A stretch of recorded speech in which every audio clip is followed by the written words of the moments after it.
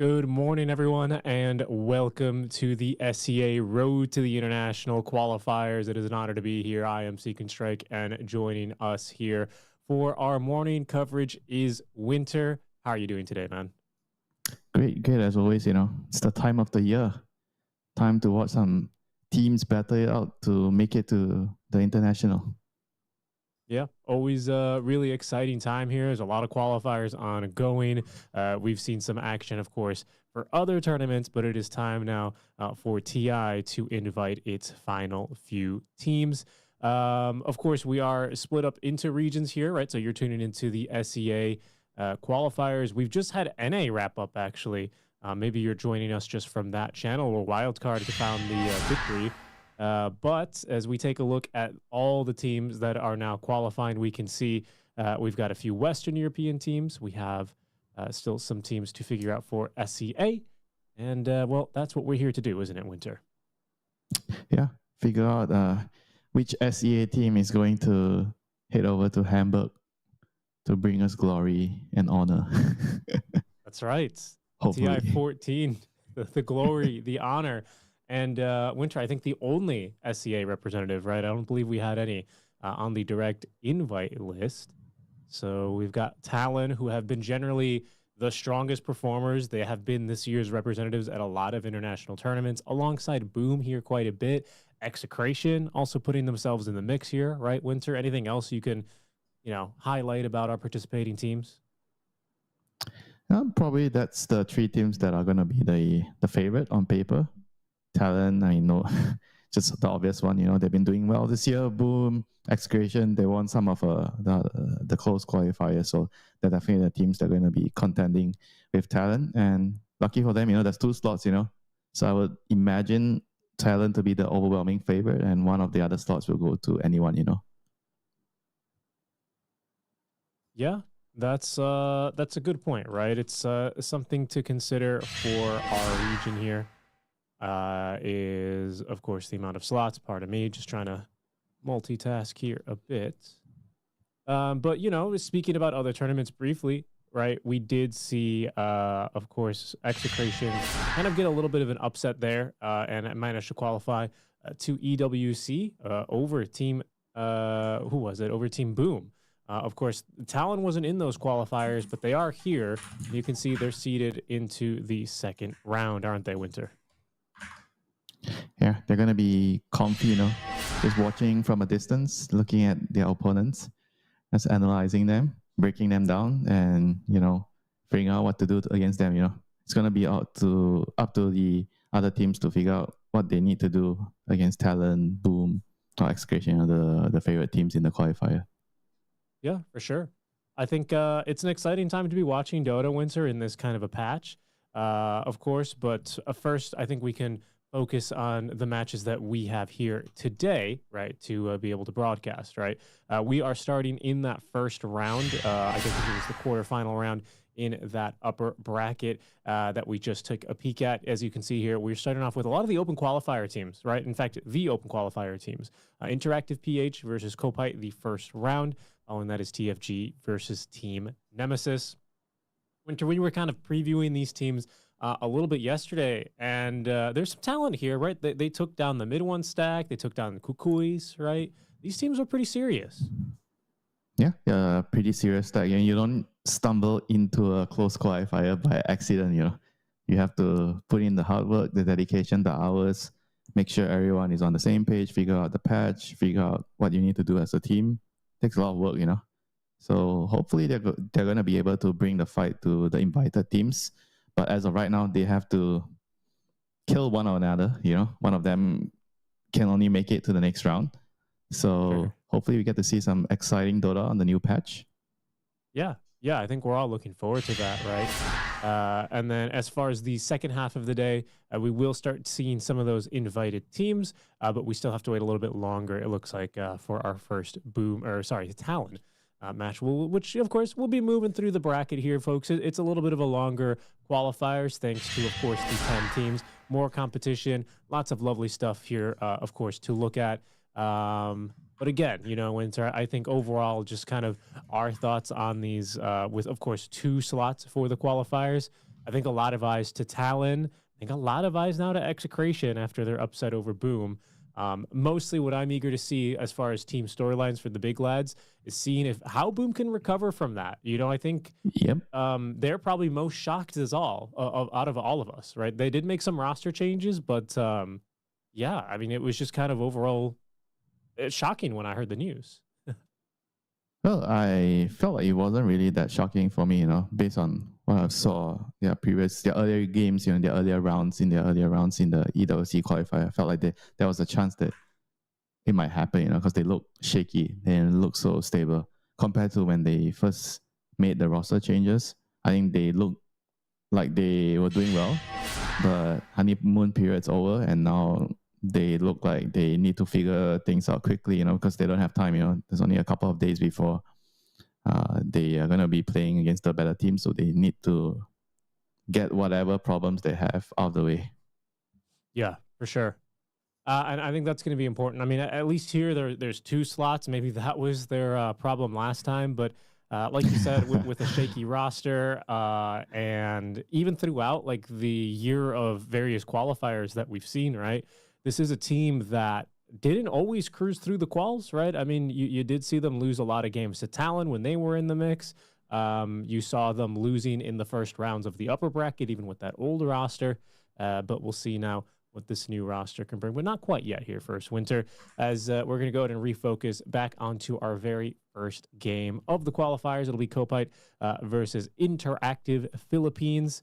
Our first draft is already live here on our screens. It seems like we've got first pick for Kopite and last pick for the Interactive Philippines. Yeah, TA, the usual suspects, in the first phase bans the hero.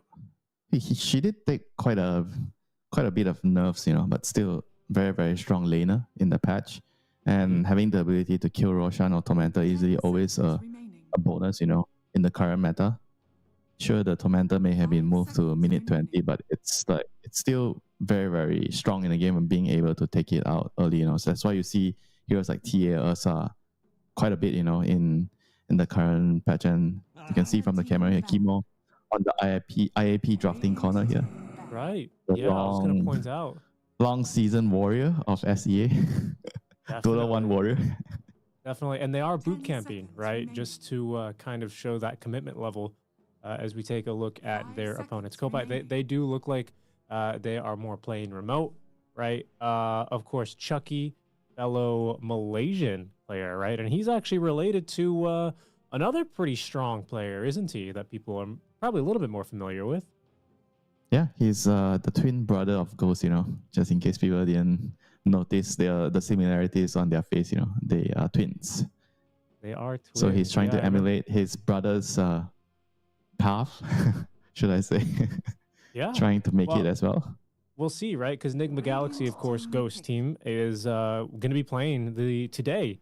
Well, not today, but these days alongside the SEA quals, as they are also seated in that upper bracket. I do wonder, if you're the father of those twins, which games you're tuning into, Me, the king. Why you gotta do him dirty, There's always a double monitor, you can watch both games. Our first pick, though, winter here of our SEA quals is going to be that Ancient Apparition. We were speaking a little bit before we got started of the event about how strong some of these supports are. Ancient Apparition, still kind of a carryover, right, from the previous meta we were playing in. I mean, particularly DP, I think DP is the hero. Like, at least for me, the hero of the patch so far. Like, the hero is very, very strong. Very good flex pick, remove from the first phase. I think it tells you a lot, right? Because a team that has first pick bans DP even though they wanted to overall first pick the A, it shows how strong DP is in the current meta. Because A is, like, in general, considered a pretty good counter towards the DP. You stop her from healing. But they deem it not enough, they just don't want to deal with it. And IAP responds with a Kunkka.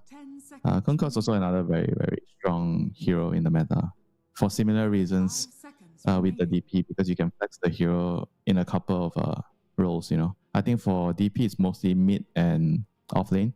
For Kunkka, it's carry mid and off lane. So it can be anywhere.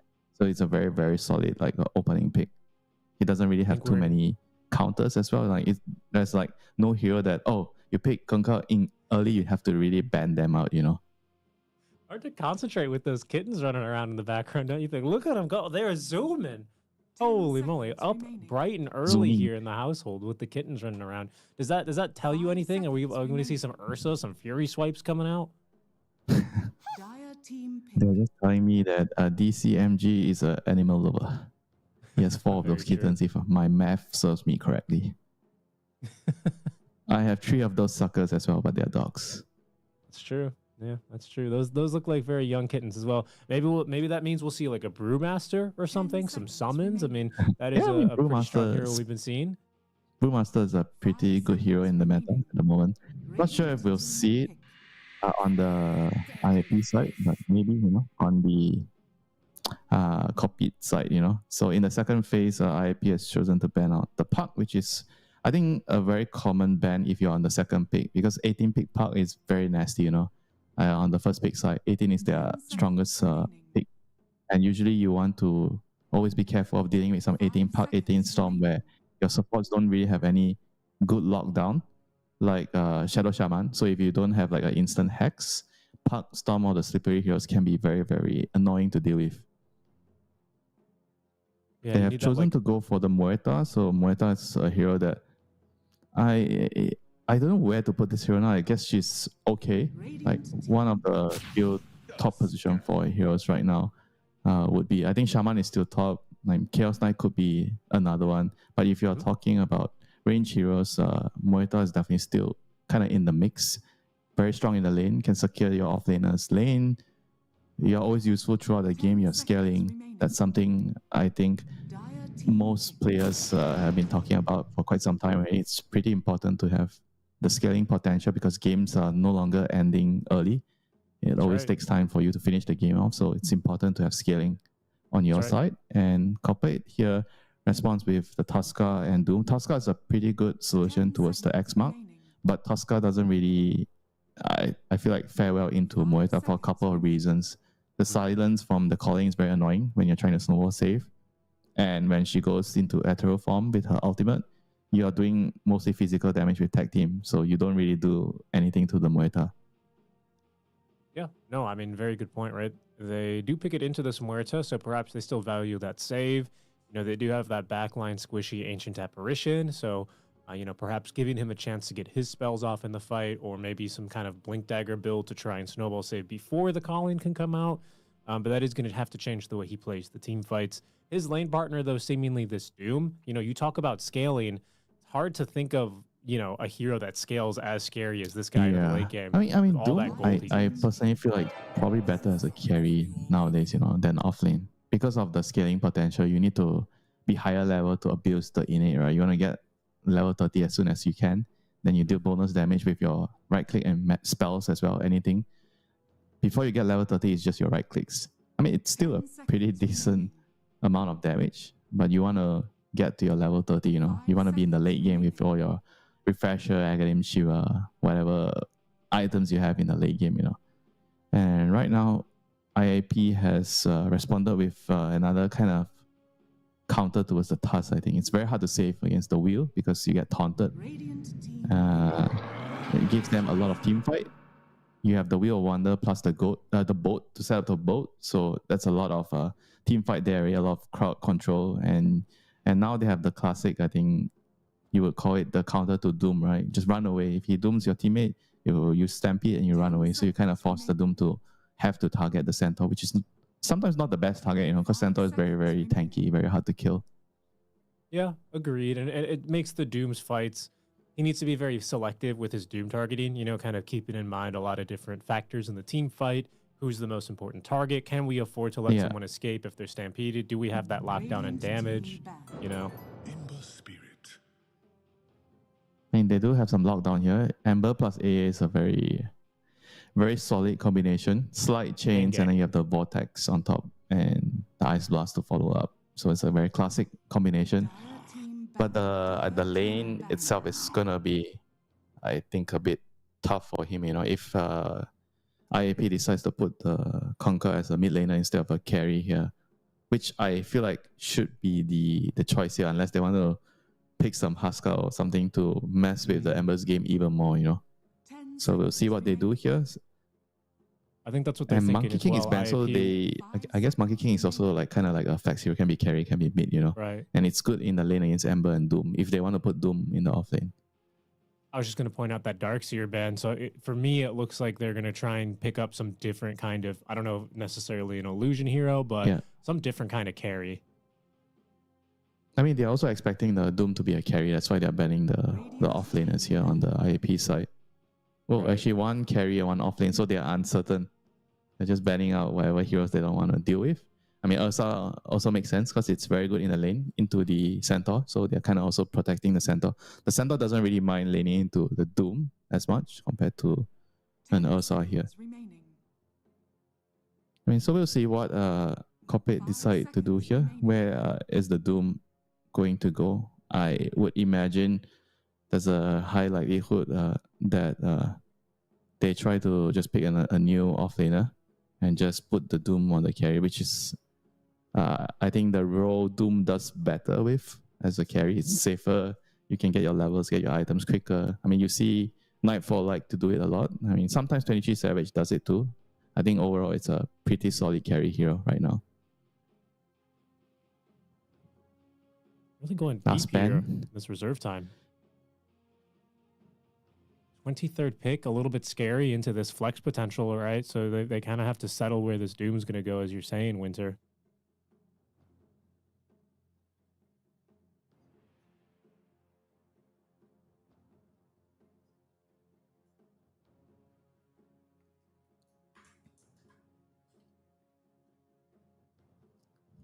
Anything else? Yeah, sorry, I actually didn't realize I didn't join the Discord channel. Oh, you're good. You can stay muted in Discord, friend. I hear you loud and clear through our other comms, our intercom here. Okay, so they banned Terrorblade and they picked the Dawn, which is I guess a way to deal with the team fight, because I mentioned before the wheel and the boat setup from the Ringmaster and the Kunkka can be devastating in the team fights, and the Dawnbreaker Solar Guardian kind of has the potential to counteract it, right? Because the X-Mark, they try to focus on one hero, and then you put your Solar Guardian on top of that. Makes it very difficult for them to commit on the target. So I think it's overall a pretty reasonable pick here, because you're also picking blind, right? You're uncertain of which is your lane opponent, right? Because the Kunkka can go mid or carry. So Dawn is kind of like a good blind pick, you know. You don't really know your lane, but generally she should be fine, you know. And she kind of uses the AA's Ice Vortex well, because you do a lot of magic damage with your slow, your hammer. So I kind of like that. Yeah, but interested to see which facet she goes, you know.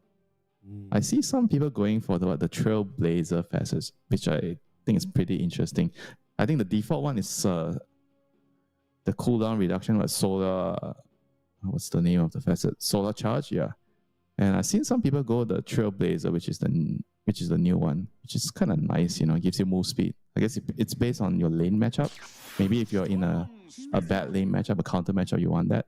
But right now, it's going to be a Kunkka, so I think it's going to be fine for the Dawnbreaker. So IIP has chosen to go for another Spirit Brother, the Storm, which is, I think, in the mid-late game, very, very hard to deal with for the Tusk and A. So they're going to be relying a lot on the Doom to use the Doom on the Storm to lock him down, you know, or at least slide chains and then get the Doom on the Storm, you know. Because the other heroes have trouble, I would say, locking down a slippery hero like Storm. Right. Yeah, it's going to be a little bit about that control, a little about choosing the moments to fight as well. I think what I quite like about this Kopite draft overall, Winter, is that it is like a little bit heavy commitment when you talk about their ultis, as well as this kind of Tusk play style. However, you know, being able to poke with the slight chains, you know, with the Ice Vortex bonus damage, I do think gives Kopite here like a pretty nice way to kind of choose their moment to go in the fight, right? Yeah. So I think that might be used to their advantage, right? That global presence. I quite like that lineup a lot, honestly. But I do see some very tanky, some very resilient heroes on this other side of the fountain as well, with a save with that Ringmaster, which we see a little bit less, I think, in this kind of a meta compared to really just before 739.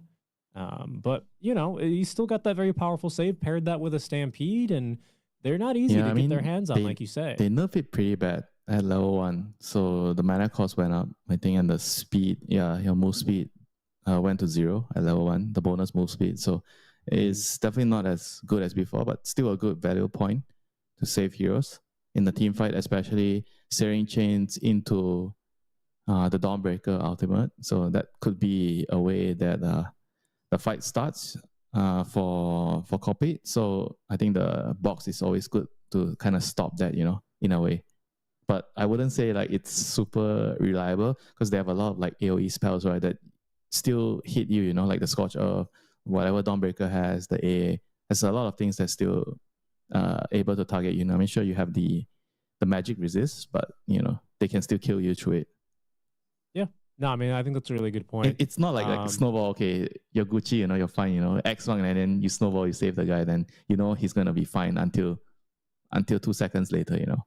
But for the box, right. I don't think it's that reliable. Some games it's very reliable, but this game, I think they have the heroes to actually kill the target through the box. I agree, right? Especially with the nerfs there. I'm eager to see how that skill build has changed here, if at all. As not too worry, a quick pause towards the start of a game, but we are all settled and shortly about to jump in here for game number 1 between Kopai and Interactive Philippines. Winter, do you have a preference here for this lineup? Is there one you think has a better timing, one you think is easier to play? Where are you at here? Easier to execute.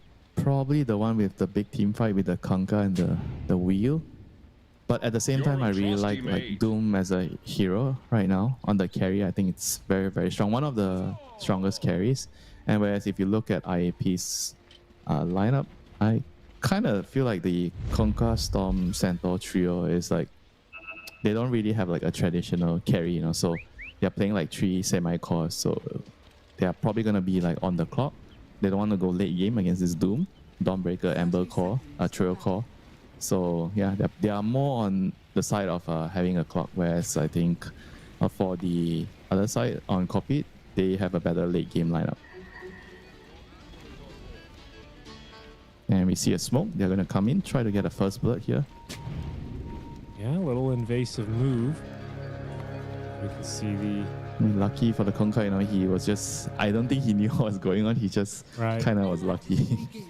I think it's reading the map as well. You can see his allies getting into that Radiant side of the map fairly uncontested. That seems like we will end up runes 2 apiece here.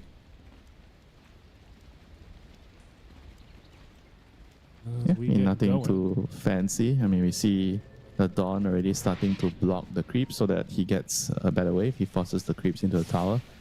And even the Tusk is going to be staying around here. Maybe they are trying to set up for first blood here on top with 3 heroes. They have a pretty strong level 1 lineup. Oh, actually, no, the A is going to go back. He's going to decide that it's not worth his time.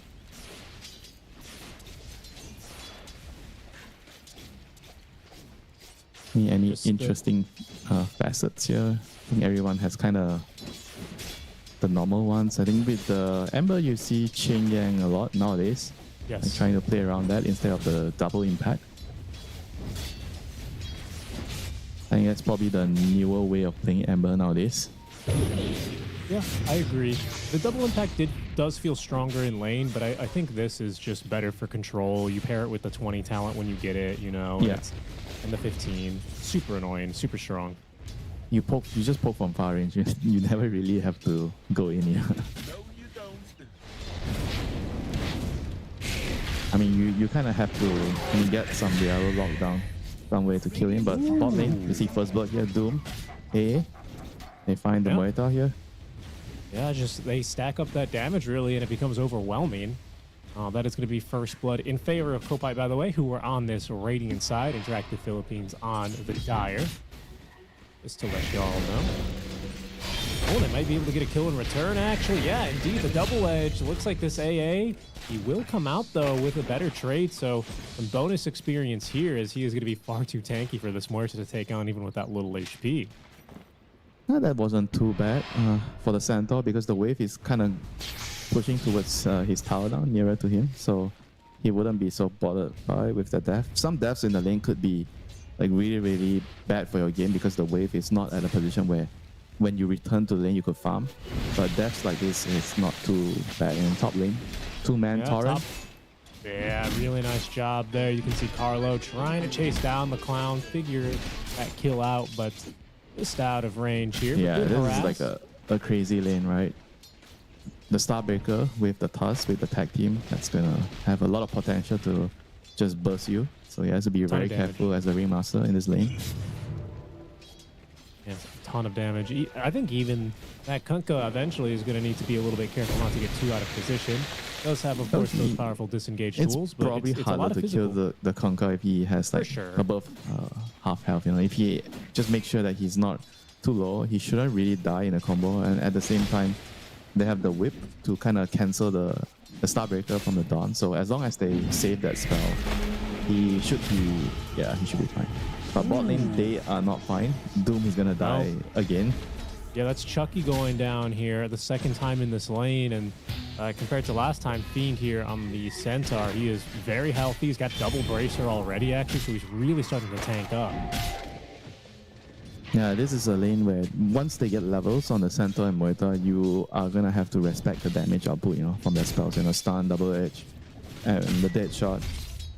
It's a lot of damage if you get caught out in too far in the lane, you're in the middle of the lane, and you don't really have the tower to run back to. You know? So they have to really respect that and just be careful.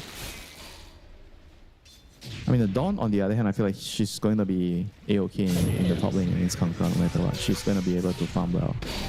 And doing well in terms of last hit and mid lane. We see a fight between the brothers. The Storm against the Ember. And I think the Storm is going to end up winning. He just beats his buddy down.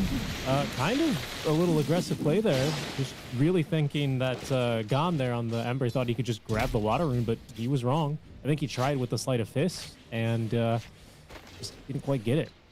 Yeah, you see the lane matchup going towards the Storm favor. That's why they overall last pick the Storm here. Because with the static slide facet, it's always very easy for you to harass a melee hero and get a better trade.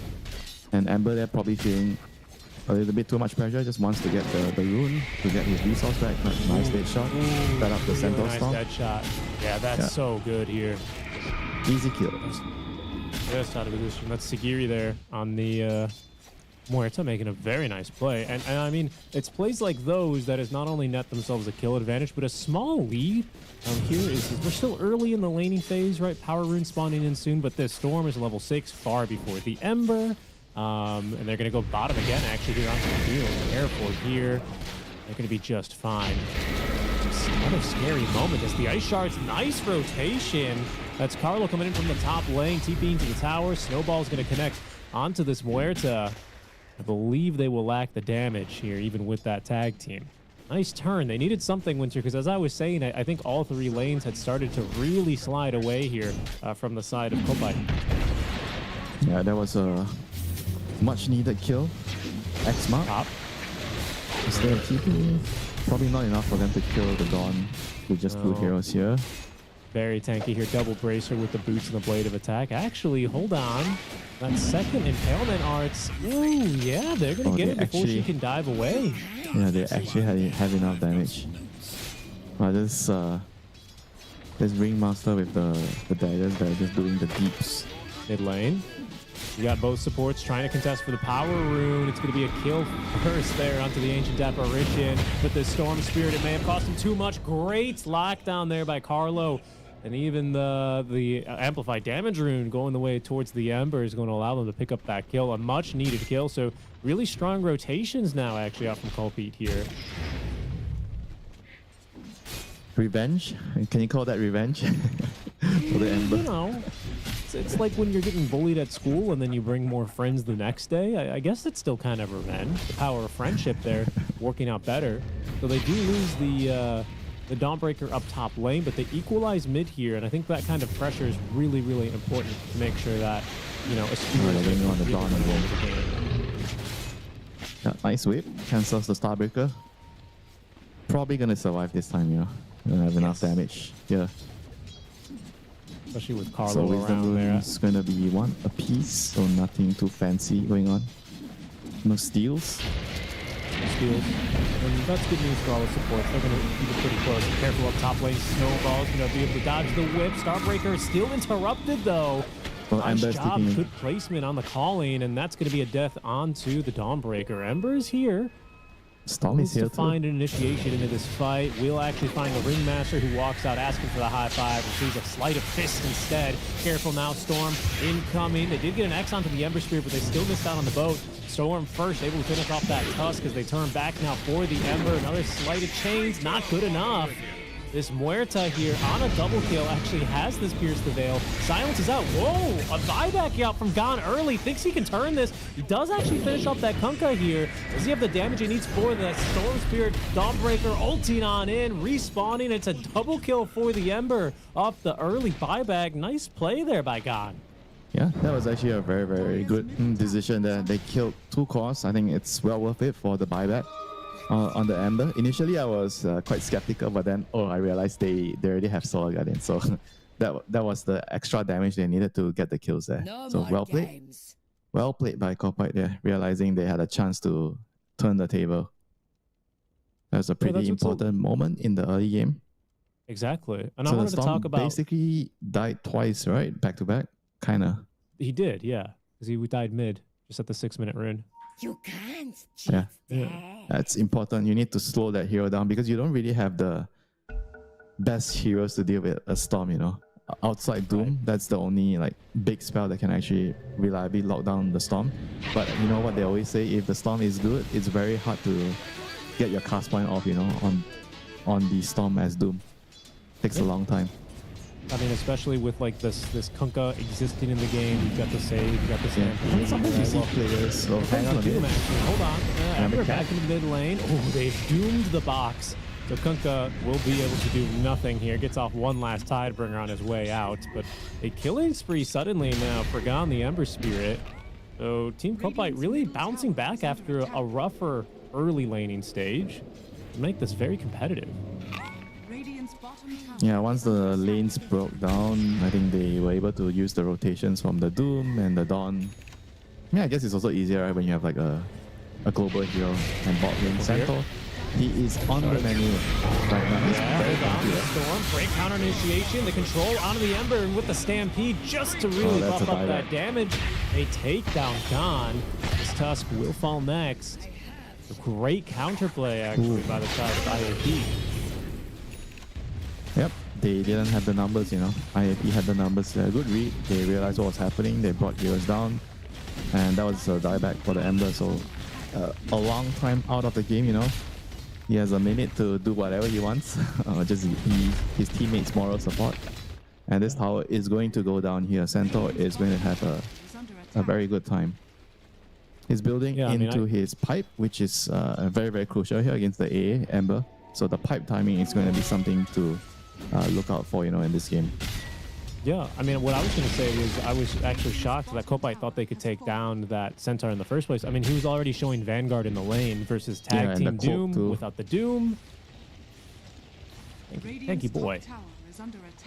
Yeah, they needed either Doom or Solar Guardian to be ready, you know, for that play, you know. Something extra. Definitely overestimated their strength, you know. I think situations like this happen quite often. You win a team fight, right? And then you think, oh, guys, we are strong, you know. Don't be afraid. How can this Centaur stand in front of my tower and farm, you know? And then you have the urge to go on them instead of like thinking rationally that even though you just want to fight, but you have to use your big spells, right? So now you don't have your big spells. And even though horse meat is very appetizing, sometimes you have to hold yourself back, you know. That's true. Yeah, you have to hold yourself back. That's very, very true. However, even if they don't use a Solar Guardian or a Doom, even though it's coming off cooldown now, I do think that Ancient Apparition finally hitting level 6, that could certainly be a game for the Centaur, who does get Doom, but first the Stampede. Yeah, really good reaction, and the TPs are coming in to support him. Ancient Apparition.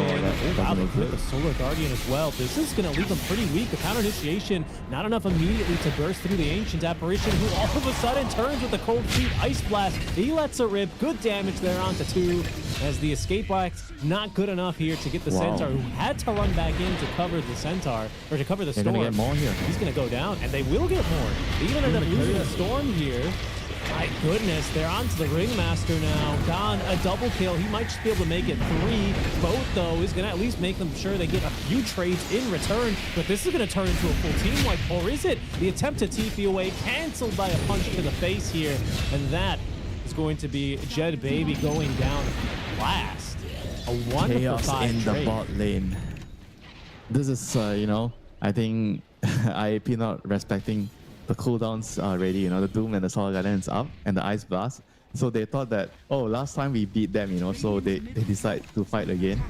But they didn't have their heroes ready. And I think maybe if they had the Conquer and ready and he has the boat initially when they go on the Centaur, then I feel like maybe the fight was okay, you know, with the Ringmaster ulti as well.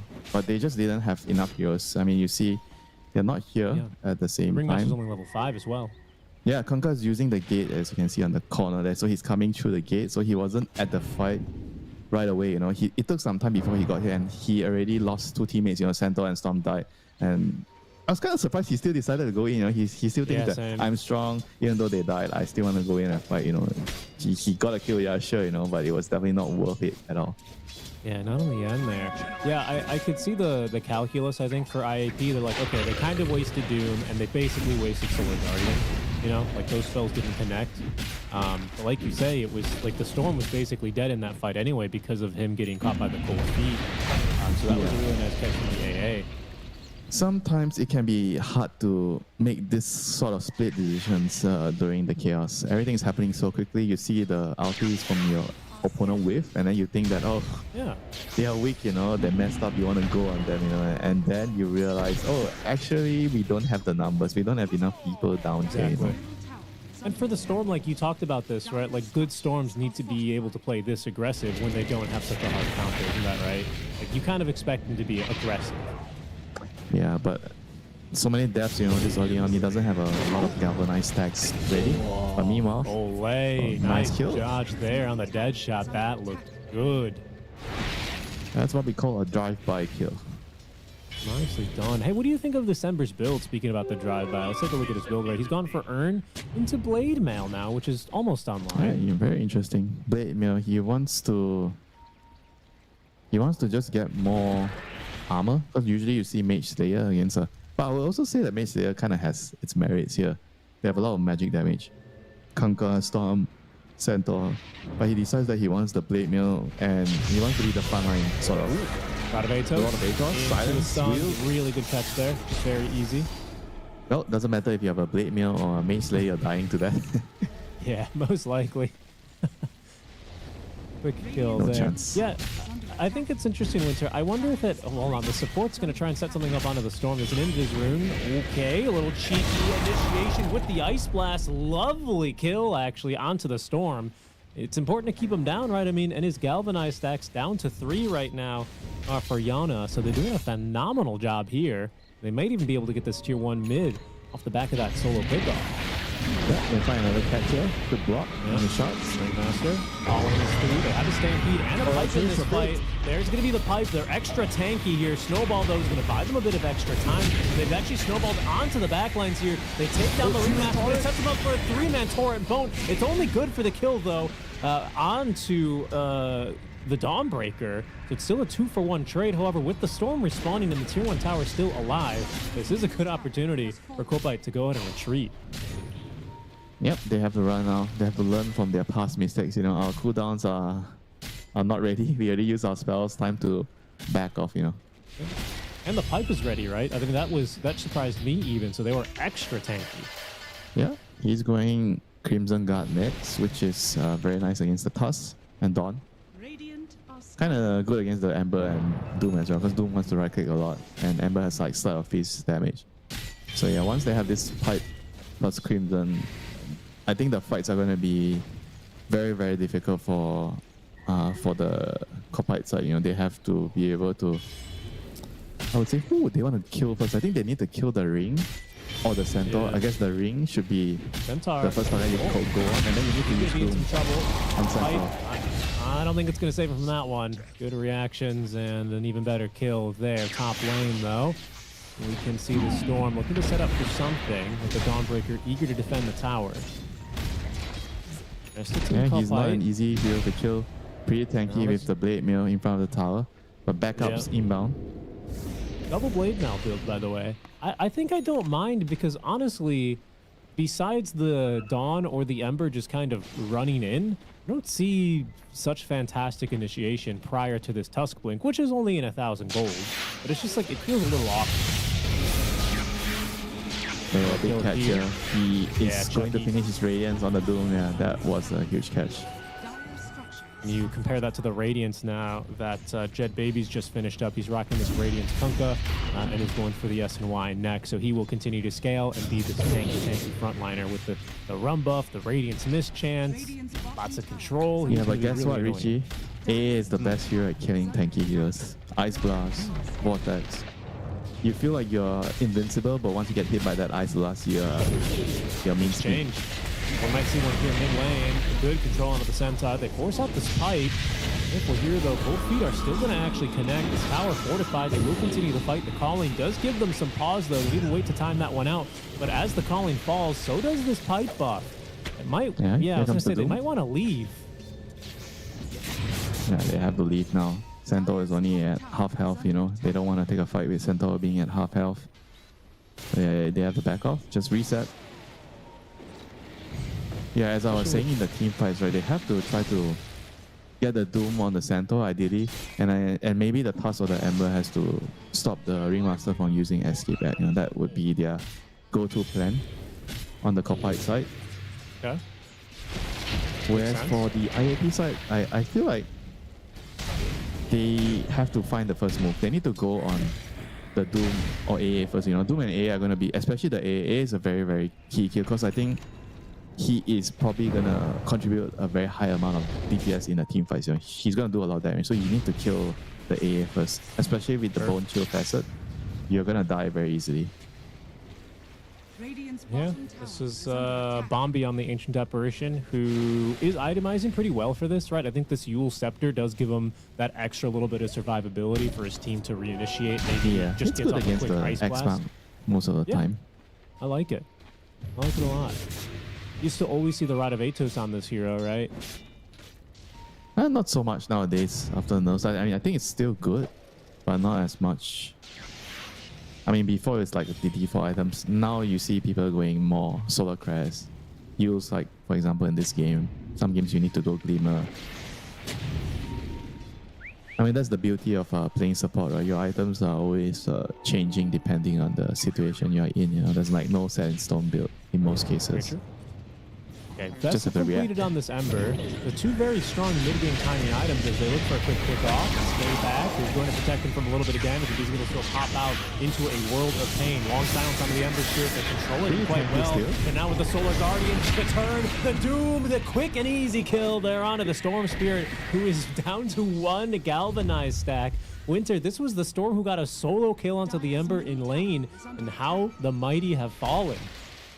Yeah, surprised they decided to fight there, you know, because Kunkka didn't have PP, you know, he didn't have any means of joining the fight. So their carry is not coming. So where is your team fight coming, you know, from the boat? If you don't have the boat, it's just the wheel, you know. I don't think that's going to be enough at this point, you know. I mean, Team Copite here definitely taking full control of the game, looking to build on that advantage, you know, 21 minute coming up next. So they have a Haste Rune on Doom. Wisdom Rune is going to spawn. I mean, the Wisdom Shrines. Tusk. I mean, if they can get another kill here, that would be very, very nice.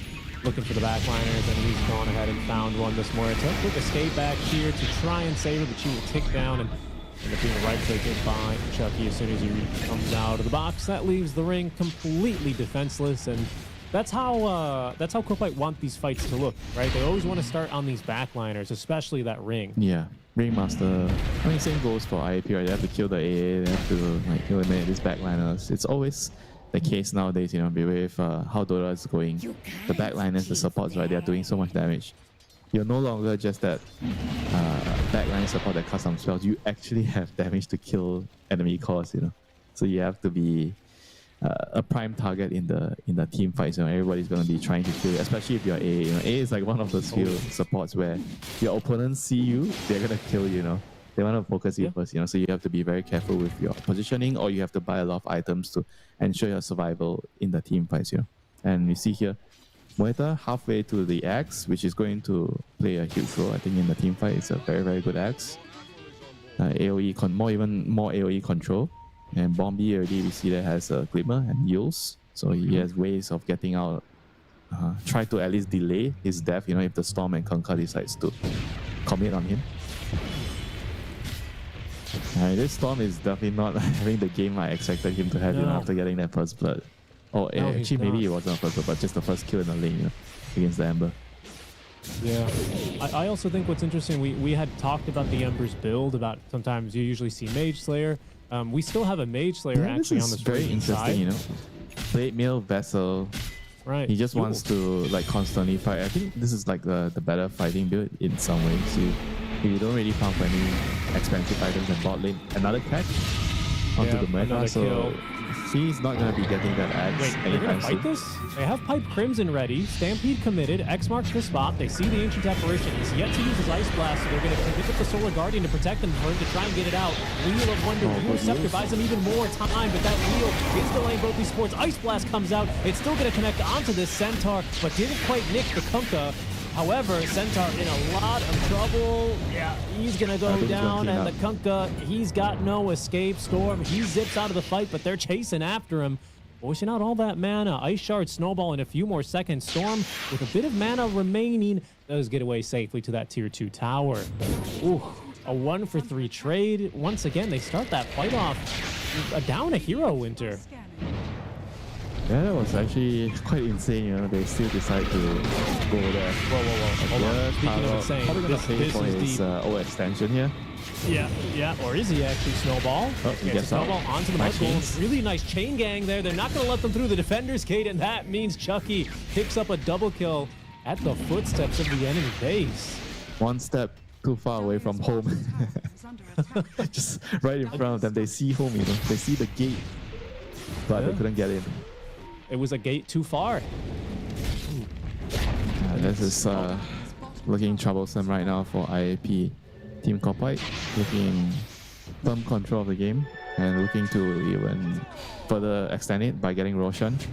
Oh my god, this AA is level 14 and has an amplified damage room. Get out of there. Yep, definitely get out of there, you know. AA is probably one of the scariest support with levels, you know. You see AA with levels, you're like, oh my god, I'm gonna die.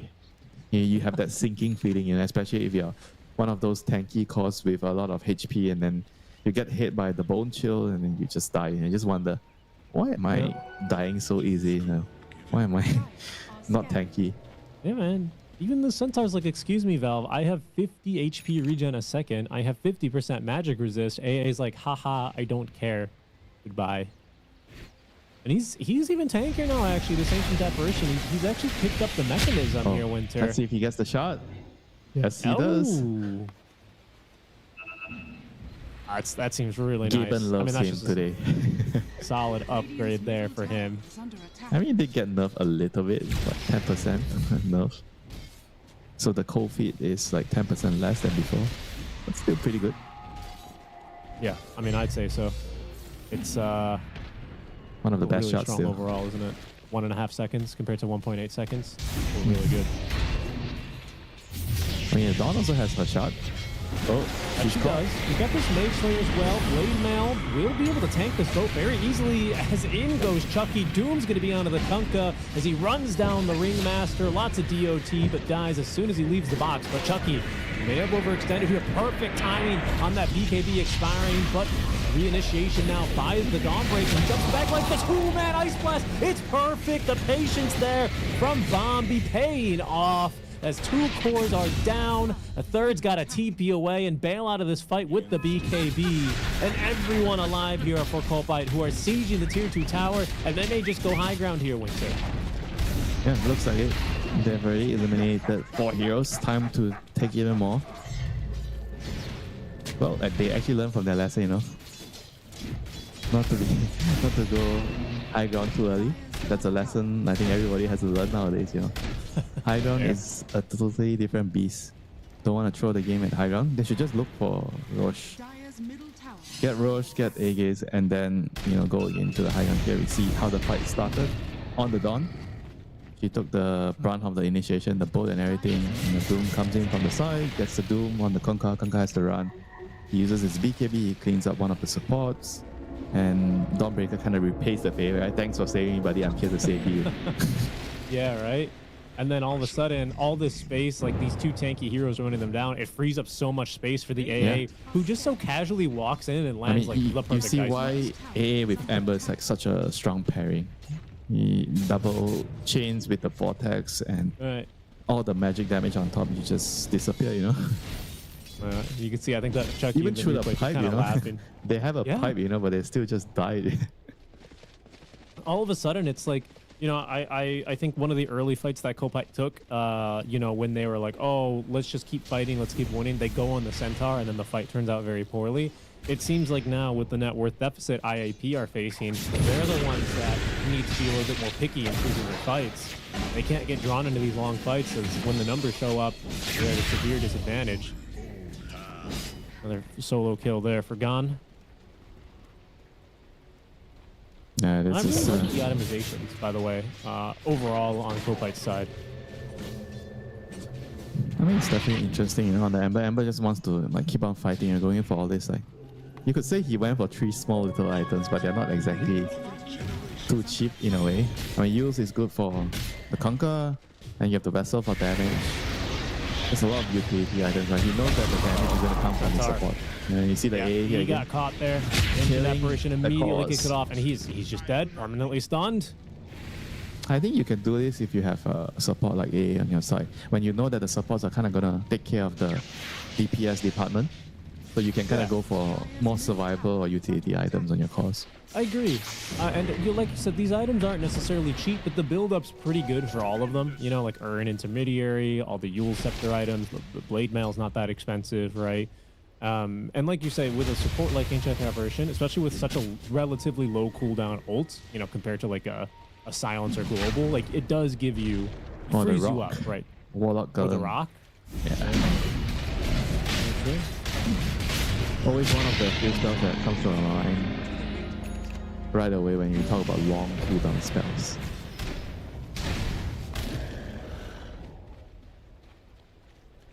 So Roshan is done. Doom is gonna be having the license to go crazy now. He has an extra life. So if he wants to do something crazy, it's time to do it now. Oh, but how can IEP get back in this fight? I mean, they are down 20k just under 30 minutes in. They're facing this Aegis. Their high ground defense, it looks okay. I mean, what's the winning strategy here? Has it not changed? It's just get on top of this Ancient Apparition?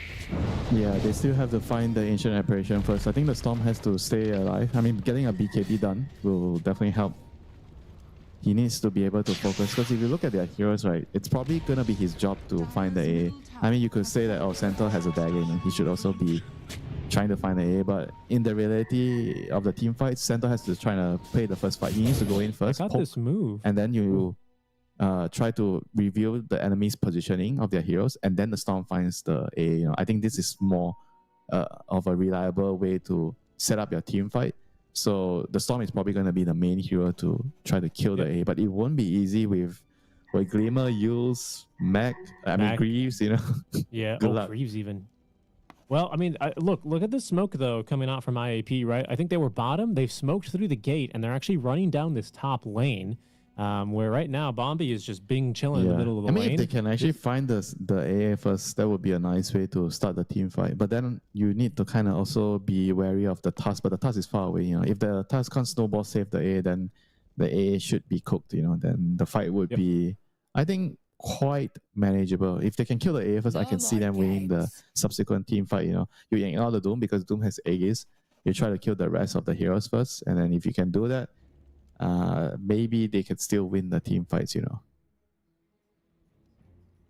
But they need to kill AA first. I think if AA doesn't die, I don't see how IAP can win the team fight. Agreed. And I think, to be clear, even if they expend everything to kill the AA, you're still down 20k. And yeah, the AA's, doing a lot of work right now. He's actually almost as farmed as Centaur. They have a decent ward there, right? So the ward should see where the AA is. I mean, you say that it's just an AA, but the AA is actually quite a substantial amount of the damage from the agree. side. I agree. I mean, I would say what's a reasonable take? Maybe 30% of the 20 to 30% of the team fight damage, probably. Sure. 20, yeah, sure. 20 to 30%. Look, and I don't disagree with that. All I'm saying is there's still a Doom with the Aegis. You got BKBs all the way around here on everyone except the Ember. 20k behind, you know, there's gonna be a lot of butts. That's what I'm saying. That's what I'm saying. So they still kind of have to make something happen here. And if you're just joining us, we've had a quick pause here, just over 30 minutes in. You've got Copite here on this Radiant side in Game 1 of the SCA closed qualifiers for the Road to the International. IAP, after a strong early start to the lanes, have kind of let things get out of hand here. Some really strong fights, and as we're talking about a lot, this Bombi Ancient Apparition absolutely popping off here. 6-5 and 18 so far this game. He's pretty wealthy. He's got 3K in the bank even. Wow, he's having a nice game. Now he was set up for success. You have the Tusk, you have the Ember. I think whenever you see an A, you are kind of hoping that you have teammates to set up your Cold Feet and Vortex Ice Blast. You know, I think Ember and Tusk, they are arguably two of the like way better ones, way top ones. You know, I think Ember is like definitely one of the top combinations with A. I mean, sometimes you see A with Tiny. I think that's another one. Because you amplify the Tiny spell damage, the nukes, and the Tiny also kind of sets up for the AA spells, you know. So that's also another decent one. So as long as you have heroes like this, AA is going to have easy ways of landing the spells, and they also kind of protect and shield the AA in the team fights, right? Because we keep talking about, oh, AA needs to die first if you're IAP. And having Dawn, having Tusk, having Ember, they basically have 4 melee heroes, you know, around AA. You know, that's why it's hard to kill them. That's true. There's so many bodies around him. And one of those bodyguards here, this Tusk, he's got BKB, so he's not going to be as bothered by that AoE silence. See that Icy Spire. It's perfect timing now. Storm's BKB is ready. The Fear is going to connect. You've got the Ember still trying to protect him. Check out this smoke. It's still good. They go. They connect on the stun. It's perfect, actually. The Wheel of Wonder to follow up on the 2. The Doom into the right, into everything. It's perfect. The Ancient Apparition, he's down. And the Ember, he may soon fall as well. But Chucky, he's doing a lot of work here. Ember's still alive. Bond simply walks away. Brought back by the X-Torrent. Trying to finish him off. The dead shot, dead. Down he goes. And so far, so good. They've only lost the Kunkka, but now the rest of the team, this net worth really making a difference. You can see there Carlo picking up the kill onto the Storm. It's still going to be a 2-for-2 trade. But a pretty successful defense, honestly, and a great start there. Taking down that AA. No Ice Blast. You can see what a difference it makes. Yeah, that was as good as it gets, right? They got the stomp on A and Ember. And yeah, I mean, they only got off like a 2-for-2 trade, and you could argue that they lost the trade because they lost 2 cores for A and Ember, but being 20k behind, man, I don't think you can ask for more, you know, if you're IAP.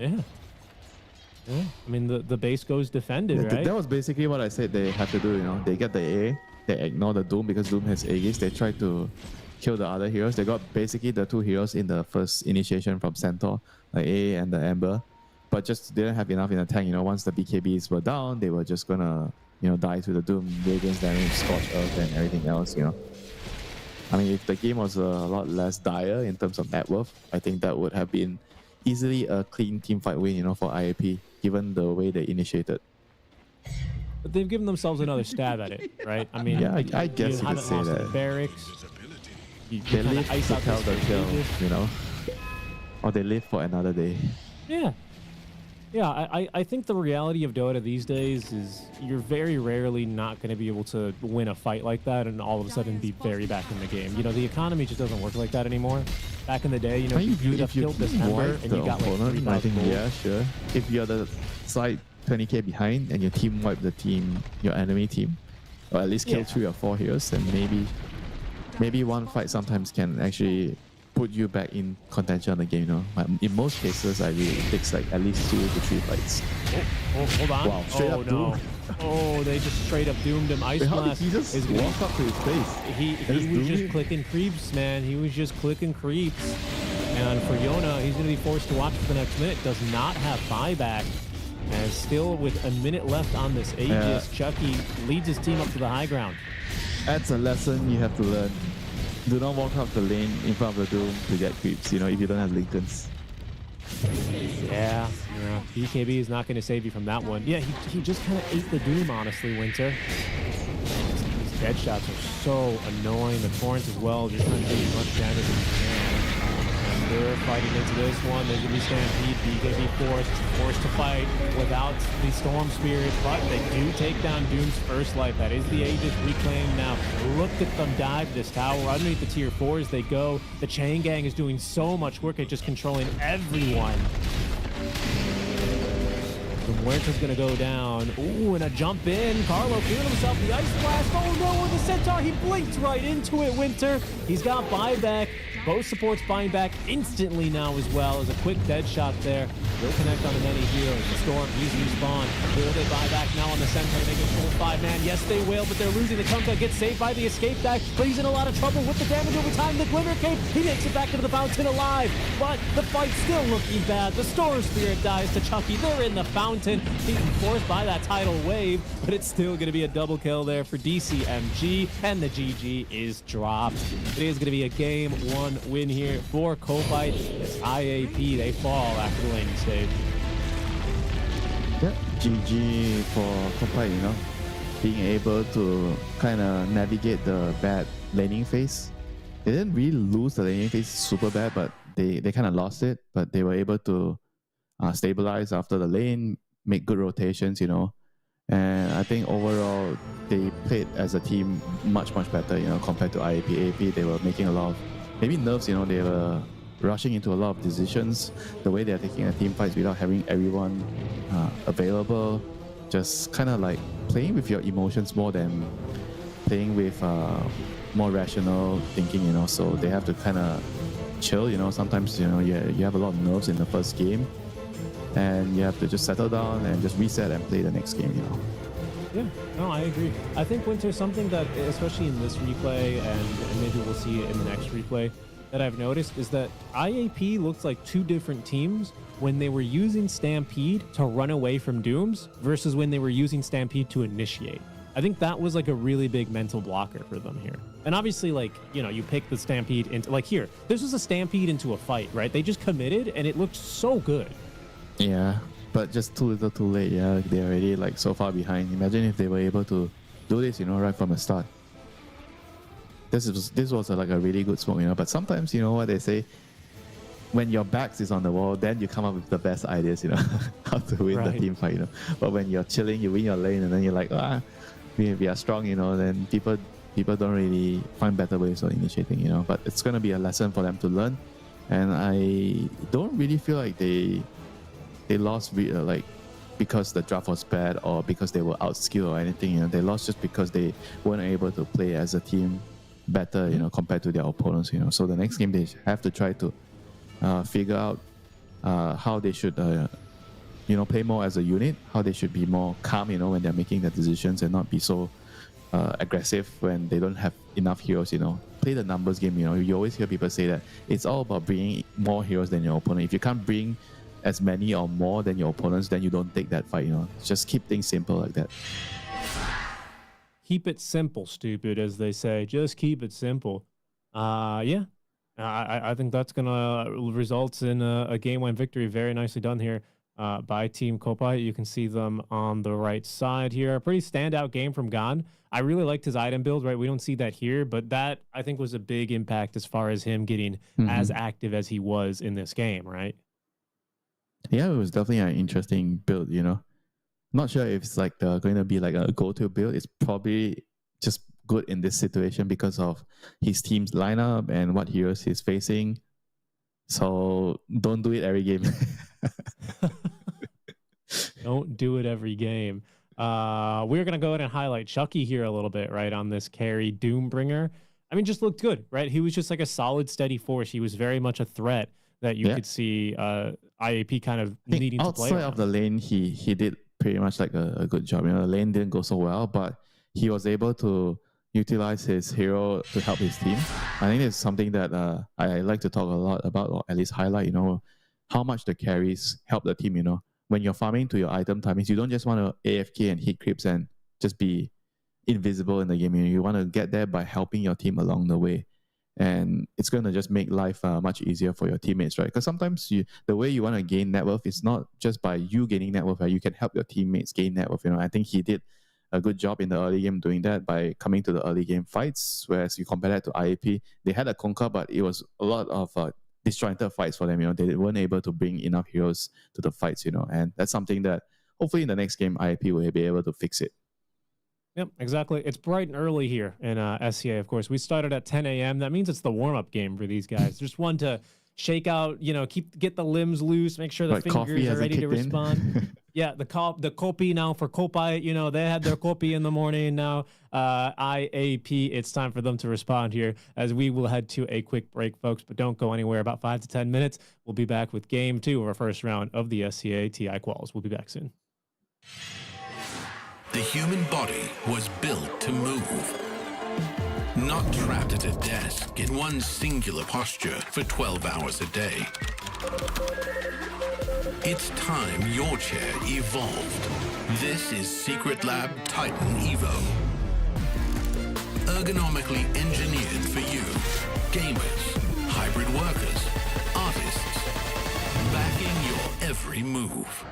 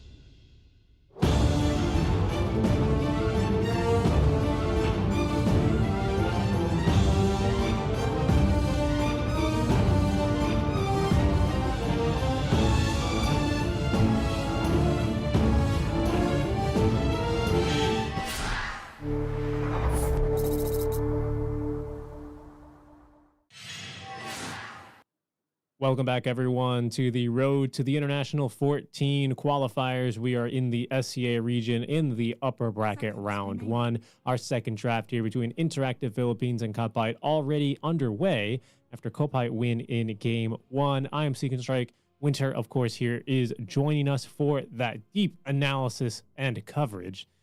And Winter, it's going to need to be a little bit of a turnaround as far as gameplay goes for Interactive Philippines in Game 2 here if they want to make it a little bit more competitive, isn't it? Yeah, they have to play more like a team, play more like a unit. They have to play as one, flow like water, The last game, it was like everywhere. They were like 5 stray dogs walking in 5 different directions. Everyone is just not on the same page, So this time they have to be a pack, They have to get together, hunt the enemy down, devise a strategy, and go, as a unit, So hopefully Chemo is going to be able to come up. Well, I say that, because the draft doesn't really matter in the first game, right? They didn't lose because the draft sucked or they made a mistake in picking or not banning certain heroes, I think they had a draft that could definitely win the game. They just needed to execute the draft, So this time around, hopefully Chemo got them into shape, After the last game, they lost pretty badly. He has to get them to focus on the right things in this game, try to, play more as a team. And now we see the Conqueror being back into the fray, but for Kopite, they are opening their draft with the Conqueror. They banned out the AA this time, AA DP. So the only change was, I think I remember they banned DP and Undying. I can't remember the last one. I'll see if I can try and pull it up here in the bot. On IAP side, they're on the second pick. They ban out, so they have 4 bans. They ban out Bat, Shaman, TA, and Ember. Okay, this is like a pretty smart way of picking the morphing. You pick it at the end of the pick phase, so you go into the ban phase. Sometimes you do this to avoid the A, or because you can ban the A, but now since A is already banned, so you only need to ban out Doom. So I'm expecting IAP to remove Doom in the next phase, and morphing is going to have pretty much, I guess, not many direct counters left in the game. I can't think of anything else other than A and Doom. I mean, I'm sure I'm missing something. So just to catch you up here, it was what is this? Medusa, Bat, Shaman, Silencer. Those are not like hard counters. Those are like maybe considered soft counters. I was pointing out the first phase bans in the last game.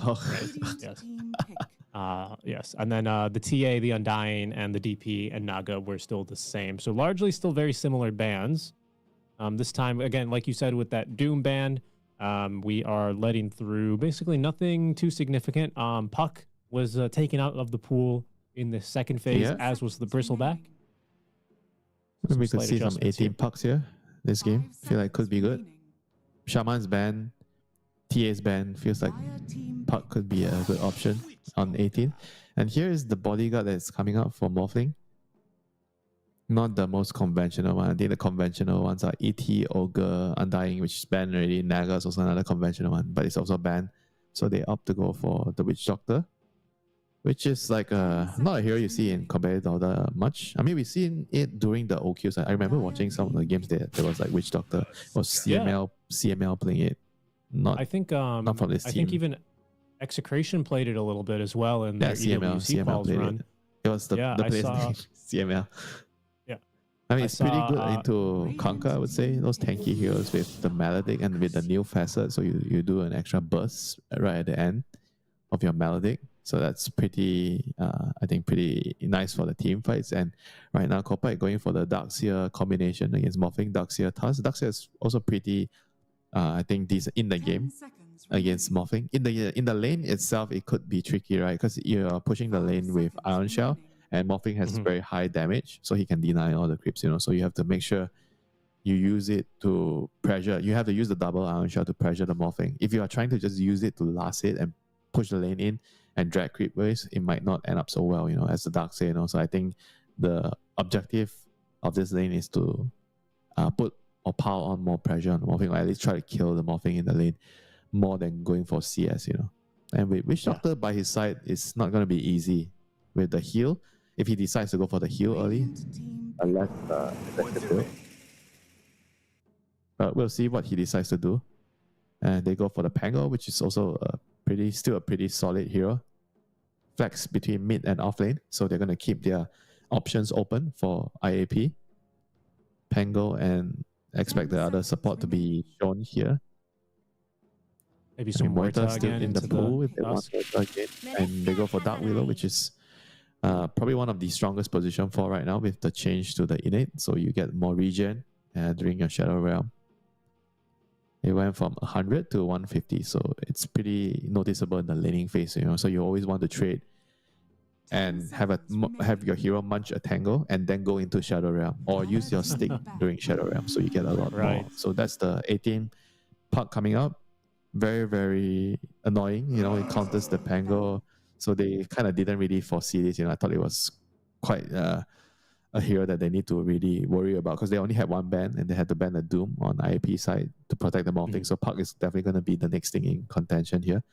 And right now, they don't really have very good heroes against the Puck. I would say all the heroes are getting kind of countered by Puck. In a way, the Leash is good against the Pango, decent into the Morphling. You have the Silence also against the Morphling.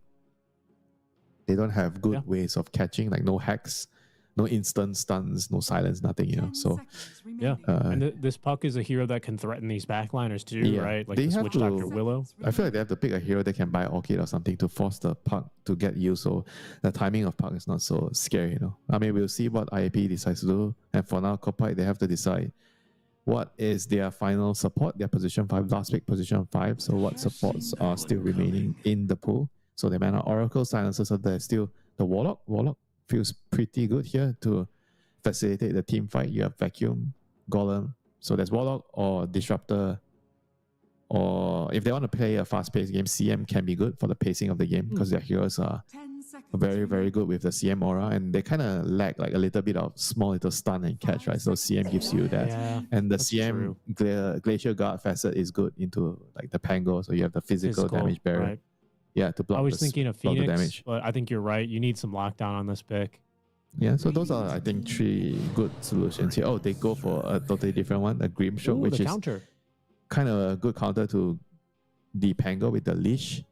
Right. But I don't see them having like any crazy combinations with the Soul Double X mark, brother. Sure thing, bro.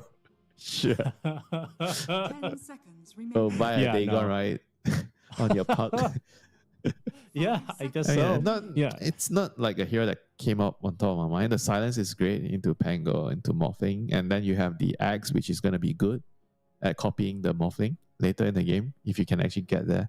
But I would have still preferred the other heroes. I think this is like a greedier build, I mean, it's nice, conceptually with the Darks here. You have Iron Shell, you have the Soul, not Soul Binder, the Inkswell. You put it on your Konka, you put it on your Tusk. But now we have the Night Stalker coming out, which is like a silence. So I was saying that they needed a hero to build Orchid, but Night Stalker, you have inbuilt silence, so you don't need to build Orchid to deal with the Puck. And it's very good against the Grimstroke. It's very good against the Tusk as well. All these backliner that need to cast their important spells. So I think I kind of like this overall last pick for them. This gives them a way to deal with the Puck and everything else that Team Kopai has. So it gives them a way to win the fights for sure.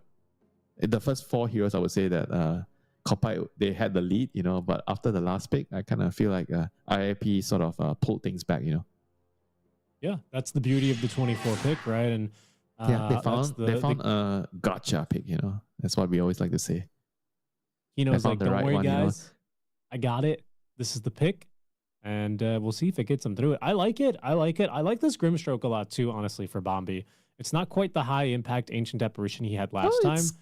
It's kind of like also a crazy support hero, which could do a lot, I would say that it's like in a similar category as A, where you can do a lot in a game, but he's not as reliable as A, because A is like, it's not too complicated, right? Your teammate sets up your cold feet, sets up your ice vortex, and then you land your spells. Right? But as Grimstroke, you need to find a way to land your spells on your own. You need to get a good soulbind. You are primarily targeting the Pango. You're trying to leash him, and then you have to try to get your silence on top of the Morphling. So you can burst him. And there are a lot of things that you can go for. In terms of items on the hero. So you need a lot of farm. You want lands, you want hacks, you want your eggs.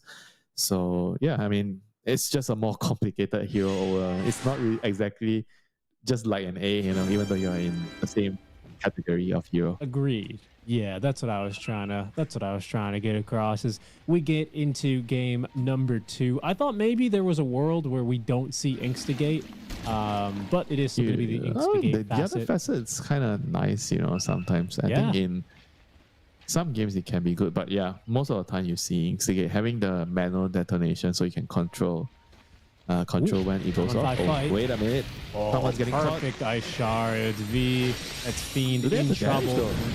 Good They don't have a reaction follow-up. on that Bramble Maze, though. They're trying to just tank this, and it's not going to work out. DCMG will fall for first blood to Jed Baby. Anya quickly turning. It's a 2 for 1, but it'll be a 3 for 1 at the end of the day.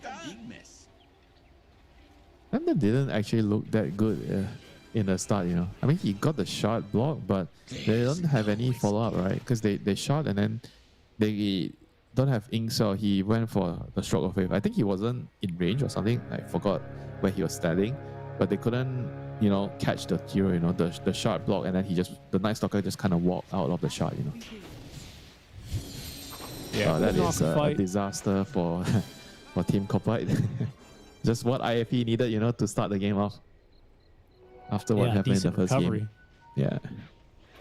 That's going to be, a solid net worth lead. I was about to say here for this Morphling to start off. Those extra stats coming to him in lane will only make this kind of, you know, you talked about in the draft, right? This Ion Shell versus the high base damage. Morph, it'll get him off to a better start here, that's for sure. So, Dark Wheel got 2 kills, so he has chosen to go for... He has a null, and he's going to start the lane with a null. Yeah. So this is going to be a significant advantage for the And the Night Witch Stalker's Doctor's lane. up here, by the way.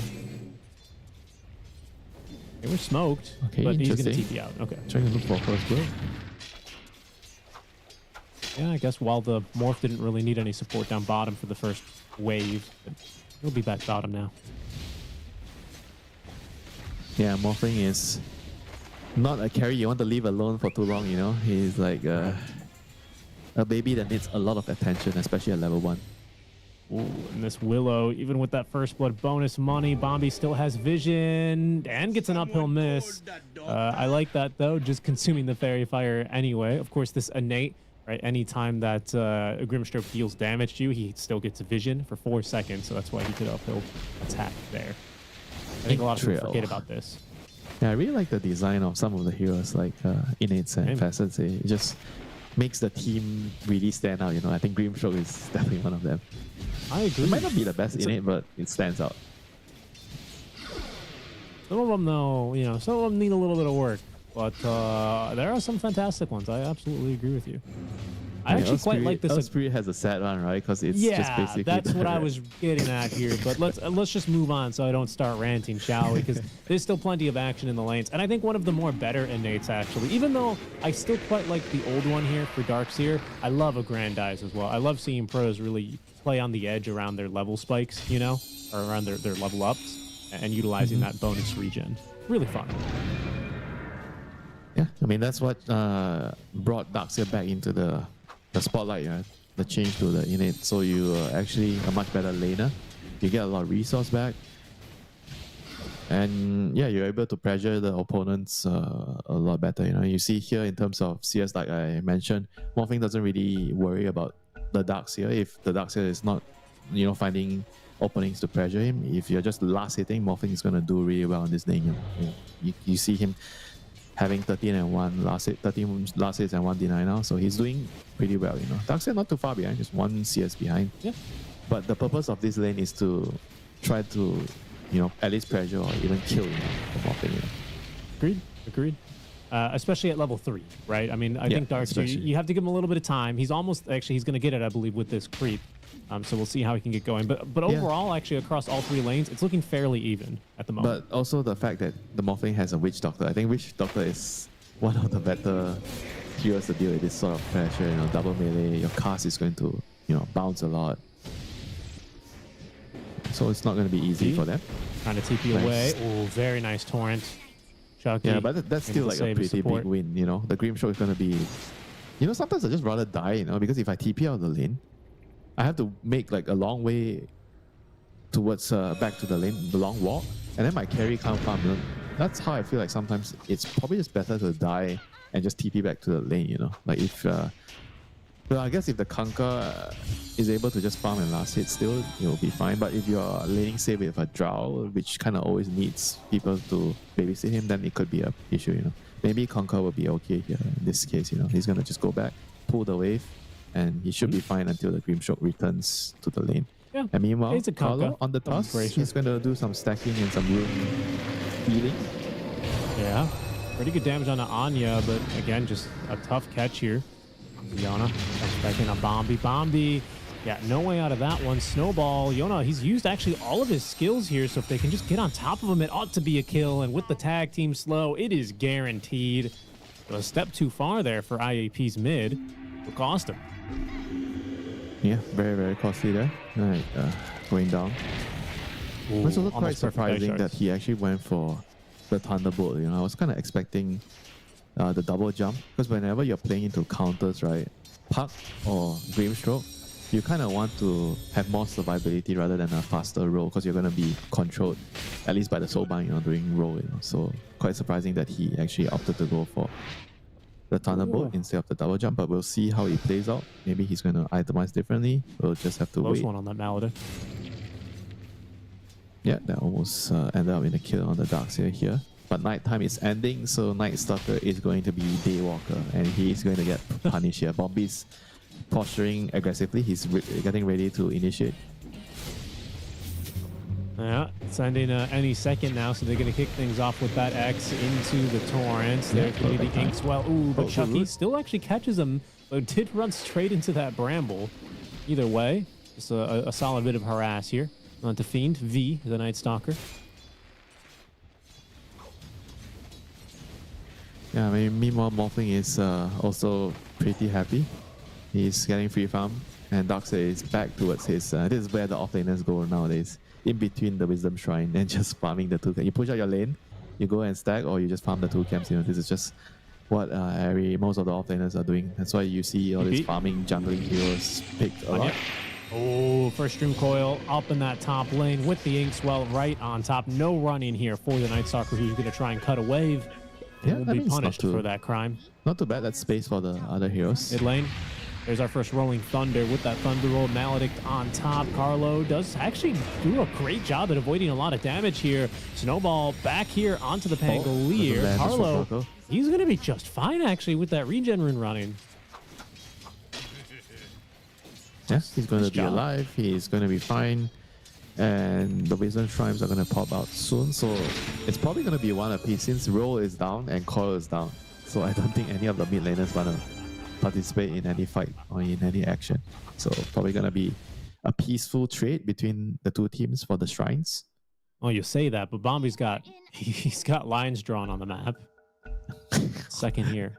But he's drawing. back it Who well. is it? It's the Puck. Is it Puck drawing the line there? No, Bombi's Puck. green. I think it was green. So Believe here I we saw go. him. All right, you're right. Here comes the fight. No outies, but we fight anyway. Yeah, I mean, Coil in 15, only 10 seconds left, and we're not even really that close Yeah, to the it's Dark a Ascension here. Daywalker. Yeah, it is a Daywalker. Decent silence here on Anya, but even better spellcasting. The Witch Doctor rotating on through. This Cats can do a lot of work, and it is. Oh, but Oh, better boy. start here. Anya, That's a big he's going to lead. actually pop to this Maledict here, as the Coil does hold him back only for a moment. Trying to get on top of this Pango underneath the tower, pulled back by the X. Snowball committed. He's got a lot of armor under this tower now, but Chucky, he will die for that final last hit. Triple kill here for the Kunkka. Yeah, they made the right read there. And here they're trying to get a rebuttal on the Dark Willow. Suggy Baby gets the toss. He's going to die for it though. Yeah, he will. But it was the Ultra right kill read there. for Kopite because it was a Daywalker, like we mentioned. He's level 5, so even though it was a 4v4, but you are technically one hero down, right? Because Night Stalker doesn't do anything. Yeah. I mean, he's got 3 points in the Hunter in the Night. He literally is a Daywalker. He's not doing much. Tough fight there to swallow. Isn't Who ended up with Daywalker that like wisdom? a good thing? Like in vampire movies, when you say Daywalker, it means that the vampire is not afraid of sun, you know. But in Dota, it's like when we say Daywalker, it means that Night Stalker is useless. I He's don't not know, going to to be be honest. fast. You're more up to date on the vampire lore than I am. I eat too much garlic, so I never really find out anything about vampires. Oh no, here we go again. Round 2. No Wisdom Yeah. Shrine, but Daywalker kill again. 3 seconds on that ultimate on the coil. Yeah, dropped perfectly. They're going to jump on forward. Quick little silence. Good body blocks. He's still going to get under that tower, but now he's silenced by the Phantom's Embrace and taken down by that Inkswell explosion. 1-1-3 build here for Bombi. Really nice move to continue punishing the when Night Stalker. is the Night Stalker going to be level 6, you know, at this point, you know? Back-to-back deaths, you know, this is looking really bad. You know, they're going to lose their off-lane tower at 8 minutes, you know. This is it's pain. disastrous. But on the bright side, you could always say, hey, my Morphling's free farming, you know, Morphling is the strongest hero in this game, so let's just sit back, relax, and enjoy the Waterboy show. Yeah, that's fair. That is fair. They can try and play around the strength of this Pango as well, right? They're smoked up. Yeah, but at the same time, Richie, you have to be wondering, how is the game going to look like if Grimstroke somehow finds a way to get Aghanims right, and they are going to get their own Water Boy? Yeah, especially if Bombi's able to kind of neutralize the threat of this Pango with the ulti. So far, there is no ulti, so this Rolling Thunder down bottom is going to do a lot of good work here onto the Darkseer, but he's actually quite tanky with this Vanguard Winter. The Rum buff now connecting as well as that Wall of Replica is dropped. They did spawn illusions of everyone. Yona on the run now, caught by the two-man coil. They've caught this Witch Doctor as well. It's a thing of beauty, but it's so good, actually. Great spell casting. I thought the Ice Shards were going to get in the way there, but it was just the perfect blocking shards. And yeah, I mean, a big rotation. Again, Big rotation, but it works out so well. Yeah, once again, we are seeing how Qualifier moving as a team much better than IAP, you know. I mean, there was kind of like a poke from IAP to kind of force some TPs. So when you're making this kind of play, you don't want to lose too many heroes, or if any at all, you know. You're trying to just soft commit, poke, and make the enemy react. But they kind of went a little bit too far, and they lost 2 heroes to the core, which is kind of like not the objective of that, right? They wanted to force them to TP and run away, but they couldn't get out to make space for Morphling. So that was a price to pay, a heavy price to pay. And now Team Qualifier, they are in, I would say, like a pretty good lead, you know, at 10 minutes, having 3k. So they're feeling good. Top lane Chucky, just with the X mark. Messed up the timing there a little bit, but he does have Carlo rotating through. Snowball is actually going to connect here. And with the tag team, Chucky still has the kill easily. I mean, he's already pretty close to his Radiance, more than halfway there already. So this is going to be a very early Radiance for Chucky. And this is going to be hard, you know. Morphling, sure, he's fat, he's farm. But can he do it alone? I doubt that, you know. He needs some backup, you know, from his other teammates. Oh, and life's just looking difficult as well here for the Pango, right? He's getting bullied. But he really needs to get this Diffusal online. He's gone for the tough Spark of Courage, so you know, just doing as much damage as he can here realistically. And here we go. This could be promising. First Dark Ascension's going to be popped. Decent, no, unlucky bounces there, generally speaking, but the damage with the Maledict, yeah, it's still going to be way too much. No chance for a Snowball save. However, the Darkseer counter-initiating. Out comes finally the Soulbind onto 2. The punch only on the Pangolier into the coil, but the Terrorize scaring them off. Snowball coming back on in there as Jed Baby's morphed himself into the Tusk, waveforms forward, tries for this kill now onto the Darkseer, but he's going to be, yeah, he's still going to drop actually. Now it's Bombi who stands alone in this fight as the Daywalker turned Night Stalker, able to turn this game around, Winter. Yeah, they started off with a really good catch on the Conquer with the Maledict plus Death Ward. He killed him, I think, pretty much full to 0. He didn't get any spells off. And the fight was pretty straightforward. After that, Night Stalker comes in with the Dark Ascension. Just give his team the vision to kill the rest of the heroes, right? Just well played, you know. You know, finally a good move by IAP, just putting together the right rotations to get that kill initially on the Conquer, and everything else just fell into place, you know. Is that kind of how you need to start fights if you're IAP? I mean, if you can kill the enemy carry, you know, from the start. Yeah, that's true. But I mean, but in this lineup, right? Because there are some lineups where it's like if it's a Sven 12 minutes in, you don't really care about killing him first because he's not doing all that much, right? As long as you're not getting wombo combo. Yeah, I mean, there are definitely going to be some exceptions, but I think in general, if you can kill the enemy carry before the fight starts, it's always going to be good for you, you know. Obviously, the exceptions are going to be like heroes like, oh, Brave King, right? You don't want to touch him first, you know, because he has 2 lives, you know. They're going to be some hero that you can't do that.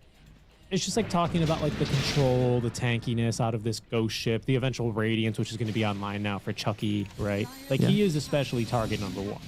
And it's also the fact that you mentioned the Radiance, right? If you can kill a hero farming Radiance before he gets the Radiance, it's always going to be like a big deal. Slowing the Radiance by 1 minute 30 seconds, it's always going to matter a lot in the game. But now he finally has it. It's still a pretty good timing, 40 minutes Radiance. He is fat, Speaking of another timing here, this is going to be a fight. Well, Dark Ascension's actually ready to go, but as is this Diffusal Blade ready for the Pangolier. I mean, I don't know if I like damage. the Halberd so much, on Darkseid. He actually went for a Halberd after the Vanguard. So he didn't like rush the aura items quickly, like the Mag Pipe. Mag's in the quick buy now, but Mag and Pipe. Mag is pretty good here. I mean, Mag is always good against like the Maledict, so you can block off some of the damage. Thunder coming in Yuna with the Thunderbolt. Yeah, it's pretty good. Control is pretty perfect. And they actually caught him right as soon as he surged. Soulbind is going to come through. Does latch him onto the Witch Doctor, but Soulbind brought him back, actually, thanks to the X marks the spot. Check out that backline dive, though, out from the Willow and the Night Stalker. That's a Grimstroke down for the count. Puck not really finding too much here. In fact, he's going to be terrorized, maledicted, and finished off. Jed Baby jumping on in. Chucky, he's been located in the trees. There's no hiding from the Night Stalker. And despite the Radiance burn and Captain Coco's rum, he shall fall. A 3-for-none trade here in favor of IAP. Some phenomenal fights with these Dark Ascensions, Winter. Yeah, they were able to also find the Grimstroke right away. I think that was also like a key thing. We've been talking about this in the first game with the A. I think Grimstroke, again, once more falls into the same category. You have to kill the Grimstroke first. And it was also the fact that he kind of exposed himself, right? Because he was trying to soulbind the Rolling Thunder from the Pango. And then I didn't feel like he needed to do it, because the Rolling Thunder didn't look threatening. I think they were his teammates, they were already dodging it enough that he actually didn't have to expose himself, to do it. Because once he did that, then they saw him and the Night Stalker just popped out and just went in for the kill.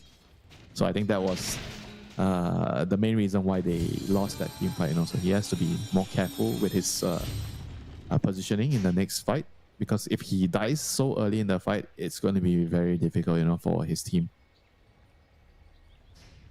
And we were also mentioning about the build on the Darkseid that he went Halberd first. Yes. I feel like his timings this game is going to be on the Crimson. The Pipe maybe not so much, because the main magic damage is just like the Willow. So I think the Crimson is going to help with the Night Stalker, with the morphing, but because he decided to go for Halberd, so I don't know if he's still going to go back for that later, So we'll just have to wait and see. Yeah.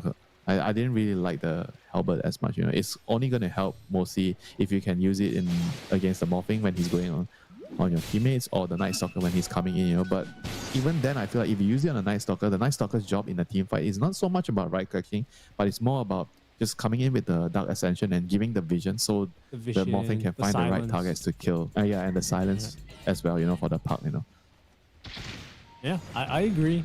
I see the rationale. Like the early Pipe, like you say, it's not super value. It's like Maledict and like a little bit of damage elsewhere. That's about it. But yeah, maybe Mac first, just giving the bonus heals. I get what you mean. I like the Vanguard for the lane though, honestly. Maybe he just felt pressured to convert it. I kind of expected the Vanguard into Crimson, but the Halberd is like, I'm not really sure it's going to do a whole lot here. But whereas for Team IAP, Morphling has Manta and Vlad's already done, so he's very, very strong right now. It's very difficult to kill him. And if you're Popeye and you're looking at this Morphling, you're going to have to be considering, okay, he is going to be very strong. We have to accept it, and we have to be already planning for the long run, right? We need to somehow figure out how to get Aghanim's on our Grimstroke to be able to deal with the Morphling. And this is no longer a game we can just snowball and run them over, It's going to be like a long grind. We have to slowly pick our fights. We have to be more patient. And yeah, it's a test for the team, whether they can actually find a way to win when things don't go their way. Absolutely. Yeah, absolutely. For IAP, like their items are continuing to march in. Hold that thought, actually. It's going to be a boat top. They're trying to force the Dark Ascension here. Can they kill him off? With the Mage Slayer even. Wow. They've got him dead to rights. A pretty big kill there. He's almost 500 gold alone to Chucky. That was like a little bit like right on the edge of the area. I thought the boat was going to miss. But they still landed he had it calculated. Yeah, calculated, So that's finally an end to the reign of the Night Stalker or the Daywalker. You know, the best time to kill him during the day, but not according to the some vampire movies. You know, when you call people Daywalker, it means they are very strong. I guess, yeah. I don't. Yeah, because they I can don't walk know. in the sun. What are you watching a lot of Vampire Diaries? Is it? I don't really. No. I don't really know that much about this. Twilight? You a big Twilight guy? I'm more of an underworld guy, you know. Oh, yeah. See, I don't know that one. I don't know Yeah, that Twilight one. is more about more like my wife's type of movie, you know, but not my Right, type. right. Yeah. Well, yeah, I don't know. Maybe you really enjoyed, the acting or something, whatever else is in that, the sparkly vampires. But alongside the Daywalker, right, there are more items coming online. Specifically, like Yana, he's now got the shield, and he's itching for a fight. They won't find one, so maybe they'll just be able to force this around Roshan. But he's got this blink dagger, right, and that might make a difference in terms of him being able to reach the Grimstroke first, just that extra mobility, that extra catch. I like the item a lot here. Yeah, whereas for Copper, they have to farm BKB on Kanka. They need I don't know the dagger on Puck or the mech. Okay, the mech's already ready. I don't even know if all those other items would matter as much as like the BKB on Konka or even the axe, on Grimstroke. Grimstroke has gotten a dagger first, so he has a way to initiate the team fights, find better angles to start. But I'm not really that sold, Maybe with the BKB done. Did he just... Yeah, he just bought it. Okay, this is like, I think the biggest item they can hope for at this point. So BKB's they're going done. to try to look for a fight. Mech on Darkseer is ready. Okay, strewn into the bottle for Yona. Roshan, he is going to start migrating over to this top lane. There's a Dark Ascension, so they're going to try and force it now on a V. Boat is out. That AoE silence is pretty good, but they're losing him. They need some support, but Chucky with the BKB able to fight through the Rolling Thunder now. As they did drop that Soulbind, Bombi stuck onto the high ground now. He is going to go down, but in exchange for the Night Stalker, especially with the Dark Ascension pop, that is still a fairly good trade. Yeah, that's a good trade for sure. Support for core. That's a pretty long cooldown for the Dark We're Ascension. going to force this fight. Oh, Torrent's catching two. Anya jumping on in. Doesn't have that coil anymore, though. Terrorize onto two. The jump on in now with the Bedlam active. It's just not enough damage onto Carlo. He gets off the snowball. Turns with the Warbles Punch. No. Couldn't actually get that one onto Jed Baby, who is really tanky here, actually. He's not an easy kill at all. So it's a slightly better trade, but it's not really the opening that I think IAP were looking for to convert into Roshan. Yeah, they needed a bigger kill for that to happen. I mean, it's still, I think, overall a pretty good result for them. Because you have Morphling, you have the strongest hero in the game. He's not dying, you're getting kills, game goes on, Morphling is still farming. I think overall you consider that a win, for your side, for the IAP team. And whereas for Team Kopai, they are the ones that tried to fight, right? With the BKB timing on the Konka, they wanted to get a key kill. They killed the Night Stalker, but they weren't able to turn that into a big advantage. Now they find the Night Stalker again. Poor guy. Poor guy. He's a Night Walker, but didn't really get anything off there. No blink, no chance to do much else, and down he goes. In the meantime, it's space, right? IAP, they will go ahead and take Tormy down bottom. Who ended up with the shard? Was it Willow? It was the Willow.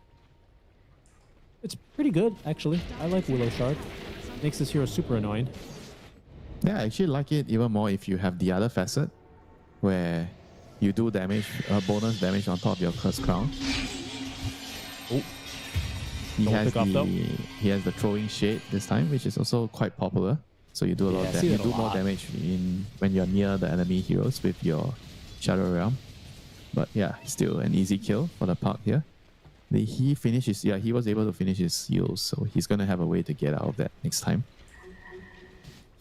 Yeah, the Switch Doctor also finishing off the mechanism, just like taking a quick peek at support items. Bombi still does not have that his Gree. Didn't use it yet. He didn't use the Grigri. Yeah, he's up to 612. So he's investing in his future. Top lane. Hold on, real quick. Jet Baby. X-Mark. Oh, couldn't Manta dodge the boat, but still will be able to escape. Oh, this is a beautiful Rolling Thunder onto 3 heroes. Chucky does manage to get off that BKB, and the Puck joining this fight, trying to force Morphling away. Thunder Roll has finally ended as the second turret of the fight is pretty good, but Chucky chunked out by that Maledict. Down he goes. DCMG able to live through this fight. The snowball's going to be onto this Morphling. They're really trying to take him down, but he's able to reset that? And all this space in the fight means that V is just running down these heroes with the Dark Ascension activated. It'll be 4 dead, nobody dead on the side of IAP. These are the fights they need to try and take this series to a game 3. Yeah, just again, you know, they tried to all in the morphing, but couldn't really. I mean, they were kind of close, I guess, but not exactly that close. I mean, I think he got the pipe during mid-fight, something like that. Then he was able to push himself out, and yeah, there was no way they kill him. I mean, once you're all in the morphing, that's it, you know. His teammates come in with a Dark Ascension. You don't kill him, that's it. Fight's over. Great rolling thunder here as we'll take a look at the replay. It looked real close. Yeah, I, mean, I guess it was the Witch Doctor, right? With the cast that saved him, and then the heals, barely keeping him alive there. Yeah, the heals. Everything really got the coming pike, through. and then he didn't die. Yeah, I mean, waveform onto 3 heroes, got some life steal back, and then yeah, he turned into the puck, which was also nice, so he could John out. And then yeah, just surviving everything, you know. Yeah, Pike mid-fight, you can see, yeah, highlighted. Yeah, I mean, they don't have any vessel or anything to lock down the morphing, so they can't really kill him. And now on the roll, on the Bombi, this time the Soulbind comes out. I don't think it's changing much here.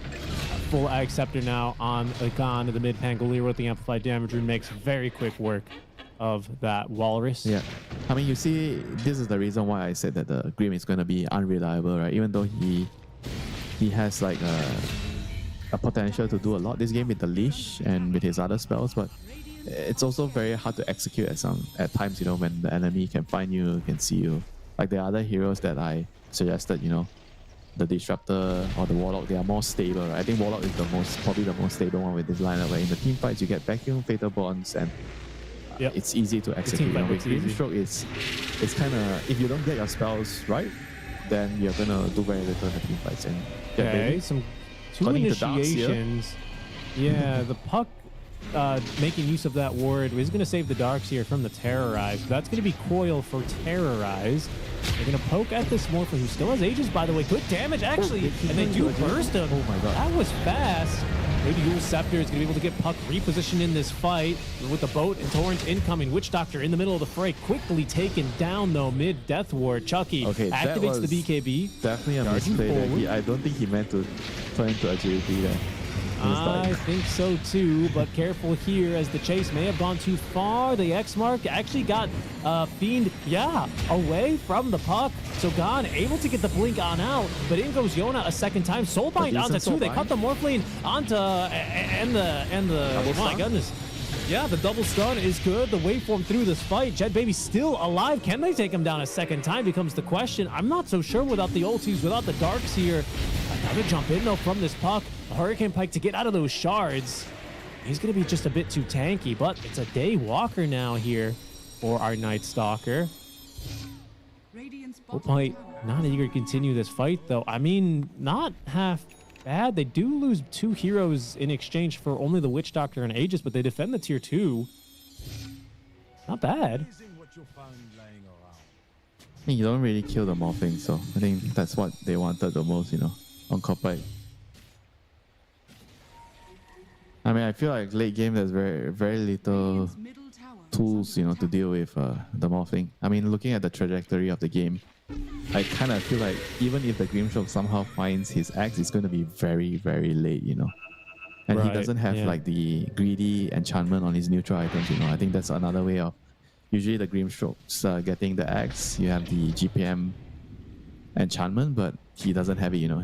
So it's going to be a long road, you know, for him to get his axe. It is. Yeah, I don't feel like he has any leeway to get even a Ghost Scepter to defend himself. You know? I think he just needs to get the axe. You know, that's the only way to win the late game team fights. Agreed. I was gonna say, like, I think especially with this build, obviously you got to max your Inkswell, and then you kind of want to get 3 points in Phantom's Embrace for that extra attacks to destroy. I mean, you also kind of want to have 3 points in the stroke to clear out the wave, right? Because you 3 points you can last hit the range.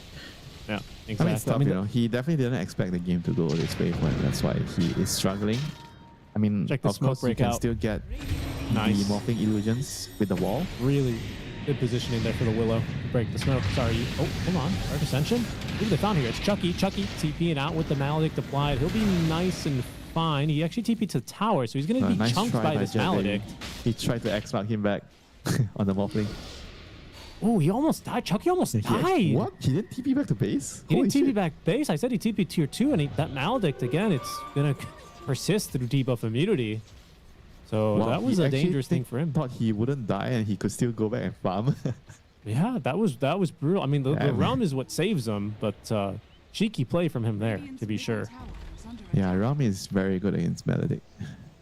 The delayed damage stops you from dying. Seriously. Still, though, that was far too close for comfort for him. Even still, he's not going to go home. They look to press the advantage, look to take down this tier 1 tower, and I think this one will go uncontested by IAP, who are still in a pretty healthy position in this game, right? Just under 30 minutes in, they have a 9k net worth lead. They are down 0-1 in the series. That's not reflected here in the scoreboard, but they did lose game 1. So they're a bit on the ropes here in this upper bracket match. Do or die, Richie. They have to go forward. Yeah. Do Make a or game lower three bracket, I happen. guess. But do or die sounds more dramatic. I like it. Okay, fine, Richie. They have to win this game to force a tie break. Or force a Yes. third game. Force a BO1. And then, you know what we always get in game 3 of a BO1? Cheese. We get a bloodbath. No? We get cheese. Cheese. We get cheese? What type? Blue cheese? Sometimes. Well, more like Huskar cheese. I don't think it tastes as good. Too spicy. I kind of like to enjoy some grana padano. You know, if that happens. If we see a cheese on game 3. That's too bougie for me. Too bougie for me. 6 blink daggers in this game, by the way. Butterfly completed for Jet Baby. That's his newest item. Yeah. Oh. Good luck killing him. Right. Fix. Okay. I mean, it makes Well, I his guess future... you can make the argument, okay, he didn't go BKB, there's still hope, we can lock him down with our silence, stun, bolt, I mean, in theory, there's still a way to kill him. Because he doesn't have shard on the Morphling. They can control him with stuns, like you need to somehow land your Inkswell stun with the Torrent bolt somehow. It's not going to be easy, but the most reliable way, I think you start with the task, you punch, and then you land on all your other stuns, and then you kill him from full to 0. So Carlo has to be on point with his jumps if they want to kill more. Does that mean that they basically just have to find Morph to start these fights? Like, that's the only fight win condition you see for Copa here? Yeah, if they don't kill Morph, I feel like there's no way to win the team fight. Yeah, I mean, look, fair enough. Yeah, fair enough. I guess it just feels difficult when you look at the counter initiation, right? Like a Witch Doctor, some Night Stalker with Giving Vision, with a Rolling Thunder. But I get it. You're right. They've got to kill him. They've got to kill him. Yeah, but how? That is the question, yeah. I mean, and they don't even have that much more of a time in here, of a window, right? Yeah, Because he has you said, BKB oh, soon. no BKB. Well, that's going to change pretty soon. Yep, you sell the recipe, you get some gold back. He's not too powerful. Actually, you sell your wand, not recipe. The wand. My bad. Yes. I was like, recipe. If you sell your recipe, good luck. What is he? Is he chop shopping? Is wrong gyro, Yeah, I wonder, can you do it on Morphing? Yeah, you just copy the gyro and you get his innate and then you do it. That'd be pretty cool, honestly. Could you imagine? It was like when Morphlings were copying Alk and getting seed money. Oh, yeah. Infinite gold, right? Dude, he's just sieging. He's ringing the BKB. doorbell. No Yeah. shot. No BKB, no shard. Maybe this is an opportunity. The Wall of Replica illusion doing a bit of damage. looks like He he's in has trouble. morphed into strength. He is going to be silenced. Boat's coming in. Just relying on his tankiness and that butterfly. The soul bite is perfect. The torrent. no. And down goes the Morphling. Oh, that was pure greed. X marks the spot. Have they actually caught this Pango? No, not quite. He does manage And to he was so evade close to the that. BKB and now he has to farm at another 600 gold and he fed Yeah, a bunch that of was gold and crazy. XP back. No Aegis. And right before Roche respawns, No it's so Aegis, reckless. No shot. That was a reckless play. That was a throw. There's nothing. There's no way you can sugarcoat that. That was just a throw. That was a bad mistake. Yeah. That was arrogance.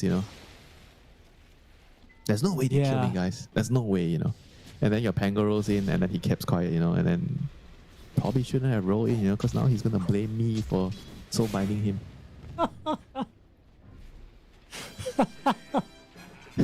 Yeah, it's the Yeah, I mean, guys, help me. No, not like From that. the Morphling's perspective, now he can blame the Pango. Oh God. You killed Yeah, me. that is the carry mentality. I mean, and we'll see what kind of a Roche timer this is. I think with the morph respawning in 15, they should be okay. You know what, now. Richie? I don't want to cut you off, but that's when Kimo has to come in and lay down the rules. You know, no, you don't get to blame the Pango. It's your fault.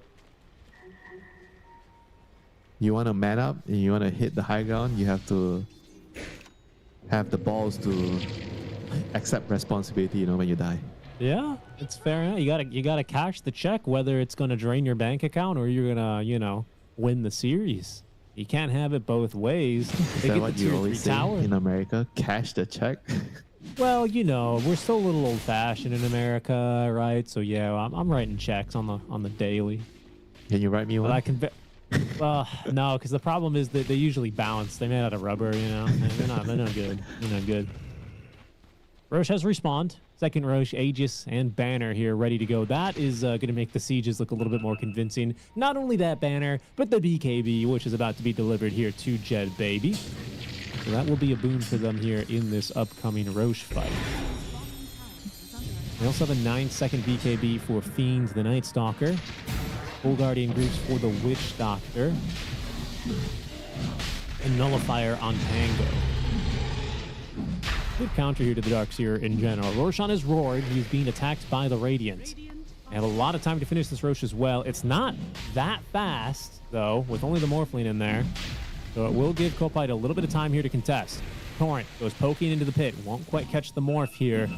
I got this possession as well. Second time Richie burst the Morphling. Night Stalker. Oh, Bombi. He's been scouted. He showed, I think, and Dark Ascension quickly will pick him off. Oh, there's a ward on the lane. That's why they saw him.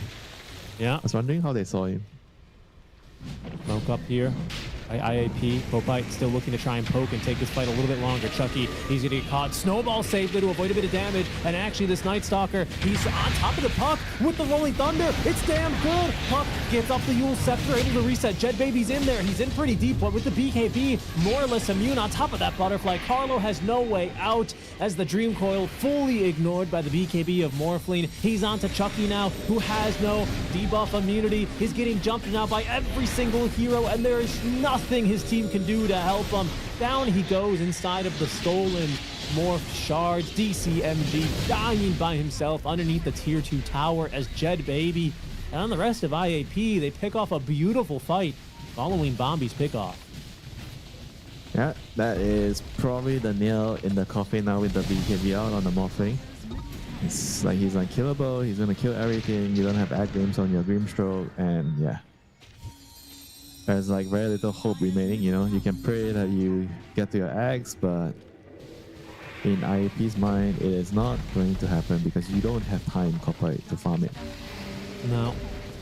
No, I don't think so. Not at this stage here. It's going to be at least the next fight without a bottom barracks.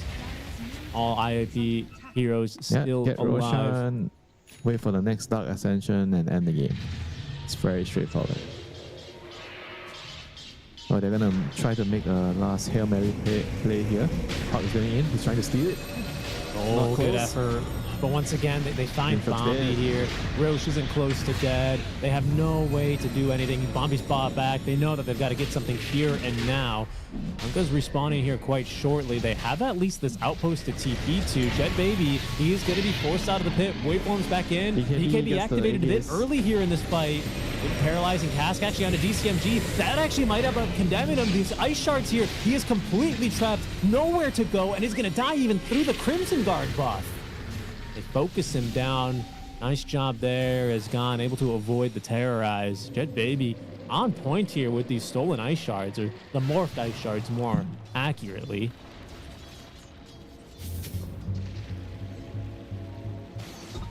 I mean, he's already at a point where I want to say no way, but I don't want to eat my words, but it's pretty close to unkillable.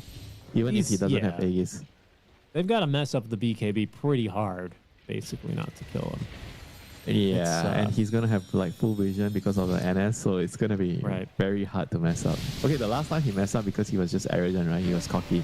But after that, I think he probably already learned his lesson, and he's very unlikely to do that one more time, you know? I agree. You know, you gotta let them make mistakes so they know not to make them in a more high pressure situation. Yeah, I mean, you got to be counting your lucky stars. You know, it didn't happen in a situation where you just lose the game right off it. Ooh. This ought to be a kill down bottom then, at least onto this Witch Doctor. Well, it will it actually, even with the He's still Parasma, alive? this Witch That Doctor is healing heals? so much. He still has his shot. His Voodoo Switcheroo, out he goes. Yep, not too effective here into a puck, as one would expect. Throws out the cask, really making him work for it. Richie. Wow. So much hard work. Yeah, he gets him eventually. Up top lane, check this out. Willow looking to kick off a fight here onto Chucky. Chucky, who has received some nice buffs out from his squad. Be just a bit too speedy here for Morphin to catch up to. Who doesn't have boots or... Oh, wow.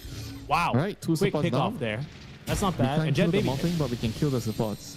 He is so slow as well. He doesn't have a Manta or boots right now in the inventory, but he's got a BKB and a Daedalus, so he hits like a truck. But he also maneuvers like one. Walrus yeah, Punch is bypass going to be on out. Witch Doctor. Can they take him down? Back wall committed here. Where's the support for him? Nowhere to be found. He's forced to BKB. There's going to be the Rolling Thunder at last, as the Morphling still alive as he morphed into the puck to be able to escape this fight. Oh, good blink away. Gone. He's going to be able to avoid the counter initiation. Yeah, That what Dark is Ascension. happening here? I mean, they should be in a position where they have full control, but they're bleeding kills. They're not Yeah. together. They're not ready to make a move, even though they have Aegis on the Morphling. I mean, this is, again, sloppy, They are just giving their opponents a little bit of a glimmer of a hope, I think a moment ago, Right. if you're Team Copper, you're like being pretty hopeless, but now Yeah. you see... Thinking about game 3. Yeah, you see the light, You were thinking about game 3 like a couple of minutes ago. Now you're like, hey, maybe. Just maybe, Yeah. We still have some chances here. There's still 2 minutes on this Aegis, so it's still a scary period of time here, but it's daytime for the next minute. There's no Dark Ascension. They feel like, hey, maybe we can actually take down this Morph. Satanic ready to go now for Chucky. Extra durable in this fight with the ACs hitting hard. And Gon, eager to kick things off here. IAP this time looking a little bit more put together here as far as their positioning goes. Looking up now, but it's going to be the Pug who kicks things off now. They're going to look for the Pango early to start this one off, and no chance to escape. Full to 0 there. Walrus Punch really neutralizing him hard. Oh, they actually cut the Morphling. The Morphling, he's got BKB. Aegis still again for another minute, but this Willow's TP'd away. They're leaving him for Deadwinter. IAP, they want nothing to do with this Morphling. They are just completely abandoning him. He gets off another waveform. Doesn't have TP for 6 more seconds. Still has that BKB though. But he's in some trouble. That's going to be the Aegis. Aegis is down. Fiend, he's got Dark Ascension in 20 seconds, but he's kind of just watching here. He might just have to go on in. Walrus he should be Punch fine into now. the BKB Wave for the TP. control. That Waveform was away. too early with the TP punch. in. Oh, actually, Fuel no. Scepter. He still got him. The BKB didn't last long enough, and they even had the X marks for him, Winter. Being forced down to the low ground. It is just a turkey shootout here. They just beat the this is really crap bad, out of that Morphling. They are really sloppy. They're not ready to make a move, They have all the items. They have their ultimates up. They're not like ready to fight, They got caught again, I mean, credit to Copper, they were able to smoke over, place a ward. They see the Pango first, they initiate, and they took the fight. Right? But, if you are watching from IP's point of view, all you can say is that they're just not ready, for that fight. They should be really expecting, because they don't see anyone on the map. You always have to be looking and seeing and trying to talk to your teammates. Oh, maybe they're coming. We don't see anyone on the map. Just be ready, guys. They were clearly not ready. And yeah, sure, they have a unkillable Morphling, but he is definitely killable when he's 1v5, Yeah. No, I mean, just totally rough the way that plays out for IAP. Yeah, for a moment I thought he got out, with when the Tusk actually punched very Same. early, I thought they had time to TP out. That BKB duration down to 6 seconds means he is pretty vulnerable to these things. Again, without the Dark Ascension, without the Willow, without the I mean, the Pango. game is definitely very different now. Because you're gonna have the Aghanims already up on Darkseer, so he can make his own Morphling, and then once they get the Aghanims on Grimstroke, he's Right. already halfway there, I think once you get the Aghanims on the Grim, then the fights are going to be totally different, You have I to kill the agree. Grimstroke. Only Thunder. Oh, they're going to catch Gon here. Getting a little bit aggressive, getting greedy for that Wisdom Shrine. Snowball save is in time, though. That's huge. BKBs are going to get a chance to get off. Trying to TP away here. Oh, he actually escapes? No way. He's going to live? That's amazing. Gone here. He's still ticking down to this Maldic a little bit, so he's unable to actually get a further blink away. Oh, they don't have another surge here for a few more seconds, but enough space is created there thanks to the Yule Scepter on the Night Stalker. Gone able to get away with it here. This is when you buy a plate of nice and warm Mang Inasal, you know, for your Tusk. That's such a bro move, you know. BKB goes in snowball to save him. Yeah, looks beautiful.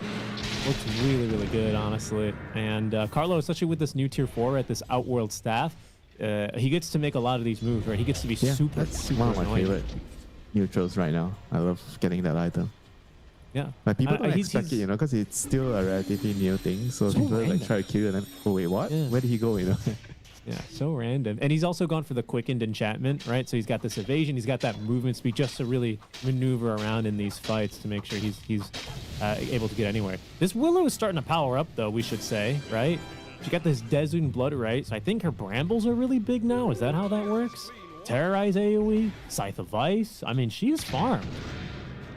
Yeah, I'm not actually sure how it works with the Brambles.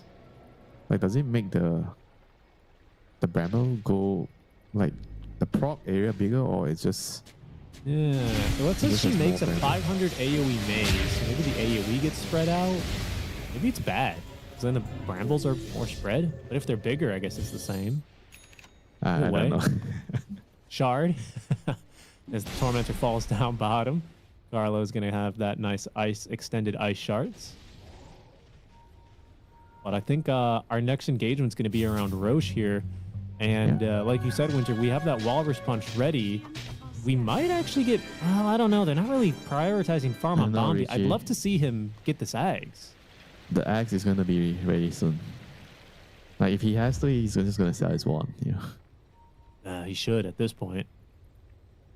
Smoke play now. IAP, they're going to go looking down bottom, Is under attack. where the puck is not going to play too aggressively. Very good. Good map read. In fact, rather defensively. Wait a second. How did he end up with a Roshan banner? IAP must have left that in the pit, I suppose, last time they took Roche. There's only one way to find out. Watch the replay. Watch the replay. The only thing that can be done. To 150 gold away from this Grimstroke, guys. here we But look go. at the positioning here. The Night Stalker opening up the fight. They found Bombi again. Oh, he's in a lot of trouble, but they actually can't finish him off. That's because the puck throwing himself in the middle of the fight. In goes Yona now, trying to at least catch someone back here, but the Rolling Thunder not very well utilized. Where's this Morphling in this fight? There he is, finally showing enough. Torrent, though, good for this kill onto the Witch Doctor. Bow supports for IAP already dead. As in goes another Rolling Thunder, thanks to the Refresher Shard, or Refresher Orb, pardon me. Jet Baby gets on top of it and dismantles the Darkseer, but doesn't waveform down to the low ground. It's okay, though. He's morphed into a puck. He's got all that repositioning. However, the fight extends into phase 2 now, as this Night Stalker back into a Daywalker. Dark Ascension has ended, and Carlo, he's giving chase, trying to TP behind the trees, but he is caught. Quick snowball here. He's got this Walrus Punch ready, but it is going to be a 3-for-1 trade. Yeah, I am shocked, this is Winter, bad. shocked they did not kill the Grimstroke to start that fight. I mean, their coordination is really bad, you know. Being on the high ground, they should be taking that fight easily. But they couldn't kill the Grimstroke, and now Grimstroke has Aghanim. Morphling is... Well, I feel like he's going to be killing his own team, you know, in the next fight. Ooh, almost getting that kill back onto the puck. Oh my gosh, puck players, man, a different breed. He jumps in again to self fuels to apply the debuffs. Well, this should be the kill. Indeed it is. Carl's going to go ahead and yoink it with the ice shards, but a very nice pick off here. That will all but guarantee Roche, who has spawned down bottom with an Aegis, with the cheese, with a refresher shard. Yeah, puck players, you know. In SCA, we are kind of famous for that. Bombi? Ooh. Big pick off there. He's in the river trying to set his team up for Roshan. He got his axe. He's happy. He's chilling. Yeah. So he can buy back, actually. He's got the money for buyback as well. No. He's not going to buy back. He's not going to buy. Not this well, because time. I don't think IAP are going to force a fight here, but he does have Yeah, it. but the game has truly turned around. When I thought it was the nail in the coffin, you know, at some point when Morphling just kind of destroyed everyone. All right. I mean, Chucky's like 7 slotted already. He's got Radiance in the backpack, for try's sake. I mean, he takes his Aegis as well. Yeah, so Boots in the backpack. Cheese over on our Darkseer. Does have one greater healing Lotus. We got any Lotuses in pools? No block of cheese. Not very likely. Always talking about cheeses, Mr. Richie. Early I in do the love morning cheese. in Malaysia, thinking of your cheese already. What can I say? I'm from the Midwest, okay? We've got a lot of good cheese there. Cheese curds, cheese Right, you have a burgers. cheese splatter every now and then. Yeah, charcuterie. I cheese my opponents by picking off-meta picks, you know? I cannon rush. What can I say? I have to interview your friends, right? The group of people that play with you all the time. How the cheese picks are working out for them. Well, you know. You know what they say That's about the okay. cheese picks? You are the only one having fun, you know, not your team. Well, I write them checks, you know? They'll say only good things. What about mine? You said mine doesn't work. Well, they bounce here, you know? They don't work over on this side of the world. I don't know what to tell you. Smoke play now. I mean, they're big, though, this team. Kopai, I think they are gearing up for one final push. You can see Chucky. I don't know if it's going to be, you know, over an SA. We saw like the double Divine Rapier Whisper, you know, kind of Kunkka. He's playing it a little bit safer. I will say that he's got a Demon Edge in the quick buy. Does he have a relic somewhere hidden? I don't think so. It's in the Radiance. Oh, you can disassemble Radiance. That's right. That's right. I'm sorry, here to remind you. So please, you know, don't say I'm old, I'm forgetful. You know, you're the young person. I'm you're old, forgetting. dude. For the longest time, Radiance, you know, always had a recipe, right? So you couldn't disassemble Dude, it. that was a million years ago. What are you talking about? That was like yesterday. It was like last week. No, that was during the Ice Age. Don't call me old. I don't like it. There's that Okay, Dark fine. Portrait illusion. You can call me old. I like it. Dude, look at It's this a Dark Portrait sign illusion. of Holy wisdom moly. and maturity. You need a... Look at this thing. Oh my god. Look at it. That's the hero. Just keep doing that. Jet Baby, he can't send out his Mantle illusions to push waves. Yeah, He's good just luck. going to lose towers. Good luck. Yeah, good luck basically doing that. Yeah, seriously. Ibex He can- situation is overall looking very good, by the way, for both teams at the moment. And the Grimstroke is just waiting to be a copy machine, you know? Yeah, he's gonna get another one. He gets a tower. There it is. Yep. I mean, at this point, I think Jet Baby should just hide it. Yeah. Yeah. or maybe get a Lincoln's or something. Or get a Lincoln's. But what does he replace then? The Scott, the Manta? I mean, you don't replace anything. You just backpack. You keep the BKB Hold on. in and out. What? Yona, how have you ended up this far out? There's not even a Walrus kick. Yule Scepter's going to catch out the Night Stalker. And He's in do they have trouble. the damage for the Pango? He's still alive. Another jump forward. Down he goes. They will finish him off. They did get on top of Bombi, but in comes the supporting staff from Bombi's still going to die, but he buys back. They've got the outpost, so he's trying to get back into this fight. Chucky doing a phenomenal job at holding back the rest of the team. That's going to leave Fiend completely isolated here. Another Yule Scepter. He's constantly airborne as he's finished off, but they in have goes Jet another Baby. user. They have a silence. There's going to be another Dark Portrait on top of him as well, but he's morphed into this puck. He's going to get back into the high ground safely. The same cannot be said, though, of the rest of his team, as down goes the Witch Doctor. Are you He does worst not nightmare, have Morphin? buyback. They need to buy. Look at this illusion, dude. Oh, my goodness. 10 seconds, they'll have another Dark Portrait. That's right. Jet never Baby. ending. He's TP'd. He's TP'd. He's actually murdering Chucky. Oh, beautiful job there. Satanic was used. This Kunkka's coming back without a BKB or a Satanic, but he's got a snowball to get him off of the high ground. And a nice poke there by God to make sure no one else could actually interrupt this retreat. Wind Waker online for Carlo. That's crazy.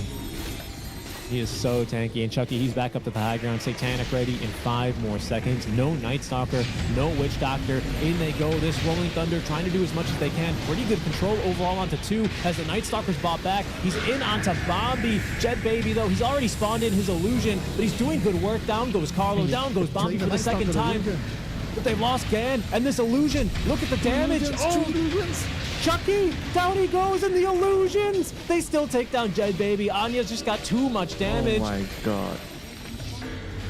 The Darkseer and Grimstroke, they are the counters. They just copy the morphling. When someone does a good job in their homework, just copy them. That's true. That's true.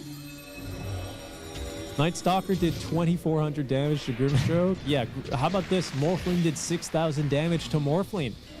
How about that for a stat? So it counts as the morphling damage?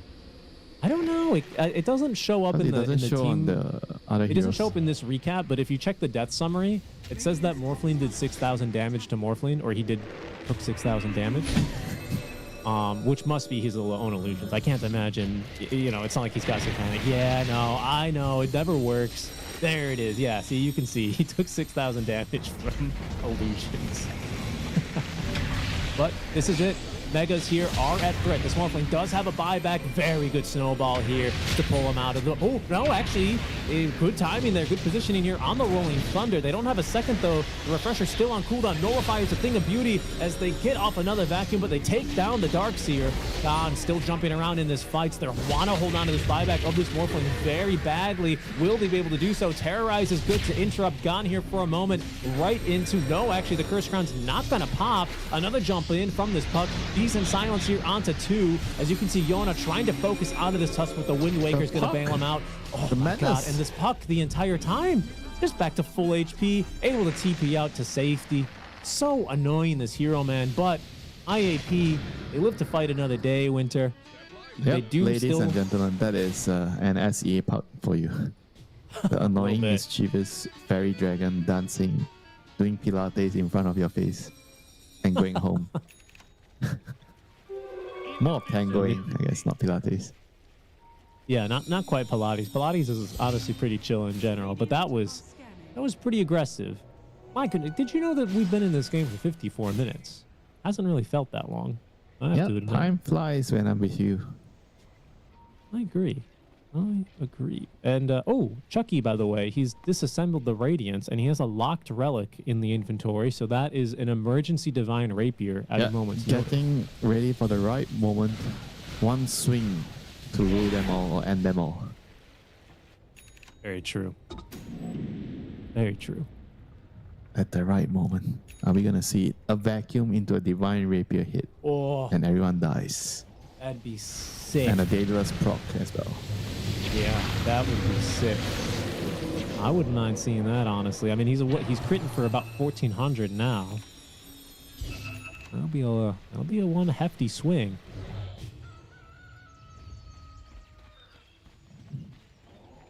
What's this Tidebringer Cleave talent? Oof. Yeah, he's... Yeah, actually, I he's also gonna be forgot to mention, in the last fight, the Pango died to the talent from Puck. Puck had the 25 talent already. That's why I remember he got caught first, and then it seemed like he was going to escape, and then he died to the coil doing roll. Oh, yeah, right. Yeah, very good point. It's going to be very hard for the Pango to play the team fights now. Very, very difficult. Yeah, these talents. Jed Baby also went for the strength talent at 25, which means he's got less waveforms to play with. I know like the cooldown talent is not as strong. It used to be like -6 seconds. That was way better on morphs. So I'm wondering if this is just normal now. But I used to see the waveform a lot. I'm quite surprised that he didn't go for the cooldown. Yeah, because he needs to be mobile in the team fights. He needs to be able to move around. The strength, it feels like it's not going to really save him, if he's caught, say, in like the Darkseer wall and then there's a Dark Portrait, so it feels like he needs the waveform cooldown more, he needs to be fluid, he needs to run around in the team fights. Like the strength doesn't feel like it's going to help him a lot if he's getting chain CC, Exactly. Well, not to mention it makes his own illusion stronger too, right? Yeah, in a way. You could say that too. You can't you can't Dagon the Dark Portrait illusion, right? That's the problem. You can't. It's a strong illusion. Gotta kill it. You gotta kill it the old-fashioned way. Here we go, though. You gotta right click. You gotta work for it, Richie.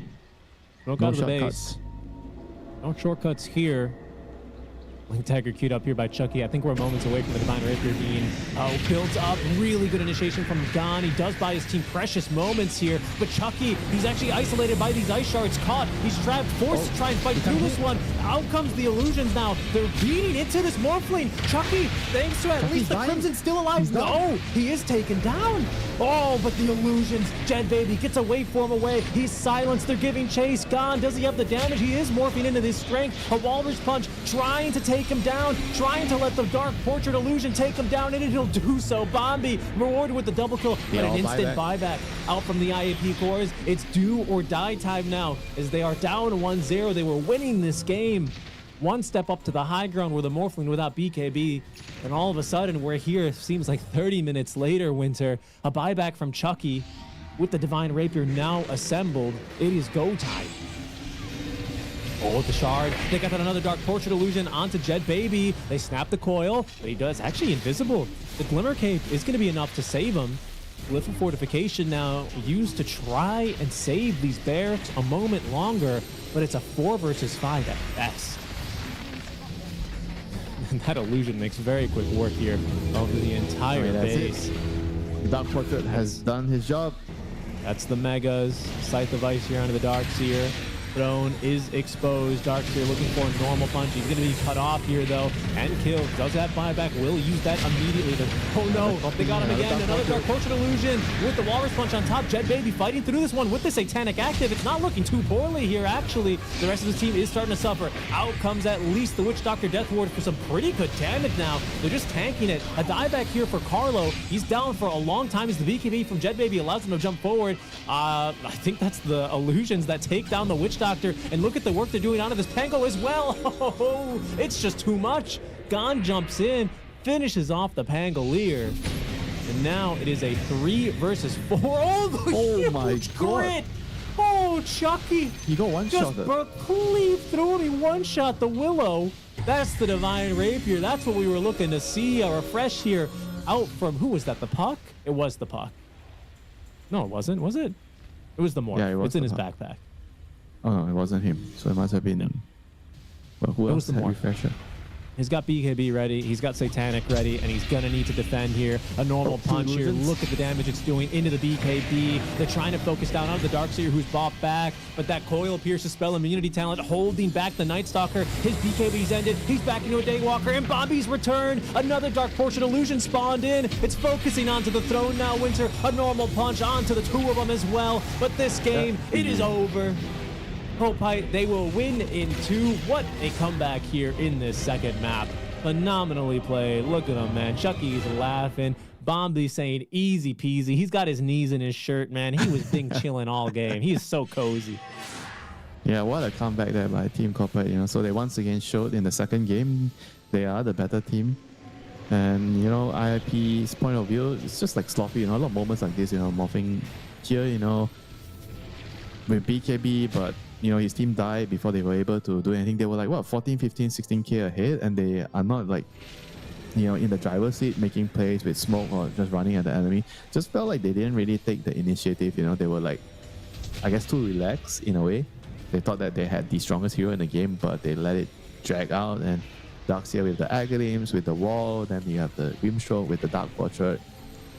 Sure, you can have the strongest hero in the game, you know, but they can also make more of those, you know, with the Grim and the Darkseer. Yeah, seriously.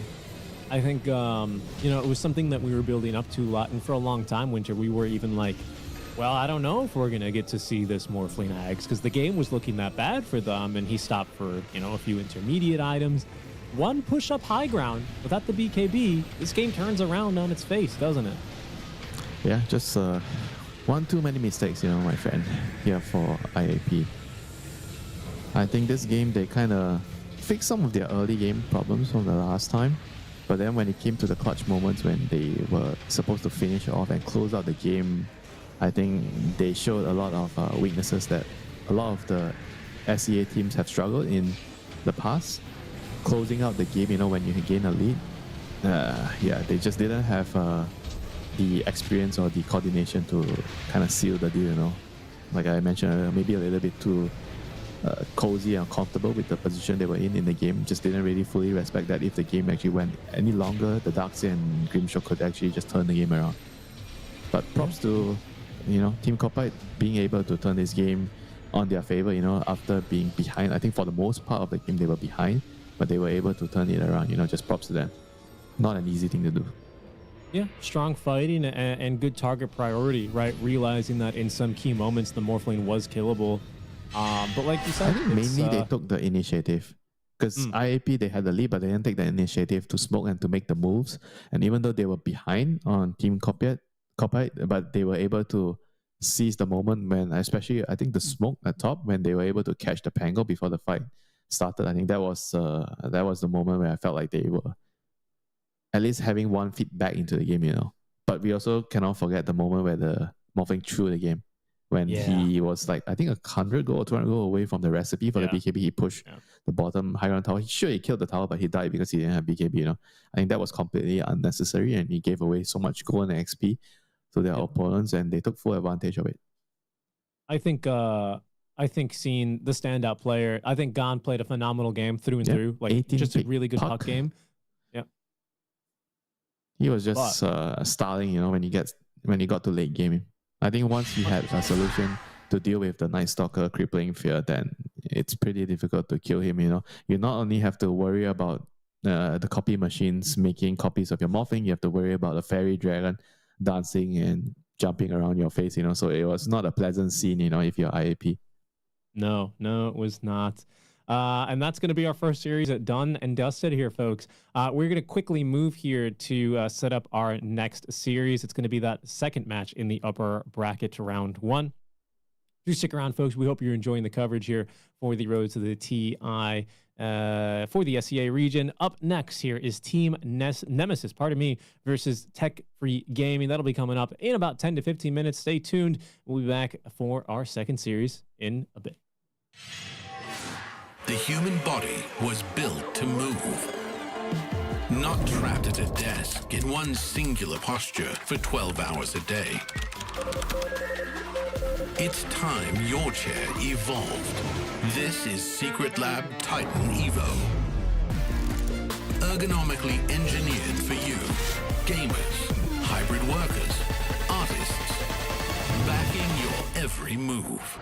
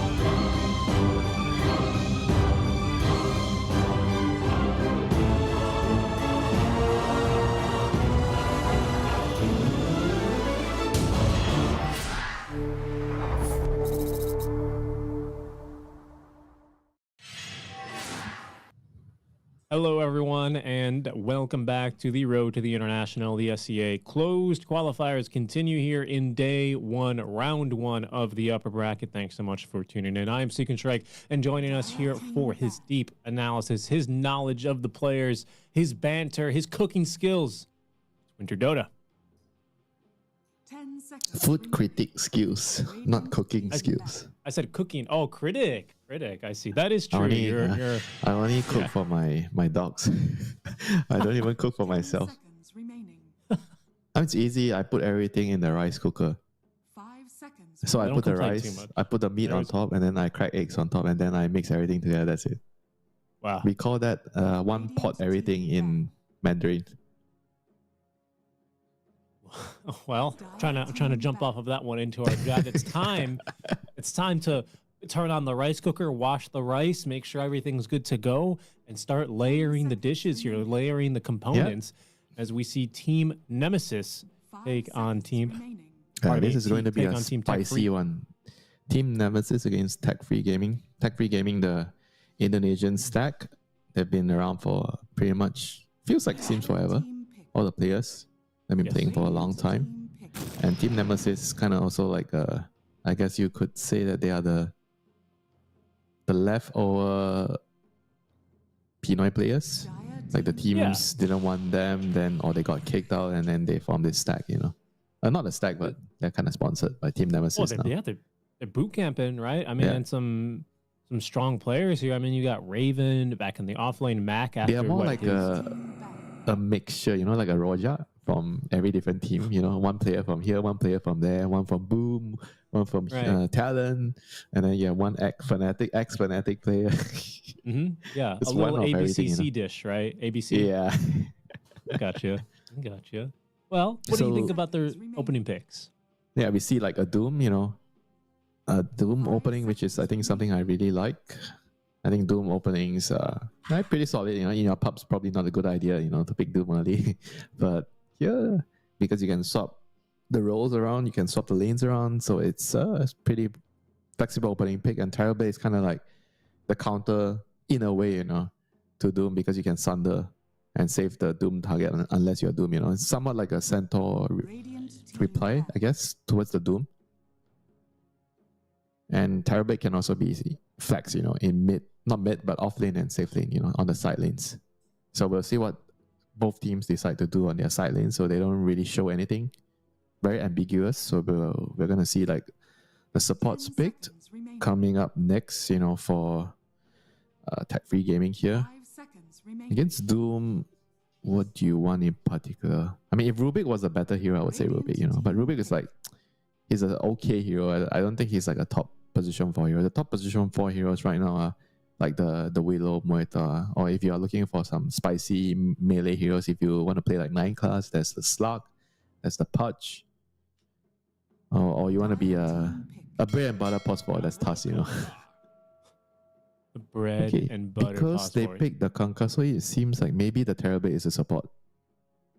Because they picked the Kunkka here. I think we might see a position for Terrabit. It's flexed, right? It's flexed at the very least. is Yeah, what you're so we're saying. gonna see 9 class after all. You Armlet, sound pretty convinced. run around. I'm not so sure. Sometimes you die randomly. Right.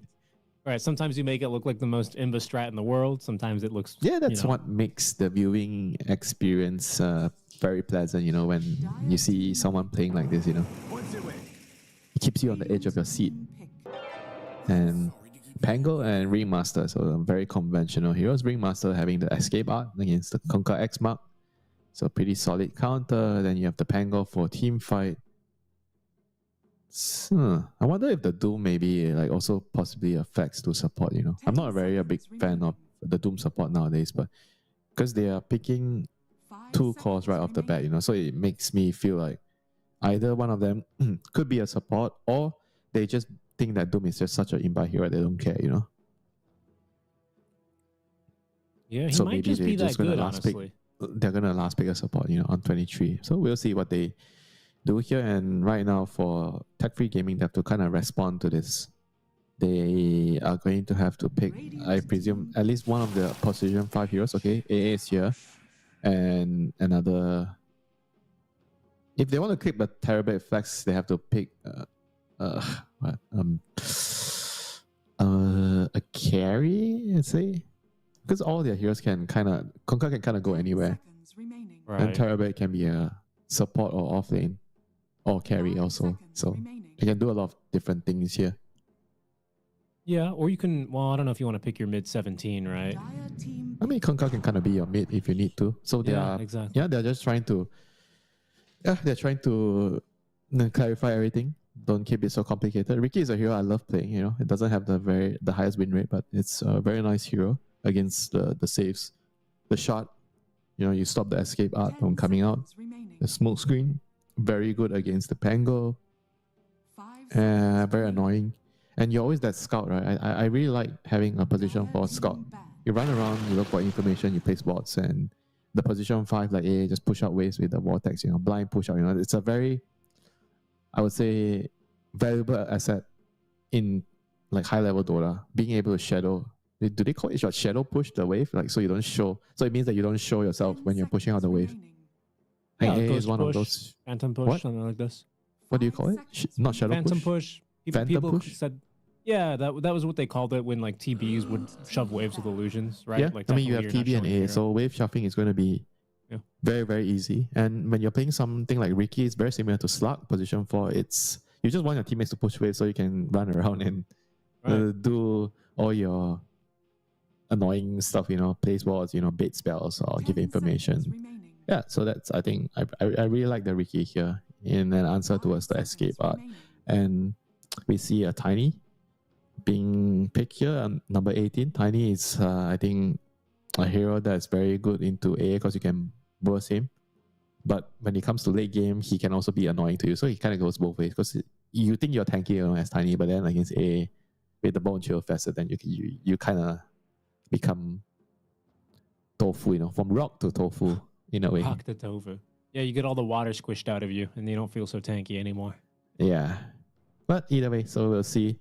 What is the remaining support for Team Nemesis here? So Bat Rider being removed. What else looks good with their lineup? I mean, CM can be okay also. The Frostbite is nice to catch the Riki, although in the lane you might suffer. So if you don't want that, then there is still Disruptor with the 10 catch. seconds remaining. So you can catch the Riki with the silence with your 5 combo. seconds remaining. Because I think Riki is a hero that whenever you're dealing with this type of annoying scouts, you need like one hero that can catch him, you know, to stop him from just scouting too much information. If your heroes can't kill him, then he's going to be a menace to you throughout the game, you know. Right. Yeah, and he's just gonna be Ringmaster is super not annoying. exactly a very good catch against the No. Riki. He's until you weak get into it, Ethos. right? And he makes the Ringmaster more predictable as far as box saves and even removing that Yeah. ability once the shard comes online. I see what you're saying. So I would say they need catch on Team Nemesis side. So their last pick has to have some sort of lockdown. So Disruptor, CM, small catch or setup, you know. What else? Position 5 with setup. A 5 specifically? I guess so, right? Yeah, I think it's Yeah. most. Actually, it could be 4 too because Bring 'Cause you know what Master I'm can be thinking? 5. You know what I'm thinking here? I'm thinking CK. Yeah, CK is fine too. I think CK could work, but it's the catch is not so reliable in the mid lane game. But CK is strong in the lane, the early lane. Right. Radiant team No, that's a good point. Wait, Oh. Snap? Okay, so Hmm. I guess Snap is the 5. It's not a very good catch though, but it No. does give them. I feel like they have too much team fight. You know? They already have so much team fight with the roll, with the Doom and the Will, and then now they're like all in or double downing on it. 10 seconds Hmm. I remaining. feel like it's just too much. You know, they don't need it. You know, I rather they have like catch. You know, 5 seconds remaining. Okay. I mean, let's and see. Let's this see hero if, gets kind of countered by Ricky with the cloud. You know, because he can easily find you and Yeah. stop your kiss. that's true.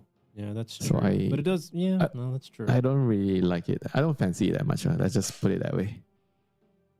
Okay, But so as like, for do you tech have free room in this gaming, all right, draft? let's see if they can pick something I fancy. You know, here they can decide. Yeah. The world is their oyster. Where to put the Kunkka, where to put the TB, everything can be swapped around.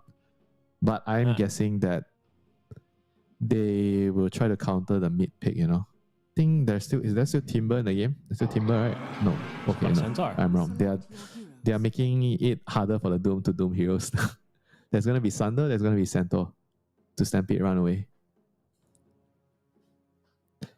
Yeah. There's gonna be So an Ice laning Blast. wise, it will Yeah, be, I guess, double melee. Ricky Centaur, not the best lane. I mean, it's good in the game, the Centaur, but the laning with the Ricky is, I can't imagine you being able to do too much with it. Because Ricky is like, I don't want to say terrible, but he's not a very good laner. So he's just there to get levels, help you pull waves. I imagine that would happen. He's just gonna pull wave, run around, secure levels, and just roam around, do Ricky things. Whereas for what was the other the safe lane was Doom, and the off lane is You're looking the for the safe off lane. lane Off lane is going to be, well, it's Akashi. Hold on, Akashi carry. So it's Doom let me with see. Jing. So Yeah, it's Doom okay. Snap. Doom Snap.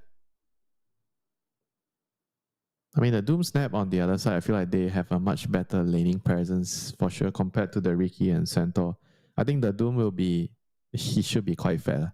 I think just looking at the lanes, Team Nemesis will have very strong side lanes.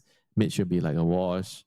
So yeah, they'll probably have the early advantage, but then when it comes to mid-late game, I think with the Terrorblade and the Centaur Stampede, it should be able to make it very hard for the Doom to play the team fights.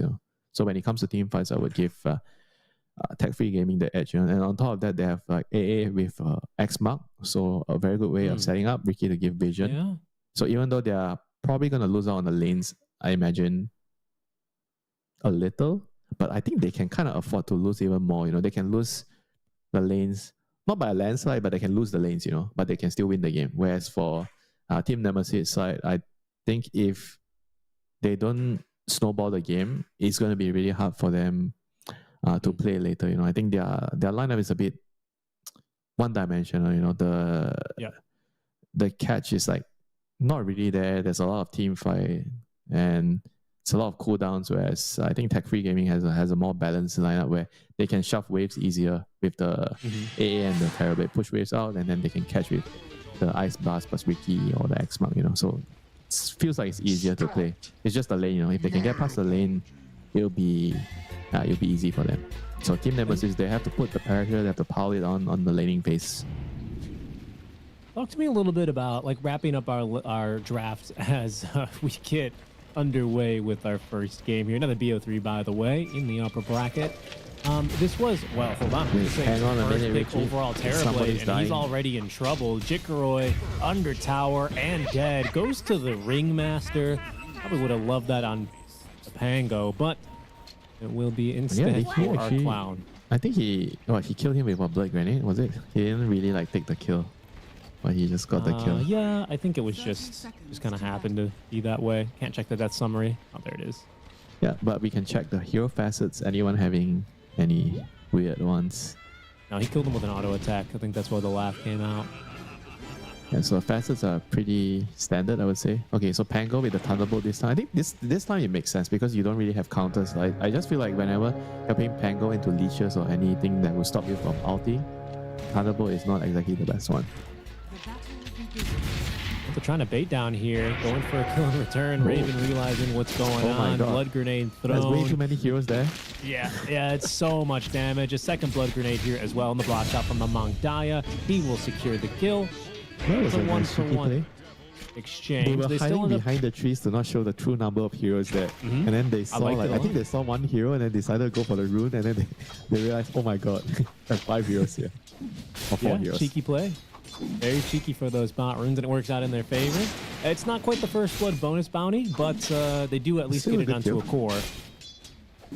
Still a good kill. Of course. I don't think he's going to be very happy there.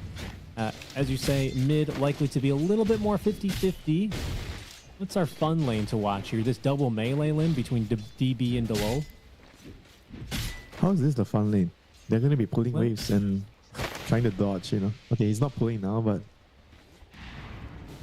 I guess the bottom lane kind of also is boring, right? A and Terrorblade you can't kill. Yeah. But a Snapfire and Doom can kill you for sure. When they get the levels. Cookie in, then there's a Scorch Earth.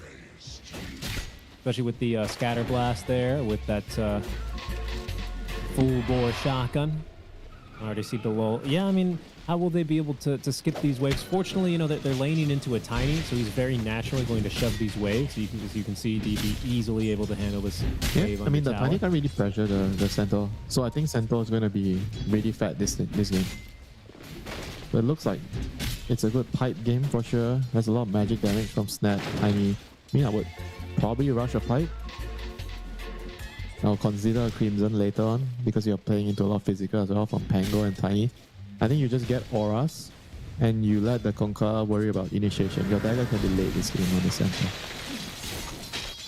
And we have to mention this, you know, every SEA player, it's a Mamang Daya Kanka, you know, this is his best hero. He's known for this hero since a million years ago. Yeah, I like him a lot on his Quap as well. Mamang Daya Quap, but Kanka is a classic. Kanka is like his nasi lemak, you know, in a way, his signature. Right. I think he got known because he got scouted because of Kanka.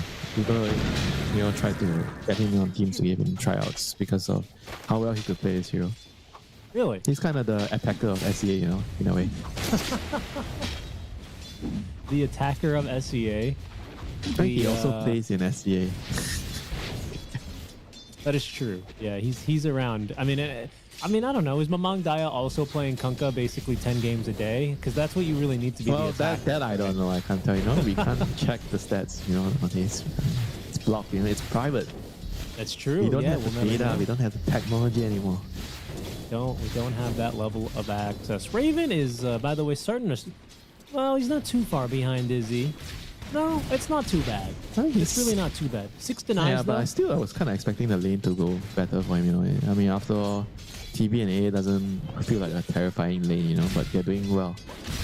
Look, in terms of CS, I think I didn't really expect the Doom to be like 10 CS behind the Terror this early on, and not to mention they lost both Lotuses on both side lanes. So Tech Free Gaming got both Lotuses, so that's like a big win for them in terms of the side lane.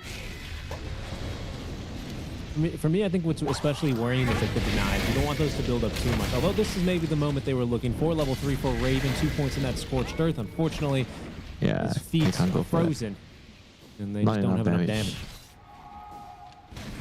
This is why you don't see this hero too much, you know. Like, unlike the Moeta or Dark Widow, I feel like if it's those two heroes, they would have gotten a kill in that situation. Low coming out with that rune, that was pretty sick. Yeah. Empty bottle for you, so no refill, Mac. Yeah. X-Mark, ready to go. They don't have a torrent for 8 more seconds, however, so likely to just be a bit more of extra harass, but pretty effective here. The double bracer, Mamang Daya Kunkka in this mid lane. He's very tanky. Yeah, it's not important for him to get the rune, but it's important for Pango to get the rune. Definitely. And all these double bracer mid laners, the DK, the Kunkka. Actually, that's pretty much it, yeah. The rest of the heroes don't do that. Yeah, I think so. But if you're talking about heroes that don't get runes, there's one more. It's Invoker. Yes, classic. Classic, right? Double no, just sit around, wait for Sunstrike. Classic. Wait for Sunstrike. Yo, Jikroy, some again, may say that is Dota on easy mode, you know. You just classic creeps and wait for people to ping and you Sunstrike and you take kills. Especially if you have like a stunner in your side lanes, like a Shackles, you know, it literally just is easy mode. And it's a fun hero to watch for sure. I agree. It's also, again, really interesting that Jikroy is still building this lead up. 12 denies into this Raven Doom. Yeah, he's doing really well in the laning phase. I mean, he's, after all, the #1 rank SEA player right now. Yeah. So laning mechanics is definitely there for him. Brown boots are incoming. Okay, through the twin gate, Eris comes through the gate. The Lol will chase him. Verige looking to connect here. Blood grenade, cold feed. Eris does have at least a little bit with the nice trinkets, but a dodge there on the whip. A another second blood grenade. That might be enough damage, just barely. 6 HP. Pango. He will live, but he's going to have to take the long walk of shame back home. And with Jikroy popping the Metamorphosis, they will not be able to approach these next few waves. He tanked 2 blood grenades, Richie. Give that guy a break. He did. You know, all he did was he just kind of squeezed his little clown red nose at it, and then he left. He walked away. Aaron? This and one you always into the ask bottle. me why don't people take the other facet on Ringmaster. This is why, you know, without the cushion, he dies there. Yeah, that's true, but it would be really cool if he got on his Bicycle unicycle or the and just tricycle? ran away. It's better now. You need to do at least, what, like 40 damage, so you Yeah, won't but then there's be still knocked like off. Strongman Tonic, right? I think Strongman Tonic is way Yes. too strong to give up, you know, Well, over the other. Maybe in some yeah. games where you feel like there's an Invis hero, like for example this game, right? Ringmaster against Ricky. When you're playing against Invis, maybe you can consider the other facet. But if he's not even taking it, means that it's probably not very good already. Why would you want for the scan, basically, you're thinking? Yeah, for the scan. You have Crystal the scan, ball? so Yeah. it's basically just that. I mean the other spells are just like the Kani Classic a lot more, you know. I think they Yeah, buff I think- the pie a little bit, but it's I just think there are games where the pie is pretty good. I can't tell a lie. Hold on. TP down bottom out for the Kunkka. First rotation. They're going to try and keep this Doom just very under-leveled here. He's only level 5. Yeah, Jing's gonna pretty catch far him. away. They certainly won't be expecting this move now. Out comes the Mangdaya from the trees. Ghost ship being planted down. Brought back by the X. No cookies going to save him no there. box. Ringmaster box. still low level. 1-0-3. Escape act. And Jing, he might be dead here as well. Yeah, there it is, the extra chili fingers. So much regen, actually, but Mamang Daya giving chase. Being out-juked, puts down the has observer a ward. He ward. sees his mark. Uh-oh. He's However, gonna pay the enough time price. has been created here for Mac to TP on over. It will be a little difficult to continue for this kill. Actually, no, not really. You need to do the stampede. Mamang Daya in a lot of harm's way, and down he goes. Ran over by Mac, and Damn. there is a well-deserved tip. Yes. Nicely done. That is a well-deserved tilting tip right there. After the casters hype up, oh, it's Lamang Dayan Kunka, the SEA attacker, then that happens. Oh my god. What a bummer. It was a good That's rotation. okay. They killed the Doom, but he just, like every other SEA player, got greedy for that +1 kill. We never learned to back off after 1 kill, you know? Yep, We the always try to get the flashy play. +1. In the meantime, though, I do want to point out there's a big stack in this Radiant Triangle. So he's going to be a little bit bummed, of course, but Mamang Daya, now that he's respawning, he's heading straight, I think, yeah, Is here. it for him? For this Is camp. that stack for him or for the Centaur? Well, you know, I think it's for him. I mean, Centaur's pretty big. Radiant's top tower is under Yeah, Centaur doesn't really need it. Blade Mail, Crimson. Oh, I love the Blade Mail here against a lot of the uncontrollable damage. The Scorch Earth, the Tiny Toss, the Stun, the Snapfire. Oh, feels like a insane Blade Mail game. But then without Definitely. the pipe, I think he might run into a situation where he just gets bursted by spell damage. Because if you get Vanguard and you rush the pipe, I think it's more stable in a way where you're probably not gonna die in the game. You can push out lanes more aggressively. But with Blade Mail, it's like, I don't know if I really like it. It's more like a risky build like this way. Sure. Yeah, I mean, I certainly see that. I mean, I guess with bottom lane going so well, you know, you might expect Jikroid to be able to back you up in a few fights, so maybe you have the damage. So to yeah, not but need at the same time, Terrorblade doesn't build BKBs early, right? So he likes you're right. offlaners buying aura for him to protect him. And he's vulnerable to that magic damage, right? So the pipe Yeah. would enable him further. No, I see Yep. what you're saying. It's risky. It could work out, but it's risky. You know, just the Agreed. classic SEA thing. You know, we always do things that could be flashy, but it might just bite them in the ass later. You know, because he doesn't have a that's pipe, they lose a fight. True. Oh, 10 minutes in, Mamang Daya finds a haste journey. He actually activates that pretty quickly. Double Blade Mail. He's also building a Blade Mail on Kanka. Very true. With no pipe still. Ancient Apparition still only level 5, so they don't quite have an Ice Blast, as we do be looking for a skirmish here.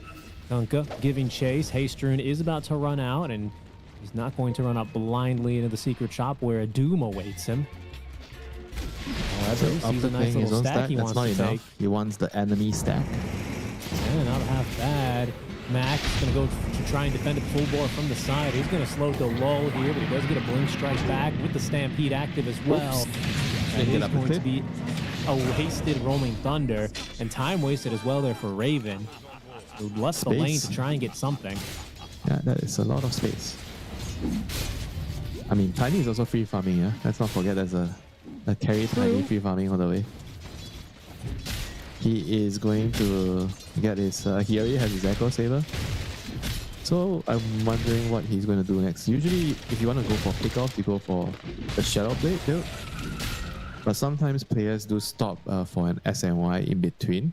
And whenever there's like something that goes through magic immunity like Ice Blast or Primal, not Primal, Beastmaster Raw, then you tend to want SNY. But this game, it feels like if they feel like the Tiny has to move around to set up kills, then Shadow Blade could be a good second item here for him.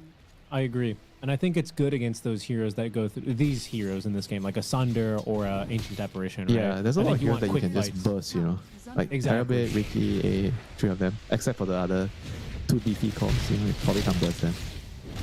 But I think that's what the Shadow Blade allows you to do. So eager to see what he queues up. I'm not going to lie to you, Winter. I've generally been unimpressed by a lot of the tiny carries I've seen.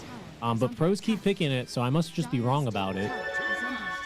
We'll see. Yeah, I think it's just very easy to play, though.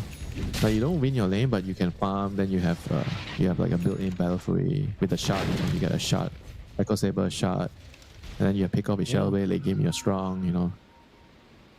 I think you're just like a very useful hero in that game, you know, because you have catch, you have scaling, you have tower damage. But Mamang Daya is here. There's an Ice Blast ready to go here as well. That one is going to connect.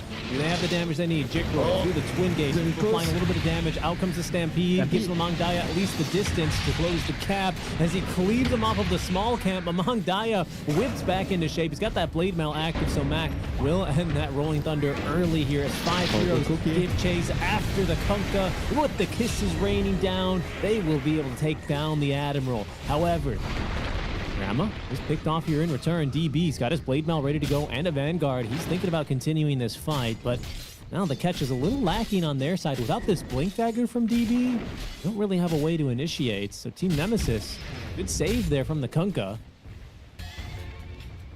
Yeah, somehow they couldn't kill the Tiny, just barely. Like, I think he was one click away, one attack away, right click away from dying, just surviving. Like huge play from Nemesis to save him there with the escape art. But tower's still gonna go down. So DB is continuously growing in terms of net worth. Gonna get another item on the Centaur soon. I mean, you see the kiting potential in that fight, right, with the Stampede, you know. It's very hard for them to stick on a target. Yeah, I think they kind of have to use the Doom on the Centaur and worry. You can't really worry about the Sunder, whatever. If he Sunders the Centaur, whatever, you can't kill the Centaur, then whatever, you know, if he does that, you know. It's going to be tough for Raven to decide who to do. Some games is very straightforward, right? You have that one hero that you just need to doom, you know. But this game, it's kind of annoying, you know. You also kind of want to doom the Kunkka because you don't want him to drop his bolt in the middle of the team fight and you can't kill the hero. Yeah. And then like the rest of the control is lacking right on your team. So unless Mac's in position to get a really good Rolling Thunder, it's like, yeah, it just feels hard. It's a tough game for Raven. But luckily he's a Doom, so he can just out-farm a lot of his problems, right? Back into that Midas next. Yeah, just classic, right? To go. Money solves all the problems, right? It's true.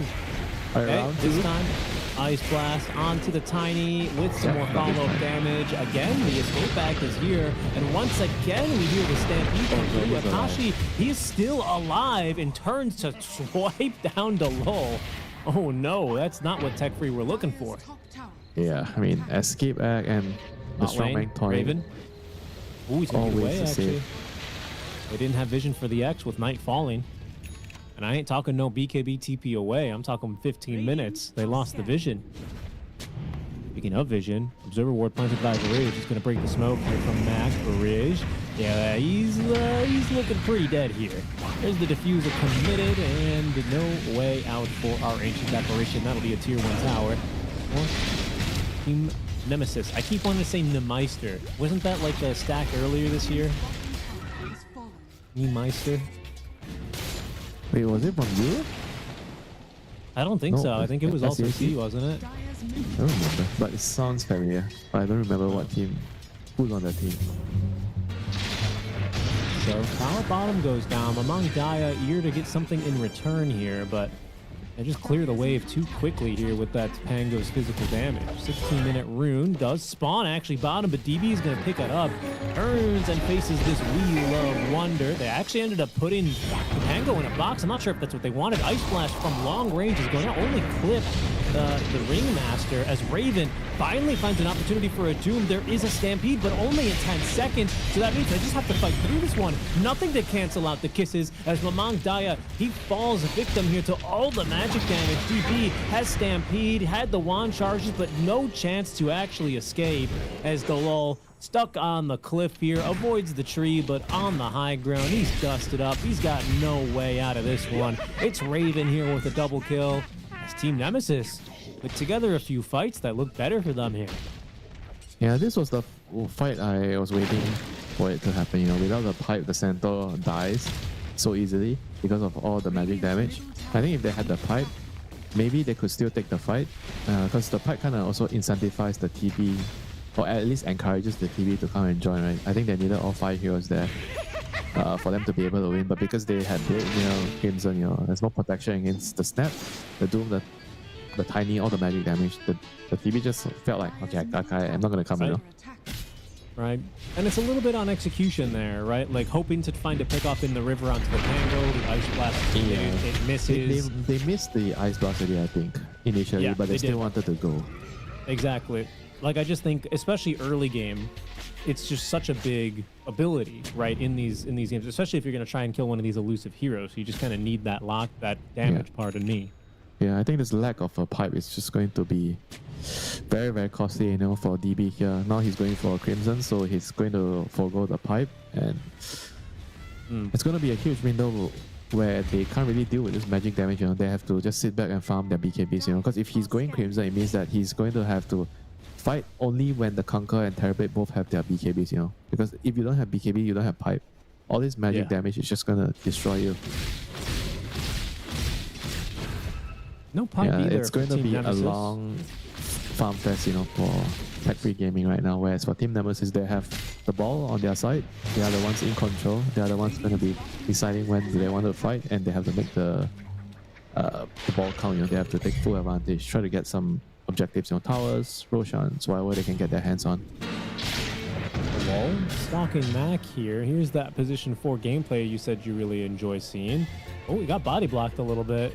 Ooh, and gets the blink away. DB has blink, has Stampede, will commit both now. Ice Blast incoming. They need him to walk into it. They almost pulled him out of it with the X, but it's going to be perfectly timed. Everything calculated there. That time the Ice Blast takes him off. Dire's top tower is Yeah, under if they didn't land the Ice Block, maybe the escape act would have time, you know, to come into play. Definitely. Yeah, scary. A little scary there for sure. Yeah, I mean, the players like to keep it interesting for you and me, you know, and the viewers. Will they, won't they? You know, it just makes for a much more engaging viewing experience here. And speaking of will they, won't they, it's Akashi who will not go for that Shadow Blade for a sec. It's the SNY completed. Careful here, though. In the river, Dalol gets caught trying to transition into some kind of mid-game fight. Now he knows that there's vision there. has fallen. Yeah, just trying to give his team some vision. But here we see Akashi with the SNY done. So no Shadow Blade yet. But DB, he is running in. Physical damage. Can they get him out? X marks Dragon back in. Raven, big Ice Blast is incoming. It's good for onto Akashi, but it's Jikroy hit by the Cookie Stun, killed off by the Kisses, and now Mac unleashing the Rolling Thunder as they turn the fight. Mamang Daya with some fancy footwork here. Cannot run for too much longer though. Raven swipes him down. Jing with a double kill, and it's DB who lands a nice stun, but is going to be controlled by the whip, by the War Stomp, dying underneath his tier 2 tower. Jing with 3 kills here. Wow. And that was a really nice wheel wonder there by Aris. That kind of like really won them the team fight there. I mean, he didn't really save the Tiny in the end with the box, but they kind of got enough kills to compensate for that, you know, because Tiny was very, very tanky. It took a long while to die. They had to throw so much on him, and they just lost more in return, you know. Yeah. Ends up being I mean, still, pretty solid. plus things like it's still like anyone's game, you know. 50-50? I mean, this is like Yeah. a testament to how the reason why I favorite the Radiant tech lineup draft a lot more, you know. It's easier to play around it. God, that smoke screen is very annoying. Chickroy's just gonna walk in. There's a tiny here though. He has the Don't want to commit Atos. too hard. Atos to set up. It's a very, very nice item for Ricky. Gives you HP because this hero is so squishy. I mean, the downside is the item got a huge mana cost increase, right? 50 to 100. So it can become difficult for you to keep using it in a team fight, you know, if you don't have a mana item or mana enchantment, you know. Yep, or some mana boots on the squad. Yeah, sometimes I they like to just do get on a a- casual nulls, you know, on Ricky, just to solve that problem. There's a one Force Staff to counterplay that, by the way. The classic Riki buy this item, so Force Staff for Jing. Yeah, but once of they course- get the shot on Ricky, I think Yes. he's gonna get it next. Then that won't Exactly. be possible. Because that's also going to counter a cookie save, not to mention, right? Yeah. Mac- Land the stun. Hey, wants to go back in. He's found Jickroy. The Stampede is not... Oh, they missed well, the actually, it's pretty good. The damage on the Mac forces him back out with the kisses committed. Not really finding too much here. Mac comes in again. Will trigger the boat. DB finds a nice good two-man two-man stun. stun. Eris just eats the boat. The Two-man torrent torrent. is huge. Sets up perfectly for the Ice Blast as well. Akashi trying to fight his way out of this one. At least picks up a kill onto the Riki. Holy moly, the spell casting. Nemesis try and walk down those stairs and they just slip and fall and break their necks. Looks terrible. This is when you go to YouTube and you're looking for Symphony or Pills. That's what you're gonna see. Seriously. god. What was that? I mean, even Eris, poor guy, just walks right into a boat, just trying to get in there for a save. I think they were just kind of caught between two minds there. Once they missed the roll, and then the Snapfire is probably saying, I'm landing a big Mortimer's case, right? So he's asking his teammates whether they can fight, like right here. So the roll starts, doesn't really do a whole lot here because he can't really commit. Yep, the wheels whiffed. Then he's trying to run away, and then I guess the Mortimer's case came out, and he's like saying, guys, big Mortimer's Guys, case, I'm kissing landing a them, lot. I'm Come, kissing come. them. Yeah, and then he's going back in, and then two-man stun, and then there's a torrent here, and then that's it. GG. Yeah, you just immediately get that sinking feeling once you get hit by that three-man torrent.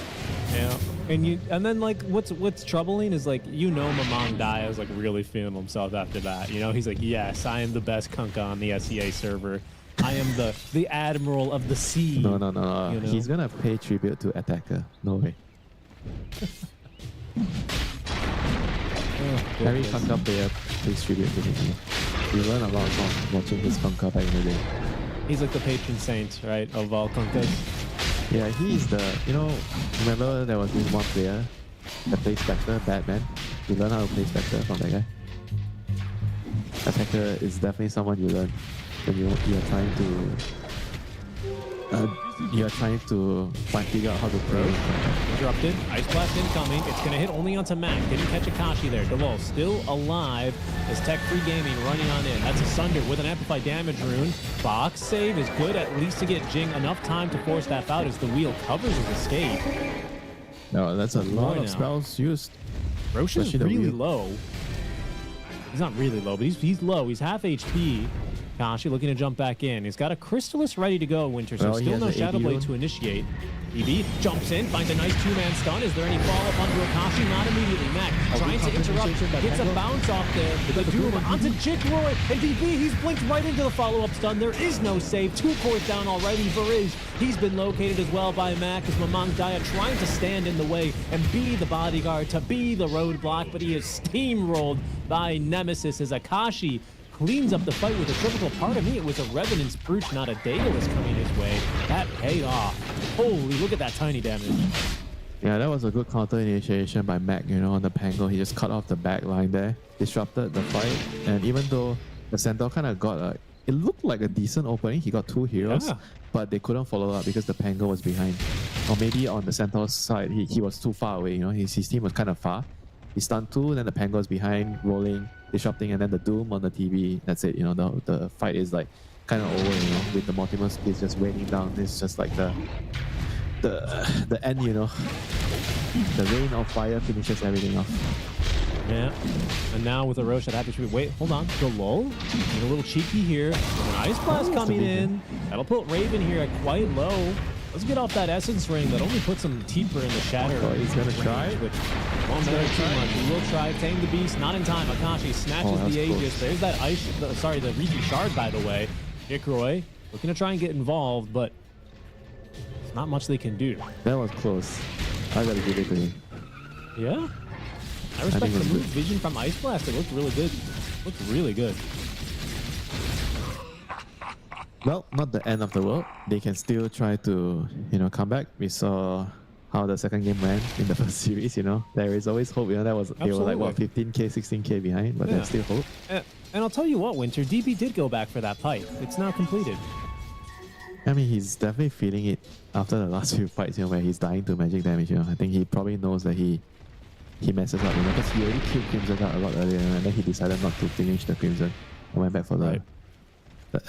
I mean, you can't really buy too many items. That's why I was like questioning the Blade Mirror earlier, because if he bought Blade Mirror, it means that one of his aura items is going to be very late, and he chose the pipe to be late, and he paid the price for it.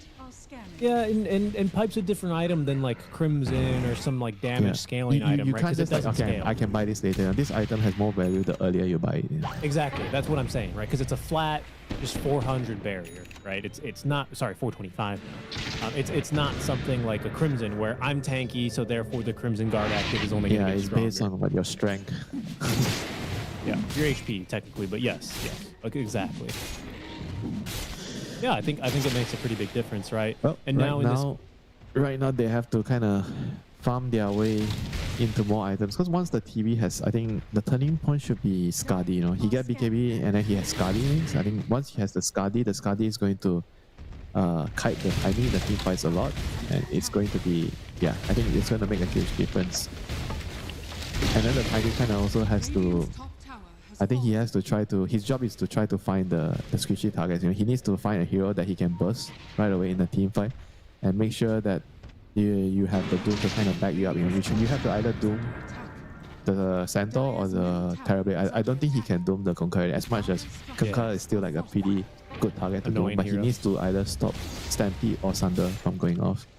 And you can double only choose Wisdom one. Shrine here at 28 minutes as the lull will steal the Dire. Nice move there. Winter, let me ask you about Tech Free Gaming's fight plan, their strategy. Until the Scotty is completed, which is not queued up yet, by the way. It's Another stayed 5 minutes, I guess.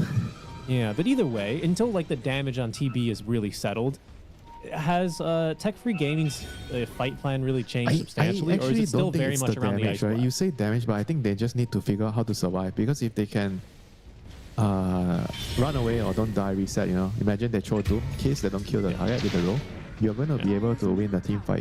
They just need to survive the initial jump or the initial volley of spells. It's all about surviving if you're Tech Free Gaming. Once you survive, the Doom runs out, and then I feel like there's nothing to stop the TB. The TB can just kill everybody. Because you're better in long fights, right? If you're Tech Free Gaming, more So Tidebringers, you want to more buy meta kiting hits. items or stats. That's what you want to buy. Beautiful smoke break here. Should be able to save the life of DB. He's maybe thinking about going back on in, but thinks better of it.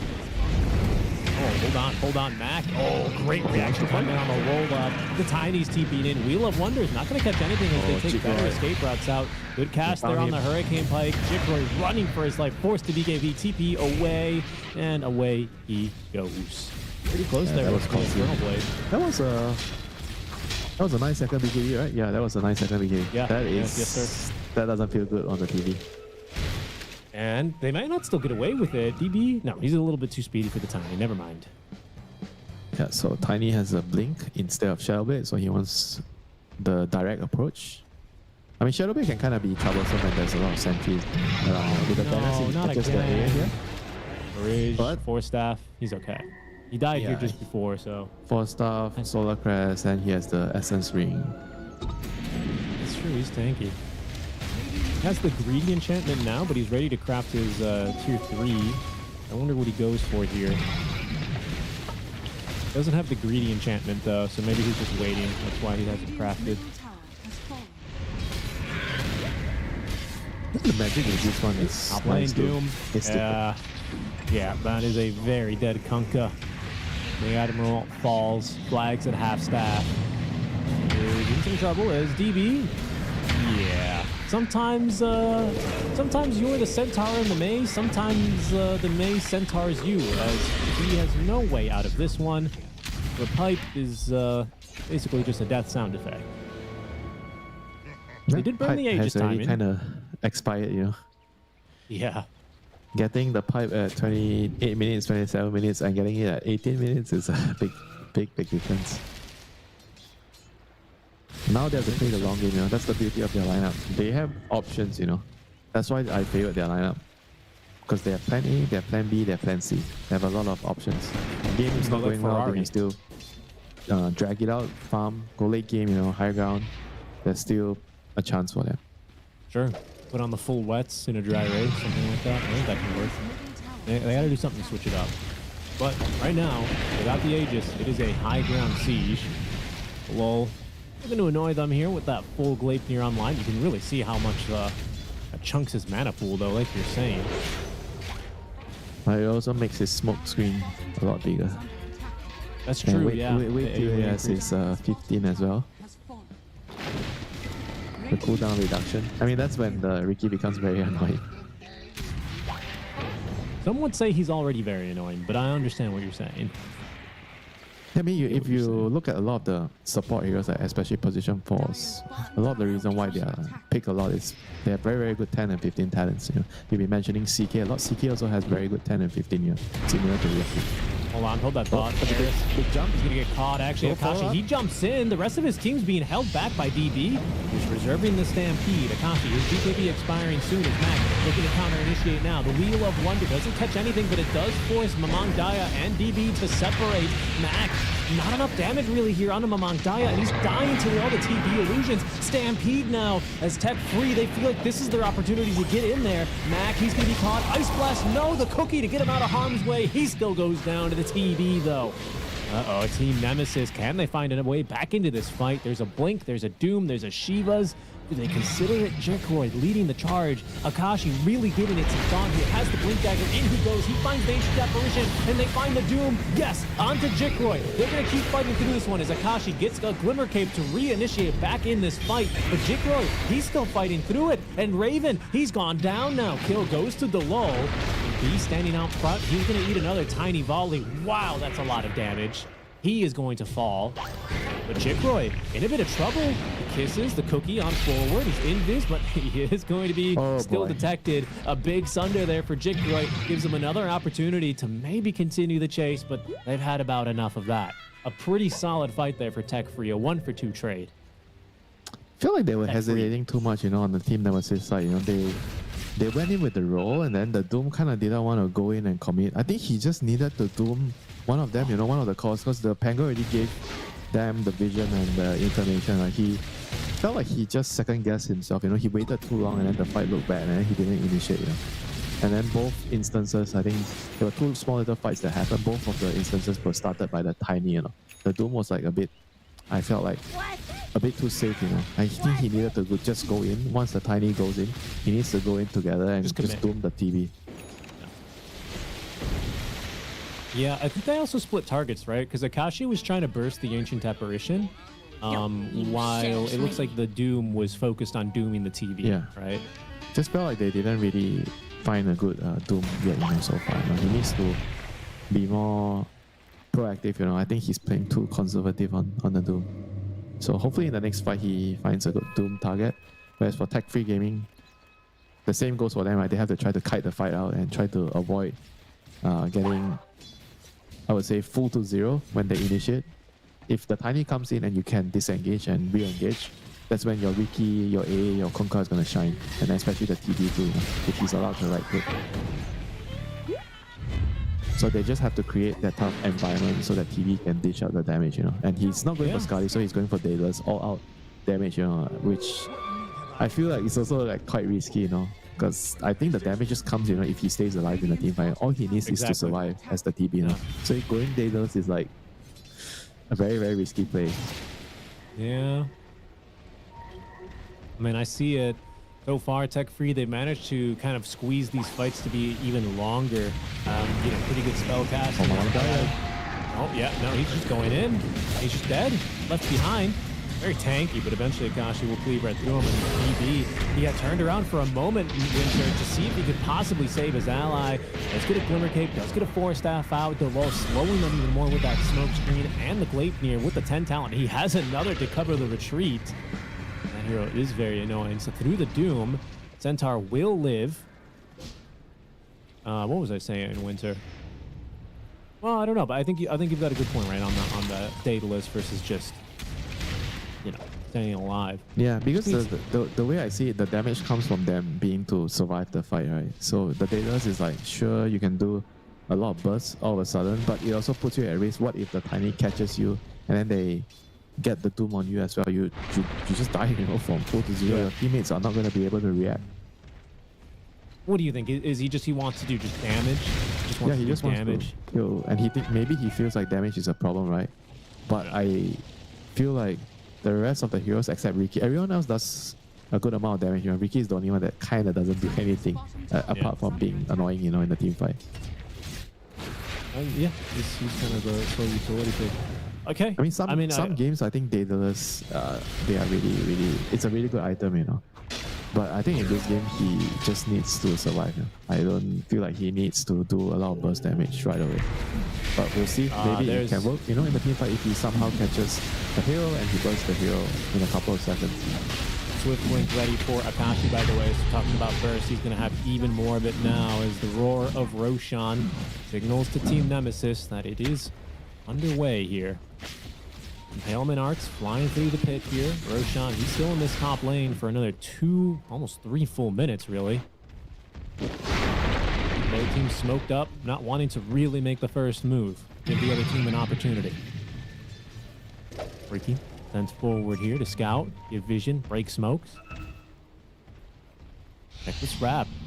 Assist, trying to get around Mangaya. His smoke breaks first. Akashi, the Glimmer Cave. He's going to get the jump early in. The Wheel of Wonder. It's going to taunt up a Mangaya. He's tanky, but not tanky enough. Down he goes. The rest of tech-free gaming scattered to the wind. But they did commit the Metamorphosis. There's no buyback here on Mangaya. Delol leading them into the river here. Still looking for another way into this fight, Winter. They don't want to give up this Roche. But they retain the Doom. Oh, and there it is, dropped onto Jikroy. Stampede to try and get him out of harm's way. A quick little Ice Blast. That'll just nick Raven, but they're bailing out of this fight. Akashi, he's TP'd away. Barish, surprisingly, he makes it out as well. But it's going to have to be Roche into the hands of Team Nemesis now. It's just gone their way. Yeah, no way they can come back and fight for this. Maybe Centaur can try for a steal. Hello? Hold on, below. Giving it a go. Hold on, a little whip. Let's see. No vision for him. He jumps in, gets Yule Scepter. Unfortunately, yeah, he is minced meat. Good effort, though. Good effort. I mean, he tried, you know. Got to give the man credit, you know.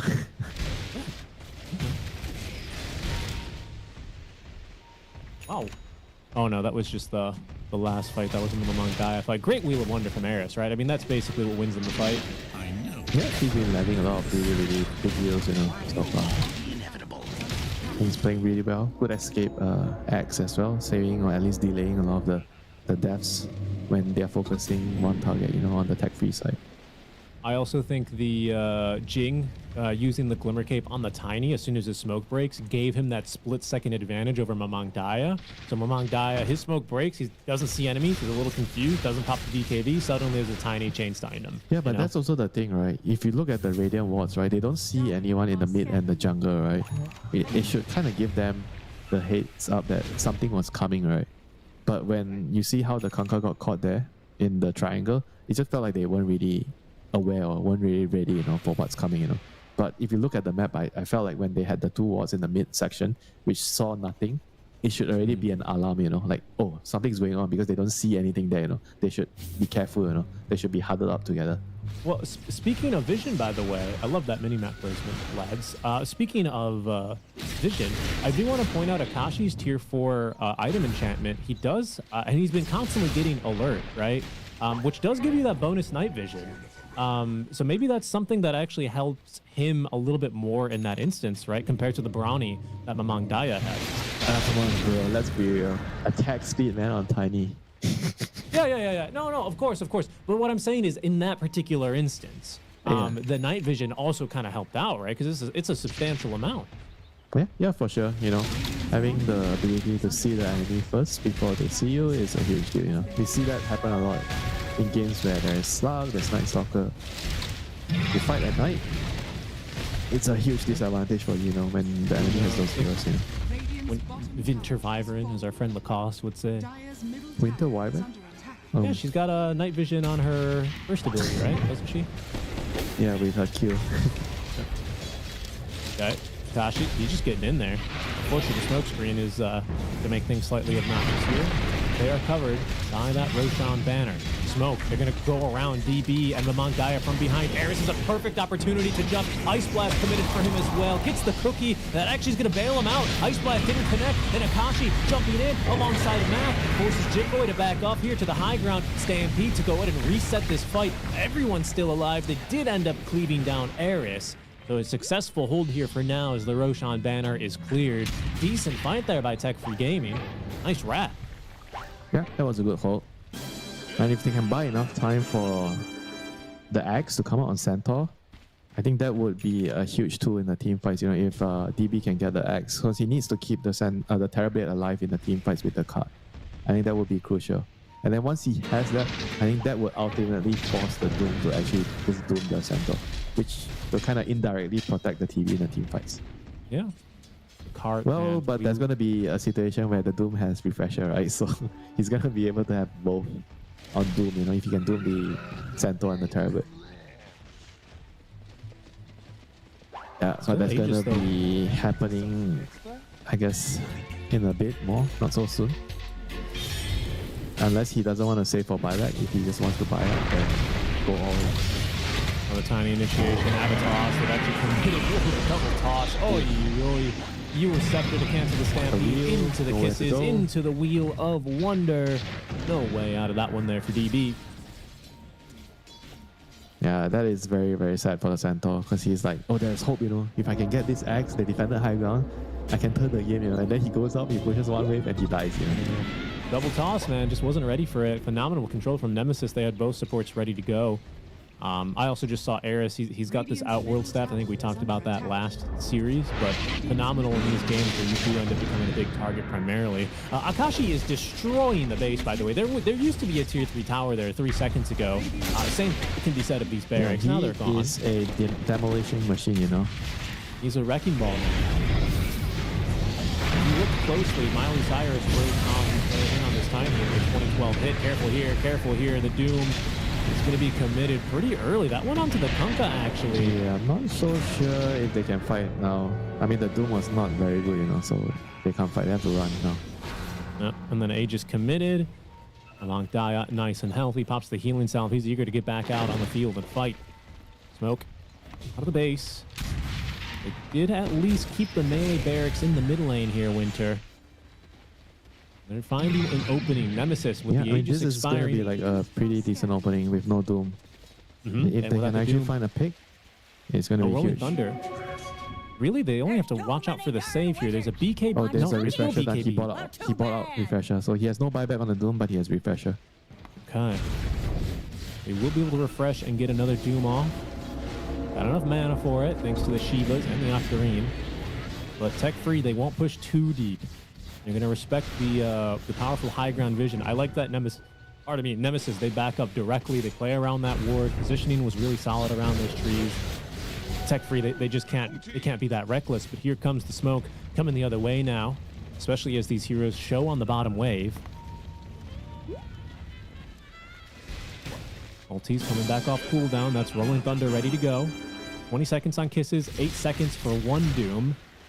Oh, actually for 2 Dooms, I should say, because Refresher is good to go. Metamorphosis still on cooldown. 30 seconds. That's a huge window here. If Team Nemesis can find an opening. Is Butterfly like a game changer at all? Not really, right? Because of the Doom, Jingle?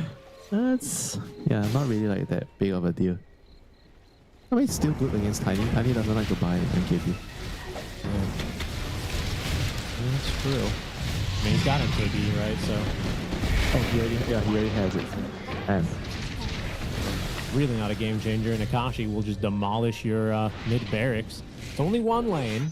Still very winnable here, but Team Nemesis playing it very patiently, playing it slowly. I imagine now at this rate, Winter, they set up some vision, they maintain control, and look for pickoffs while we wait for Roche. yeah, kind of Like a Python right there, the red themselves. Oh, the vision outside of the base with Mac following up. Well, able to escape up to the high ground, but Mac's going to get chasing with the Rolling Thunder active. He finds more than he gambled for, though, as the TB up there being chilling with the supports. That'll be enough to spook off this pangolin.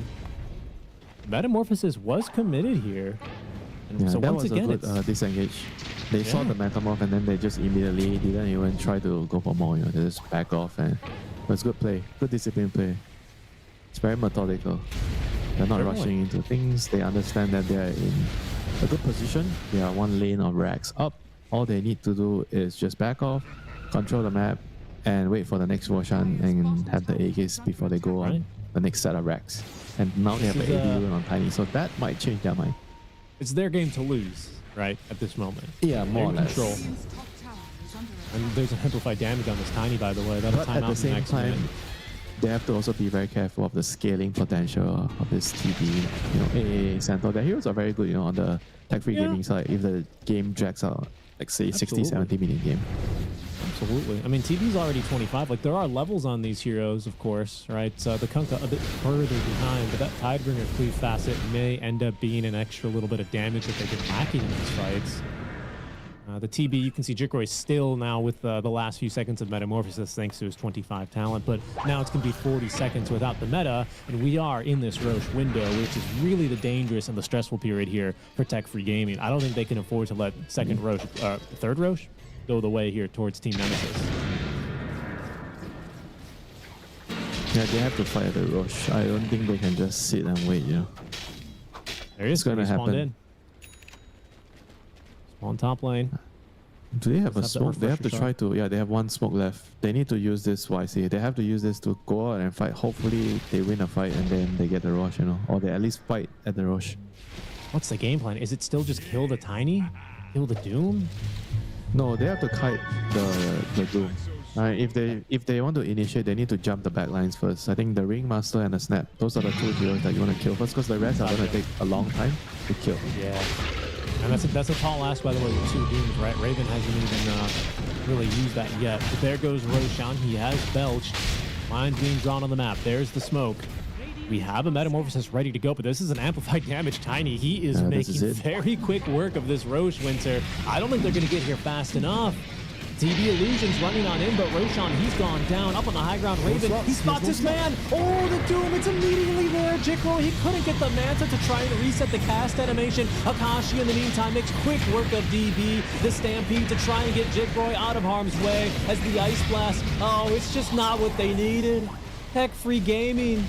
They're just too slow. They're just a little bit too slow there. Akashi cleaning up DB there in the back. The lull gets the TP away alongside Mamang Daya, but that's just got to be it, Winter. I'm just a little bit unlucky. They definitely didn't expect the AD rune. I mean, if it wasn't for the AD rune, they would have arrived at the Roche pit on time, ready to fight. Right. And phenomenal positioning from Raven, by the way. Realizing he's not really needed in the Roche pit, so he can play an off angle. That was the move that won them. Once he got the Doom onto the Terrorblade, that was it. Good stuff. He found his opening, he took it, and yeah, that was the end of the fight. But now Akashi is here to destroy everything. His face is no longer yours. The lull, lucky to escape. I think the gem's on that. Oh, final wave. Careful here. Don't get thrown into the fountain, lads. Akashi doing his due diligence to make sure that this game is all but secured. Focusing on to Barracks. There's too many targets. But with 30 seconds left. It's Megas. They're going to play it slow here. The Doom onto Mamang Daya. He's nullified. You can't even get out. He's muted as well. Raven's level 25. And there's no way out for him. He does have buyback, as does Varij, who's going to both commit him now. But Akashi just beating down your tier 4 towers. 6 seconds left here until this TV respawns, but your barracks, your base is looking very thin. Akashi, 3 minutes left on that Aegis of the cookie. Actually does stun up among Daya. Tidal wave bringing back Jing here into possibly a death. Check this out, Jikroy, he's in deep. He's winning that fight. He's taking down the Tiny. Okay, Ice Blast is going to be ready by the time he respawns. Another set of buybacks as Matt, he needs to counter initiate onto this. But look at the Crimson Guard. Mamang Daya so tanky. A essentially taken down. Where is Jikroy? They need him to be able to do some damage here. He's just going to be zoned away from the fight. Another Doom is ready to refresh. They will commit it. Oh, Jikroy, no way out. Akashi makes the jump in to seal the deal. And that is game one, done and dusted. Team Nemesis, they take game one off the tech-free game. Yeah, I mean, on top of the Akashi tiny carry, solid as a rock this game.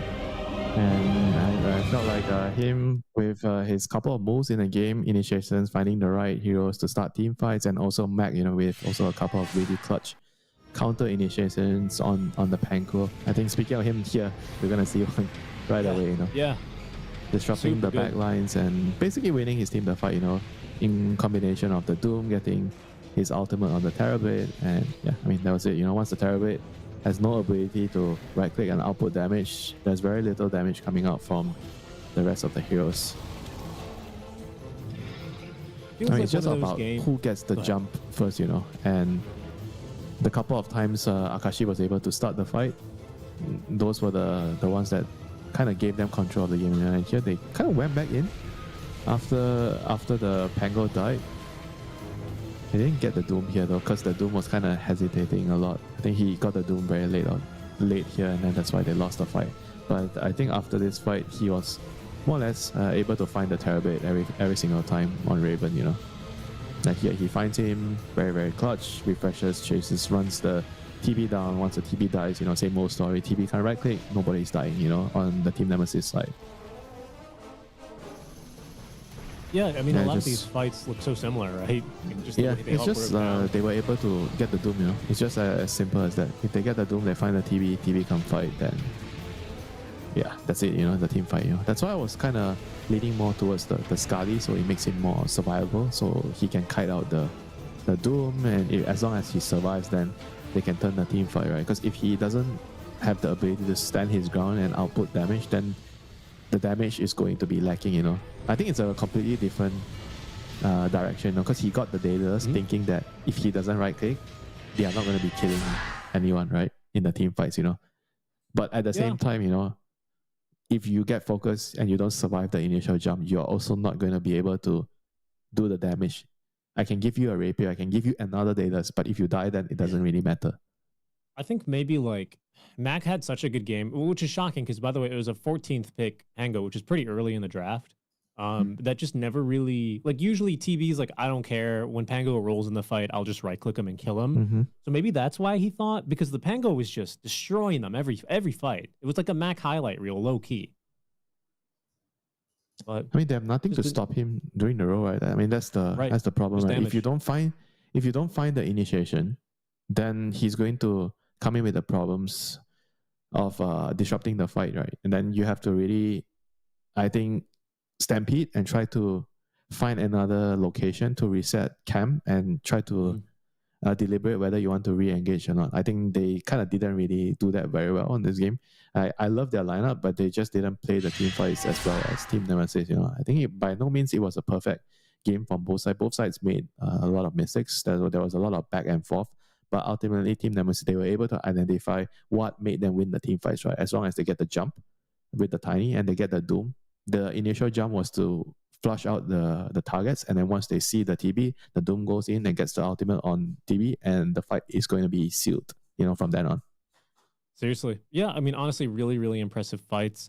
I think a pretty close game as well, honestly, this series. I think even towards the end, it could have reasonably gone either way, but eventually that net worth lead, the target priority, the spell casting, the fight decision, it's just going to be a little bit better here for Nemesis in game one, which will be a 51-minute victory for them. We are going to be going to about a 5 to 10 minute break, folks, while we get ready for game two. Do stay tuned, as after the break, the SCA road to the international qualifiers will continue. We'll see you then. The human body was built to move. Not trapped at a desk in one singular posture for 12 hours a day. It's time your chair evolved. This is Secret Lab Titan Evo. Ergonomically engineered for you. Gamers, hybrid workers, artists. Backing your every move.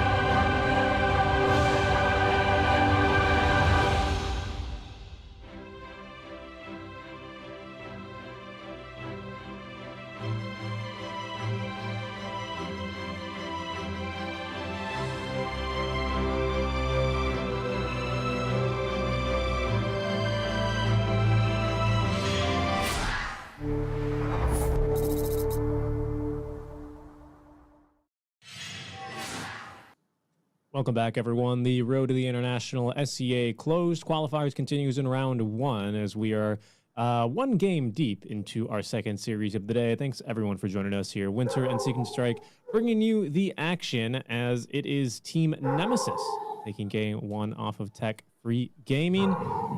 Winter, it's a little bit similar to game 1, right? Where I don't think it was necessarily down to draft or like losing all 3 lanes. It was just decision making and better fighting, right? By Team Nemesis that net them the victory. Yeah, I don't think you can say the draft is like the cause of the loss. You know, it mainly came down to team play, who's supposed to be in what location, and what they're supposed to do in the team fights, who you're supposed to go on, and how do you itemize. You know, these are the things that I think matter a lot more than what they had in the draft. You know, I think they had a completely playable draft. It's just how they were supposed to move as a unit. You know, they couldn't really find enough openings to begin with to win team fights.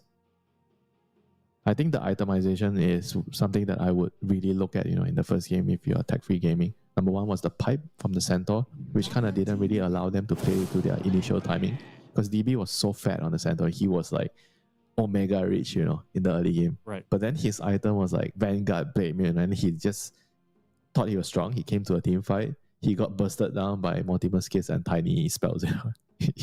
He looked strong, but he just died, you know.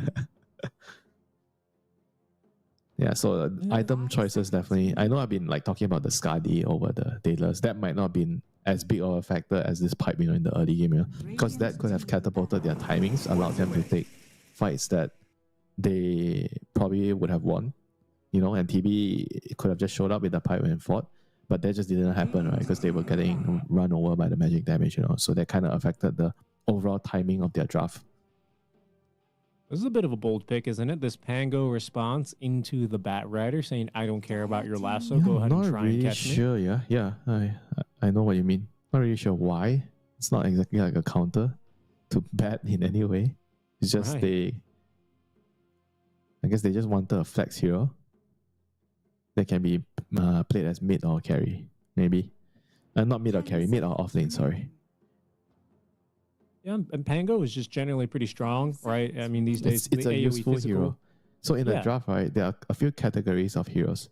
So you are either one of the first pick that really imba heroes, or in this instance, because they are second pick, right? So they have number 9. They're picking 9, then they're picking the hero into a ban phase, right? So heroes like sometimes you see Morphling opening at number 9 or Medusa, then you just ban like if you're Morphing, you ban AA or Doom, or if you're Medusa, you ban anti-mage, you know. Things like that could happen. Or you just pick the imba heroes in the early game, you know. Or you pick a flex hero, like in their case, they pick the flex hero, which is a Pango. So these are the couple of options that you have, and they're going to go back with the Witch Doctor, which we've seen in the first series as well today, which worked out quite well. And now we see the Ghost Lady. Okay, I've actually totally forgotten that this lady is not in the ban list. Yeah, well, she's normally banned. DP. Yeah. Bane is the ultimate counter to the Rolling Thunder. So until you have like Lotus or Lincolns, this is going to be a problem for you. You know, Lotus usually is the go-to item against Bane. It's going to take a while before you get there. It's very difficult to play into that. Yeah, and talk to me more about this Death Prophet, who I believe at the start of the day you claimed may be the best hero of the patch right now. Yeah, I think she could be the best hero of the patch because she got a couple of very nice small little buffs, you know, and obviously the facet, the buff to the Creep Swarm, so the lane is a lot better. So they buffed the level 1 Creep Swarm? I remember they did some small little so the laning phase is a lot damage. Yeah, the damage. So the laning phase is a lot better. And she has this new build where she goes Aghanims with power trade. So you abuse the right click with the Spirit Collector facet. So you deal a ton of damage and you're unkillable. You're very difficult to kill. You're very tanky. And you kind of dictate a lot of play in the map because you can kill Tormentor, you can kill Towers, you can kill Roshan. You do everything on this hero. The only thing you don't have is catch. So they already have Bat Rider and Bane to kind of solve that problem for the DP. And here we see Slug and TB. So Slug is position 4 Slug. The Slug here will kind of be a save against the Bane Grip in a way, you know. It's quite reliable despite the nerfs. The cast range got nerfed a lot, but I think in this instance it's still quite reliable. It's not so good against the lasso because the AoE is small. Sometimes you can't get into position to save. But against the main grip is, I think, fairly straightforward. He grips your teammate and then you just walk over and cast your Depth Shroud over there. Yeah. So that is that easy. end grip like it ends duel, or is it just save them from damage? Yeah, it ends the grip because you no longer see the target, so it cancels. It's like right, 'cause disrupt, it's a right? channel. You disrupt and the grip it's a ends. channel. That's right. Yeah, so they go for the Darkseer, which is the illusion hero counter or Terrorblade counter in a way. So Darkseer with Batrider, a very terrifying lane as well, kill lane. Very strong, Seriously. very potent. And now you don't really have room to pick something like an Oracle to deal with that, right? Because Yeah, Witch Oracle would have Doctor been out already. amazing this game against their heroes. Seriously. Yeah, or a Shadow Demon. He's always like the go-to shut down Death Prophet hero, right? Yeah, shut down That's- that proper, shut down the you get to remove the surge, you Yeah. save against the grip, you save against the lasso, everything. Basically everything. Everything. This is actually yeah, an just no- insane Oracle game. right? Or Shadow Demon. But there's to just make no it room. happen, right, you have to somehow do like some Witch Doctor Oracle support duo, and then your Pango has to go Yeah. mid, then you have a Slug and Terrorblade. Yeah, The something draft like looks awful. this. Yeah, no, I think it completely explodes your draft. You just can't get it done. But No, probably that's not. that's gonna be the response. I mean, honestly, for tech-free gaming, you look at their bans, and I think they do make a lot of sense. I'm hoping now as they look to set up their mid laner that they can utilize these extra bans that they put in for like the Puck, the Monkey King, stuff like this to make sure that they get the best answer to this Death Prophet. I mean, the Lina and Sniper, I think. That's probably the only two here because you need to outrange her to kill her. But even then, I've seen this matchup. Lina against DP. DP can still win the lane. I was watching Satanic play against Supreme. I think it was yesterday or 2 days ago. I saw this lane, and I thought, oh, Lina should win this lane, right? But the Lina lost the lane. The Lina lost the lane to the DP. I mean, you could make an argument of Satanic is not a mid hero, but he's still a very mechanical player. He's a very skilled player. So it says a lot about DP being like a very, very powerful hero right now.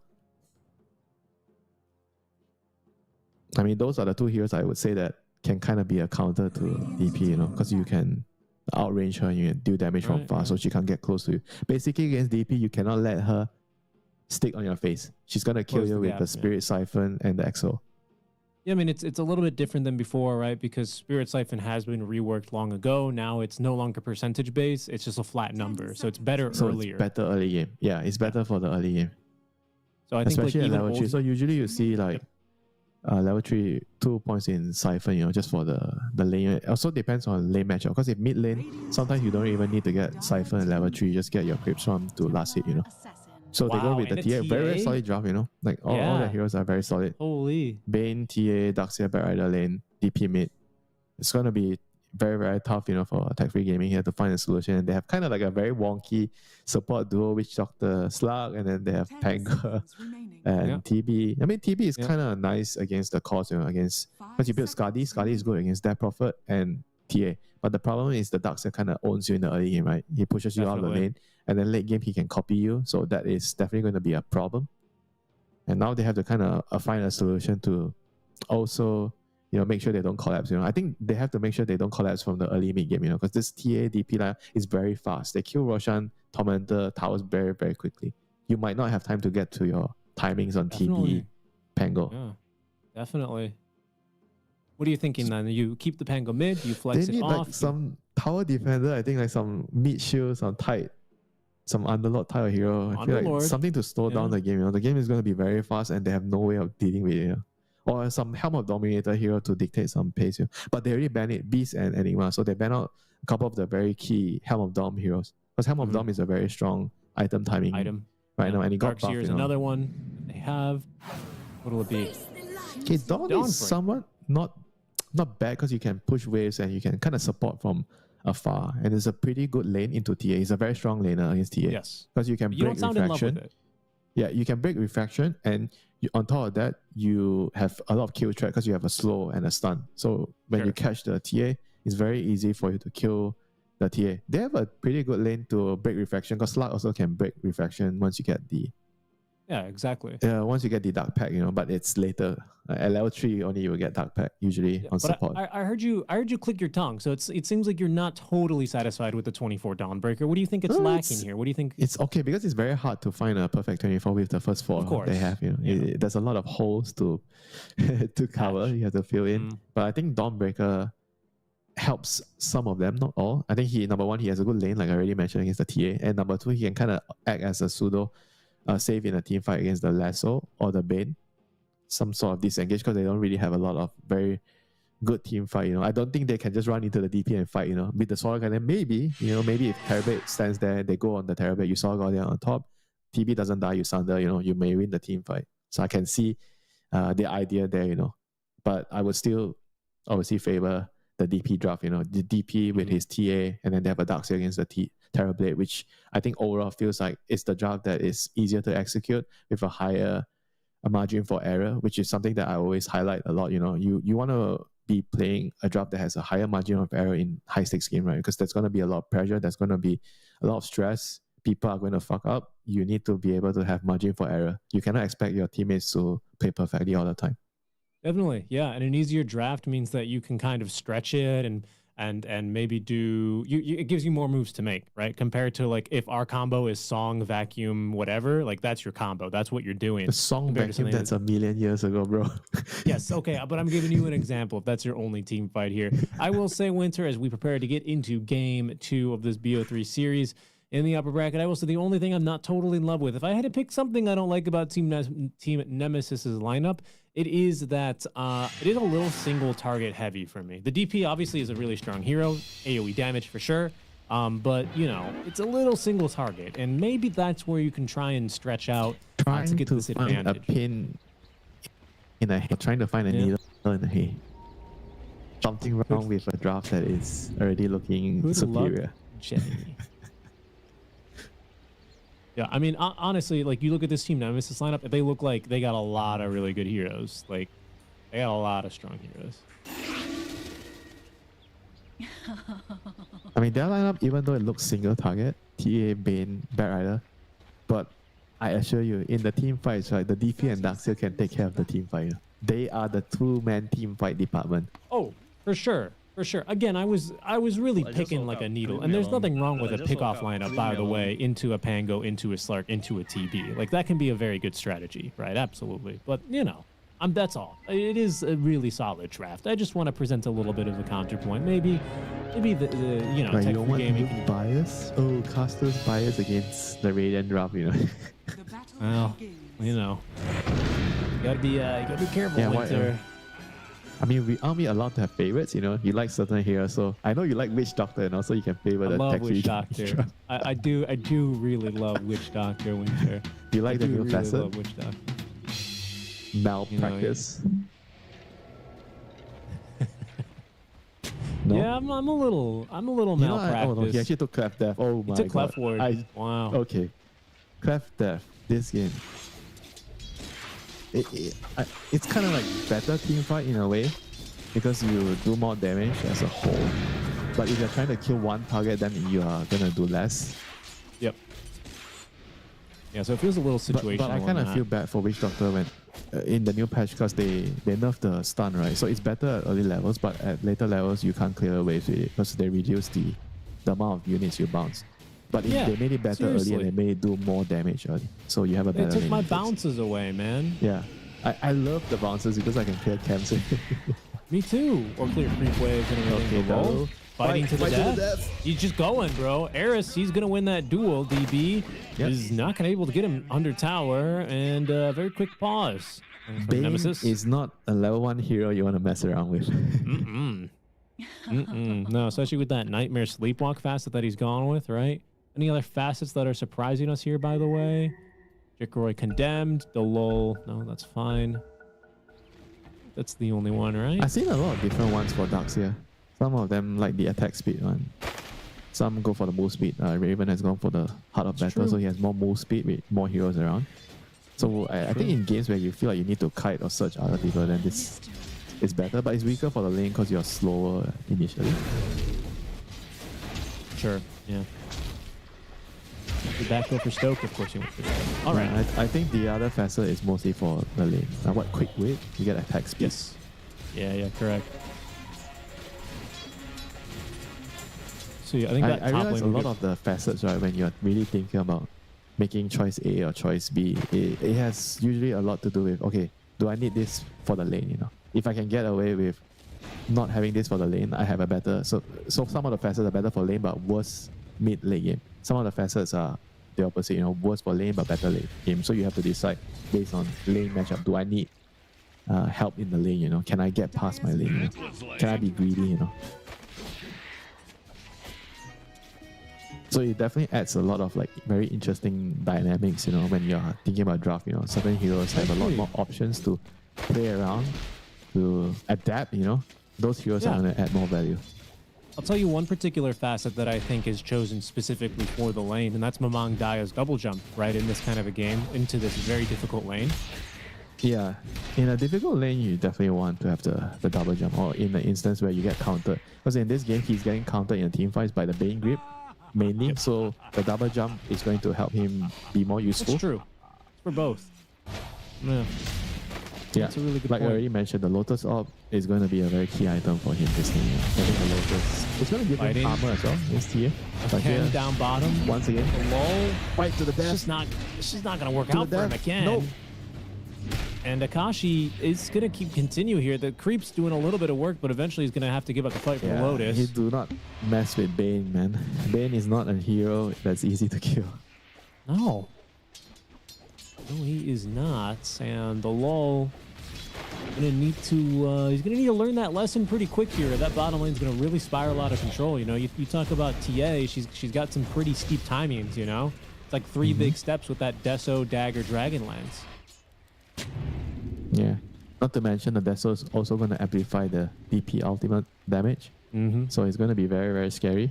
Your towers, your Roche is all going to go down very, very quickly. You know, Dalo this game. So what does he... I feel like his main job is the shot. I don't know outside that what else can he do. Maybe get a use if he's rich, but judging by the early game, he's going to be very poor this game, you know. On the slot, he's not going to be able to When buy... is Bane so fast, by the way? Is Slark really just that slow? This slug is quite... I think when you have your, what, innate? You're not I that guess slow. so, yeah, makes up for it. Alright, now Eris they is see making him, a little yeah. bit of space. He's gonna take a quick I mean, sail down the Slug is river not to a slow low. hero, I can guarantee you that. I've been playing a lot of Slug lately. He's not slow. Just a little bit of shenanigans though. And When you that's, say slow, right, my jungler. mind just goes to the CM. Sure. But 275. I'm just like, sometimes I feel like, oh no. Little boot Oh, camp no. disconnect there. It has to happen one time, right? Every SEA qualifier. Yeah, that's true. Some team Yeah, will that's lose true. power. Oh, Max in a little bit of an awkward spot here as well, isn't he, underneath the tower? I've got to hope that they disconnected pretty quickly, but those creeps have turned around. He might be in some trouble as a result of this, unfortunately. I hate to say it. 4 1 charges, bottle sip. Well, if Mamang Daya is a gentleman, he'll just let him return to the lane. Would you be a unharmed. gentleman in game 2, down 1, when your opponent picks DP? Depends on who's my opponent. If it's somebody I fancy, maybe I'll let him live. But if it's somebody that, you know, messes with me all the time in my games, then it'll be hard to let him just walk away, you know, from this. Chikro is doing a lot of pinging here. I think he's like, come on, choose love. Everyone is maybe discussing what to do. Yeah, I mean, this is unfortunate, you know. They won the first game, they're feeling good, and now all of a sudden, whatever technical problems they're having, they have to deal with it, you know. It's not something that's easy to go through, you know. It kind of also disrupts, I think, because it happens so early, it doesn't bother players as much, because if usually this type of tech problems happen during the mid game.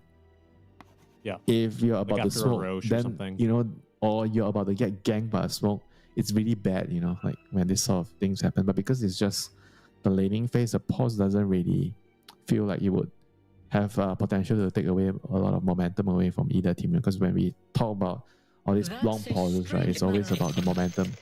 Like if the team is winning, is in the middle of getting something done, they are trying to kill a hero with smoke. This is the easiest example. And then the pause kind of made everyone think, oh, what is the enemy doing? And they don't get the smoke. Those are things that could change the look of the game very, very quickly. I will say in-game chat, there's it's still tech-free gaming who are asking some questions, and Dalol immediately asks how many minutes admins he's received some tips from his team. Yeah, we can give them our pause time. Yeah. So I'll tell you what, though, folks, we are going to be paused here for a minute. Hopefully the admin's in touch with Team Nemesis, and we hope to be back soon. But story so far is it's 4 minutes, 30 seconds in, a 2-0 kill lead, but with all 5 players disconnected, it doesn't leave much for us here but to wait.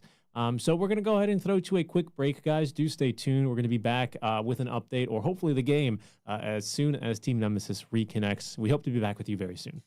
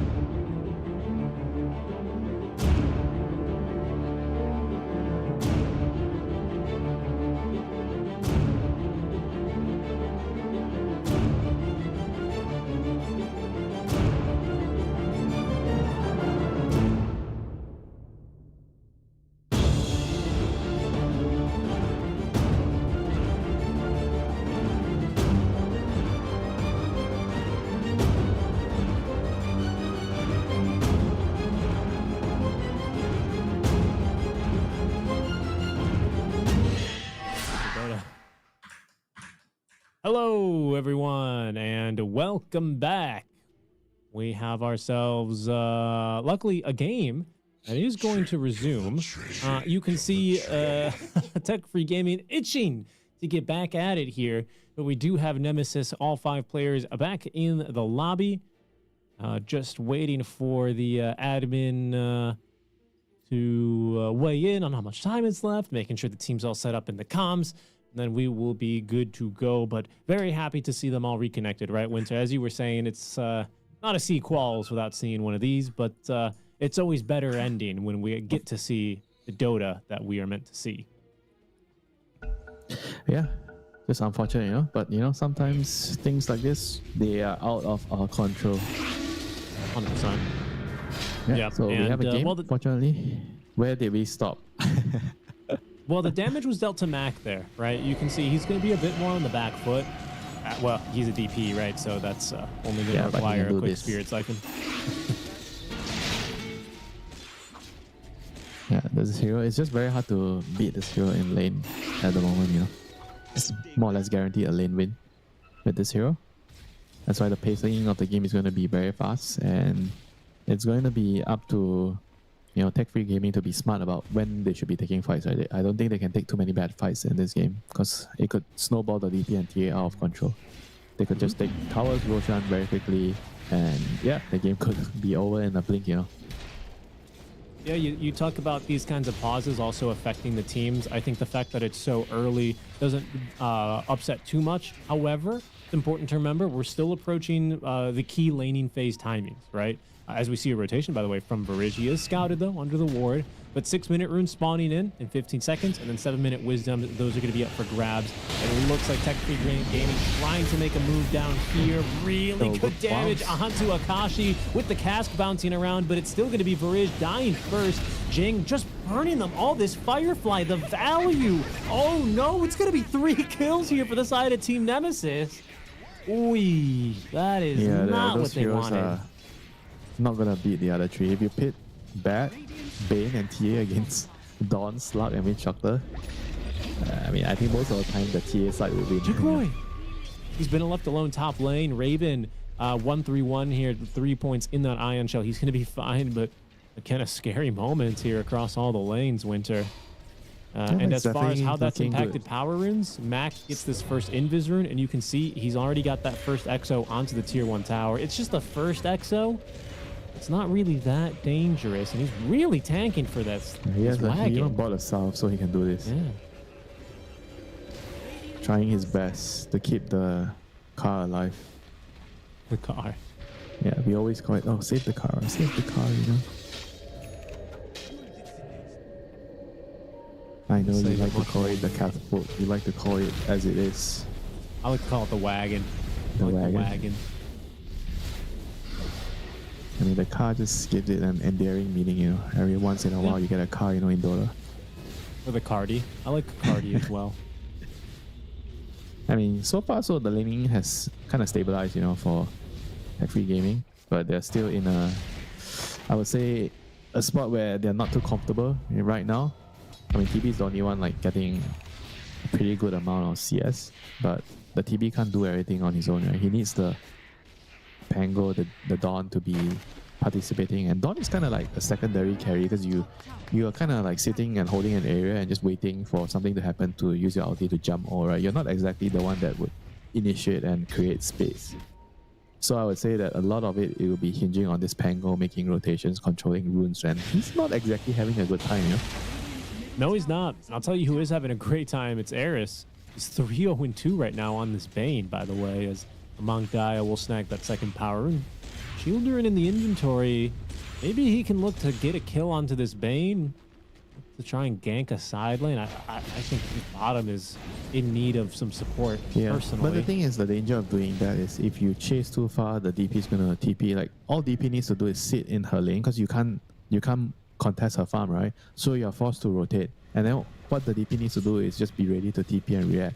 And his teammates just to make sure that they don't create a fight too far away from the tower, right? So that the TP rotation doesn't help. As long as they fight around the tower, the DP can back up. So then your Pango moves are going to be useless and he can't go to the lane because he can't fight the DP. That would create a very a big advantage for the side of Nemesis, right? So they just need to sit tight and make sure they react accordingly. Well, speaking of the rotations, it's actually Mac who will make this preemptive rotation alongside Akashi. The Dragon Lance is online. They've got this Orb of Blight, and with the second Exorcism, and with that tier 1 tower, it's Pango who's going to TP in first. Eris, he's only level 5 and doesn't get vision here for the Nightmare to cancel the Rolling Thunder. Do they have the control here without this Thunder Roll facet? DB, he's going to TP on in, but he's taking a lot of damage now from Akashi. Delol doing what he can as Mamang Daya, his Rolling Thunder ends. Fantastic cast into the Cleft Ward. That's good for the kill onto Mac. Oh, the Witch Doctor hit level 6 there so fast. Yeah, how was he? I guess he got a kill in the lane earlier. Yeah. That was like, that was, I think, totally unexpected. Without the Witch Doctor Death Ward, there was no way they had enough damage to kill the DP. No way. She kind of felt invincible. And now Jigroy. Darkseer came down. Yeah. Vacuum into the Meld Strike. That is like a big return kill as well after losing the DP. Oh no, Tech from Gaming, they've just stuck around too long, Winter. They fed Akashi 2 more kills. 3k the net worth lead now, and even without the Exo, they will be able to get that tower. So it means that Team Nemesis is going to get access towards the Ancients area, you know. And the mid tower is going to be in danger of falling very soon. And if that happens, the TB is going to lose a lot of like his income, you know, in the middle of the map. So he has to hide in the side of the maps to farm, you know. But the danger of doing that is the Bat and the Bane can catch you, right? Because Team Nemesis, they have very good heroes of Shadow or Phantom pushing the waves, you know. With the Darkseer. No, exactly. Hold on, Jing, you madman. He's just running in. Dude, he's just running in. The Mangaya? He's just going in. Gonna go and counter initiate. Okay. Eris does not yet have the grip, but he does get pushed down to the low ground and he sleepwalks himself up. But the reinitiation, I love that. The Solar Guardian back on in. DB vacuum back your bio moment, but he does have that Celestial Hammer Trail following him. Does slow Mac and Akashi, rips through those refraction charges. It's good enough to stop the engagement with a quick kill onto that Bane. Yeah, that was a nice attempt. Some fancy repositioning, you know, from the sleepwalk. You can reposition yourself. Talk to me a little bit here, Winter, about the kind of game that you expected the lull to have, right? Because he's had a very bad start. He did get some solo experience top, so he's about to hit level 6 at least. But until he gets his shard, what's this hero to do here in a game like this? Just vision, deward, control vision, kill some couriers if you can. And I mean, it's okay to die on this hero when because you're like a covert spy, right? You're running into enemy territory. You're trying to gain some important information about their battle plans. So you're always going to put yourself at risk of dying. Sure. And to play this hero as well, you cannot be afraid of dying. And you need to understand which part of the map you have to go and scout, right? So you're always on the opposite side of your team. Now he's level 6. Level 6 means a lot. You get a regen, but Jigroy in trouble. In danger. There's the Cleft Ward coming through. They need a vacuum. No, the silence is there to cancel. Nice job there. Yeah, he has silence now. Backing him up. That point in the silence to shut it down, and he is not going to take down to that Maledict. Lovely, lovely fight there. Yeah, big kill on the Terrorblade, and now they're going to get the rewards. Getting a tower. The map is going to start to look smaller for the side of Tech 3 Gaming. Oh, Fiend's gripping mid lane. Akashi laying in the damage. This is going to be a really nice kill. Oh, he didn't get the last hit. It goes to Eris, but it's still going to get him closer, that assist, to the Desolator, which is now only 500 gold. I'll make that 600 gold away, pardon me. And another tier 1 tower. That's all tier 1s down already. And they're going to run into the slot. The Low is going to scout, give his team some information. They see a Bat. But the Bat is very fast. He's so fast, yeah. Yeah, with the Stoke Facet, he's very fast. And this new Facet is actually so fun to play.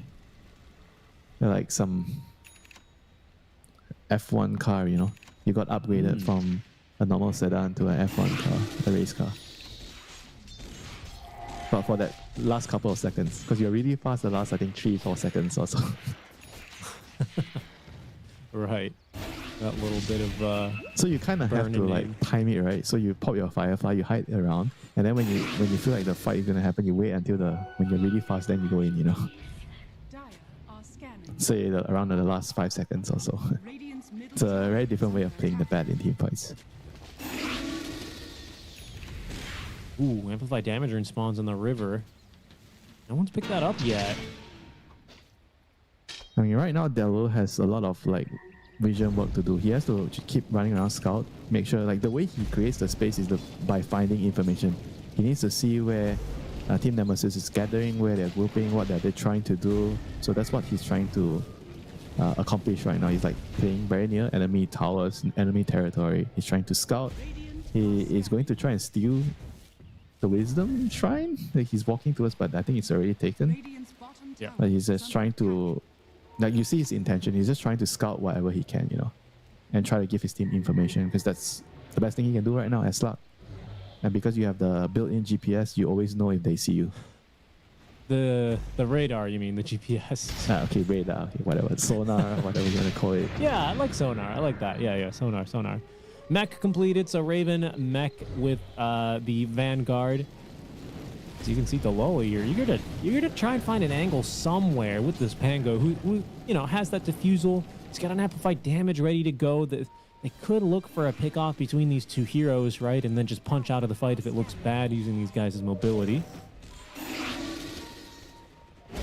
Yeah, he's just like, oh, I see someone.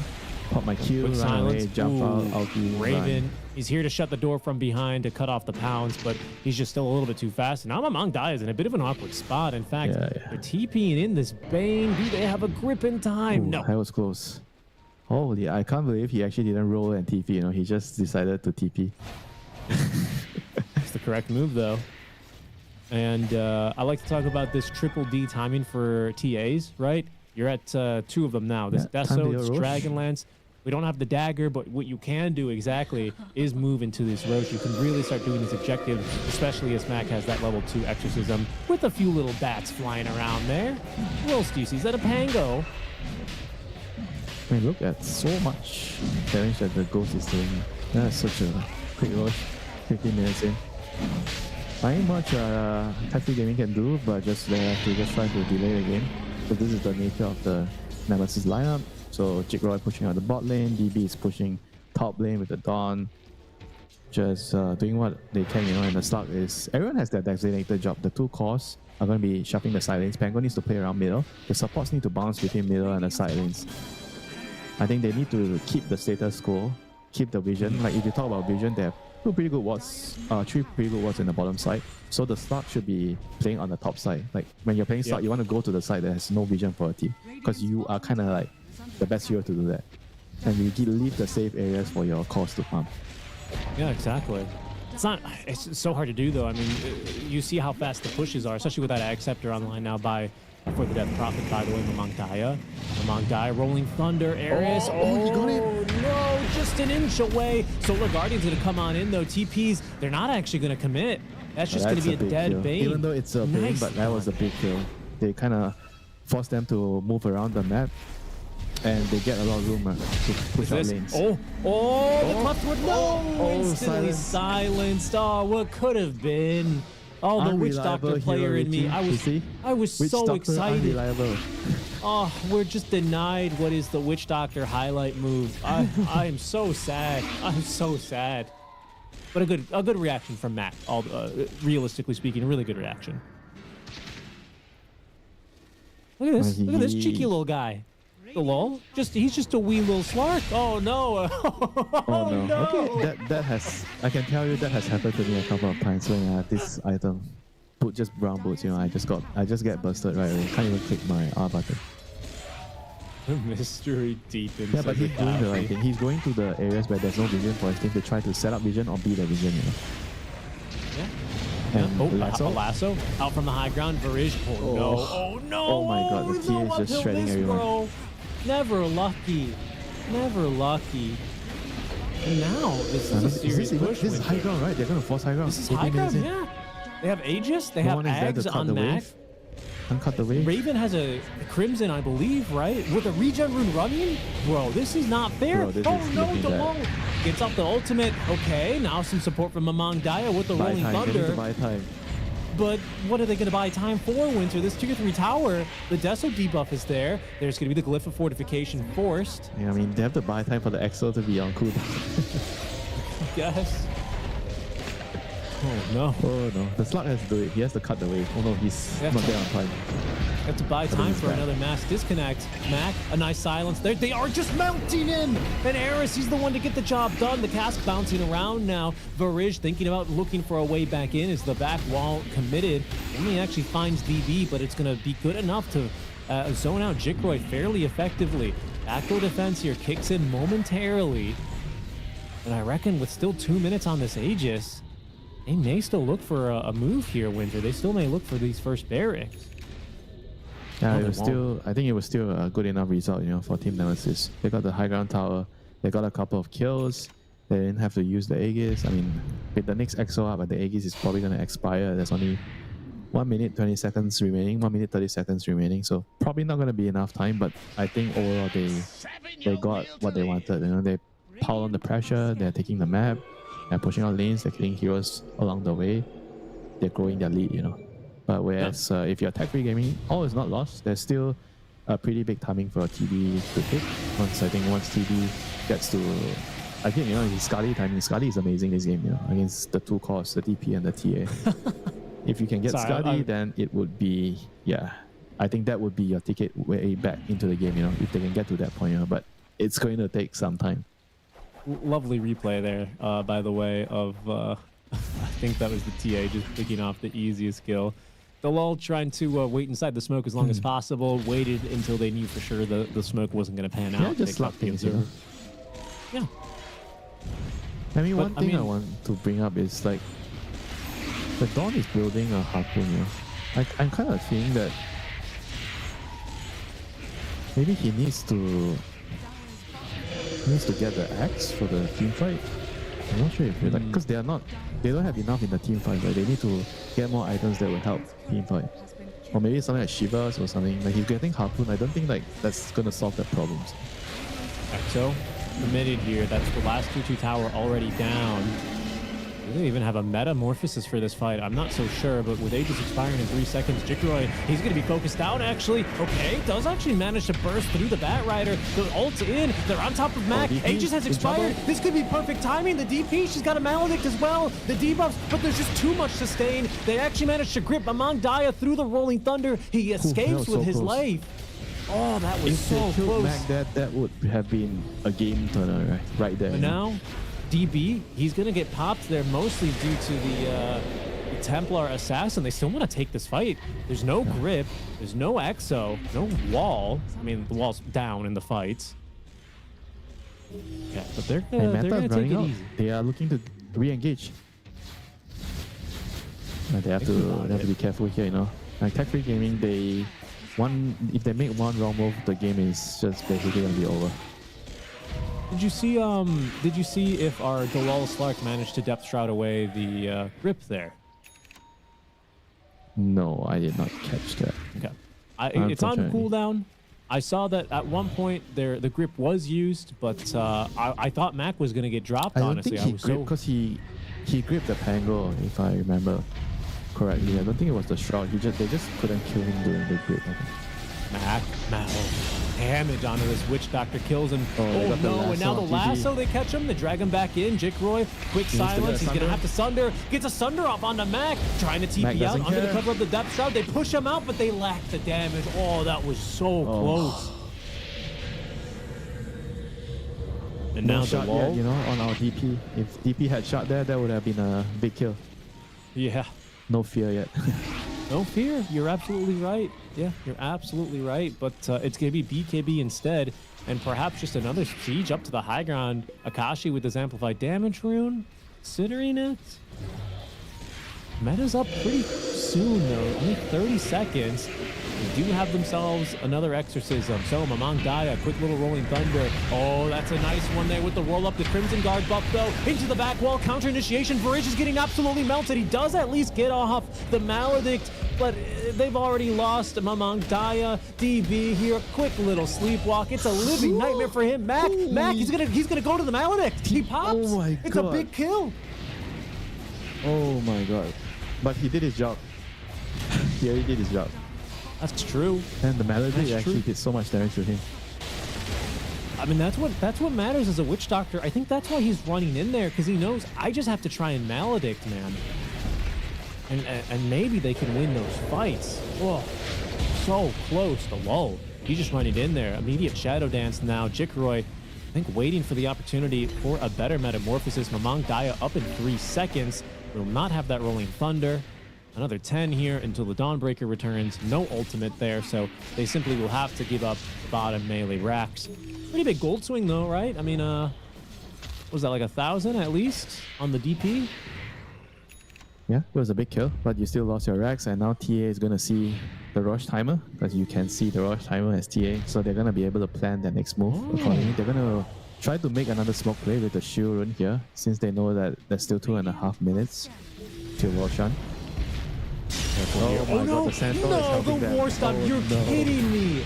Jikroy Oh, up to the cliff, vacuumed up again. Can he get a Sunder up But anyone? He's chasing he's after not. Raven. He actually gets the Sunder. That's not half bad. Varish is going to die in his place instead. But now Jikroy fighting alone versus 2, joined by DB. Mac, he's looking real strong. The Depth Shroud, they're going to just TP away again. No, yes, they're both going to they're all escape. out.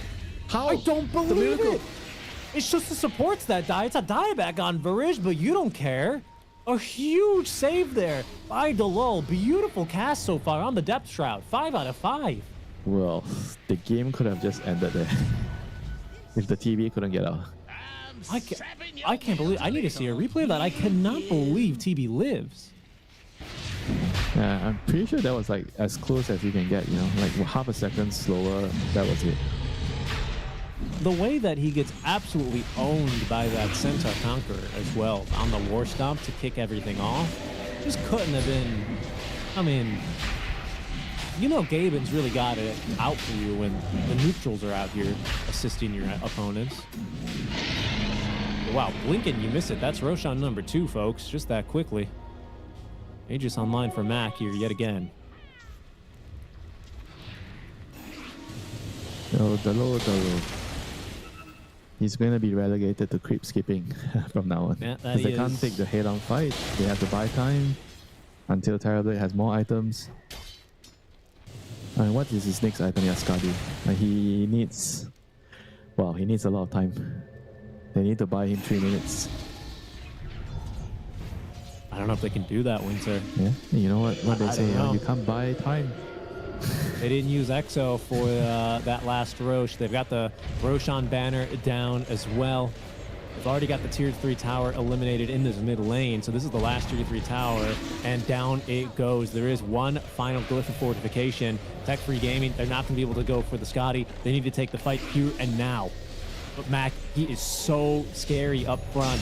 How are you going to reach these backliners? Oh no, they're just going to come to you. He's being dragged shot. into his doom. Jikroy silenced after the Manta style. Gets force-stepped up back to his safety by his team as DB. He's jumping in, just trying to create as much space and time as he can. Akashi, he's nuked through Mamang Daya though, and now he's back for a seconds. It's DB who's also down. Jikroy, what can they do? Top barracks are down. The Exo's ended. They do have a buyback on Mamang Daya, but he does not have his ultimate. There's no Rolling Thunder. Detroit, it's here or you just lose. They just can't afford to lose against the Megas this early. They'll lose the barracks. 5 seconds till DB respawns. He doesn't. He's just not going to have his ults though. And look how patiently Nemesis are playing it here. They will back off. They still have 3 minutes left on this Aegis. Force the buyback from the mid. Not half bad. I mean, this is looking rough, you know. How many buybacks are they going to need to hold the last set of racks?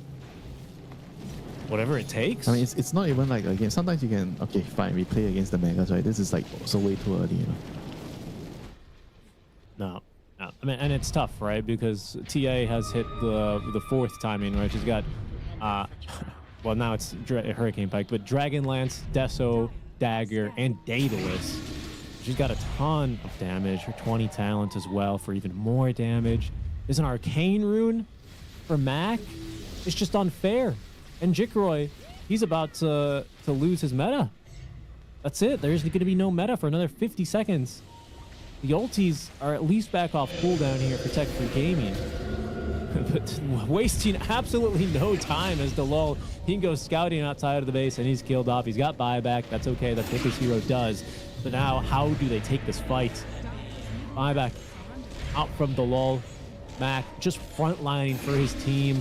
The TA waiting to explode on anyone who dares to show their face, anyone who dares to try and challenge Mac. Jikroy joining the bottom lane. Lasso is ready to go again. Delol waiting to try and save him, I reckon, with the Depth Shroud.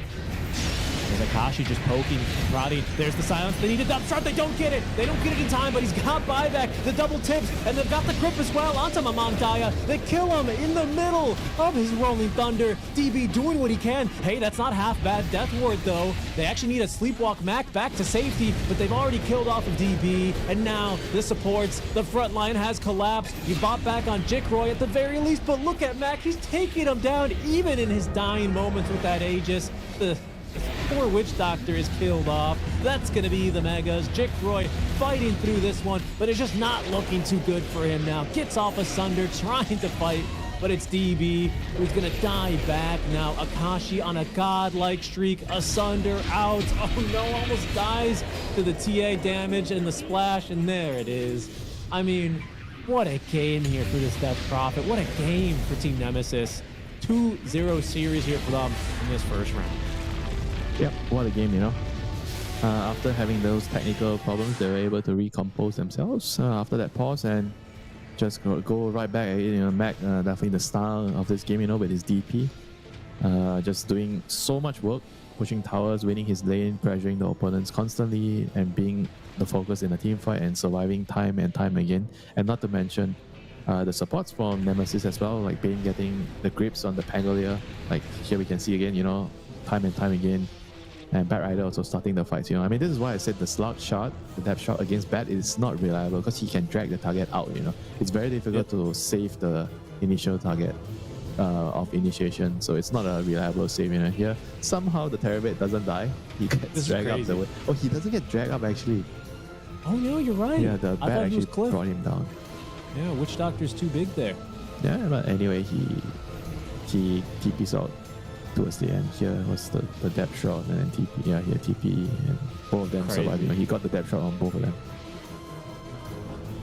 Yeah. I mean, well played, but it's not enough, you know. I mean, this is also one of the reasons my slug has kind of fallen off a little bit. It's not just the nerfs, but they are just better heroes. You know, Bat Rider is like the rising position 4 hero together with the Dark Wheel. Those are two very, very strong laners. They are very good in the team fight. They do a lot for a team, whereas Slug kind of feels like, other than being a sonar tracker, detecting wards, you are just not going to accomplish as much in a team fight, because you're basically going to be just waiting to counter initiate with your death shot. Agreed. And if that doesn't really happen, what do you actually contribute in the team fights? Right?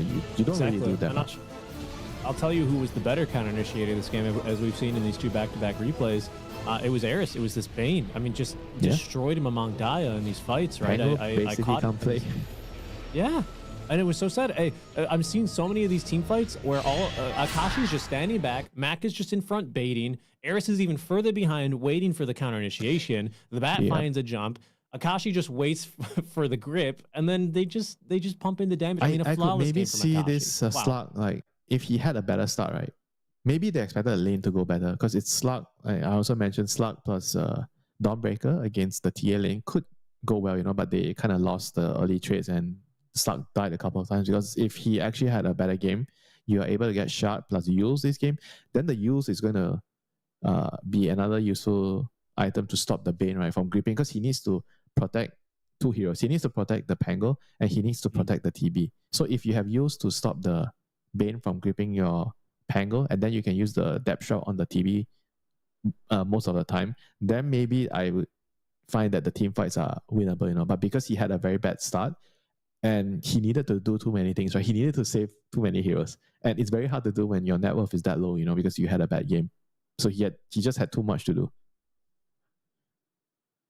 Yeah, and your very witch hard to doctor is do, like if not- kind of just sitting on the sidelines waiting for a good opening for ulti. So he's not really exactly gonna be doing a whole lot, right? He's also like waiting for something to happen before he can drop his death wall and hope he kills everyone, you know. So I think overall in the team fights, it's just a lot harder until they get more items, you know, on the tech-free gaming side. Before they get items, it's way more straightforward for Team Nemesis, you know. When you're just talking about strictly heroes against heroes, and how the team fights are going to pan out, it's just way easier, you know, for Team Nemesis with the Darkseer Vacuum, the DP running in with a Ghost, and you have to deal with the Bat Rider jumping in to initiate. It's hard, you know, and there's vision from the TA traps. It's just tough, you know. I agree. Overall, Winter, very quickly, of course, as we're on a rolling schedule, so our next series are about to get started in about 10 to 15 minutes. But your overall impression today of Team Nemesis, do you think they can take some serious fights up to these bigger teams? What do you think? I mean, it definitely looks promising right now, but it's just one series, you know. It's hard to say, and they don't really look very stable. It's not a clean game, you know, but they could improve. Things could change. So, I mean, who knows, you know? The only way to find out is to stay tuned. Yes, exactly. And if you stay tuned here, folks, for our coverage today, you're going to get some more upper bracket Dota with MLP, My Little Pony, and Jonathan. They're going to be taking you through our next game here, Trailer Park Boys versus Ivory, and then later on today, Castawake versus Execration. Make sure you guys stay tuned for that. Winter and I return tomorrow. We hope you enjoyed the coverage. But remember, stay tuned. Mike and John up next with the Trailer Park Boys versus Ivory. We'll be back with that very quickly. The human body was built to move. Not trapped at a desk in one singular posture for 12 hours a day. It's time your chair evolved. This is Secret Lab Titan Evo. Ergonomically engineered for you. Gamers, hybrid workers, artists. Backing your every move.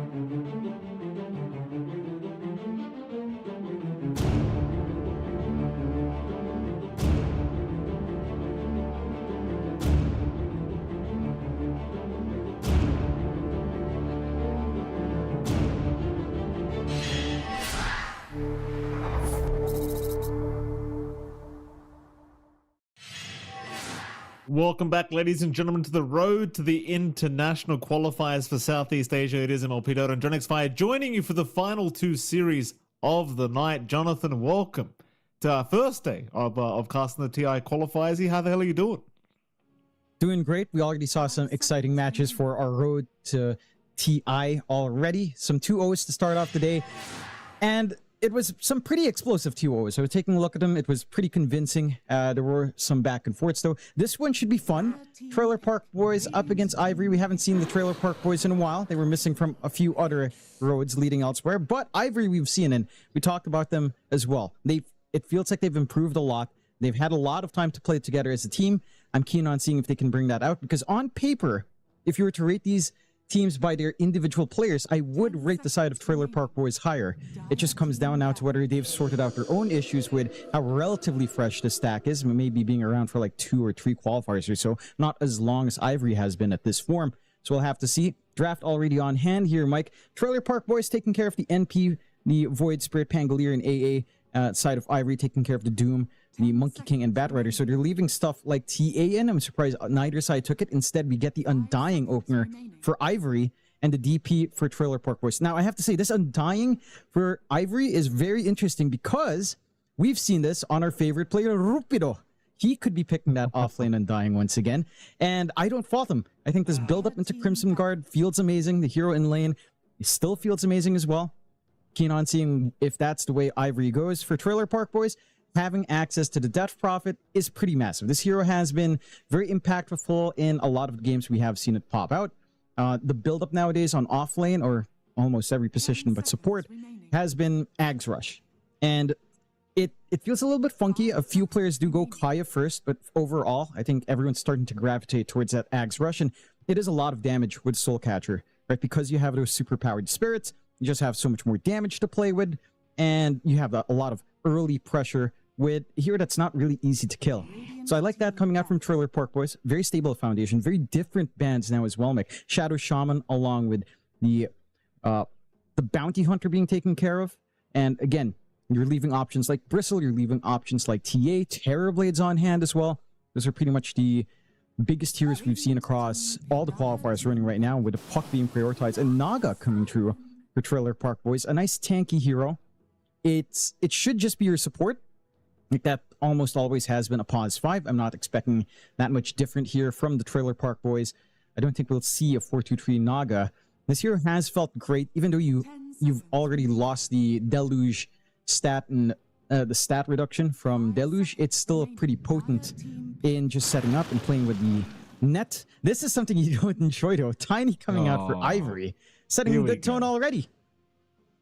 You know, John, I don't think they believed me when I told them throughout the last qualifiers that we were casting this hero. You know, John, I keep saying it. It's not that good. I don't mind support Tiny.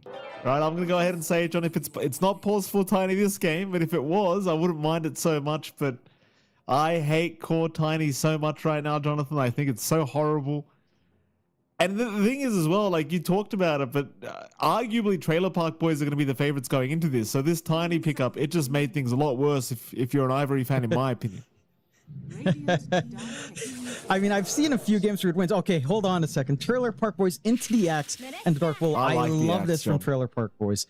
Oh, the Axes looked amazing. I think I was watching Eastern Europe for a little bit in a different tournament. And again, the Axe didn't have an amazing Axe game. It was against like a Doom and I believe like non-right-click heroes. It still got like 40 stacks of Code of Blood. This hero can be insane.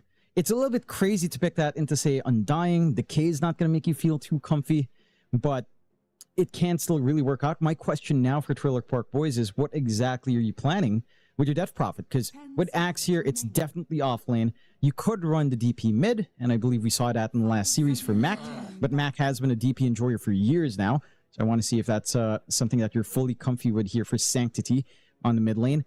And Ivory might be able to match that up in the lane anyhow. Quap comes out here for Ivory. Again, that should just be our mid for Ken. So that does shift our Tiny onto support. Mikey, maybe pause one. Hopefully not. As into the Axe, it's a weird one because in theory, it's not the worst time, mainly because you don't really have a lot of attack speed on Tiny. So theoretically, Tiny 1 against Axe is actually not bad for Tiny, but it's also not the safest thing. You're still a melee hero. You will build attack speed later on. A call can still be really detrimental to your cause here as a Tiny. So 10 seconds it's open remaining. enough. I'm hoping we see it in pause 4 now for Ivory, but 5 as a pause 1 seconds Tiny remaining. game, it's not the worst. They are expecting it, though, on Trailer Park Boys. They ban out the Dusa. They ban out the Gyrocopters. They're expecting it just to be the pause 4. It's funny, though. When you have Axe on Trailer Park Boys, I feel like you should just give Dusa away, shouldn't you? Like, you hit 6, you're going to dunk the Dusa a couple of times. It's funny. You know, I mean, yeah. just let it in. It's funny until she's not level 6 anymore, John. You know, and then True. you're gonna be like, oh well, here we go. Now we can't deal with this stupid hero. Anyway, final ban to come from Ivory, John. Speaking of Tiny, by the way, I think the only player from SCA that actually gives me confidence in playing like core Tiny is probably Akashi, and I could have sworn I saw him lose against Tech Free Gaming earlier with said pos 1 Tiny. So did they win? They took it 2-0. It was a 2-0 win. Yeah. Okay, never mind. Well, So there you go, early. John. Akashi's You're the one. so blinded by hate. You're so blinded by hate, Michael John, Phoenix. I Even a was win taking looks like a care of loss. 2 kids. I was taking care of 2 kids. Right? I had the game on in the background, trying to pay attention. Turns out my daughters do not enjoy daddy's attention being focused on Dota 2. Unfortunately. So Ivory, final ban out to come. Hopefully they've got their focus on the game, John. Yeah. And still expecting pause 1s. I'm surprised TA's just been ignored so much, but it does feel like for Ivory, maybe they're confident enough that they've got enough DOTs here to deal with refraction. They've got enough burst once the refraction's gone to kill off something like the TA. So perhaps that's leading into that. They actually banned the Shadow Fiend instead. Very interesting to see again. Templar Assassin in the pool. There's some quirky picks for Trailer Park Boys if they'd want. I don't think these have been popular at all, but whenever you see a 4-2-3, I think of stuff like Lycan. I think of stuff like, say, Broodmother. I don't think you're going that left field, though, for Trailer Park Boys. You'd want something pretty bog standard here. For Ivory, this should start to reveal what exactly they want. And yeah, it's just going to be the Drow. Nice and safe laner. It gives the Axe a very terrible time now in lane. You're not going to feel great into ranged here. You're not going to be able to just run up and try to spin to win. So you have yourself a very clean lane coming out here for the side of Ivory. Aizen should have a decent time on the Drow and can always kind of build to reduce the healing as well on that Naga Siren and the Death Prophet, right? Like, we've seen Ag's Rush on Drow be pretty fine. The Hypothermia does do a lot of work against that regen. So it kind of covers all the bases here on Ivory. Again, just counteracts this Axe pick. Unless you really get some good blink angles out from a sneaky tree line, from a smoke, you kind of have to get vision elsewhere first. Someone has to frontline for you because the Axe does need to find an angle. It can be a little bit tricky now to maximize that pick. I wonder what they're thinking now for the pos 1. That's why I'm kind of like, Trailer Park Boys, what do you go for pos 1 now against Drow? You still have options like Phantom Assassin. You got Ursa, I think, is not banned, that you could probably take. You're going to want some kind of jump here onto this Drow Ranger. Morphling's available. Against Undying, Tiny, Quap, not bad at all. I think maybe it is actually just a morph game, but the problem is the hypothermia just screws you later on. Yeah, that's the concern. I don't think it's the safest game for Morphling. It can be nice, but it's also a pretty high risk. Sven Ursa PA is what I'm saying. Sven makes the most sense, and it's the one we see against a Drow quite often because of Warcry. Yeah, there you go. Lycan, right? Like we were talking about the weird picks. It was like Lycan or Broodmother. Lycan is the choice for 4-2-3, which is, again, strange. We tend to see it in off lane. 4-2-3 will stick to good old pack leaders, so just like how Lycan used to be. These guys. Yeah, it's always them, right? I mean, if it's 4-2-3, man, you just never, you think back to old Lil Gun. They used to run this with Ace 12, and he'd run like Grimstroke, Lycan, and that's their lane. That's the entire shtick. That was Lil Gun's entire strategy for a good year or two. Now you don't have that combo, but the Lycan is still relevant. I don't mind this. I think that the supports are easy enough to rip apart. You are running the Undying pause 5 here for Grims, and it doesn't really deal with a creep army. So once you have your ultimate, once you have your Dominator, you have some free targets in the back to rip apart. I do like seeing this from the side of Trailer Park Boys. When it comes down to which draft is easier to play, it's hard to say because the Lycan can be that backline jump. He's just so highly mobile. And your hold here on Ivory it's really not there, right? Like all you have is Avalanche Toss to kind of lock these heroes in, maybe the Wheel of Wonder as well. But it's relatively free for Trailer Park Boys to just pop Exo, pop the Shapeshift, and just run at you, provide the accent angle to blink in because you're just running into them and kind of get the call from there. And you have the reset from Naga. So Trailer Park Boys draft does feel easier to play, but there is some windows here, of course, for free, especially if you do get a runaway start on this Drow. It's all down to how well you can farm here on Aizen. If that Ags timing can be on point with more damage on top, because Ags alone with Hyperthermia is nice, but it does feel like you need a steroid. Like a Daedalus timing here has to kind of count for something, or a Crystallis at the very least. Jonathan, let me save you a bunch of time. First of all, Ivory, we all know they've got the Tiny John, right? Let's just save time. It's a 1-0 the way of Trailer Park Boys. The like and pick was perfect. There's no counter. What, John? What is it? I didn't even realize. Why do we have a Rupido Tiny on the offlane? Never mind what I said. We have an offlane. That's what I'm trying to tell you, John. These players, they don't listen to the cast. I can tell. They're not learning, John. These core Tinies, they're not good. And I'll tell you what, on top of that Lycan pick was perfect. It's a perfect Lycan pick. There's no counters. No. Who's gonna kill this Lycan in wolf form? Nobody. No one. No. They don't have control, don't have a way of really stopping Lycan again from just charging in with a DP on top. Like both these heroes can just literally run at you. I'm just so curious because I was like, all right, Grims is on Undying, fine. And then it didn't make me realize you have Tiny offlane for Rupido. I don't get the value in that. I hate it. Like, I know, like, again, it's not an aura builder. You're still going to go blink. You're basically doing the middling utility build from offlane. So that just means the timings of all of that is thrown completely off. At the least, you have some high activity from Ken. So there's this Quap Tiny connection that can happen, but... Yeah, I can see it, John. I understand. Like, the idea is get a quick blink and just start connecting with the Quap. I get it. But every time we see Core Tiny, I swear to God, the blink timing is worse than if they would have been support. Every time. At least in the last qualifiers you and I did, it was really bad. Like, we were seeing 20-minute blinks for Core Tinies over and over again. That's just... If it's going to be a 20-minute blink, it's unacceptable for a Core Tiny. Like, just don't even waste your time with it. Yeah. It's not been feeling good. I think looking at those other qualifiers, the Tiny has had a 48% win rate over 54 games. Mind you, I was watching a different region for a little bit, and the mid Tiny was winning, but again, I haven't seen it on offlane, as we are getting consistent Discord issues for the Trailer Park Boys. Naturally. Which is fine. It happens, and I can see it actually happening. It's been... I mean, your routing issues, especially in Mongolia, are a thing. You know, there's several things they have to take care of to actually get a connection into Southeast Asia. So that I can actually understand. If it's the Filipinos complaining, I'd be like, probably a nothing burger, unless they're getting hit by a typhoon. I mean, we did see Team Nemesis get fully disconnected because, frankly, it's been raining for a good solid 5 days now here in most parts of the country. So... I can see internet cutting out. So hopefully it holds up for Ivory, though.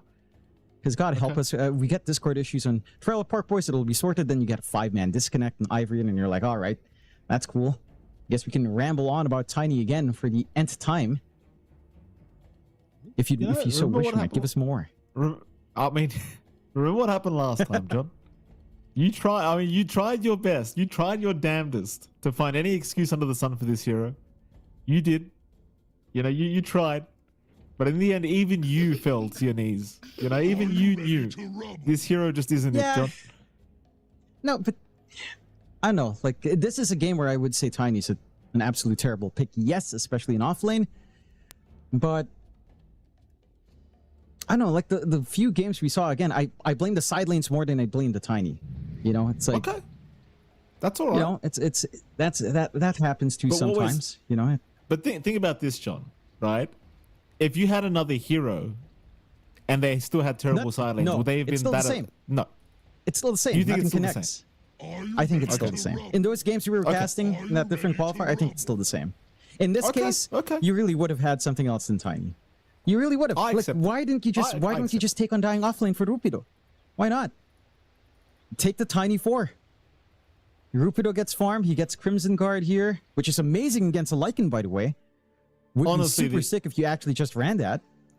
I mean, I think the idea is they can't core Undying because he can't hit Lycan. He doesn't want to hit DP because you're just going to get siphoned, and Axe is just going to call you. So I think that's probably the idea for the core Undying. But I appreciate that I'd still rather core Undying than core Tiny in the offlane. No, I'll be honest. I think that's the wrong mindset. It's like you're not supposed to hit heroes number 1. You might care about the call, sure. All you're there for is popping as much decay as possible before turning on your Crimson Guard as the Undying in a very bad matchup. That's normally what you go for, which is still higher impact than Tiny with a 20 blink, if that's how it ends up. I agree. Right? Like, again, Crimson Guard is key here. You're up against Lycan. You pointed out no natural counters. The only thing that stops him a little bit, just a tad bit, is a high HP hero with Crimson, which Tiny will not go Crimson. There is no way in hell you rush Crimson Guard on an offlane Tiny. Again, you're seeing Rupido queue up.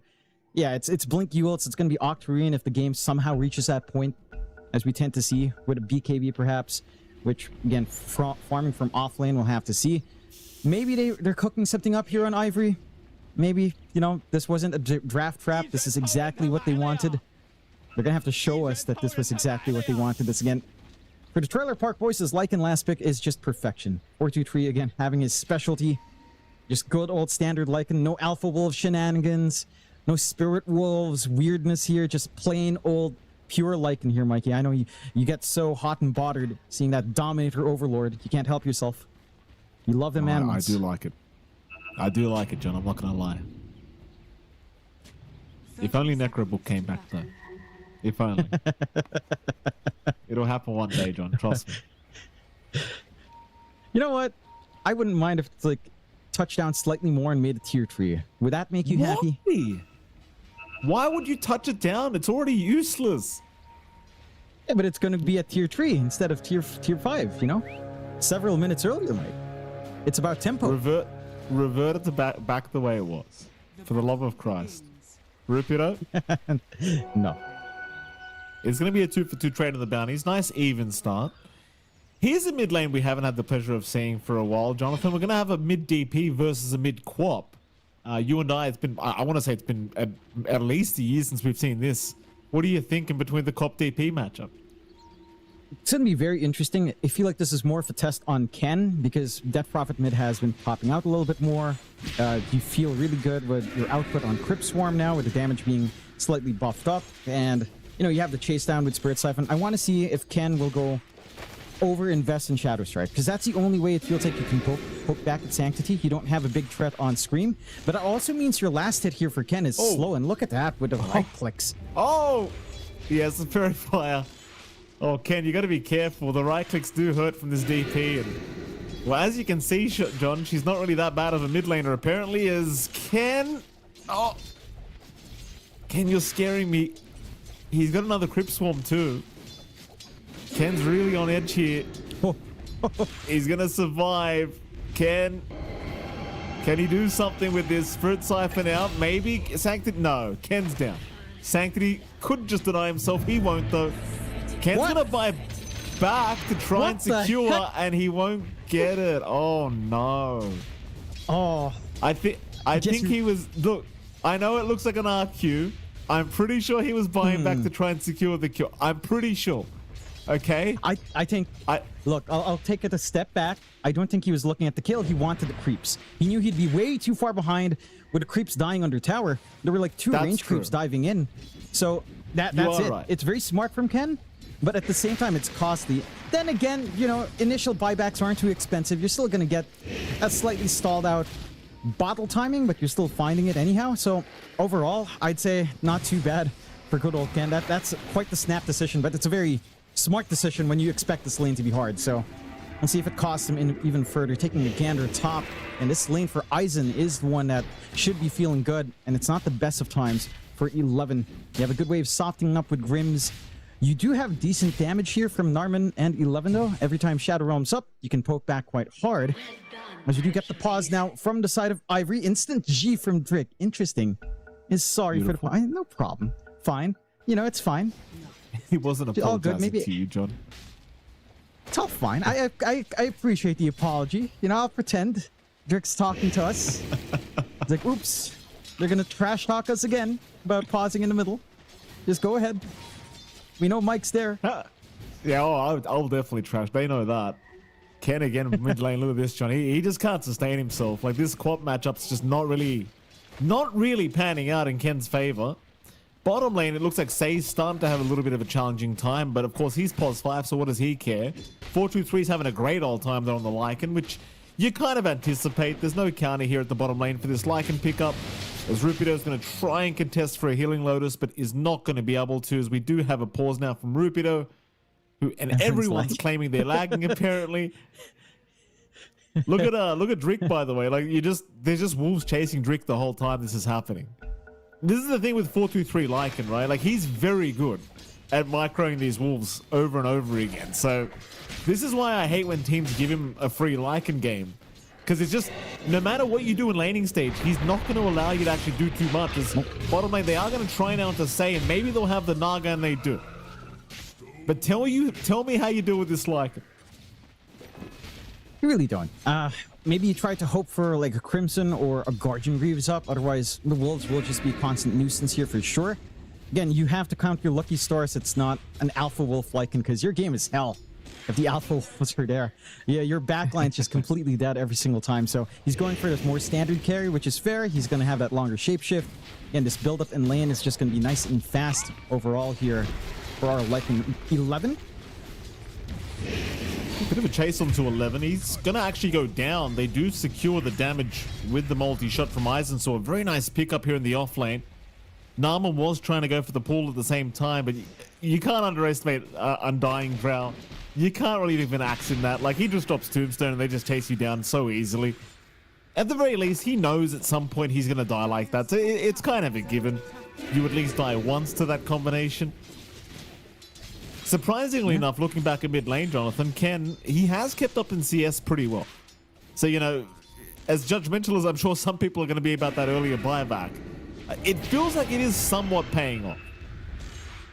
And it is. Again, it was necessary for him to even reach this point in the lane. If he lost those 2 range creeps, he'd be not even towards level 5 now, maybe a little bit earlier, half the levels down, and then you'd have that big advantage for Sanctity to reach a fast 6. This time it's not as wide of a window, so we'll get a little bit more. It's just hellish. Again, especially since Ken is just forced to go level 2 Shadow Strike anyway. Damage. So that means you can't... It really is. And that's without the full Power Tread Cider. Oh, and for looking. Ken... He's looking. Oh, Ken's all right. My apologies, John. He's looking. He's having a look for a Crypt Storm on Ken. You can feel it. But he won't get it this time. Meanwhile, top, yeah, they're chipping away at 11. He's going to be okay. Yeah, I mean, the horrific mid lane for Ken is balanced out by how hard the lane is for 11 up top, at least. And you might be happy enough with that trade. Getting this build up on Eisen perhaps is enough to get you comfy, but I don't feel like you're actually winning top harder than the DP's winning on mid. So not enough to trade away for. Again, for Ken, going maxed out Shadow Strike is... Yeah. It's detrimental. Man.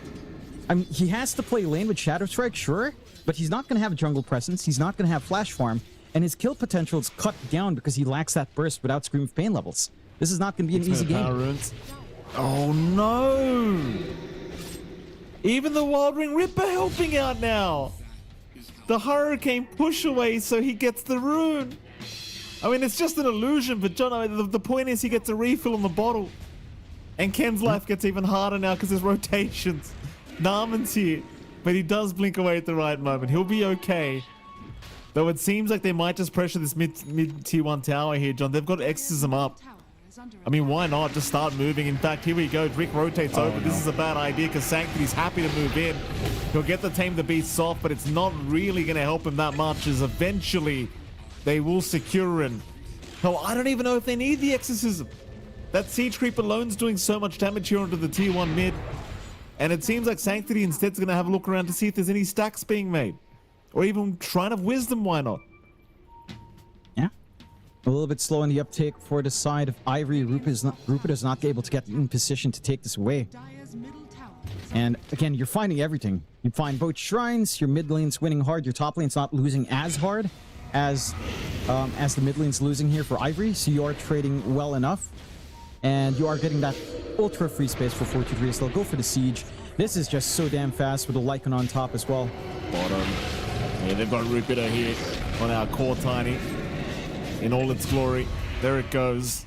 Bottom tier 1 tower set to go down. Narman does at least fall top lane, so they are trading somewhat here the side of Ivory, but it really doesn't feel like a good trade. Like, you find a support for a core, not good news. Yes, you're finding the top tier 1 tower, but there's time to defend if they really want to. Though it looks like they're more than happy to just connect mid instead. Sanctity looks like he wants to start pressuring that mid tier 1 tower again. 8-minute power in's about to spawn. Who finds it? It's going to be Kent. Happy days for the Quap. But look at that tier 1 mid tower. It's at 185 HP.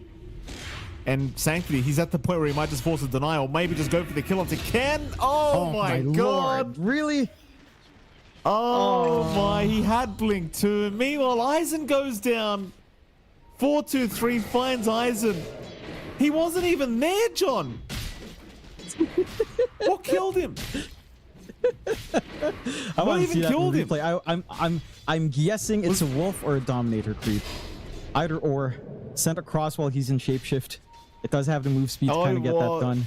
And yeah, he probably just microed away. He did pop shapeshift. He wasn't there, so the creeps get the move speed and the critical strike as you are on pack leader. So there you go, the global gank. Good old 4-3. We were talking about it. We were mentioning this in draft. It's a specialty. You can't give this guy a free Lycan game, man. It's just a free win for him. His top lane. They are going to dunk onto Grims. Thank you very much for the bonus armor. In fact, never mind. He got one-man army, but you're still a bit. It's top lane. They are bringing heroes in, but the T1 tower's already gone here, John. Not much point in being here anymore if you're Ivory. No, and for Ivory, I'm not sure how you launch your game now. Your offlane Tiny, your blink timing is really a dream. Maybe in 5 minutes you can find out, or at the fastest 3 minutes, which is still a long time. You at least get the deny on mid. But Ken's farm's held back because, again, he doesn't have Scream of Pain maxed out. It's just that you don't have great ways to connect to use your Shadow Strike and soften heroes up, and you're just getting invaded now. Oh, Grims is getting dragged through the brambles. Nothing he could have done. Even drops the tombstone to make matters worse. So Say's going to find himself a bit of free gold on the Naga. I mean, look at Rupiter on this Tiny. Like, he's just, every time he gets close to the creeps, 4-2-3 just sends wolves at him. And he has to just leave. Now, you tell me, where does this Tiny farm? This is my problem with core Tiny. Where does he farm now? What does he do? I mean, it's very specifically this off lane. I don't think you should ever do this. I legitimately, at this point, you might have been better off to just accept Tiny's going to lose any lane he's on, send him mid, set him up for jungle, and have, like, Rupert play an off lane Quap if you really needed that. Or just run support Quap for Undying off lane, pause 5 Ringmaster might have been better overall, but you can't fix any of that now. 3K behind, 8-3. The Trailer Park boys are finding everything you could ask for him. They're just scouting Aizen constantly with the wolves as well, making him feel uncomfy in just trying to farm his own jungle up. I mean, there's no threat. They aren't alpha wolves at the least, but you know, just keeping vision up on Drow is doesn't make you feel safe here, Mike, when you're trying to play catch up in a game that's on paper looking dreadful for them, for the side of Ivory. If they look at the scoreline, they're not feeling good. Well, what I'm really worried about is the fact that the Helm of the Overlord's going to be coming up in about 100 gold, John, for our Lycan. And yeah, 4-2-3. I mean, I feel like at that point, just join your team. I know it's early, but it's like, what are they going to do to stop you? Like, there's nothing they can do to stop this Lycan right now. Aizen's nowhere near ready, of course, on the Drow. He's going to need a lot more farm than that. Let's see what they do. But now they do abide our smoke. There is pings coming out towards Aizen as the wolves were on top of him again. Seems like Ivory are already kind of stuck on their side of the map. Map is getting smaller as even the Ancients now being taken by 4-2-3 freely. Helm of the Overlord's up. Run around the Lycan. I don't know if they can find something off the smoke. They do have level 3 Scream now for Ken. Perhaps it's enough damage. if they get a good flank, you need to gun for the softer targets. Like if Song comes in, you're not getting that burst. If you get Brambles up, you're just stuck in your counter control here on Ivory. Isn't there until Tiny Blink is up, and again, that's going to take a while for Rupido. Although he's only about 110 gold away, so actually not too bad considering the circumstances. Siege has begun though. You need to find a way to stop it, because tier 2 space is huge space to lose. That top area is really not going to be safe for Aizen to farm in any longer at that point. Yeah, there's nothing going on here for Ivory at the moment. There is absolutely zero happening. Bright side, Jonathan, Rupido has actually found the gold for a Blink Dagger pretty early on, so that's good news. Now, we've got to see the impact from this man. This is that point now. Your team's fallen behind. You've got to make some magic happen. He's going to see a Dark Willow. Is he going to go for it? Absolutely.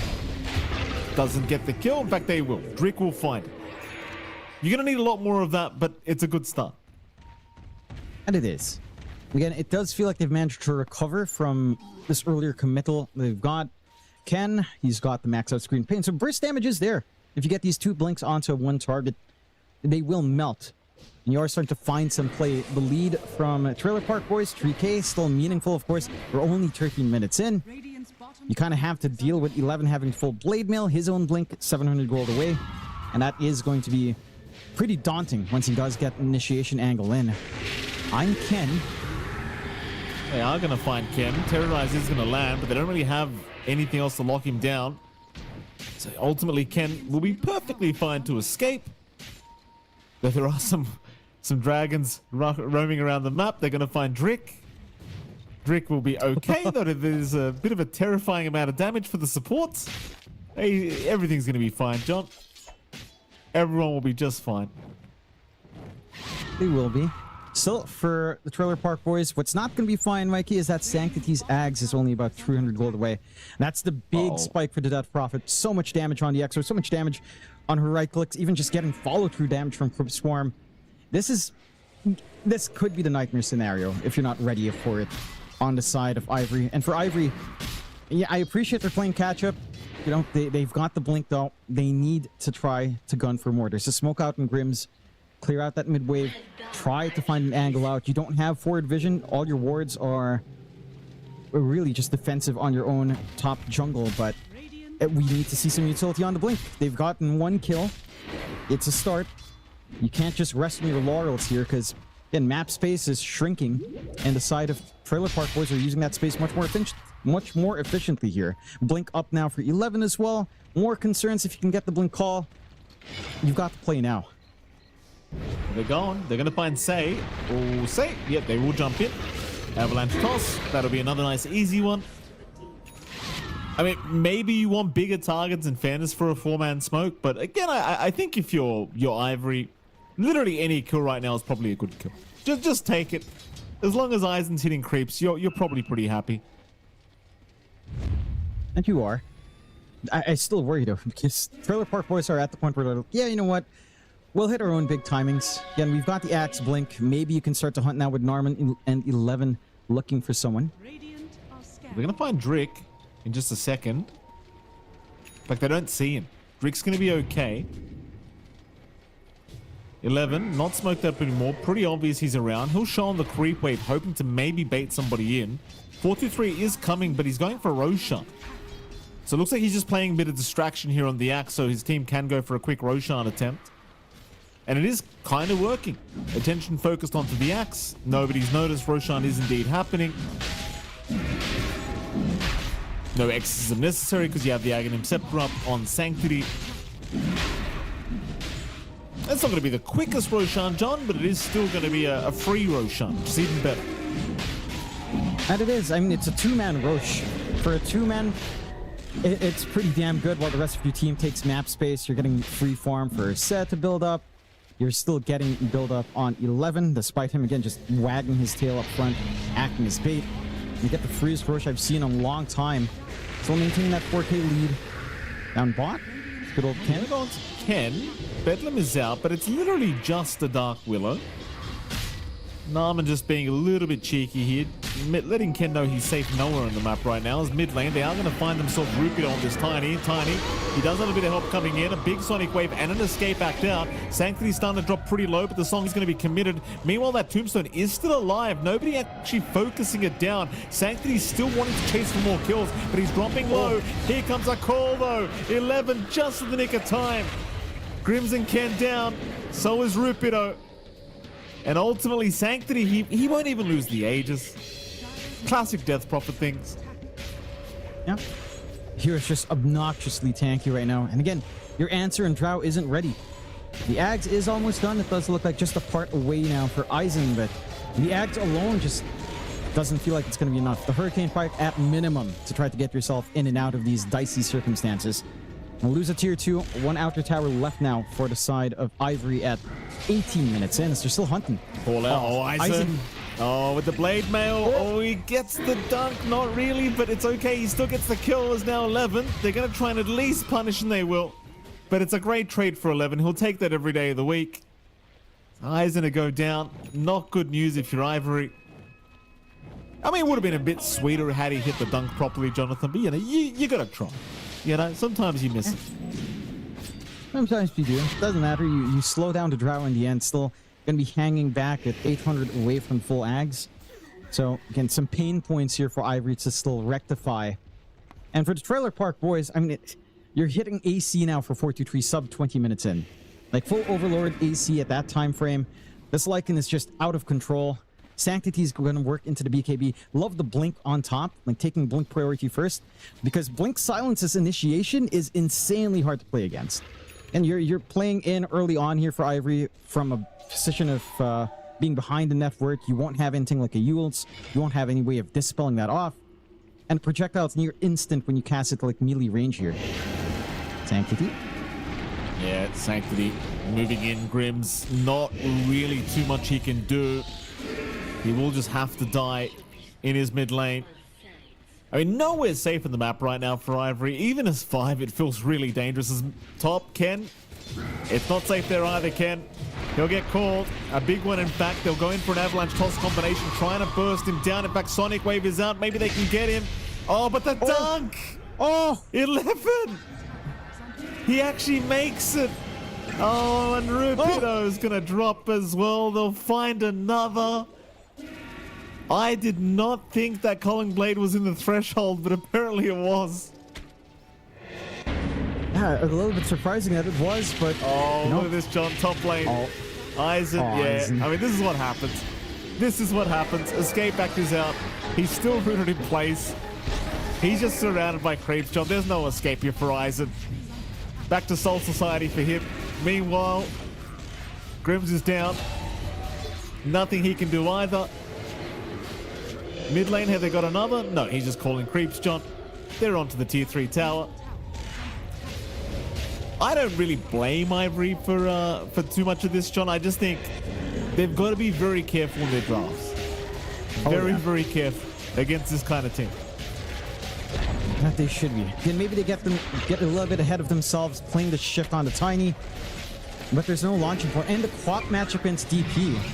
Like, I get it. On paper, you should be able to poke back, but the DP just does so much now with all the buffs. Maybe now? Still has Aegis, though. He still has Aegis for 50 seconds. They're going to actually pop Song to give him a chance, but it won't really pan out. See if they can disengage or whether they're just going to start another fight. Aegis, blink away, is going to be there, and in fact, they are looking to retreat. I mean, mid-rack's already taken. Let's say it is going to be sacrificed, but that's fine. In fact, they pop a Sonic Wave for that. But it is what it is. They'll take the kill. Of course, if you are Trailer Park boys, you are still extremely happy with that one rack's taken. And quite frankly, it might just be time for them to sit back, relax, and wait for the next Roshan.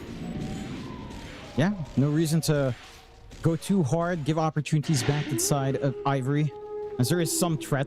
And Aizen with that Ags, you are seeing some of that output come in. The healing reduction is pretty impactful at this point. But, I know, it's just getting scary to play into Trailer Park, boys. They're going to take Tormentor for free, 423, just trying to get that done by himself. Should be able to find it as well. And he's still getting the micro with information. Like, he is such an efficient player. Him blocking these camps with the invisible wolves. He does so much. takes the Torm solo with his Ancient Creep. Gets a free shard now on your Naga, so additional healing kicks in, which again, you're reliant on your Drow to counteract, and you're ready. They sure are. Bottom lane. So Drick's going to be left behind. He's trying his best to buy a bit of time here for himself. He'll actually go for a TP play as well, but none of it's going to work out in his favor. Pretty depressing signs here for Ivory so far this game. Not exactly how they would have anticipated their first game of the road to the international qualifiers, but here we are. I don't know how they slow this down, John. I'll be frank. I usually like to try and look for the light at the end of the tunnel here, but I just feel like they've been completely outdrafted at this stage of the game with a 15k net worth. Like, I guess your only hope right now is hold high ground. And at some point, maybe this Drow Quap becomes a problem. Maybe. And it can. They are being hunted down with a smoke from Trailer Park Boys, but they just hold high ground. Oh, a smoke on smoke. This is now a risk for Ivory.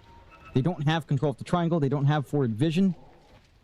They have to be really smart to make that choice whether or not they take this fight. Oh, look at the position from 11.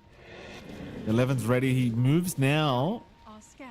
Runs in. He knows there's a Drow somewhere. He'll miss out on the Drow, though. He'll go straight after Drick instead. Drick should just be getting dunked pretty early on, though. He gets the escape back and eventually does die to 11. Meanwhile, Eisen. Oh, no, Eisen. He's trapped up on the staircase. Even without the brambles, the creeps were coming in, John. That's what I'm saying. Like, 4-2-3, he's one of those carries. He'll micro everything while he's still playing his own hero in the middle of a fight. And he is. There was no escape for Eisen. No, really no escape for Eisen. No play for the side of Ivory, getting themselves in a little bit of a draft trap.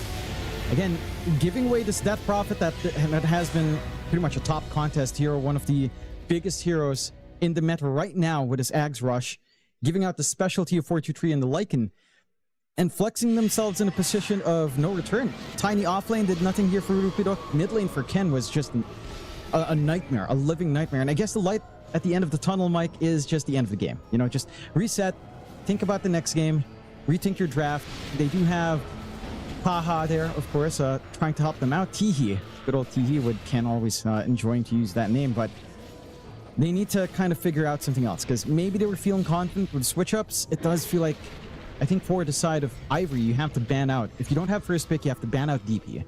And if you find yourself at the end with no Lycan control, you have to ban out Lycan. Just, it's 4-2-3. You've seen this for years. You know he's done it since his time on Lilgun. You can't allow something like that, as the Trailer Park Boys just have an amazing game. It's back to, again, having a stronger draft, but also just executing as a team so well. Like we were talking about this game for Axe on 11 not being amazing. He still makes it an amazing game. Like, yeah, his lane against Eisen wasn't too explosive, but he gets the space, he gets the farm, he's getting good calls, and he's setting up for his team. And if you can play Axe into Drow with this kind of lineup, then, you know, you have a lot of leeway, you have a lot of confidence to just do whatever you want in draft. There's just so many options now for Trailer Park Boys and for Ivory. And they're going to need to try to mentally reset, Mike, because that was a pretty big mental blow here. It certainly was a pretty rough start to their road to the national qualifiers, but nevertheless, I mean, you've got to reset, Jonathan. I mean, you don't want to get knocked down to the lower bracket this early on. There you have it, of course, the side of Trailer Park Boys. Very dominant victory. John, I don't know if you have a standout player you wanted to point it out. I feel like everyone just played fantastically here. I mean, Sanctity was just completely destroying Ken, I suppose. Maybe that's just a fair name to call. There you go. Sanctity is the MVP. That's fair enough. I mean, that is fair enough. He literally destroyed him in the mid lane. That was a mid diff. That really was. I mean, Ken being forced, the timing, right? The nerdiness of Sanctity to push it, the double creep wave, force the buyback, knowing he can push the limits. And he definitely played that DP mid to its limits. And you know what? It kind of takes me back to a certain player before. If DP's back, maybe Quinn is back as well. We'll see if he has fun when the tournament's up. But certainly a lot of our players are having fun. Again, for Ivory, they're going to need to mentally reset somehow, Mike. All right, well, with that, Jonathan, we are going to have to do a break. But right after that break, we'll be back with game number 2 between Ivory and, of course, Trailer Park Boys. The human body was built to move. Not trapped at a desk in one singular posture for 12 hours a day. It's time your chair evolved. This is Secret Lab Titan Evo. Ergonomically engineered for you. Gamers, hybrid workers, artists. Backing your every move.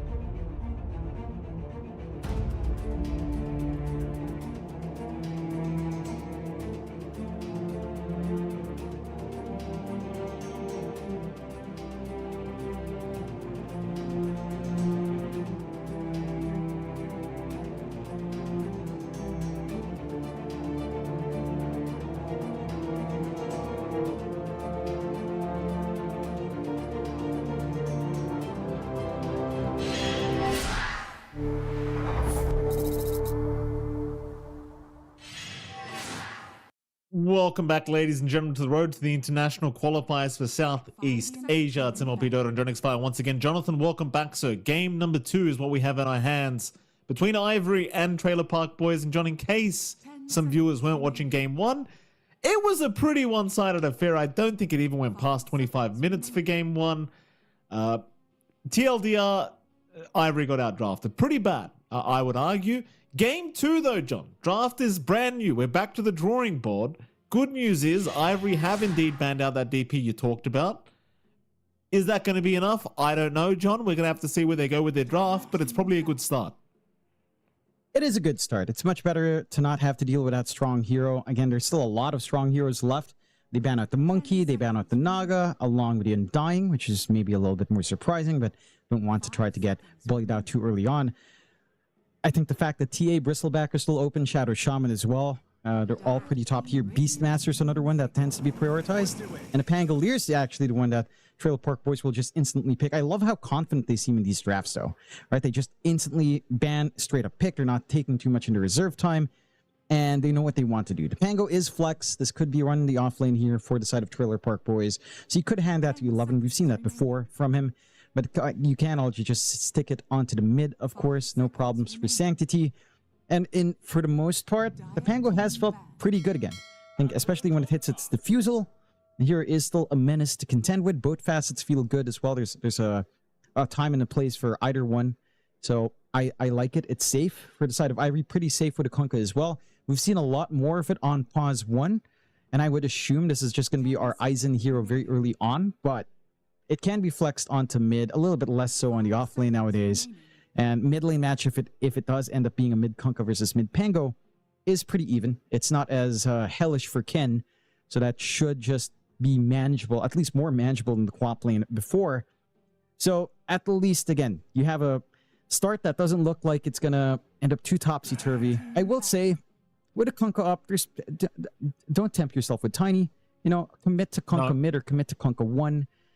But just Tiny into Pango just never makes sense because Pangolier still has a good time. So just stick to either one. Just stick to either position for Kunkka and look for something else on mid. If they don't ban the Puck, a Ken Puck looks pretty good in this kind of game up against the Pangolier. And Trailer Park Boys are still leaving it for now. They have one more ban. But you leave that Puck, you will have a good counteraction then for the Pango in lane and in the game. I agree. I think the Kunkka's still fine anyway. We'll just see what they want as long as it's not Tiny. Trailer Park Boys. Final bans to come. Still thinking about it here. Radiant team ban. They'll get rid of the Bane, which is fair enough. Obviously, one of the Pangolier counters you worry about. You do still have Grimstroke if you really want it. They do go for the Ringmaster for now instead, which is obviously a great hero, Jonathan. Trailer Park Boys. Couple supports of their own to be picked up here, I'm sure. They don't have the opportunity for a Naga Siren anymore. 10 seconds No. remaining. It's fairly open. Again, the Pango is so flexible that you can kind of pick and choose what you want. You could go for Shadow Shaman if you wanted like some good teamfight control. Yeah, there you go. Shadow Shaman comes in. Witch Doctor would be nice as well. But I would say with a Shadow Shaman on, it's fine. You can work it out. Like Witch Doctor 5, Shaman 4 is not too bad. Maybe you lack like very quick tempo on your pause 4 in the sense that it's not mobile, but might not be necessary. You push with the Massive Serpent Ward or just the Mass Serpent Wards if you don't take that facet, and then you get your blink timing up. It's still fine. So I wouldn't mind that if they wanted to go Witch Doctor. It is really good against something like the Kunkka, especially since Witch Doctor does feel like it's all about, oh, never mind, we just go straight Enchantress, which is not something we've seen in a very, very long time. It's been a good, 3-4 months, it feels like? Maybe 3 to 2 months, actually, without an Ench showing up often. I'm keen on seeing this. It does fit what Trailer Park Boys likes to do. They love their micro. They love to just take a creep, run around, find spots to be in, find spots to be annoying. It is also a very decent source of pure damage coming out. Right, like in lane early on, it's not going to be too relevant, but once you have the maxed out impetus, it is actually really good damage to come in. So I appreciate that when you're playing against a Kunkka, just have something that will eat right through, doesn't care as much about the durability, and you can just make short work of them fast. And you also do have little bit of a cheeky dispel, at least when you're trying to chase down. So I don't mind this at all for the side of Trailer Park Boys. I'm curious what Ivory wants, because again, it's about locking in your Tiny's position now. You've got the back-to-back picks. You should be able to get your +4, +5, really secure the position of your Kunkka, and kind of work from there. No option for that Bane you mentioned is, again, it was banned out. They'll take the Morphling, a much stronger win condition, and that should now be our Aizen Morph out, and quite possibly just the Ken Kunkka on mid, which is fine. Like, this is a really durable lineup now. There's a lot of HP, especially if the boat lands onto the Morphling. There's going to be enough time for him to shift into strength and not really get caught out. It is annoying to play Morphling into Pango in the sense that the fusel timing is going to be pretty rough for you early on when you don't have your stats. And there's a Witch Doctor. Comes out for Ivory instead. Again, still plays nice with a Kunkka. You've got Sustain. Maldic is pretty good here as well. Although, I will say, up against Enchantress, it feels kind of awful.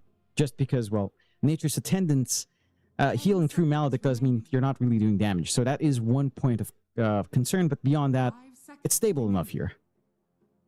I like it.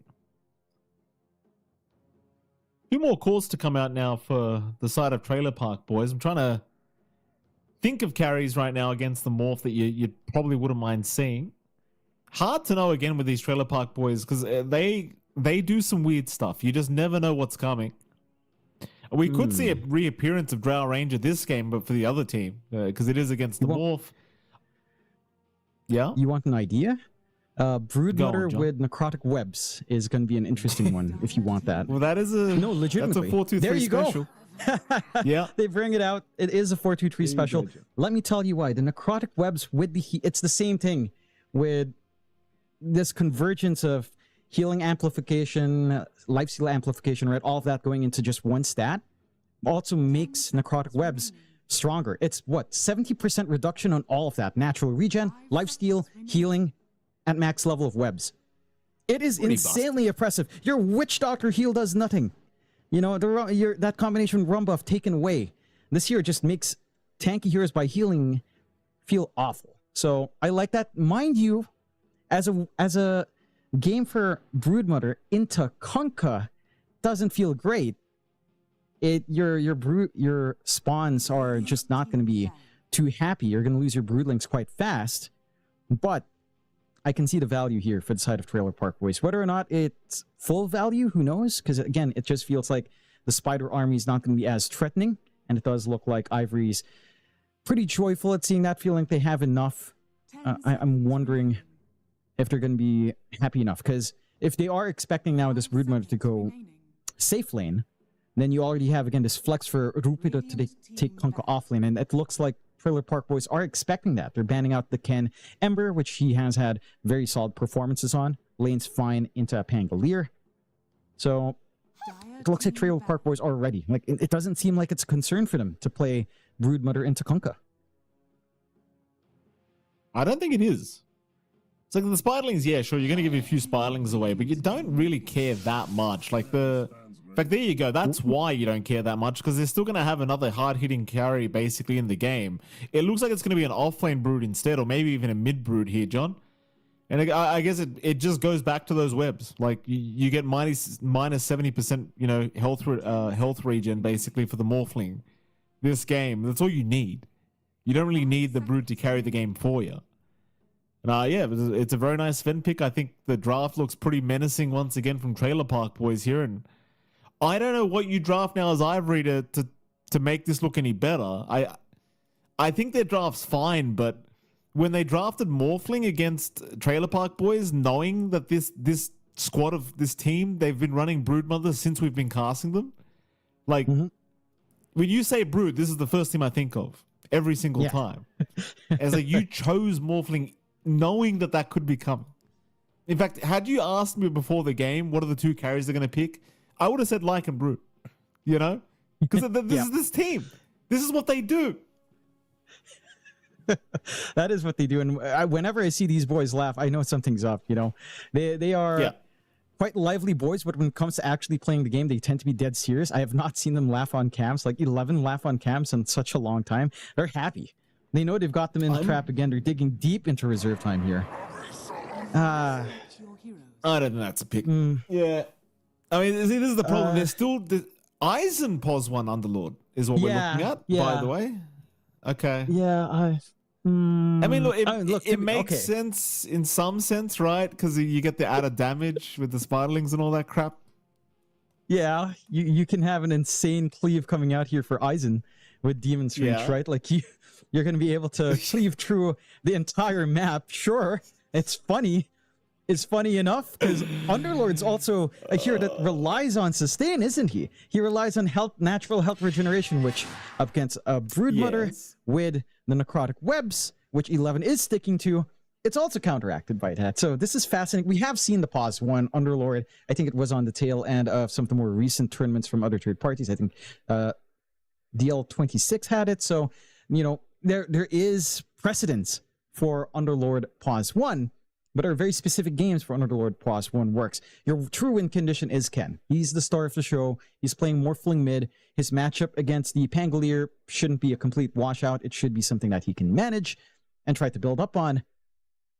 I'm not sure. I don't know. I look at the draft and I'm smiling with what Trailer Park Boys has, just because this Broodmother is. We finally see the necrotic webs. I've been talking about this a few times when we've been casting tournaments. We finally see it, and we can finally judge whether or not that theory crafting around necrotic webs pays off. But I'm pretty sure it does. That healing reduction, my lord, that it is oppressive. I don't know if you're tanky enough here on the side of Ivory to even withstand that. Once it's maxed out, like, No, why is it 70%? Why 70%?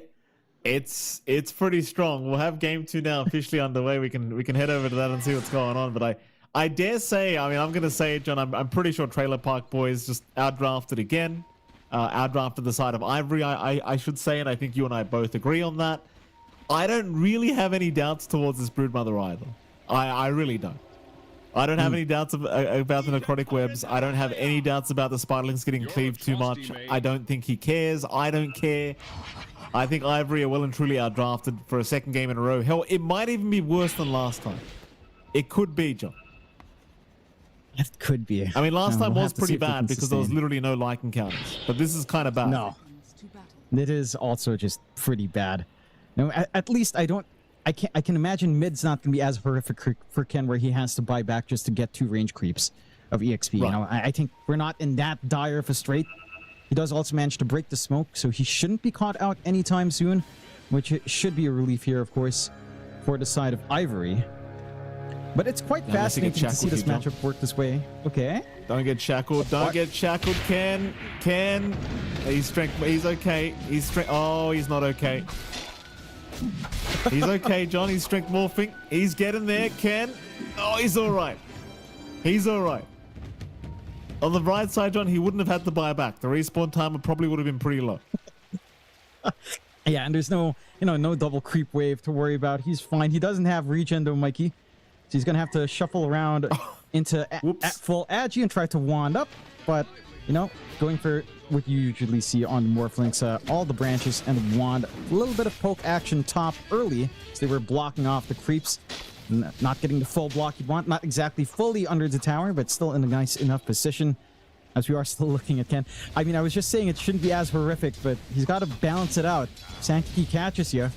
When you're full agi, he is going to have reach, especially at level 2. It is worrying, but Ken should know he's enough. Have that confidence. Just relax a bit. No need to be too nervous here, Ken. Don't be nervous, Ken. You're all right. Very curious to see as well how this pos 1 Underlord goes for Eisen.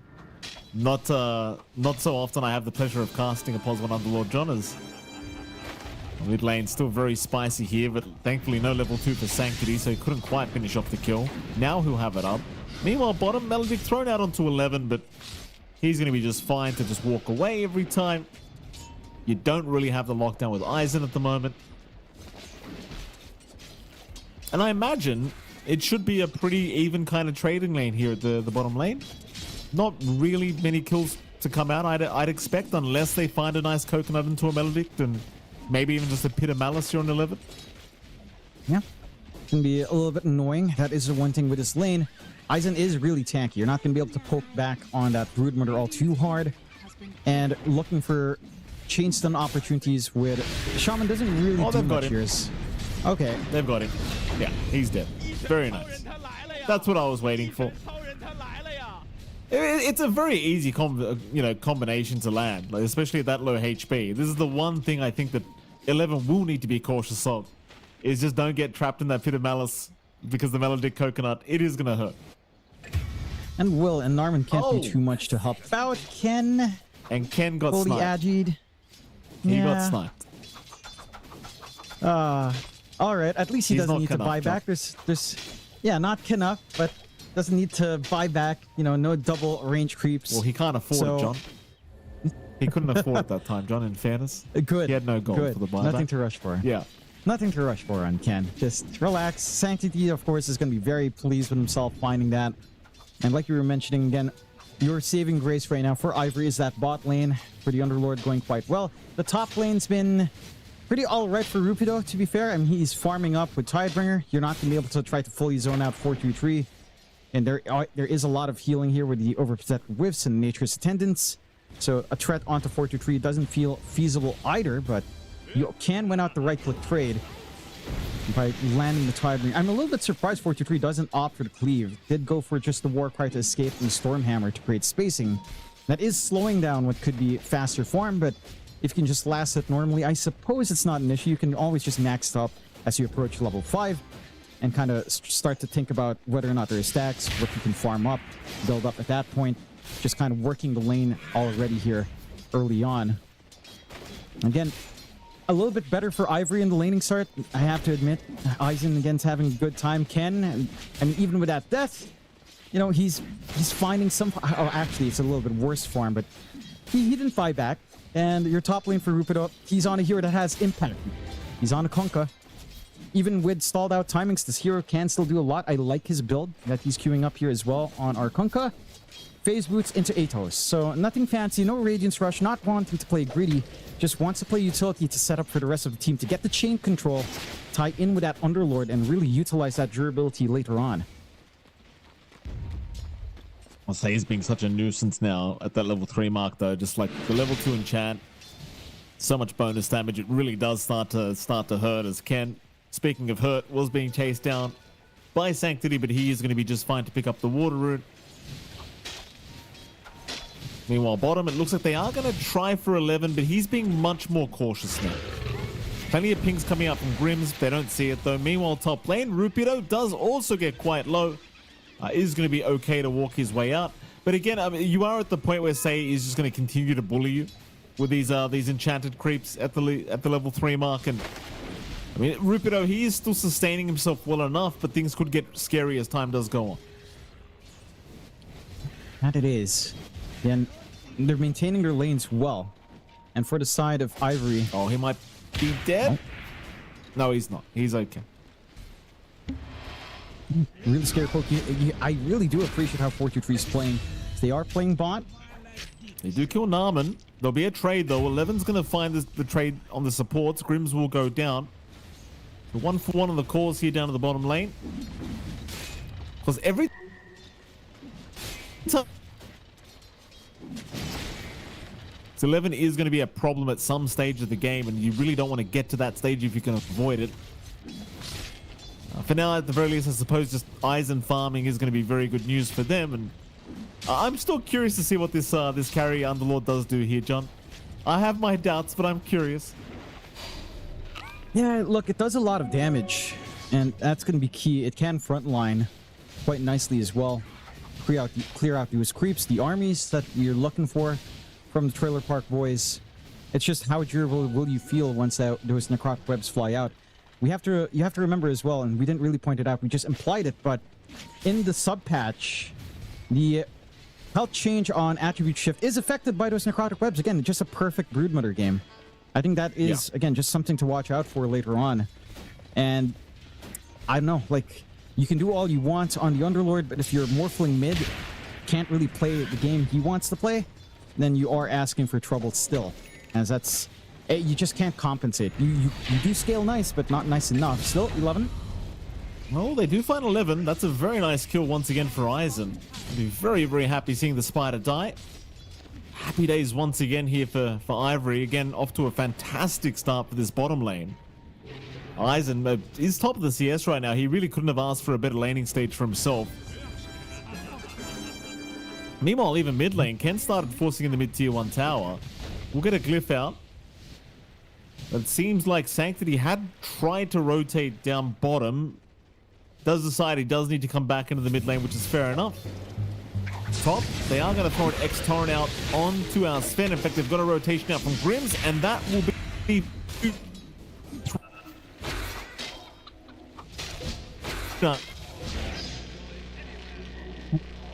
Going again. In fact, it was on Ken. He's going to be just fine. Gonna be able to hold this on. A nice set of kills coming out here for Ivory, getting that early aggression lined up. And for the Trailer Park boys, it's at this moment where you're kind of weak, right? I'm a little bit surprised 423 again is just hanging on to the skill points at level 5, only going for the level 2 Stormhammer and the 1 point in Warcry. Still not investing in the cleave, holding back, maybe a little bit concerned of, say, an eventual shift from Ken, just cleaving right through them as well. And look at the aggression from Ivory though. Grim still hanging around top, at the least is spotted out by Se. They're not able to fully line up, but you are getting a stronger start once more for Ivory. Like, this is a stronger showing. You've got good pacing out from Eisen, already maxing out that atrophy aura, so early damage is just cut off by a severe amount now when the Underlord shows up. Eventually the threat of Fiend's Gate will be there as well, so you get the value point here for Eisen. The Mask of Madness and Echo Saber, it does look like, going to be timely here for Eisen as well, as they are still keeping that pressure up top. Again, they've got the levels coming up, and they do have that early tempo. A bit of a rotation bot here, though. Try onto Eisen. They've got a good kind of angle at him as well. Eisen, not many ways out of this one. That's a pretty important rotation now for Trailer Park boys to make, as Eisen, he was pulling a little bit too far ahead on that positive Underlord. But very nice. Naturally, that opens up a bit of space now for 11 to the bottom tier 1 tower. Dire's middle tower is under attack. And start to eat some space up now as the Brood Mother. They have had a lot of room still to poke onto mid, but not quite enough to really commit onto the objective. Again, your siege does rely on a little bit of a clump up out from Ivory, and once this Brood Mother gets comfy, that's where the danger lies. Like, yeah, you have ways of clearing out the Spiderlings like we mentioned, but just even eating out these camps, forcing someone to constantly stay in that lane, buy space out for the rest of your team, ensures that this big clump up might not come out as fast as you'd want here for the side of Ivory. And does wonders already. Still not able to relieve that pressure up top though. Just not focusing on Brood Mother whatsoever. And this is the right way to go. Just make this game uncomfy for 423. So we'll find another one here. He should say.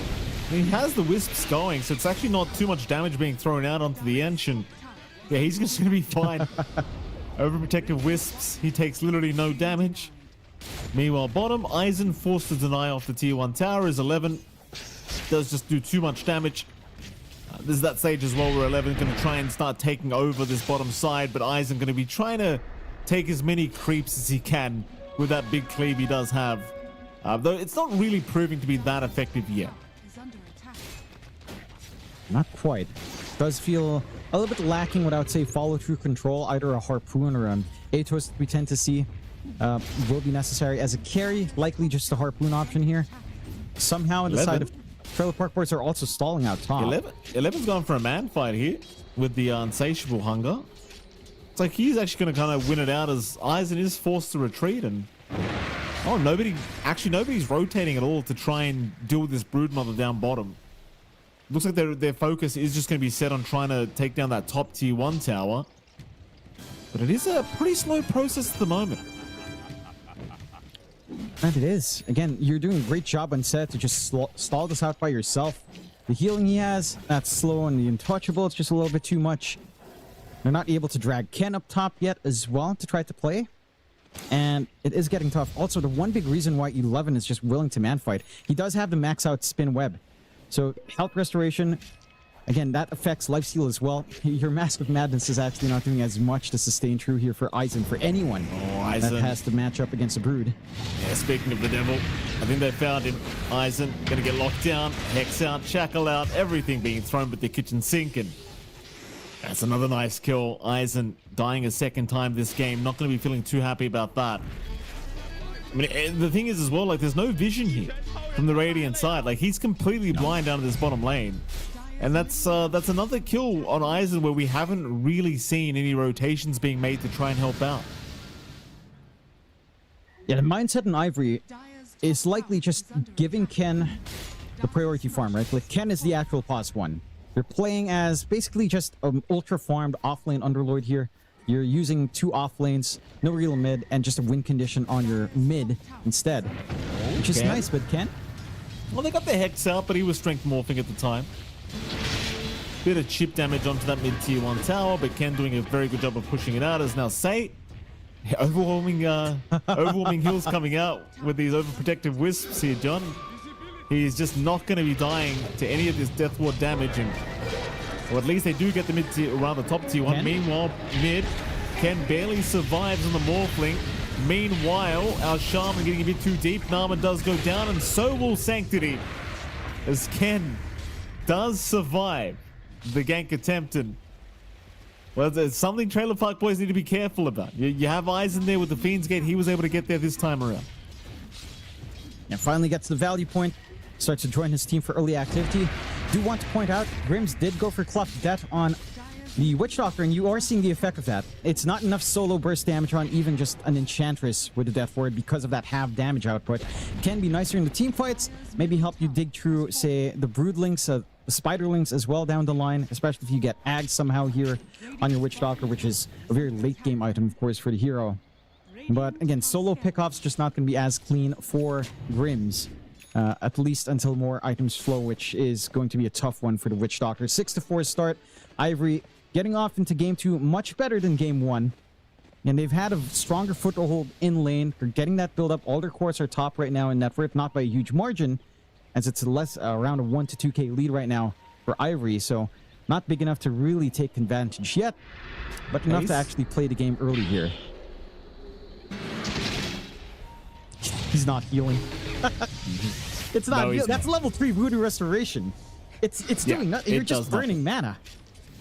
It does nothing. Literally nothing.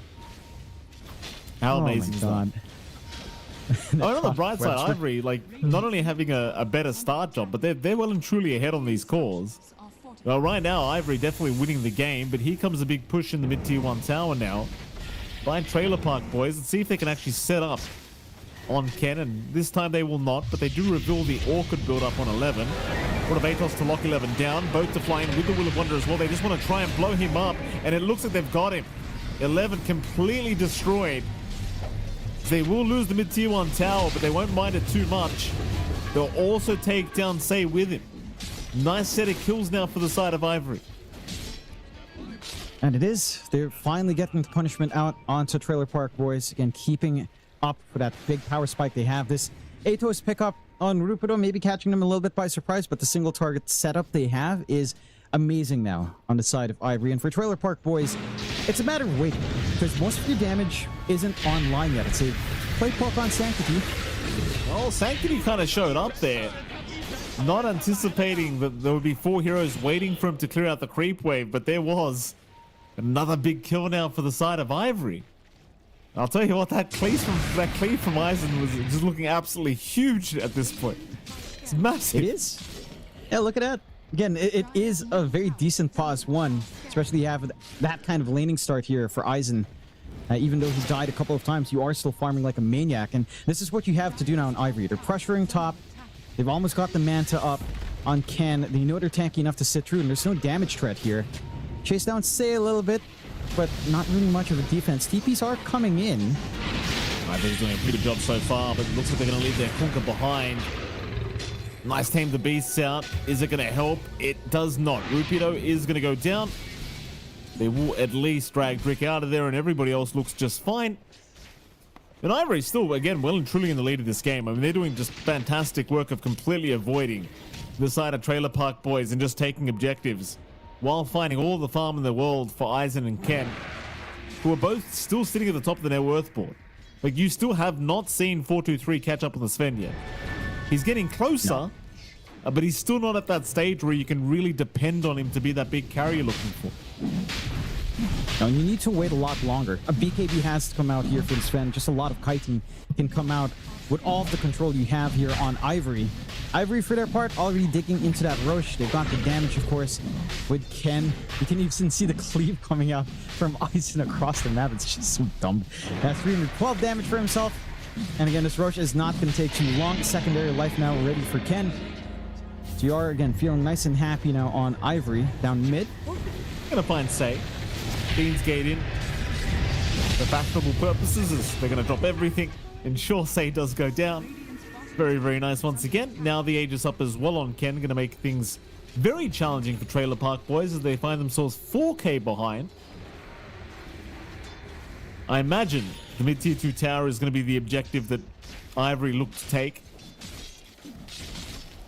But not at this stage, it seems, as they will mostly retreat. It is just Rupido and the supports left in the mid lane, hoping Sanctity shows his face again. And he might just, in fact he does. Rod of Atos to lock him down. Torrent to fly in with the boat and the Will of Wonder. He'll bring TPs in this time. In fact, they might be trading a lot of heroes here. It's a big stun out from our 4-2-3, but it won't matter too much if they can't kill anyone. 4-2-3 still chasing, but nobody will die. Narman, we'll get a Hex at the end, but it doesn't really matter anymore. Another nice kill out from the side of Ivory, and Trailer Park Boys, they find no punishment. No. They're getting choked out now. 6K lead, much more impactful coming out here for Ivory, getting a lot of usage out from the Aegis so far as Narman. Should be dead. And he certainly will be. Another great kill coming out now from Ivory. Jace, look at that, that damn clave. You just see it from a mile away. And so for Trailer Park Boys, they are well and truly falling apart here in this game too, Jonathan. Yeah, and they need more time. This Sven is just not ready. That's really the big, great weakness they have. Their main source of damage needs a BKB. Probably needs a Harpoon along with a Blink, because the Blink alone just hasn't been cutting it. So it's just a lot of time you have to wait. The BKB will come out, and maybe that simplifies the chase, but then almost feels like you need a Harpoon as well as Sanctity. Sanctity again. No Rolling Thunder to come out. Got cancelled, and now Ken's onto the T3 tower. Oh, Ivory, they came into game 2 with a point to prove, apparently. It's onto the T3 at 19.5 minutes, faster than Trailer Park Boys did it in game 1. Yeah. Jesus. They're just too tanky right now. I mean, we were talking about this healing reduction coming in. 11's not confident to come up without the BKB. Rax taken, at least just the melee Rax here. Range Rax going to reset with backdoor. They did manage to cut the creep waves off, but very quick progression now coming out for the side of Ivory. And for the side of Trailer Park Boys, they have to stem the bleeding somehow. Walker's going to make it a little bit hard for Rupido to follow up with that Rod of Atos setup. Well, I don't know what you do now as Trailer Park Boys. They've just fallen too far behind. And well, Ivory pleasantly surprising me with this draft, John. I wasn't quite anticipating them to be this dominant, but fantastic work from Ivory. Down to the bot lane now they'll go. They'll have a look for 11. And they'll find him too, 11. He'll reveal himself down to that bottom lane. This time they'll wait till they get the X off. And no doubt 11 will not be leaving anytime soon. He's gone. Another good one here for the side of Ivory. And I mean, they've got time if they want to get to the high ground again before that Aegis expires. That's massive. Yeah, still a big window. Minute 20 left for Ken. And the key thing that's just ripping apart Trailer Park Boys is that they're not able to really fight against this massive clump up. You're constantly moving as 3+1 because of that Fiend's Gate here on the side of Ivory. Again, they have such great single target control. The BKBs aren't flying out fast enough. On Trailer Park Boys, they are going for a smoke, but they get the wrong read. It's bot being shoved in. No one's looking to correct on mid. And you still lack that BKB here for 4-2-3. Need more tools to come out. Just not ready. It has to be the stall game for as long as you can. And just try to hit that double BKB timing that you're so desperately working towards. The side of Ivory, though, again, they just don't let you rest. Instant smoke out again, just constantly on the hunt. They know how strong they are. And they're not going to test stuff by waiting out. Mid lane. Now moving in once again onto 11. And this Broodmother, she just can't sustain herself. It's just too much. Oh my goodness. Down to the bottom lane they'll go. And that is going to be very quick work for the side of Ivory. As this game, it looks well and truly over. Ivory just completely annihilating them here. Set. They find more, say. Also getting caught out. Eventually he should be falling here, and they've got him. Another great one. Yeah, BKB is still a ways off. Maybe you sell something here. 4-4-2-3, not enough. Selling out the circlet. So again, you're just looking at the entire high ground disappearing. Full butterfly for Ken. Need to find. They need to do something. They jump in again.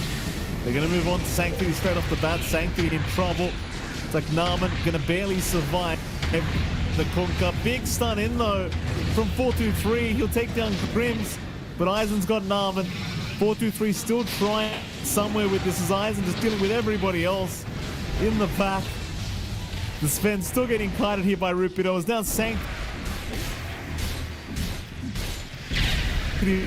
Aizen to get back in there, and now with the Pit of Malice, they'll move on to the Sven, and GG is called.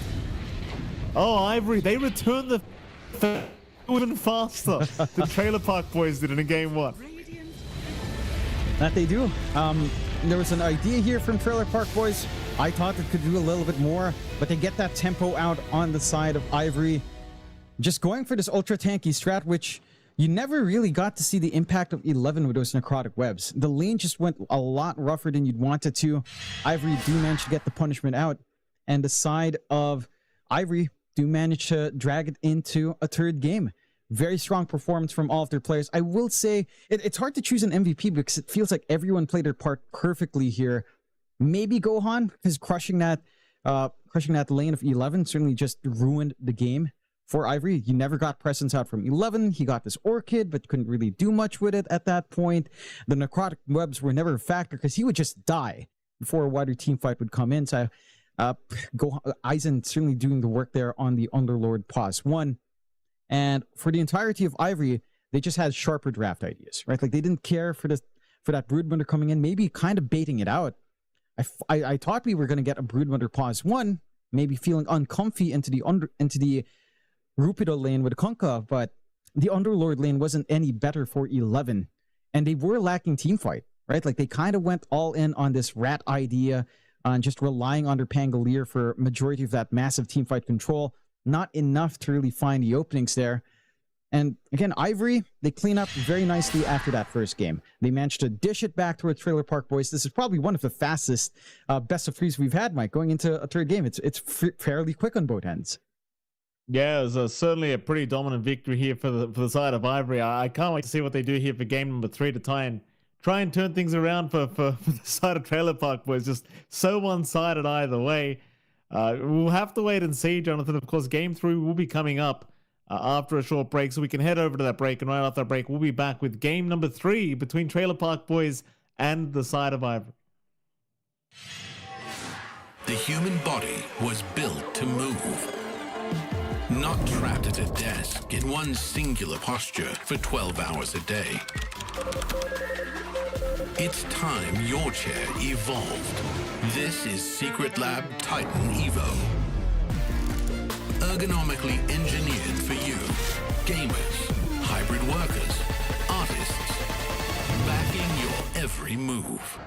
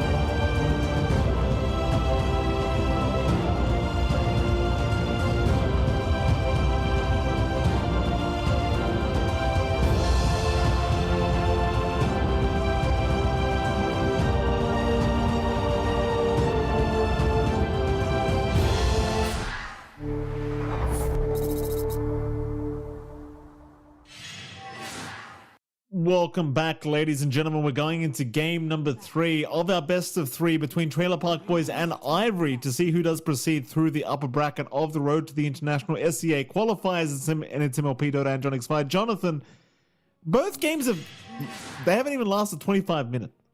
Both of them. And they went opposite ways. And I thought Trailer Park Boys had an easy outdraft last game, but Ivory clearly proved us wrong. Well, what the hell's going to change up this game, John? It's down to who gets to play their style, right? Because Ivory did manage to just shift their win condition all the way towards Ken. They gave Aizen tempo. They had just durability coming out from Rupido. Some of those durability options were taken away. And this time around, Trailer Park Boys do ban out the Kunkka. I'm not sure if you're going to go all in on Broodmother. It does feel like, again, it can be fine. There was a lot of ways to stop the Spiderlings from being overwhelming, and I guess that also just took a little bit of the bite away from 11. Maybe this is the way Ivory picks the Tiny, and if they're forced to shift that to Rupido on the offlane for whatever reason, I would say that is not what you're looking to do here in Ivory, so you have to be very careful when you pick the Tiny. You're also maybe now picking the Tiny to go into the Pangolier lane, which is okay. I don't think we've really seen Tiny outright win a Pango matchup.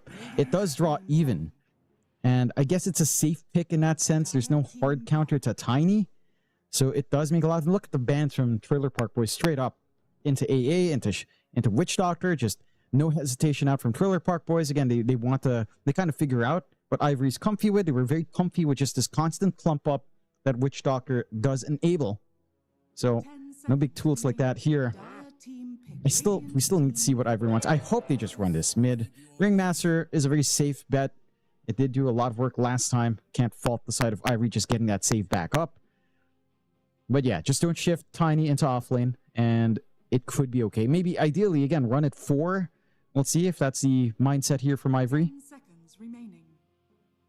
I doubt it, but let's see if they do that, John. Trailer Park Boys. Supports to come, I'm sure. And I take a moment to Yes, appreciate Drick's camera angle. Getting the full view Only of the the top best. of his head. This is outstanding. It rivals the North American cameras we used to see in the DPC. Do miss that, Very impressive. especially like the Sammy Boy cam. That was something else. This is something else as well. Oracle comes out. And again, like I like to harp on about because of his innate, or because of his facet, getting healing amplification, and the changes to healing amplification being additive now. Oracle feels like a beast. If you can farm into Holy Locket, you have some issues in trying to stop the healing from coming out. The saves are huge. You don't have to worry about an AA either, so you don't need to time your false promise all too tightly. There is some backline here from Ivory in the form of Tiny, but we haven't really seen that to be consistently good, as Oracles, once they get the blink, hang even further away. So trying to jump that save tends to be very difficult overall. I want to see Ivory actually just go for Clockwork.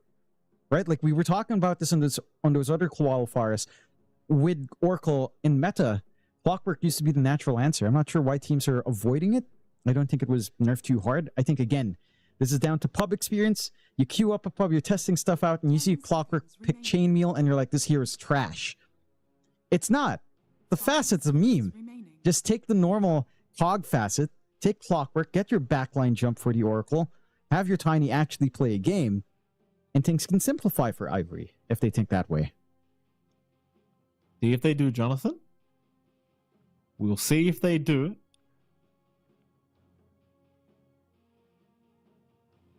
Ivory's still thinking about this this next pickup. You do still have options like the Shaman if you want to go down the Shadow Shaman route, which obviously has been pretty damn popular. One that you and I haven't seen quite yet is also the Silencer, John, which I think would also fit the bill for Ivory quite well here, but instead they're going to go ahead and pick up a DK, so not revealing that potential secondary support in the event that it's not a Tiny support. I still think, yeah, supports like Silencer, probably a good idea. Shaman's still pretty good. 10 seconds remaining. Yeah, it does still fit in. It does allow you to play aggressive. Maybe now with double blink initiators in Tiny and DK, you might not be too worried about the Oracle overall as well. So probably not a consideration to have to really counterpick it by any means here on the side of Ivory. If I had to choose from either one, I'd say Silencer is kind of nicer overall. It doesn't feel like you're as pressured to get a lot of push out with a Shaman. Like the single target hold is nice, but you kind of want Global Silence more to stop the roll, to stop the False Promise.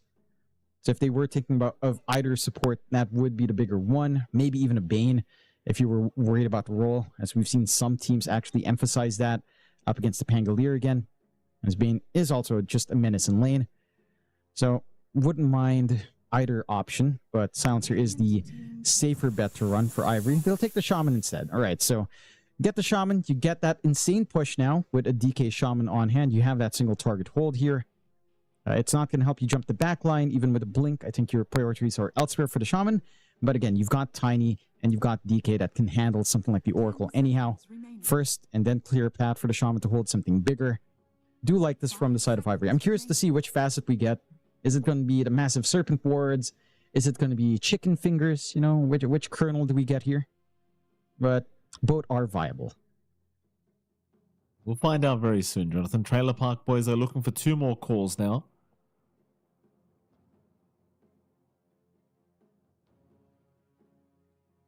I don't think we'll be seeing the return of the Broodmother this game. Instead, they're going to go down the Terrorblade route, so much more standard for both sides in terms of drafting thus far. So I'd assume we should be in for a longer game than, say, 25 minutes for Game 3, John. I'd assume. I guess you never know. Maybe. I mean, I can see Ivory trying to play fast, right? When you have Dragon Form, when you have the Serpent Wards, you will just push. That is the nature of this lineup. You can just pressure these towers quicker. And then maybe you take the back seat. Sure, once you set that tempo up, once you clear off tier 1s, you might be able to kind of take a break there on Ivory. But I can see them also just trying to run and gun every single time. So, curious to see. Curious to see how they close the draft out as well. They're still holding on to a little bit of that flex on Ivory. Hopefully not, because I think the one big flex they have is like offlane Tiny, which probably not the best choice. You could run DK mid and Tiny 1, which is better. And you last pick a Rupido hero, which is what it seems to be Trailer Park Boys are expecting. They ban out the Brewmaster. I'm a little bit surprised. Stuff like Bristleback and Beastmaster are available. And both sides can make use of that Mind's Armor quite nicely here. Darkseer gets priority from Ivory. Will we actually see a Beastmaster slide till late? I think it might be more threatening from Ivory towards Trailer Park Boys to take that here for Rupido, or to stop the Pango cleanly in its tracks. Creep Army can be quite annoying, especially for, say, the Oracle. So you will have some ways of just poking back at that back line without too much commitment. And they do ban out the Timbersaw as well, as you do have 2 high-strength heroes here as your big solutions. Maybe, again, clearing a path for a Beastmaster if Trailer Park Boys don't ban it out here. We shall see. Final ban to come. Do they want to get rid of the Beast? There's a lot of pressure on these two teams now. I mean, you saw the smiles on the faces of Trailer Park Boys after Game 1. They must have been thinking we have this in the bag. And then Game 2 comes around and then they get absolutely annihilated even quicker than they did in the first game. Now you're into your third game. Of course, loser of this series doesn't get knocked out of the qualifier, but they are knocked down to the lower bracket, which again is not very fun. You'd much rather just go straight to the upper bracket semi-finals if you're one of these teams. And now you're in this position where it's become a best of 1 all of a sudden. Trailer Park Boys still thinking about this final ban out. Radiant team pick. They do get rid of the Primal Beast instead, so Beastmaster is allowed. Question is, what do they want to play? I mean, with Problem Beast banned, it feels like... Okay, they go for the Mars. I was saying maybe the Bristleback. Maybe you were concerned about getting break up. Natural source of break from Problem Beast with an Axe build up. The Mars does still work wonders here. It's nice against the DK in the sense that once you have Arena, Dragon Form's not going to be much of a threat. A lot of things start to disappear as a threat. With the Arena up, they shift things up. On Ivory, taking the puck now, so... Oh god, we have a Rupido Tiny again. I'm not feeling great about that, Mike. I really would have preferred a Rupido last pick, but the puck does have a really good game here. I will hand that to Ken. Like, this is a very clear-cut puck game. There's no hard hold, no instant hexes to come in. So you are free to just kind of mosey around as the puck, be that disruptive here we've seen. We've also seen a lot of the orb facet coming in. It is just jostling Rift for Ken, so nothing too different from what we've been seeing from the past few months. I will say, gosh, I like Ivory's draft. outside of the offlane Tiny, I'm not convinced Rupido was the issue in when he played it. You know, it's not the player. Yeah. I don't think offlane Tiny just has a lot to offer. And I guess Ivory will try to prove us wrong. Maybe you get enough from the rest of your cores that having an offlane that doesn't do much isn't going to be an issue. I mean, to be fair, Rupido did get a decent blink timing in that game one, just didn't matter. But I don't know. I just like the 4 pieces of their draft so much more that it just looks so potent. Then you have that Tiny off. Trailer Park Boys, it's a much more standard draft. You have good combinations with the Oracle. I'm wondering if Seth sticks to a Clairvoyant Curse. The spell amplification facet is not what I'd expect you to take on the Oracle. It's good damage. I don't know if it's necessary, but it can make short work of Aizen, I suppose. I hope he's not baiting me. I would love to see that. Maybe he goes Kaya Mike, and then that's where early damage comes in from as well from Trailer Park Boys. That would be something. Okay, let's so see. Confused why. I think he chose it. Yeah, he locked it in. There you go. He goes for he goes for the spell out. All right, I like it. I mean, I don't really like it, John. As an Oracle player, I've never chosen the other facet because you're playing support. Have you not run Oracle mid? You know, no. I mean, you're not running Oracle mid here anyway. But you've not tried it. It's funny. It's funny. I was when you do it in the pro game, Oracle maybe not. Mid, I was saying it before Thompson was running it, John. I was the guy that was saying it's a mid hero now, but yeah, nobody believed me. Anyway, it didn't work out, John. It didn't work out, right? Maybe that time I was wrong. Anyway, he has gone for the other facet, which is pretty interesting. Why? I don't know, but he's done it. Oh, this is I know. I want to see if this works on set. I don't know if you're gonna itemize for it. Chances are you won't. Maybe you feel comfy enough with just Holy Locket as healing increase, which is fine. It might be overkill with Holy Locket plus Reign of Destiny. Their smokes do not break, as they dance around each other. Very tight window there. Jeez. Very close indeed. Looks like they will see Ken. They won't reveal themselves to Ken yet. It's just Sanctity trying to bait the side of Ivory in. Ivory's still searching through the bottom side of the map, trying to find anybody, hoping that they'll run into a carry, but they don't. Now the turnaround, they're going to actually meet in the high ground very soon, but a nice ward placement is going to see Naaman. So they know the Tusk is there. They're still smoked up. Now here comes 423, but he'll see them. He won't get caught. In come the cavalry. Naaman's here now. He's got shards up. They'll go after Grims. We'll see if they can find first blood before they get first blooded. So we do get the pause.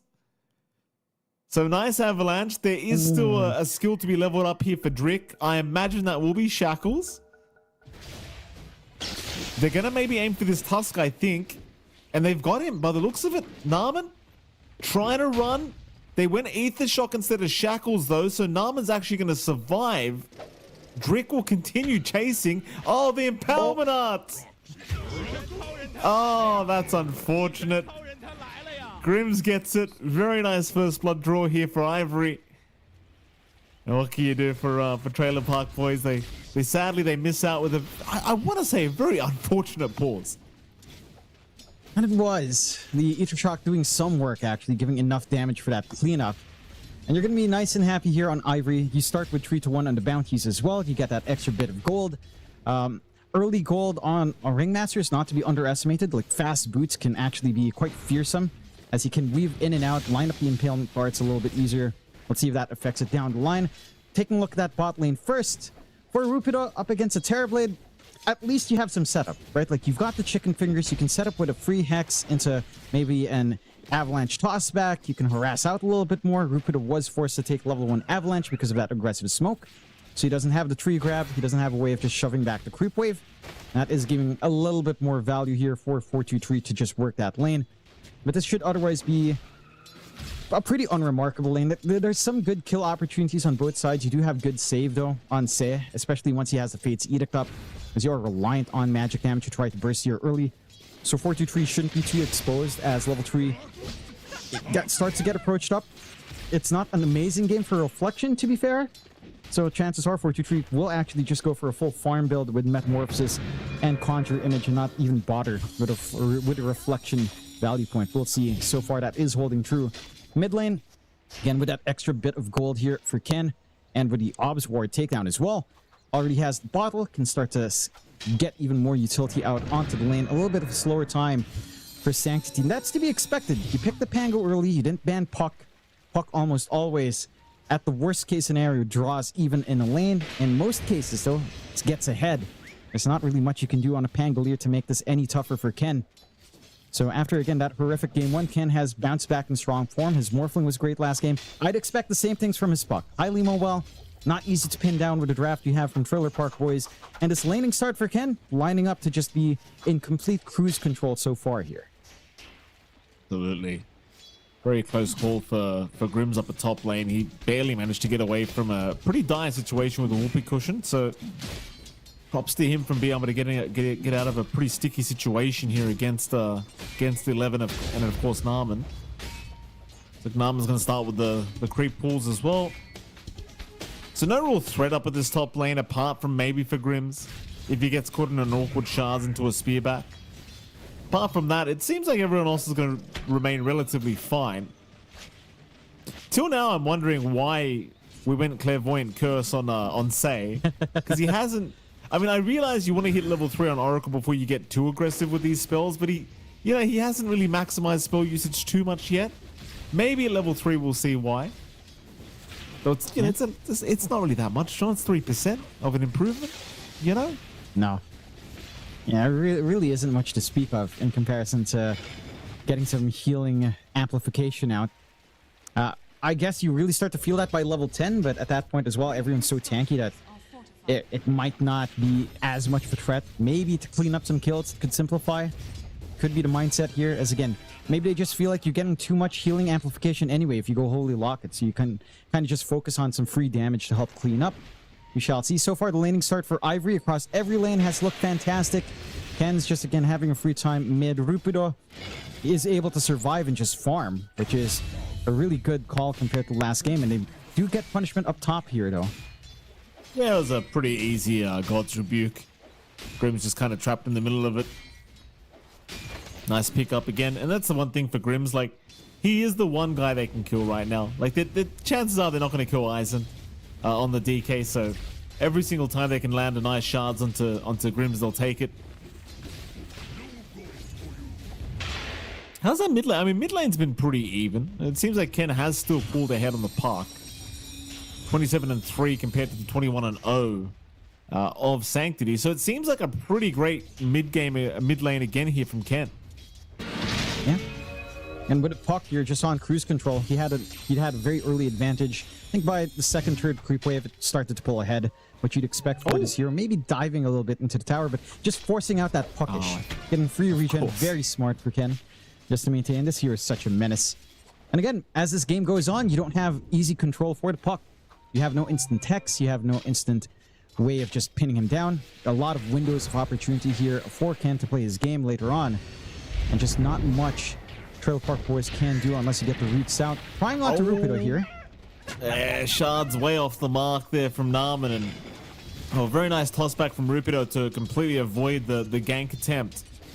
Props to him surviving this time around where it really felt like he shouldn't have. And will that also be Metamorphosis kind of committed for this? Not that 4-3 minds too much, you know, you farm with it anyway, but would have liked to secure the kill if you could. As it seems like they'll rotate mid. 6-minute power runes now spawning up. Bit of a fight to break out those. They have found themselves a Shadow Shaman. And that'll be Drick eventually set to fall, and Sanctity will be able to take it as well as pick up the shield rune for himself. Nice little rune to have. At least they snipe out Sanctity's courier. So a little bit rougher for the Pangolier, not quite getting his boots out. Just a little bit more for the Puck to play around with. And again, it's not the biggest kill. You did need a little bit of an injection out from the Trailer Park Boys. Take what you can get. I'm wondering if there's going to be some aggression towards the Shrines of Wisdom. Grim's already setting up with Watcher. You could try to make that move in later on, but doesn't really stay there for the full time and is spotted out. So it could be another freebie for Trailer Park Boys. Well, they've got 11 coming in. You've got Ken there to help out. Coil will be committed, but there is a Rolling Thunder now flying through from Sanctity, trying to find this puck, and he has found him in a very awkward scenario now. Ken still going to be okay to retreat, though, by the looks of it. Somehow, Grims was still alive throughout all of that, but he finally goes down. And ultimately, pretty even trade between the two teams. Not really much too much to write home about. It's just supports dying right now. We might finally see a core die as Eisen. Just get chased down. Tag team activated here from Narman, though they do land a Dragon Tail before he does get stunned, but it doesn't really feel like it's going to matter too much. Although, here comes Grims, and in fact it does matter. Eisen, way too tanky apparently. And he is. There's not enough damage flying out there. Even with that little window, if you found it, I don't think you would have had enough. If you had level 3 Purifying Flames, perhaps a different story, as they do manage to secure the Shrine of Wisdom now. You do have that extra magic damage, but you kind of miss out that chance. Regen's already kicking in for Eisen. A little bit of that siege onto the top tier 1. Again, a strength of this draft is just that siege potential. You've got the Dragon form. Eventually, you'll have the Serpent Ward as well. And that's just going to lead to a lot of early objectives lost if you're not quite ready for the fights here on Trailer Park Boys. The one big blessing for them, you've been getting some pretty good farm out from 423. Rupido's been playing poke, sure, but not really able to stop the Terrorblade by too big of a factor. So you're losing some ground, but your Terrorblade is still farming. You kind of still have to keep stalling out for this hero as, again, this time around for Ivory, they're having a pretty decent time for Rupido. He's maintaining slight net worth lead over that Terrorblade. You're getting early activity out from Ken, who is just near impossible to pin down. This puck is just always going to be a thorn on your side. And they do maintain really strong farm still for Eisen. Perhaps now, a little bit of a rotation out. Smoke with haste for Ken. He's heading down bottom. Wants to find something nice. Metamorphosis is actually popped here by 423s. They were trying to chase Rupido, but he makes it out again. Here comes that coil. They'll throw it right onto the tusk. Ensure Rupido does make it out, and now look towards 423, who's currently chasing Grims down. Grims actually surviving, but will finally drop to the Rolling Thunder as they will continue chasing the Terrorblade. There's no Sunder on 423 to speak of, but they do have the Oracle nearby, so he's going to remain somewhat safe. They'll continue the chase, though. Can he survive? No, he cannot. They'll get the toss on him, and he will drop. Very nice. Eventually, they will get what they came for in Eisen. You don't mind trading 2 supports out for that either here. For the side of Ivory, you're getting some good activity from Rupido with that connection down bot. And you are just seeing the issues. It's so hard to pin down the puck. The damage isn't overwhelming yet, but just the mobility out from Ken is ripping through and making it hard for you to find these fights. And that's from an unideal Dream Coil only onto 1 on a support. They still managed to work it. Once that link is up and Rupido, it does become a lot easier to follow through on Ken to look for the actual targets. Got some room now to poke on mid. There is time for the defense. Trailer Park Boys are clumping pretty heavily here as well. But their initiation isn't quite there. They don't have the roll from Sanctity. Trying to force something out is a lot more difficult. They are buying space out for 11 to work onto a very fast blink at least. And again, that's also key for Trailer Park Boys to finally find some jump in to try to follow through from Sanctity, as it does feel like there's not much coming out with the roll at the moment, as you just don't have the follow-through control as well on the side of Trailer Park Boys. Still, the threat on map space is just a little bit concerning for the side of Trailer Park Boys, because again, just one little shove from the DK, one little shove, a very non-committal shove from your Shaman, and map space just disappears. Once mid falls, the triangle, it's not going to be as secure. You need to be able to clear those stacks out ASAP. You do have heroes to get that done. But, you know, you have to watch when that commitment does come in on mid, as you do need that catch-up farm right now on the side of the Trailer Park Boys. You aren't making any moves yet to try to clear it out. It's not the biggest set of stacks, mind you, but every single source of gold does count right now, with a slight deficit towards the side of Ivory at the moment.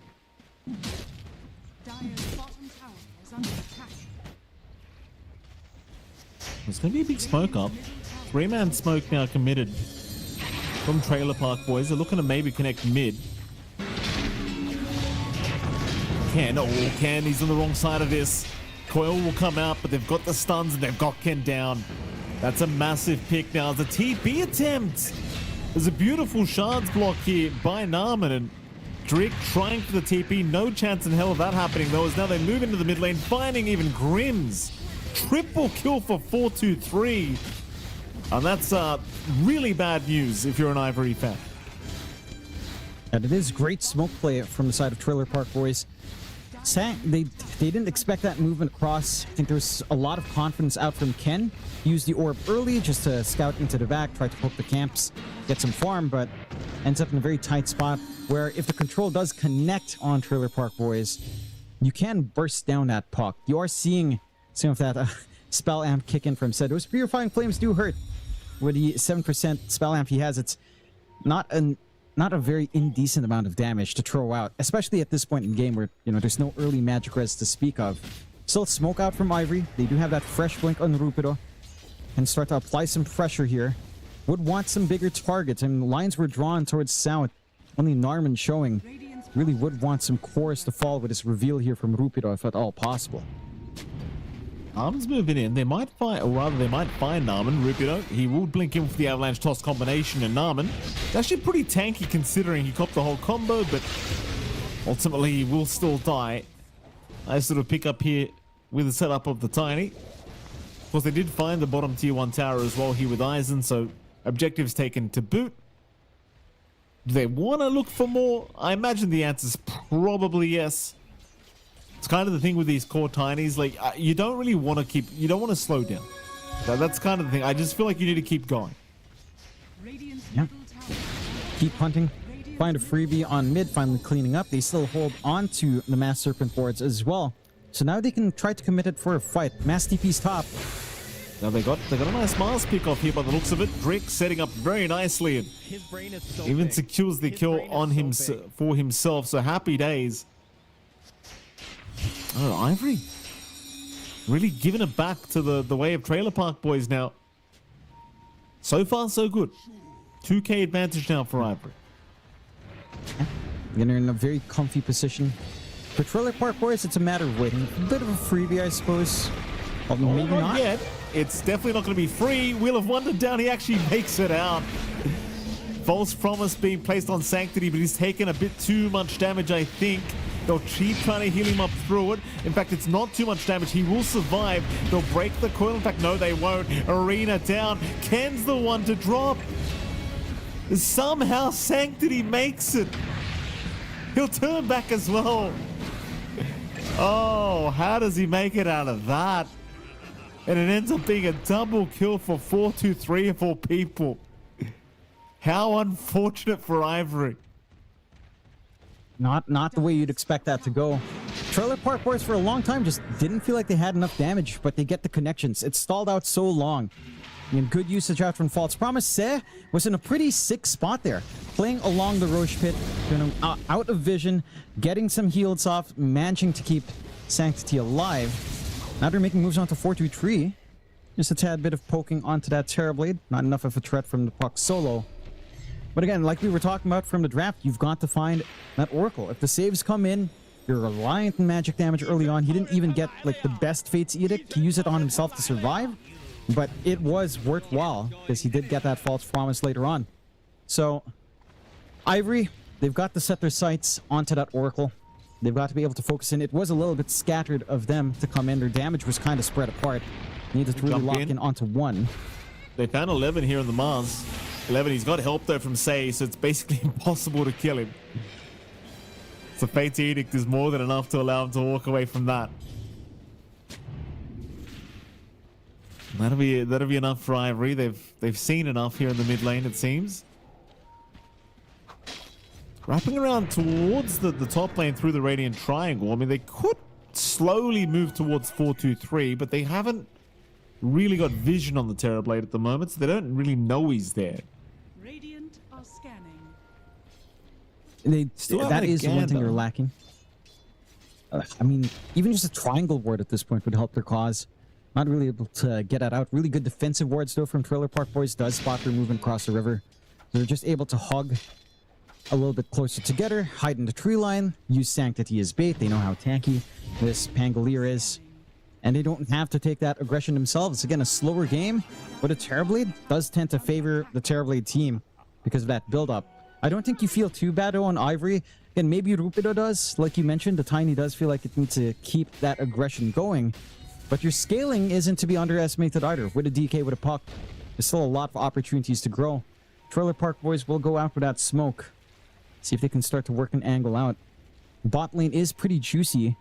There is still the tier 1 to protect though, and that can make it a little bit complicated in trying to cut through here to find the bigger kill. And that's going to be enough to just back them off. But unfortunate. And again, they haven't been able to commit the resources to shove in with Aizen just yet. Maybe the long swing back to mid. It's a really prolonged rotation. Oh, they're going to find Rupido, though. Nice blink away. Quick thinking here from Rupido. Quick reactions and quick laugh on the way out as well. There's still a big group up here mid. It doesn't seem like Trailer Park Boys are intending on backing off anytime soon.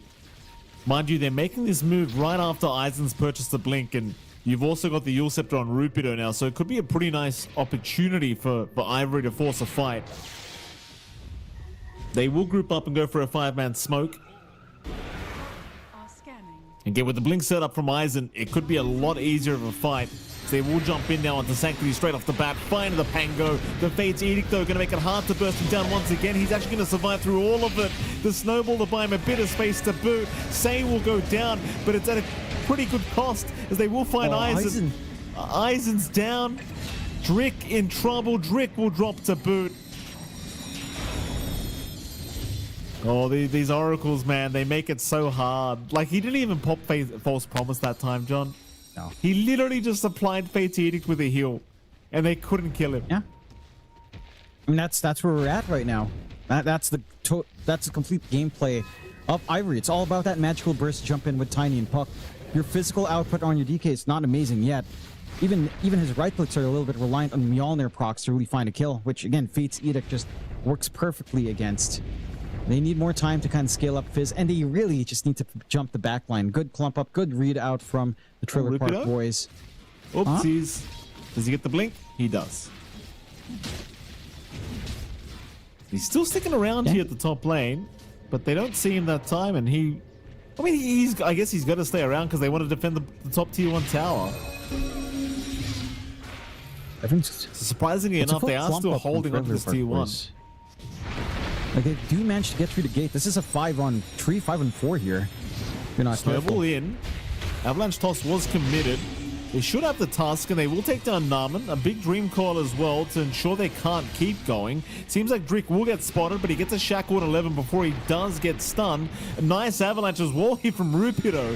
On a 3 is now Aizen's going to show up. Stuns up the TB, wants the Oracle kill.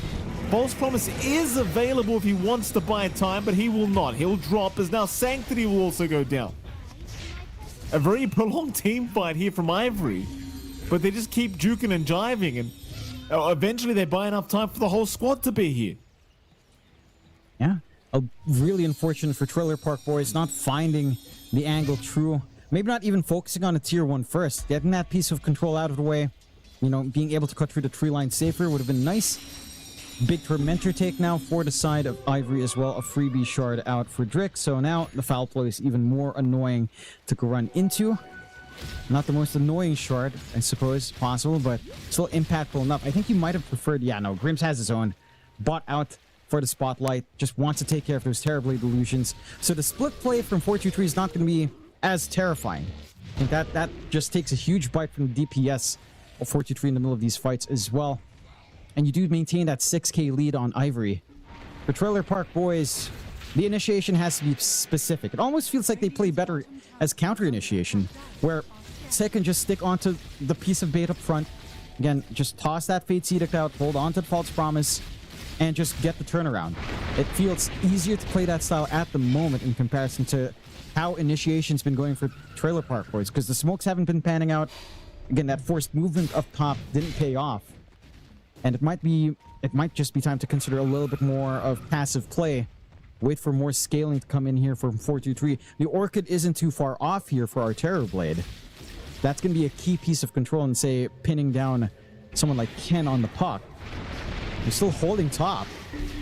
We'll jump in. Well, they got, it's going to be 4-2-3 they're attempting, but the Fate's Edict again making life very hard, so they'll try to jump the Oracle instead. He's still got a bit of time with that false promise if he wants to commit, but he'll hold. In fact, he already committed it. 4-2-3. Going to be able to run out, though. A nice toss back. Rupido does catch him. Arena down, but the spear's way off the mark. And this looks like a horrible fight now for Trailer Park Boys. They just need to run. The fight is well and truly over. 11 to drop to boot. Oh my. I mean, this time around, I've got to give props. Rupido doing fantastic work on the Tiny. Now, these tossbacks making life very hard for Trailer Park Boys. And that arena, I mean, it was pretty rough. Like, the speed just went absolutely nowhere.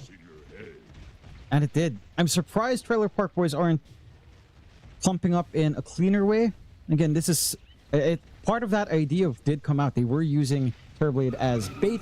You had your Oracle hanging in the right spot, but you didn't have the follow-through, right? Sanctity doesn't show up. There's no roll, or isn't able to really commit it there. The arena does fall flat this time. It has to be on point. And again, it's just the angles you need to find here in Trailer Park Boys feels a little bit more all in, a little bit more difficult to find. Whereas for Ivory, you can bank on just one good blink throw, blink toss out, and that repositional play alone is a big enough threat to give you control here. As Narman, jump in. They're going to find Narman.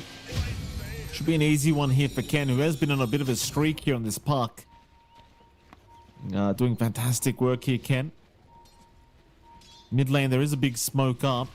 About to be broken onto Grims. They will find at least the Ringmaster, but the escape act is going to make life a little bit challenging. And now Eisen's actually jumped in. Oh. So they're going to have to give up 11 for that kill. As now they're rolling Thunder. Catching Rupido, but he has the Yule Scepter to buy himself a bit of time. But here comes 4-2-3 now with the damage output. Eisen, though, with a man fight. Oh, when he's got him. Trailer Park Boys losing out on every fight, it feels like. There's now the damage output and the tankability of this dire side. It's just proving to be a bit too much. it is, and again, that's Trailer Park Boys taking initiative once more. It just doesn't feel like them initiating is really panning out too much, and that was already a very split up circumstance for Ivory, right? You know the puck wasn't there. You knew Ken was hunting down bot, trying that freebie on Norman earlier, and that it should be a much freer time, but they're not able to really get the initiation you want. I don't know what you can do right now on Trailer Park Boys. Again, it does feel easier to go for the counter initiate. It just takes so long to kill off even Grims. And you get that good flank on the high ground out from Eisen. With the BKB, there's just no threat. And you look at the target identification here for Eisen. He doesn't even focus on the 4-2-3. They kill off Seth first.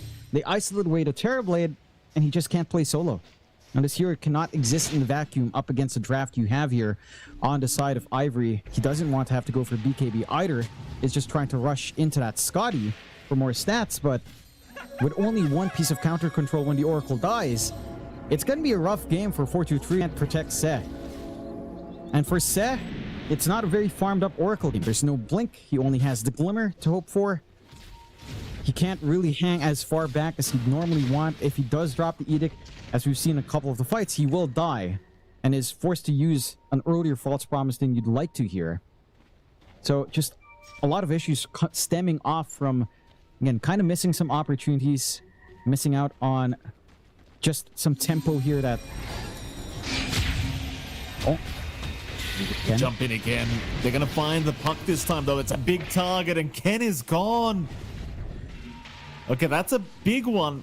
That's a little bit problematic. I think Ken's one of the heroes you really can't afford to be seeing get lost here. And suddenly Ivory, they're going to move into Roshan. Excuse me, rather Trailer Park Boys. Ivory, they know Roshan's happening, but there's not too much they can do about it right now. It's still Eisen. Eisen jumped in. Oh no.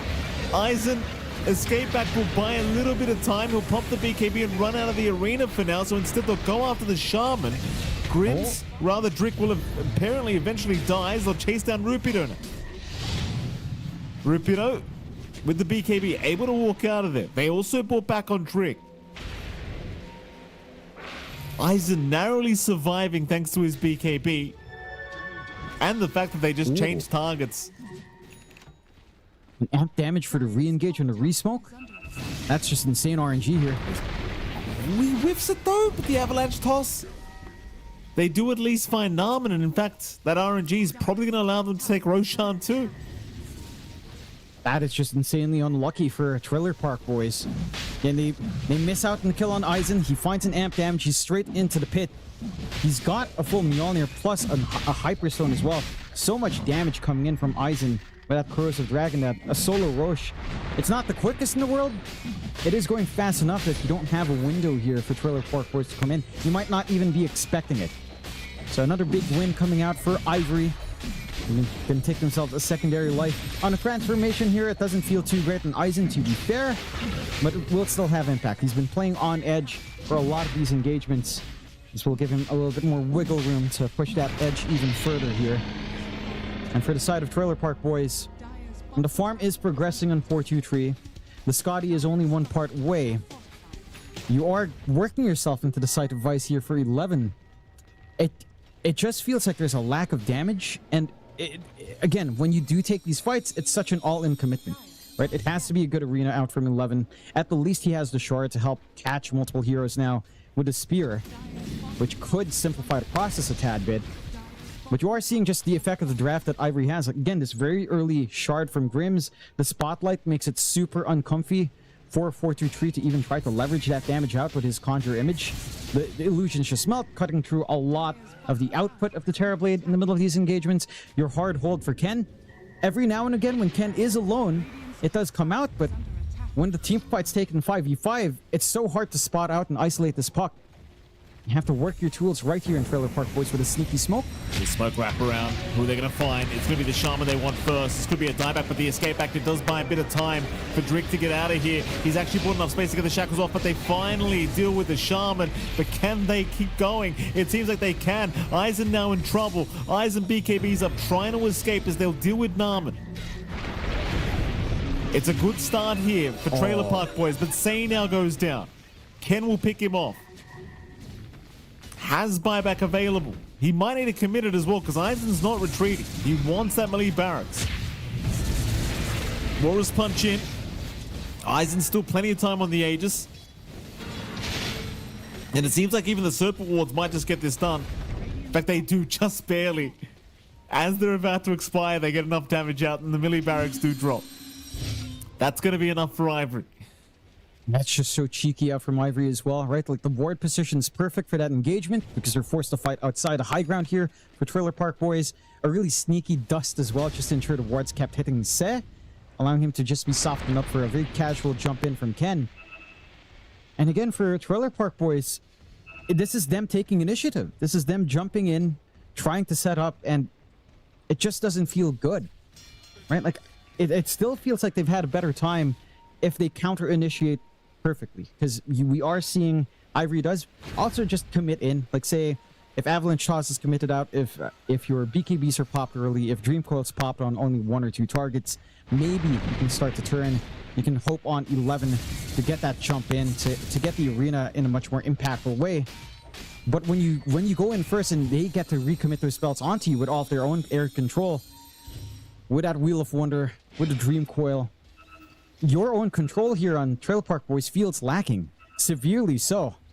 So it's so difficult to try to get a read on how you fight because there's no simple way of doing it, right? Like whereas for Trailer Park Boys, there's the toss back, there's the shackle, very non-committal. But they'll just drop the ward. Still 2 minutes on the Aegis for Aizen. Onto the mid, no problems. Look at that attack speed on this DK with the AC and Mjolnir. Doesn't take long. No, it certainly does not. Aizen having a great old time here in this game 3. Now things have turned. I mean, they're going to jump in here, trying to find something with a spearback play, and now the arena down. Aizen, he's going to lose his first life. That's a start. Let's see them take the second one out, though. Spear is there. They've locked the DK down. Aizen's got a BKB and he'll pop it. He's looking to just casually walk out of there, and currently he is doing exactly that. So they'll be forced to false promise sanctity to keep him alive, but Ken is doing so much work here on the puck. And the disengage from Ivory so far has been successful, and it does look like it's going to remain that way. As Trailer Park Boys really unable to find anything apart from that Aegis. No. Again, it's just down to how you have to engage on this draft. It's so much all in on like arena and the roll, and there's no follow through from your supports. Maybe a good shard can come in. Maybe down the line Narman can work into the Ags. He is going for the BKB first. He wants to be able to actually stand there and try to use his utility, try to use the snowball to get a save out. But it does feel like until you hit Ags, you are going to have to commit everything to try to find these opportunities, right? It has to be that good spear. It has to be like a tight roll area where Sanctity can bounce off some walls, get some chain stuns. And it's just so much more forgiving to play Ivory's draft. 15k advantage now, 19 to 21. Roshan and Treatment will see that timer start to tick away. There's even more spell amp coming out for Rupido with the Veil of Discord into the Shivas, and he's in a good spot to try to break a smoke. You smoke up on the high ground. That is spotted to be reapplied onto Sanctity, so instant pings on mid. Oh, they'll just break it. Oh, Rupido. Very confident position from the Tiny. He will give up his life. The rest of the squad was not close enough to consider a re-engagement. So a quick little pick off here for Trailer Park Boys, but they're going to need a lot more than that. A hell of a lot more, in fact. That they will. I'm a bit curious about Rupido's thought process on just walking up to the creep wave. He saw the Pangolier get applied in smoke. They did have that ward. So even after the creep wave was gone, he did see the Pango walk back into the smoke hero to get it applied onto him. And it's a nice pick off to get. That's a core kill you're finding when you're 13k behind in Trailer Park Boys. Yeah, it's not enough to swing this game back your way fully, but it is a shot in the arm. It's giving you some gold to play with. It's giving you some progression on the items. Daedalus coming out for 423 has the Crystallis up. So output on the TB is starting to kick in, but there's still a lot of physical armor he has to eat through. And with the AC up on Eisen, with even this full Satanic, not a simple process and just barreling away at the enemy core here for the side of Trailer Park Boys. And for the side of Ivory, it doesn't really set them back too much. They're still playing aggressive. They're still taking control on that bot jungle. There are wards spotting them out. D-ward instantly a smoke out from Trailer Park Boys to try to capitalize, but they're a little bit too mobile here on Ivory. Maybe you can start to take a fight around Roche. You know it should be respawning in around 2-3 minutes time. Start to set some vision up. Have to wait and see as it's a smoke and smoke now. It sure is. Smoke on smoke. They are going to see Safe first. Oh, that's it's a a big perfect target to try and burst down, and they've got him. Snowball will not be there in time. They even found Sanctity, and now poor old Narman. He was just trying to keep his Oracle alive, but now there's 3 heroes without buyback available on Trailer Park Boys, and that could just be it. I think it's just over. How do you defend without 3 heroes? You don't. Respawns are fairly long. There's enough time here to just clean up the high ground. Maybe a good spearback play at this point is what you bank on. Like they overextend, start to run up into Fountain. There's no Aegis to worry about at the least, but yeah, this does not take too long with all of that damage on Eisen and with the wards down. Bot racks get wiped mid-set to follow. Top range racks not going to take too long as well. Just a full megas from a misplay. And that's Trailer Park Boys again going for that smoke first. It was the response out from Ivory. They took the later smoke. They still had control down bot. And for Trailer Park Boys, I don't know how you go from here. Again, you kind of bank on just some misplays now from Ivory, from them starting to overextend a tad bit. Not seeing that anytime soon. And you did lose your courier on 11, which I believe was pretty much his full side of Vice waiting with the last item coming out. So you don't have buyback as well on your Mars, and you don't have that key piece of control. Big window, especially since that could line up with Roche Timer here, where Trailer Park Boys just lack that one gimme moment for themselves. Like just that extra control that they feel like they lack to find their burst window to play with here. Times are tough for sure. Things have really fallen apart here for Trailer Park Boys. Which again, it's going to be a pretty sore topic considering how dominant Game 1 was for them. You know, considering how close they were to just getting a 2-0 sweep and moving on. It's going to be a bit bitter being in this position now as Trailer Park Boys, but that's where we've ended up. They're not out of it yet by any stretch, but Mega Creeps do make things pretty damn challenging. They are incoming. And it's really a matter of when Ivory want to go for the jugular now. Like, that's kind of what we're looking at. Is a lamb being led to the slaughter. Yeah. The Trailer Park Boys, they've probably got one fight left in them left.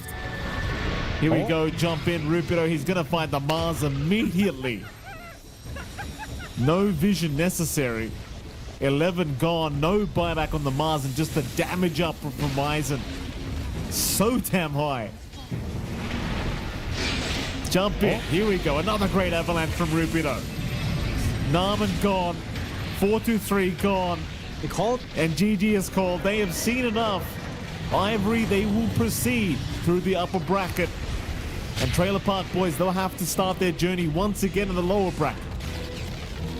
And that was complete dismantling out from Ivory. With the happy paces of the lads. Ken disconnecting from the call a little bit early, I suppose, but they play it wonderfully well. Ken just in a rush, you know, feeling good, and they should on Ivory. For the side of Trailer Park Boys, there was an idea. You know, maybe not the best of ideas with Clairvoyant Curse instead of the heal, but I don't think that was even a factor. The big issue here for Trailer Park Boys was just this lack of team fight. They were so all in on just having 11 set up with Arena, and even when you get a good Arena, this was not a good one in the replay, but even when you would get a good Arena, you didn't really have enough support hold coming out with your Tusk and Oracle. You didn't have enough coming out from your Pango. It's hard to set up for the rolls back in. They're very tanky on Ivory with the Tricore they had, and with how mobile the puck is as well. And for Trailer Park Boys, there just wasn't enough damage. 4-2-3 was farming up the Storm, he was keeping up, but the Terrorblade alone just couldn't handle it. And again, very smart pickup from Grims to buy his own shard. Just having that spotlight, taking away a lot of the bite from 4-2-3 early. There were moments that looked good, and this was one that should have been a kill on Aizen. Just too durable, great saves out from Grims, and showing us why that Ringmaster is so damn strong. And towards the end, it was a massive mistake from 11. Like that has to be called out. He bought out the last piece of his Sight of Vice without buyback bolt, and his courier got sniped. And then he just didn't have buyback. That really cost him there to have any hope on the side of Trailer Park Boys. Yeah, I mean, that'll pretty much do it here in Trailer Park Boys. Again, they're not out of the road to the international qualifiers yet, but they will be knocked down to the lower bracket, which again, it's not really where you want to be, John, because it's a very long journey through the lower bracket. Whereas Ivory now, they're in the upper bracket semi-finals. They're one series away from the upper bracket final all of a sudden. So if you're Ivory, you are sitting very happy at the moment. Well, Trailer Park Boys, again, at least they're not out of the qualifiers yet. MVP-wise, John, standout players, who are we thinking? I'd say Ken, if not Rupido. I think Rupido redeemed himself from that abysmal performance in Game 1. He did a lot of work on the Tiny. He's changed, you know, I don't think he's changed your mind. Might be showing when the hero can look strong. Ken does get it out. Job. That he did. And Ken did as well. Again, it's a very free puck game. He maximized this hero so damn well. Maybe one small mistake for that death on mid when he got smoked into, but beyond that, it was just a constant hit and run, such a menace on this hero. And this is why you do tend to see puck banned out in the second phase, because it is just a slippery hero that if your draft isn't set up for it, you do get run down. Again, very cool to see Ivory move on, Mike. Their storyline as a team. You and I saw them in like APAC League before. They managed to barely make it through into that LAN from the Philippine qualifiers. They've not had the best of times in all the rest of the year's qualifiers as well. But they've stayed together as a unit for so long. They've steadily improved. And making it to the semifinals just simplifies that process for them. A little bit of a dark horse now, riding into the road to the international, Mike. I can't wait to see how they'll go. We do have to head to a break, though, Jonathan. And right after that break, we'll be back with our final series of the night between Castaway and Execration. We'll see you soon. The human body was built to move. Not trapped at a desk in one singular posture for 12 hours a day. It's time your chair evolved. This is Secret Lab Titan Evo. Ergonomically engineered for you. Gamers, hybrid workers, artists. Backing your every move.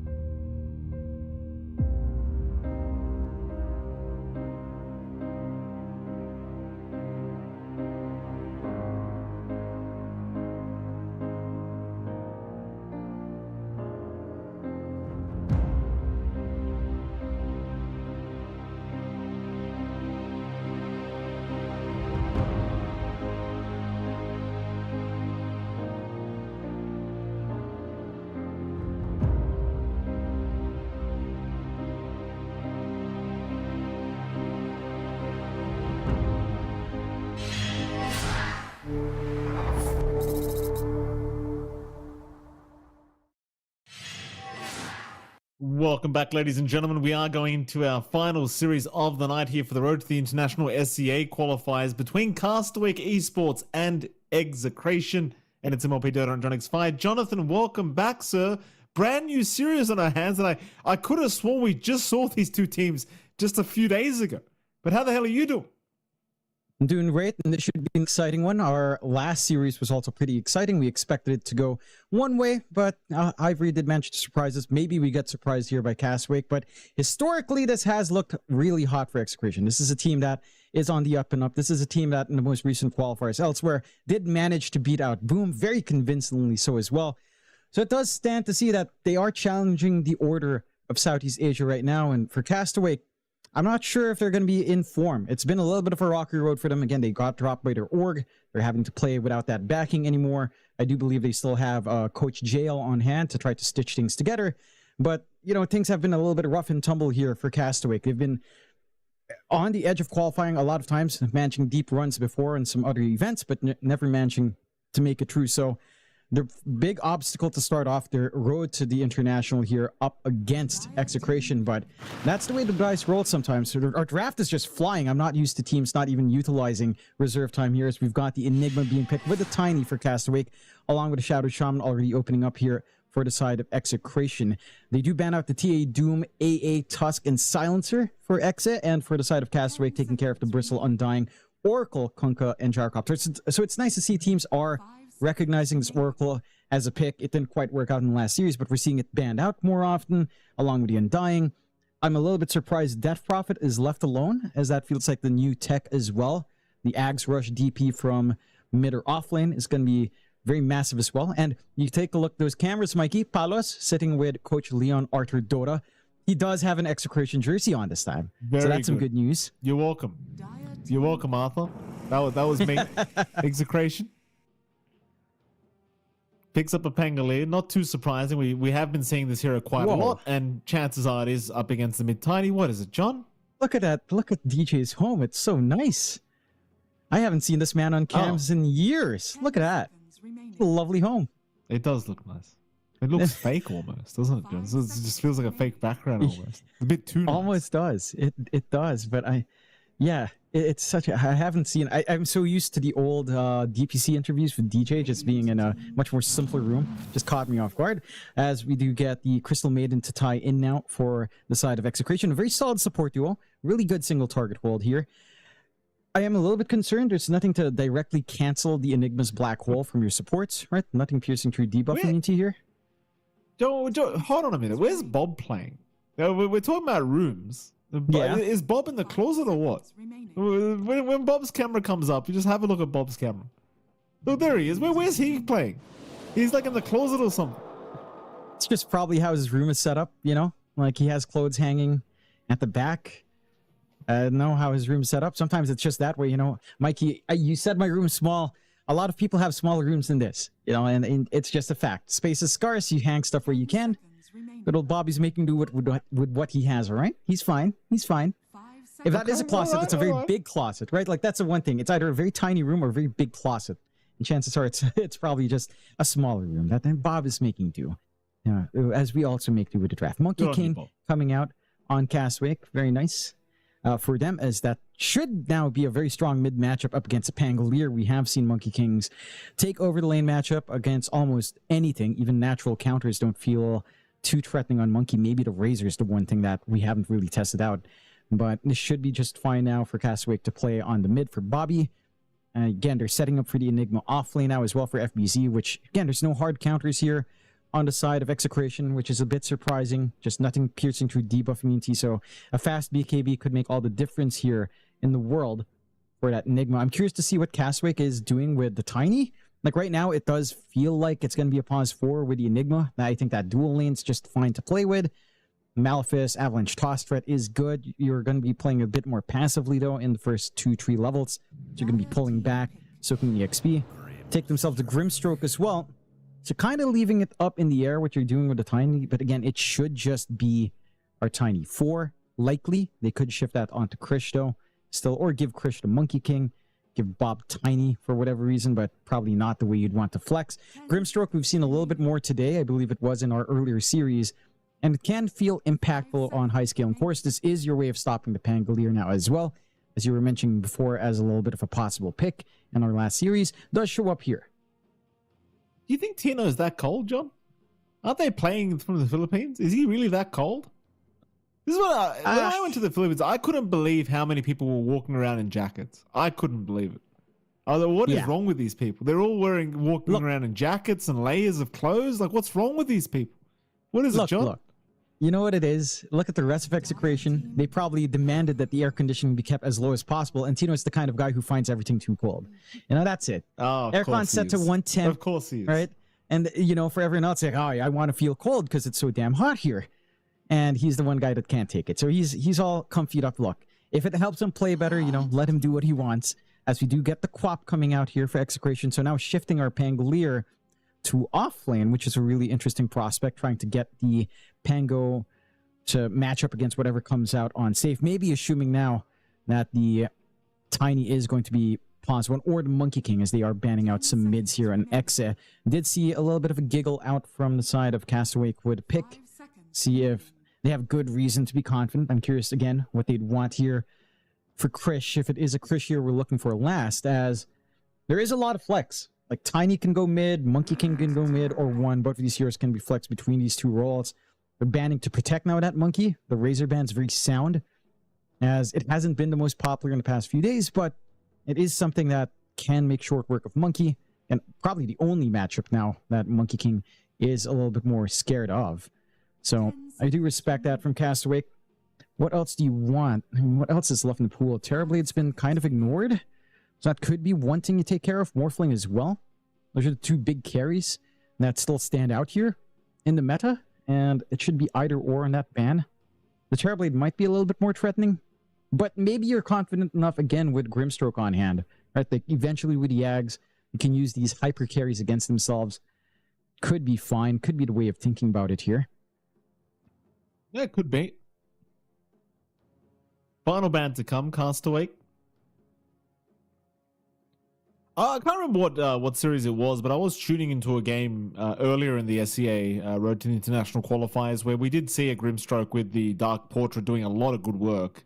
Pretty sure he actually won them the game, though I can't quite remember what series that was. I think that was... definitely can't see it. Yes? IAP versus Kopite, I think. Game 1, if I recall right. Yeah, should have been that one. And again, like... Very good. The Ags is very good, right? Again, maybe you're not worried about those hyper carries just because of that potential Ags. We'll take care of the PA, which is a little bit stranger. You don't tend to see that hero too often. It can be strong when it does come out. Puck banned out.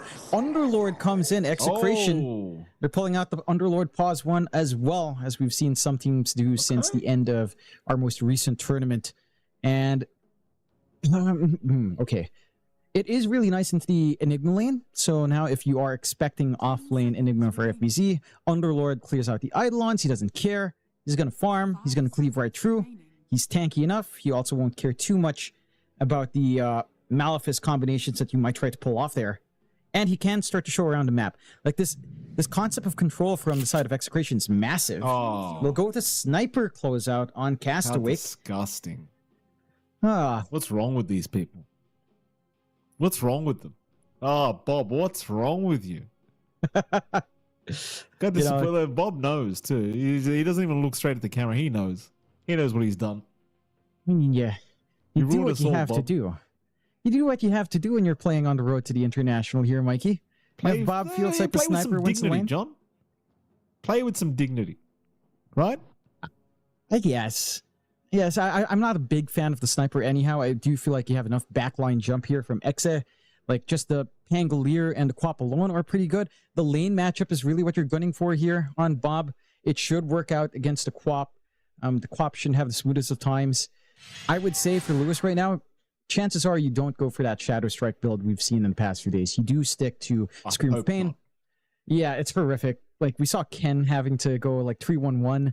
There's no farm. There's no tempo coming in. This should just be 1-1-3 Quap.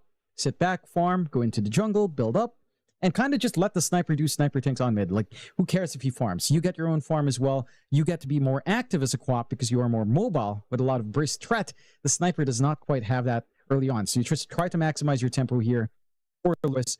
Otherwise, a few interesting things in this draft. This Enigma can pop off. Again, considering the lane's not going to be that easy against an Underlord, it's going to be interesting to see how fast FBZ can kind of build up on his Enigma and whether or not we do get, like, say, a fast BKB build up, because it does look like a very, very free BKB game for Enigma. Like, it's not going to take too much to just get the black holes later on for your team. And for the side of Castaway, there is tempo here. Like, we were getting out a DJ Tiny, a little bit of a specialty. We're getting somewhat of a Rambulan, right? We do consider Christian honorary Filipino at this point. So that is also spicy. Yeah. You've got Bob against his former team as well. And you know how Bob is. If he's winning, he'll let you know. If he's losing, he'll just be bored, as he likes to say. So it should be a fun one, even though he's playing Sniper. It should be. Now, obviously, Execration looking to be the, I'd say the heavy favorites in this matchup, though, considering we just saw them won another qualifier a few days ago. So, looking to be the favorites. You never know, though. Castaway could definitely pull off a big upset here. It's going to be a bit of a wraparound here with this smoke from Castaway. Like, it's literally only DJ rotating now. He will run into Palos. Smoke broken onto the Underlord. I must admit, by the way, John, that Eisen game we saw Pos 1 Underlord, it really did feel quite broken. It did feel pretty damn ridiculous, I must admit. As they are picking up 3 for 1 on the bounty runes here for the side of Execration, so a nice little bonus start. Bit of a chase here from Shanks. He does have shackles, but is unable to get within range. But like I was saying, I mean, that it really did feel a bit too strong in my opinion. At least in that game. That it does. And it's just amazing value when you're up against summons, right? You're up against an Enigma. You're going to be able to cleave out the Eidolon so that you get your farm. We'll take a look at that lane later. It's down mid, of course. You've got that iconic Sniper versus Quap lane with the best gameplay in the world. Bob should have himself a decent time. Lewis not leveling his level 1 yet, which I like to see. Not committing for a Shadow Strike. Maybe just seeing if he can get away with Blink Scream Fame, which he should be able to do so. Should just be able to walk up for him. You're not going to harass out the Sniper in any case anyhow, so you might as well get that build up. We'll see later on. Taking a gander at the other lanes. Some aggression coming down bot. And Shanks does have that pesky chicken fingers, but we also do get fine art from Castaway. So there's some good damage coming in here from the Stroke of Fate, finding some really quirky angles to fly out as well. Not the most common. I think we tend to see Instigate overall with the manual detonation of the swell, but this can be overwhelming in the lane, and you're seeing him doing a good job of just zoning out 2 heroes already. That's pretty nice. I actually like it quite a lot. Very, very nice indeed. How's the top lane going? Well, we've got the CM, we've got Palos, we've got DJ, we've got FBZ, and even with the Underlord, one would imagine FBZ should still be able to find ways to be an absolute nuisance here on this Enigma. But as you can see, as the levels come up, Crystal Nova, Firestorm, you're just going to be feeding Eidolons at some point. Maybe not quite yet, but I'd say level 3 for CMO and Palos will basically mean that Eidolons just mean nothing. They will. Palos is also just tanky enough to not care for those early Eidolons. Atrophy Aura just does a lot of work in blocking off a lot of the damage from harassment. We do get a mic issue. This was over. Yes, good old Chris Shanks bugger. That was unreal. Swatter. All right, fair. Swatter. What is that? Swatting the bug, Okay. I think that's the implication. Okay. There you go. Fly, to be exact. Fly swatter. Okay, that's a little bit of... speaking like Yoda right now, Krish. Interesting choice. See if he plays like Yoda, John. I'm not sure how Yoda plays Dota 2, but I imagine it's pretty good. Huh. I wouldn't know really, John, because I don't really care that much for Star Wars. I'll be frank. I can't even remember what happens in the damn films. I'll be honest with you. So we do have the reconnection. I mean, we're talking about like overrated franchises. Holy crap, is that overrated? Yeah, no, I agree. Annoy some people. That one I do agree with. I never really was fully invested. I do love the memes. Hopefully we get some good memes down the line here as well. Well, probably not. It's a very serious game. No one's going to be memeing besides all chat as you get back into it. And again, this Underlord has a lot of value Just because what threat is there on the Eidolons? You can see the right-click damage come in with Atrophy Aura up. That damage reduction on already low damage is not going to really be a feasible threat onto Palos. You're just going to have to try to pull on DJ, but CML is just constantly blocking him away from walking into the creep wave, so you're not getting that free EXP that you tend to get. And that's just going to slow down the progression for our pause for Tiny. This is one of those games where it can feel like a little bit of a tough time in just finding the EXP you want to get that build up. Even getting off the creep pull as well to stall out is quite nice here. Avalanche. Toss back onto CML. Blood Grenade did land as well. With the Malefice, they should have a kill, and they do. FBZ able to draw first blood off a very nice Avalanche toss combo from DJ, which will help salvage the lane quite a bit because it has been a slow start for them. And it does. Do you still have to respect that magical damage coming in? Your barrier doesn't do that much here with a CM and the Glacial Guard. You have to kind of wait out. Like you mentioned, level 3 is when you maybe pop off a little bit more. Palos does go just for the full farm, Atrophy Aura level 2. So it's just going to be able to sustain out. Mid lane, as we've been looking at just a tad bit, it has been even. Like Lewis has been able to play his game. He does go for the 2-1-1 build.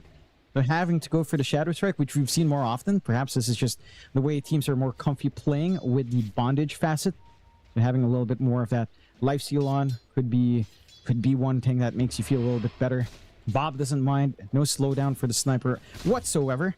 One Wraith Band up, second not too far off, into the Power Treads, into the Dragonlance timing, and you're going to be set to go. You can also just deny off runes quite nicely here for Bob. Doesn't really need to care for them all too much.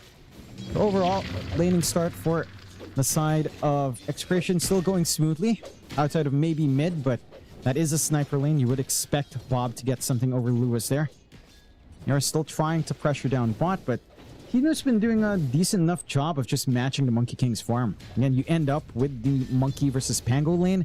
That is still Monkey favored, especially with this threat of Inkswell and Stroke of Fate. But you're also not able to fully commit and stop the Pango, so you're still getting that build up anyhow. I'm seeing Lewis trying to get aggressive onto Bob. He's been blinking in and just shadow striking over and over again onto Bob, and I guess it has been working. This time he won't require the blink in.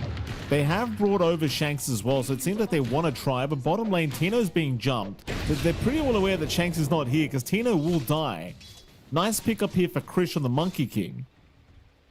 And as well as that, Bob's playing it very smart in the mid lane. He's just hanging by that left tree line, and Shanks can't actually get within range to land a Shackles or a Hex.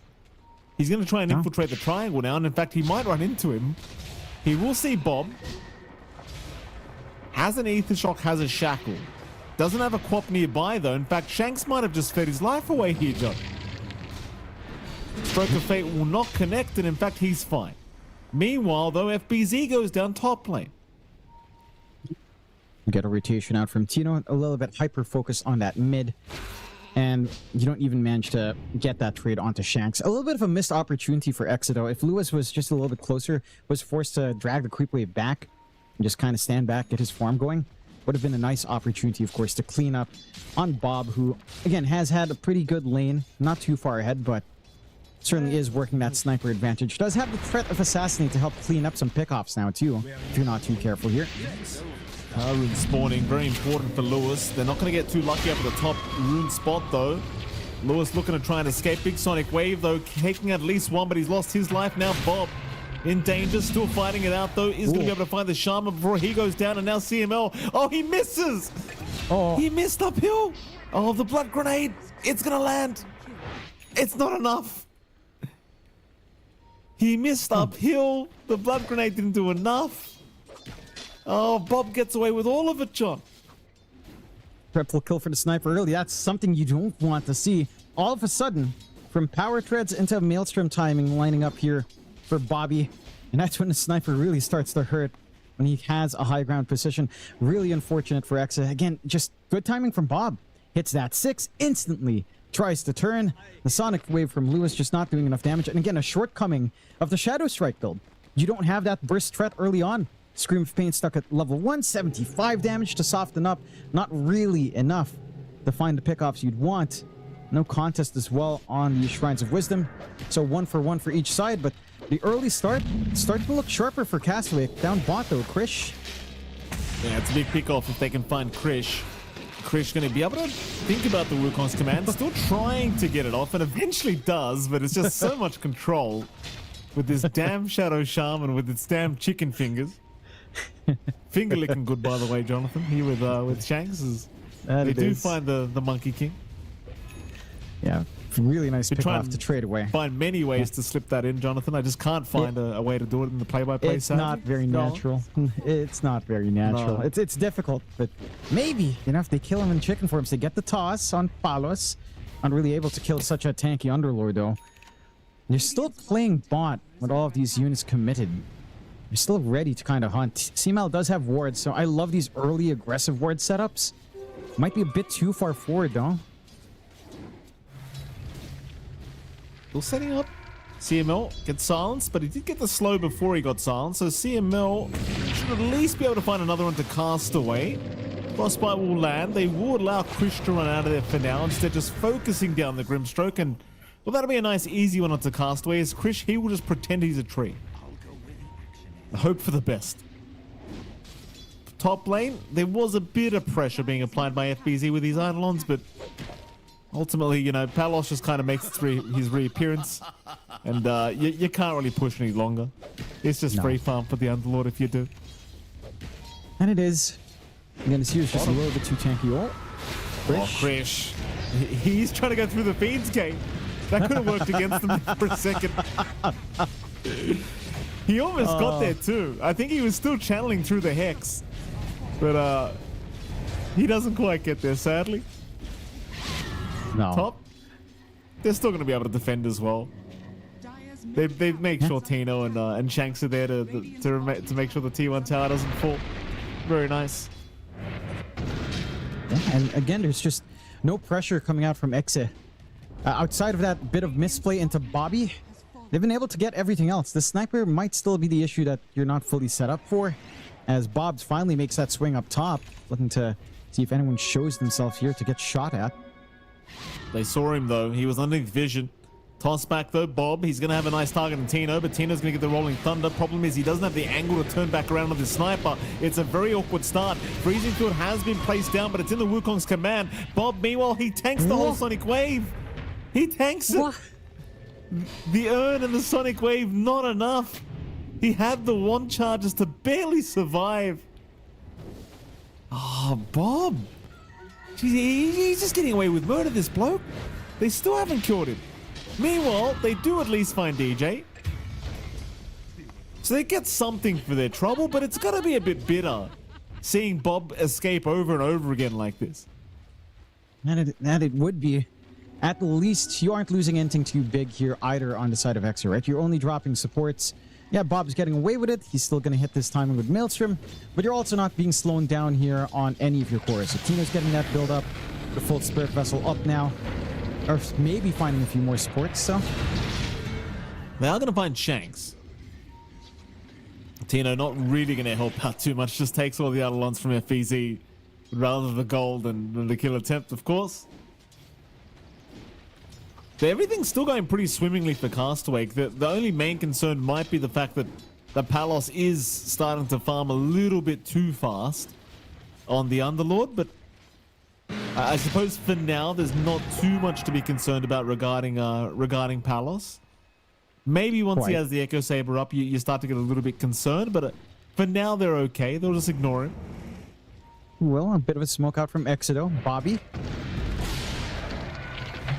Not easy to run into him. Bobby's still very hard to catch. Top lane, Tino's still defending, but FBZ's there with the siege creep, and well, the tower, it is going to go down whether he likes it or not. It's just a matter of whether he wants to deny. As DJ mid lane is going to drop, but now Tino's been jumped top lane. Rolling Thunder not going to quite come out in time, and Tino will drop.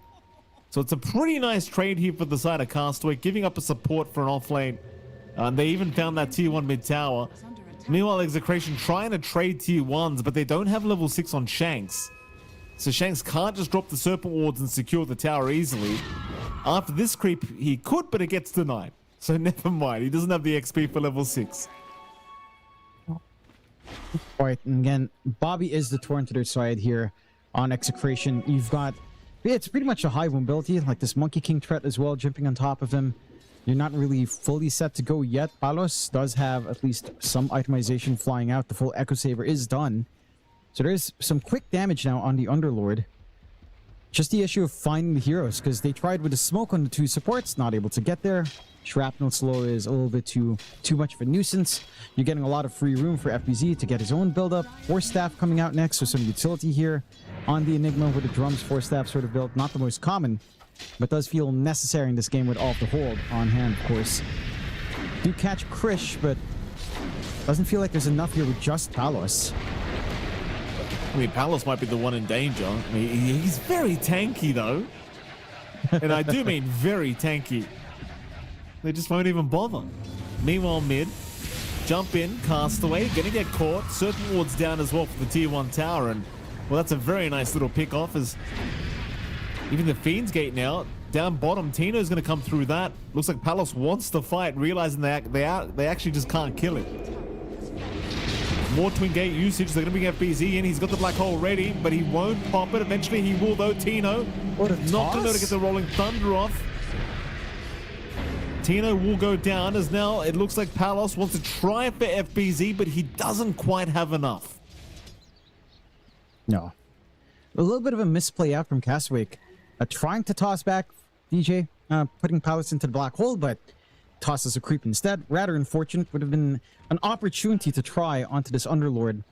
And you're finding some good pickoffs here on the side of Castaway. You are starting to find a few of the cores, but the big one is still Palos. And again, it's just hard to pierce through him. Once the full harpoon's done, that's when trouble really starts to rise up, as he'll just be able to pull you back into the pit of malice and keep you stuck there. Gonna be a BKB afterwards for good old Palos as well, maintaining the 2K lead here. On the side of Execration, still a very even game. An even affair across both sides.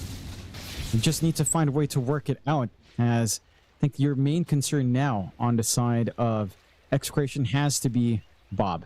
Maelstrom's up, Dragonlance not too far off. Smoke into them in the jungle. Lewis?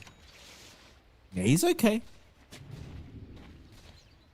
You really don't have the greatest lockdown apart from, say, the black hole of FBZs. It is... Sure, if you can land these big spells, you know, you can have Bob just nail away at them, but without something to actually lock these heroes down, you don't really have much in the way of actually getting this damage out, as FBZ now having headset issues, apparently. And I wonder how concerned they are getting about Palos. Like, is Palos a big concern for them? Like, especially considering Krish found out the hard way, he's just doing no damage to him. Honestly, I don't think so. I feel like because of the range of Atrophy Aura, Sniper is well outside that, right? So if Bob actually does get to just hit Palos, they've been taking these fights into Palos without Bob really focusing on the Underlord. If the Sniper gets into it, he's not getting damage reduced from Atrophy. He's going to be hitting at full speed, and he can clean up. I don't think you're too concerned about, like, scaling up against the Underlord for sure. You just need to bring Bob in. It's just a matter of getting the Sniper to a point where he's comfy, where he's not going to be dragged in. And that's where things can happen, is we do get a camera call out. FBZ does get it turned back on. We do get the go ahead. Nice and simple here. Quicker than mic issues. Gate usage. Oh, bottom. Yeah, they've got a nice one. Krish, he's just melting, mate. It's just... This damage is so stupid. Holy. That it is. Well, he's got the full harpoon up now, John, so you don't have as many problems just catching someone now as the Underlord. That cleave always gets me every time I see this on Underlord. It's just so dumb. Ridiculous. Ridiculous. It's just a flash be careful, sir. Oh, it's okay. It's not cleave. It's all right. Meanwhile, Bob goes down. Mid lane, they do catch him. The Sniper is gone. That'll be the first death for Bob. And see, this is partially my issue with the Sniper pick, right? Like, yeah, Bob has a great laning stage. But again, you're so reliant on people setting up for him to be able to just right-click in the middle of a team fight. And in the event you're just not fighting, he's a sitting duck if he's caught farming in the wrong area. Which he was that time. Yeah, and they finally get the punishment. You needed to work extra hard for that on Execration, but the punishment is there. That's a huge streak just being fed out. Huge gold swing for excess. They even find, again, that bot tier 2 for their troubles. And now you really needed fast progression here for Bobby. Still working onto the Hurricane fight. They catch one, perhaps. Maybe not. Krish is around, but I don't think Krish oh, he wants to go. Never mind. Wukong's command is out. He's going to find Shanks with that. Or maybe not. Shanks will... Okay, he will fight the shrapnel of Bob. Now the Soul Mine is out. Onto 2. The chase is on. The double assassinate even. CML to go down. As now Tino drops. Well, it turns out it was a very nice setup from Krish. 3 down for the price of nothing. Yeah, really setting up quite nicely there from Castaway as well. That Soul Bind, the double assassinate. The damage isn't to be scoffed at this point. There's still a lot of output, of course, on Bob. You don't have anything like an early glimmer to start to block some of that magic damage as well. So it's always going to be a little bit relevant for some time here. And that compensates. Equalizes the game a bit, back down to a 3k lead for Execration. And they don't even have to commit something like the Black Hole. Just the Wukong's coming through. So you're happy enough on the side of Castaway. You're not going to be able to siege. Tier 1 mid will still stand. And it's down to if Lewis can always get that jump onto the sniper. That feels like the big part. You kind of have to try to find Bob isolated away. And he is playing a little bit unsafe, but he does have ward coverage now. They are setting up for Bob to just have an area where you can feel relatively comfortable with, unless the smoke does come true, which it will now for Exa. See if they find the angle out. Their vision is somewhat limited. They still have this sneaky bot jungle ward, but no one's really directly showing. They're running all the way up top. Could try to set up for a fight into the Tormentor, if not set up for the Tormentor itself. They're slowly approaching that mark as well. Radiant are scanning. Gonna look. Okay. Smoke on smoke now. In the side of Castaway, they're just running directly towards FBZ. Nobody around FBZ at the moment. They could just hope for a tier 1 tower push if they really want. Radiant's courier has been killed. Execration not really going to find anything either for their trouble. So the tier 1 tower push is probably what's coming down bottom. You could argue the exact same thing's about to happen top. It's a matter of which team actually wants to defend. Like, Tino just leaves the top tier 1, so they're not going to bother even trying for that, as the Eidolons down bottom are still pushing, but instead they're just going to take Roshan.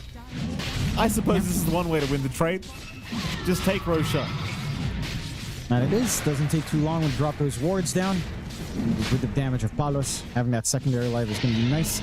They can also set up, again, for Tormentor. They've got the advantage now into that objective, although there is still a tier 1 TP point available for the side of Castaway. But Castaway are still stuck down bot. They're not even able to really get offensive wards up still. Yeah, jump in mid lane.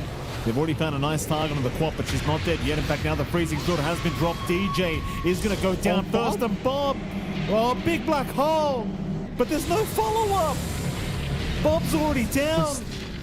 You need the sniper. Oh, no. What was that? I saw a Wukong's for a moment, Mike, and it instantly disappeared. What? Did he not? He popped the Wukong's on Krish, and then he stepped out of the ring. I think he placed himself on the edge, tried to path in through the ramp, and just broke it. Like, there was no damage in the black hole. If you had Wukong's, if you got the Boundless Strike, that could have been the opportunity. Now, with plus 300 damage on Palos, they can just siege. One tier 2 gone, one more to go. See that replay? And the Wukong's was coming in. They had the black hole set up. Sure, you'd lose Bob, but maybe without Wukong's. Yeah, oh no! What? Oh my god, no!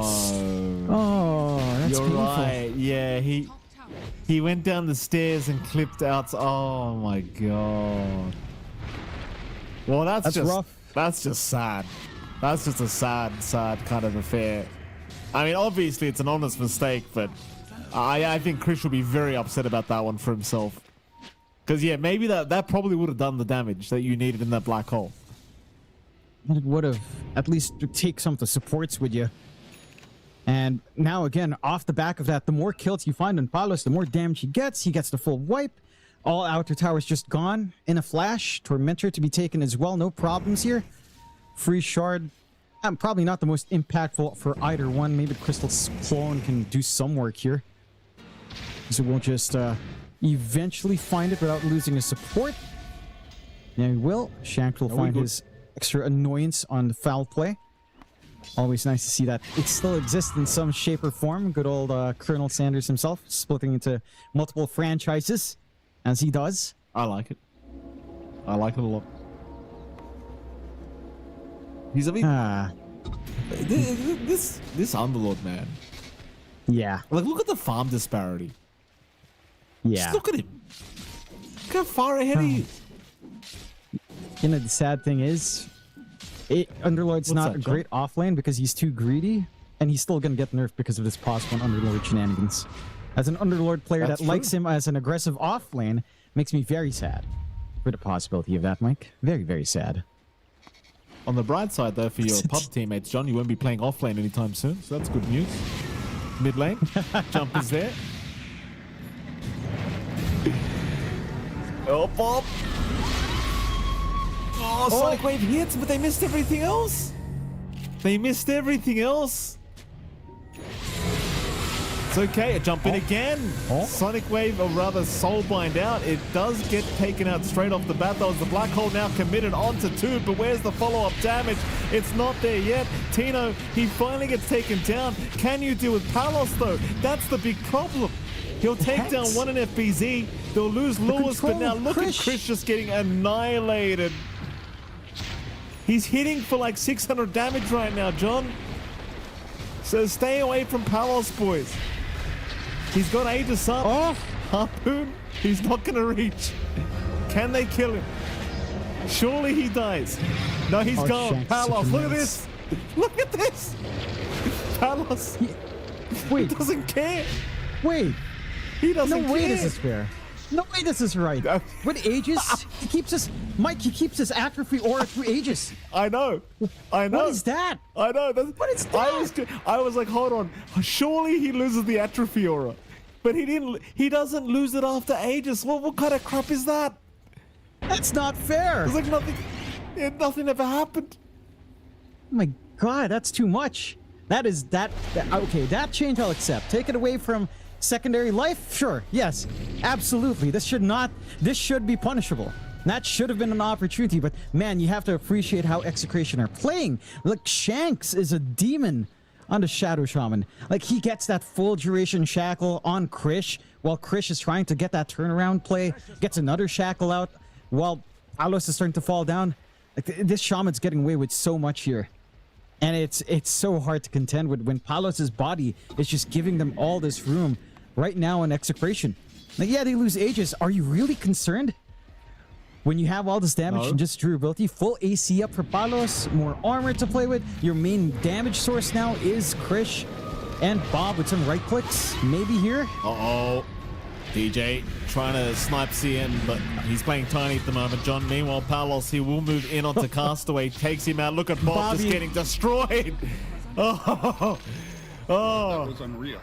And Bob will hand over the tip, respectfully, of course, as Palos. Uncontrollable. My God, he's 21k net worth. The closest to him in the opposing team is 11, John. So somebody's got half his net worth, and that's the top of the opposing team's net worth. Look at his cleave. I mean, what is so this? dumb. Yeah, it's so dumb. Such a dumb hero. I mean, we used to see this a bit, but again, on offlane, you don't see it pop off like this when you get the carry farm. This is madness. You have to ban this. Oh, FBZ. He barely didn't get his TP off in time, thanks to Shanks, who was there.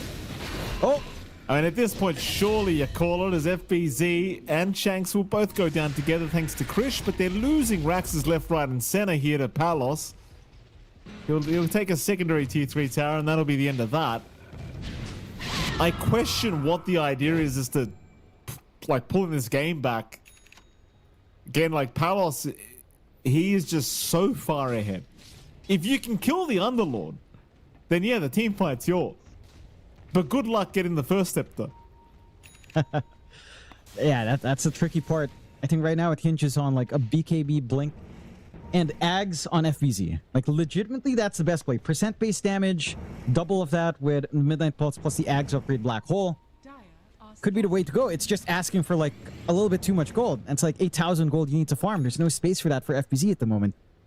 So if you could stall out for 10 to 15 minutes somehow, perhaps that starts to become a reality.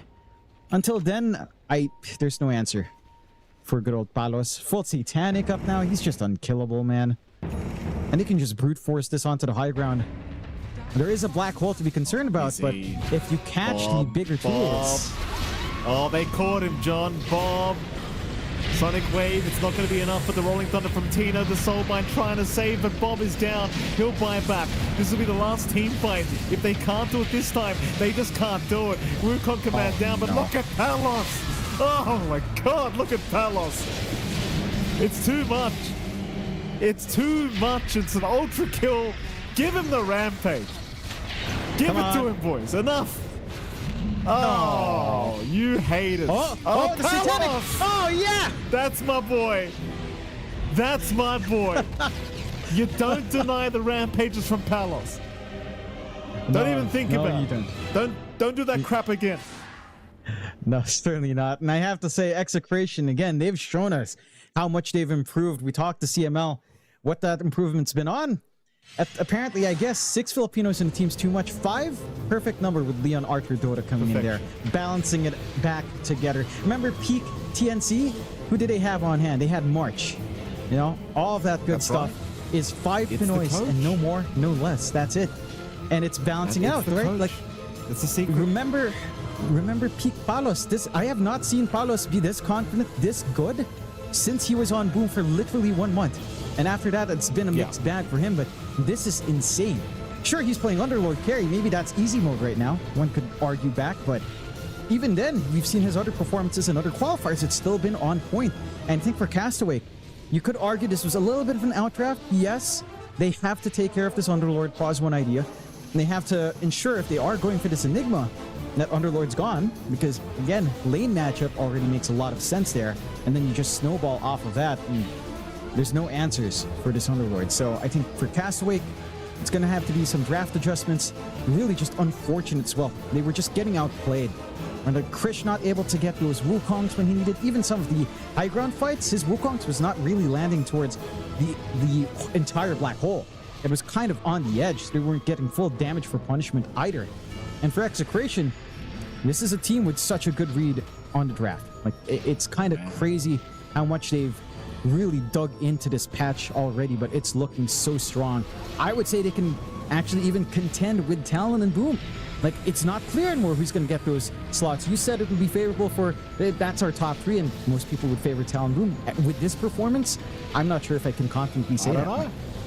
I must admit, this is the one year that I could say Execration, they're looking pretty damn scary.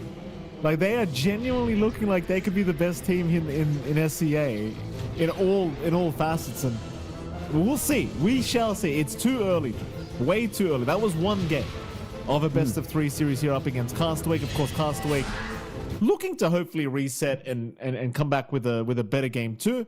MVP wise, Jonathan, I dare say it's just Palos, right? That's the standout. It's Palos. It's Palos. We don't need to waste our time. Everyone knows it's Palos. Oh, come on. Look, what a giga. My goodness. Yeah, no, and he really has. I've got to give my credit to Palos too, Jonathan, because I'm a critical guy. I like to give crap when crap is due. But this man, he's improved a lot. He's performing very well recently. I got to say, very impressive. And he has. I think it's good to see, because I feel like this is, what we expected from Palos when he was on trial on Boom like 2-3 years ago. This is how he was. And then something happened. Maybe he lost confidence. He's built that back up. Can he maintain it for the entire qualifier round? We'll have to see. But again, that tone from Execration, the vibe you saw from their camps, nice and calm, happy, but not overly happy. Very good environment around Exa. That's going to be hard to work against for Castaway, but that's what they have to go up against here, Mike. Well, let's see what Castaway can do. Of course, we're going to go to a break, and right after that break, we'll be back with Game 2 between Execration and Castaway Esports. The human body was built to move. Not trapped at a desk in one singular posture for 12 hours a day. It's time your chair evolved. This is Secret Lab Titan Evo. Ergonomically engineered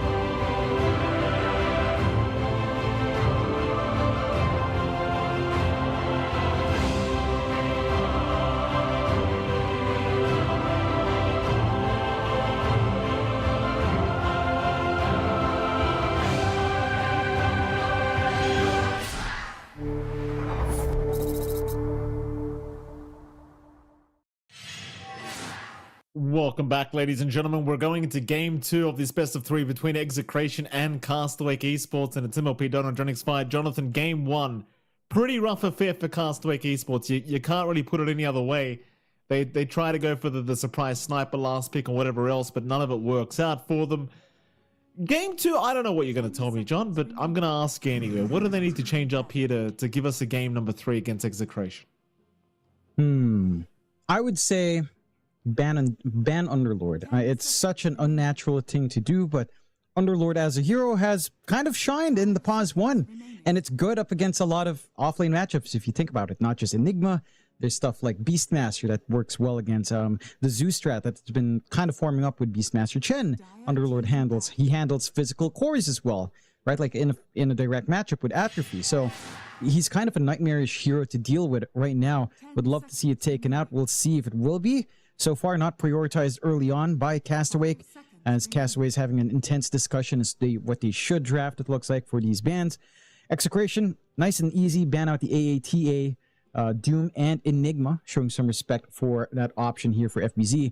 And Castaway, again, starting with the Oracle Undying, leaving stuff like Bristle, Shadow Shaman in the pool terribly there as well, which was completely ignored in the last game anyhow, but certainly is among those top-tier picks. Won't see, but some intense discussions from Castaway. You can see that last game certainly did rattle them just a tad bit. Look like they're trying to lock in. Beastmaster's the ban. And what's your first pick? Gonna be the Batrider. So we see it come out. It could be on Arsonist, it could be on Stoke, but there's that Bristle left unbanned. Still a top tier pick. Some flex for Execration. This could be for Palos, this could be for Tino. And on a very slight off chance, could be for CML as well. As you know, we've seen some teams try to pacify Bristle, but it only works in very specific build-up. So I'd say a strong opening from both sides. You don't feel too bad on either side right now. There are still a lot of save options for Execration to play into the Batrider. Right, like Oracle, it's not there, but Shadow Shaman, Shadow Demon's still there. And you can still save with a Disruption. There's Ringmaster as well. There's a Silencer, which is banned out, which is a good read from Castaway. But yeah, I'd say Shadow Demon's probably a safe bet. Ringmaster is a safe bet for Exit. The fact that you have to go back and ban some of these supports for Castaway leaves way too many options for Execration. Way too much. Like Puck stays in the pool. A lot of threatening Pause. Ones are still there to try to tie in for Palos.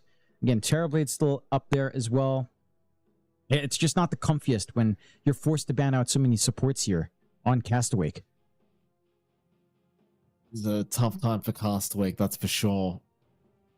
I mean, Batrider opening, not too bad. At the very least, the hero has felt pretty busted. And, you know, hopefully a good performance on the way here for this Batrider. Final ban to come from both sides. The faces of Castaway not looking overly impressed. I imagine they're feeling pretty bad after that game 1, you know, which is fair enough. I'd feel pretty bad too. Again, I don't know what you really choose to change up here. It really just felt like you got outplayed completely. We saw a Rubik ban out, as well as the Gyrocopter ban, and the immediate Shadow Shaman pickup, of course, for Execration. Yeah, not taking something to save, but take something to set up for lane, set up for a push. Shadow Shaman has felt like a massive pest to play up against, and I don't mind that for Exa. Like, this hero does a lot. Both facets are great. Allows you to really just kind of pick and choose. Again, not revealing too much here from the side of Exa. Very free Shadow Shaman game in the sense that there's no silencer to worry about as well. So you're free to shackle away with no direct global counteraction here on the side of Castaway. Castaway just go into the Pangolier.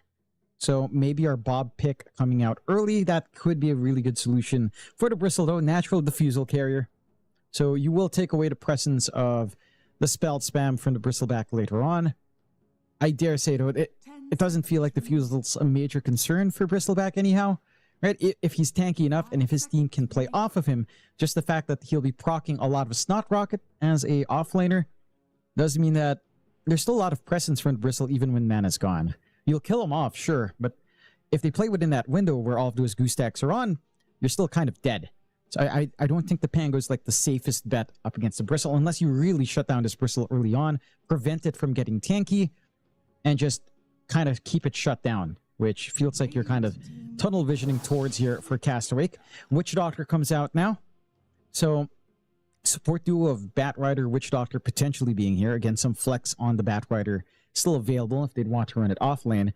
But the Witch Doctor has felt really good. I feel like we've seen a few too many teams go for Cleft Death when, honestly, the lack of damage is really concerning. I would say the Maledict facet is a lot better in general. But with the reveal of Witch Doctor as your support, assuming Bat Rider support as well, it's such a free Storm game. And now you get to have the Storm versus Pango lane with the Bane to hold the Pango anyway. So you have your options here on the side of Execration. You have a free Storm game with the only major threat being Blink Lasso, which up against a Storm, not easy to find. And you have that mid lane matchup that works in favor of Storm all the way. No problems here at all for X in the draft. No, absolutely not. So far, pretty smooth sailing for Execration. The Castaway still require 2 more calls. See what they want to pick up here in the off lane or safe lane. So the Pango could also be in the off lane, considering it is up against a Storm. Wouldn't be the most fun matchup for the Pangolier, and Bob already had a pretty rough time last game, as we're going to pick up a Tusk. Where's this going? How about this? Pangolier offlane mid Bat Rider with Arsonist. I think that's the way to go here. You dodge this bad Pango lane. Bat Rider, again, shouldn't win against Storm, but he also doesn't lose. Stands far back enough, can spam spells, can threaten with a good Flame Break, and can farm really quick. I think that's what you have to flex here in Castaway. It's got to be a Bob Bat Rider, which for Bob, this is an old special of his, right? This is something we used to see on him all the way back to, like, say, Vice Esports days. Now, gosh, that's a long time ago now. So Bob should be intimately familiar with how the Bat Rider would work in that case. I would expect him to take it. I don't want this to be an FBZ bat. I think FBZ can just play Pango off lane. He's going to be fine. He's going to be able to farm up. Maybe he could get zoned out a little bit, but it's not the worst team in the world. We're seeing all the safe lanes being banned out now. Terrorblade's Finn taken care of by the side of Execration. Castaway taking care of that Morphling. So leaving stuff like, say, Drow tends to be one of the big carries right now. Maybe something like Safe Lane Lina, not the biggest fan. Razor's still there as well, but it looks a little bit better perhaps for Castaway to pick the Razor up. Maybe not something they have to ban out here. Curious to see which way they go. And again, if Castaway still runs the Pango mid, I get a little bit concerned. I'd prefer to see Bob back in Bat Rider.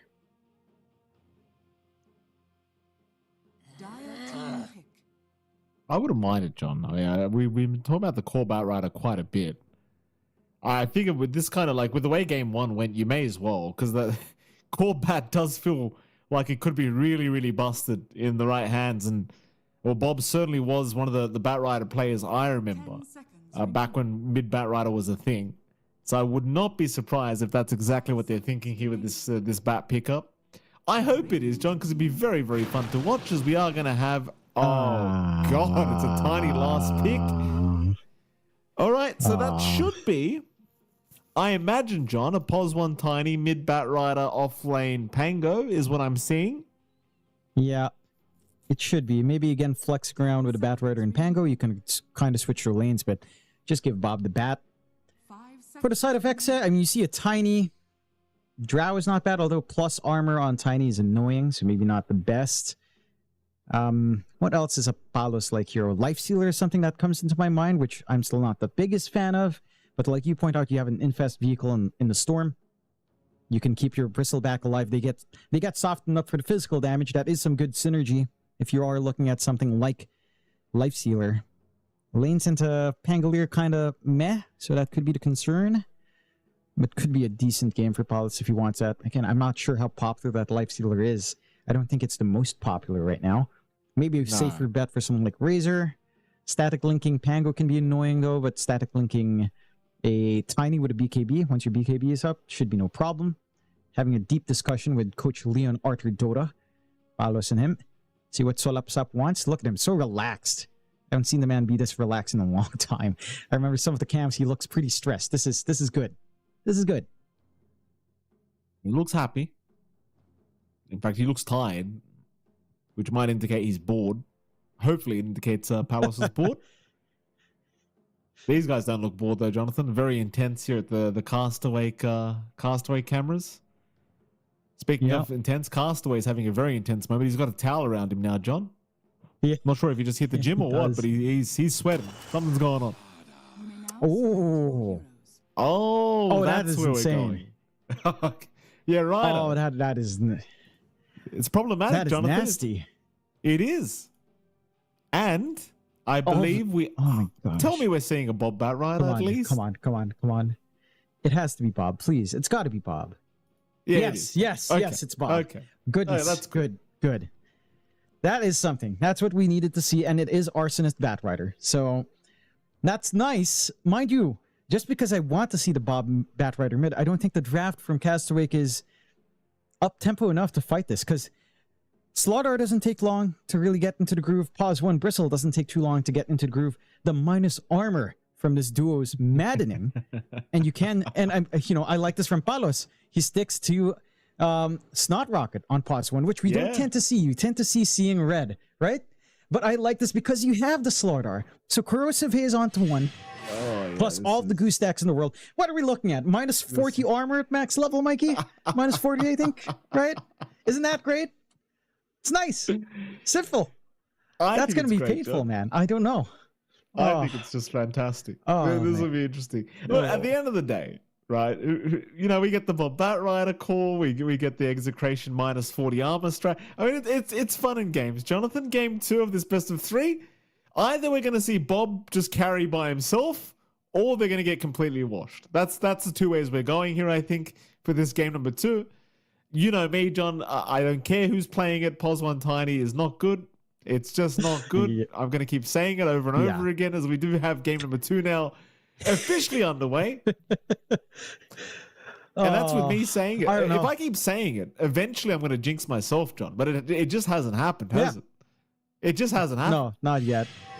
No. Eastern Europe was a bit kinder to me when I was doing something else from right. I did see Tiny support Tiny Mid and Tiny Pause 1 win. So me and Epi were having a little bit of a laugh. It's like, Mikey, we were joking about this one, but I guess we're wrong. Just in this region, maybe your Eastern Europe knows how to play it, not Southeast Asia. Who knows? Or maybe they don't know. Maybe they don't know how to play against it, John. Maybe that's the problem.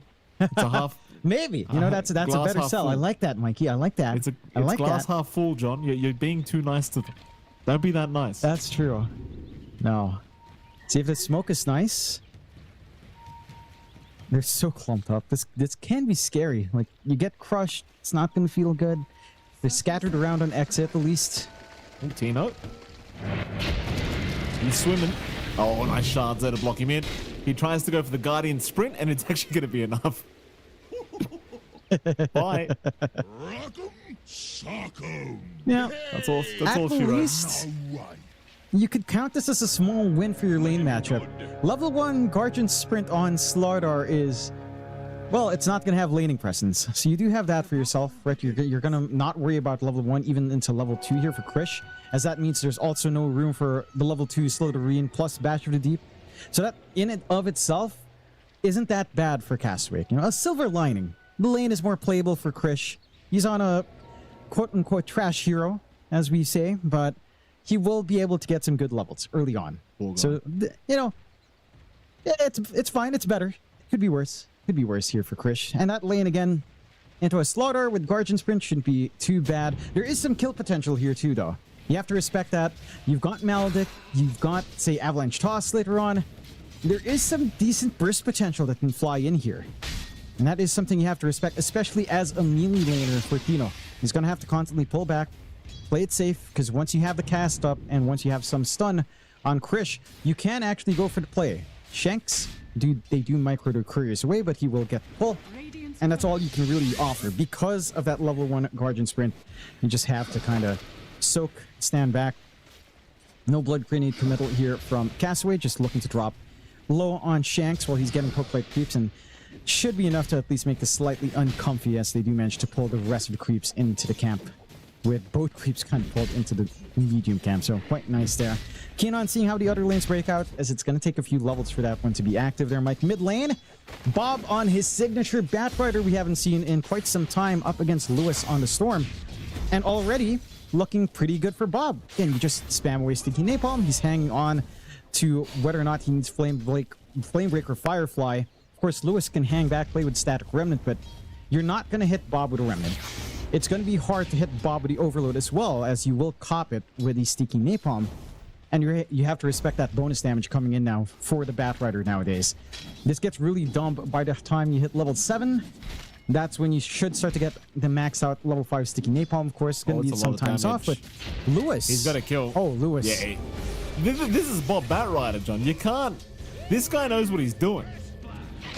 Don't forget how many games we've seen as a very nice snipe from Shanks. But don't forget just how many games we've watched of Bob Batrider. He's done this a lot, John, and this is before the Arsonist change. Oh, yeah. He was even playing it when Batrider mid was kind of dead with facets. I remember a couple of games in some qualifiers where he'd bring it out. So, again, he should know it's in and outs, and it feels a lot stronger.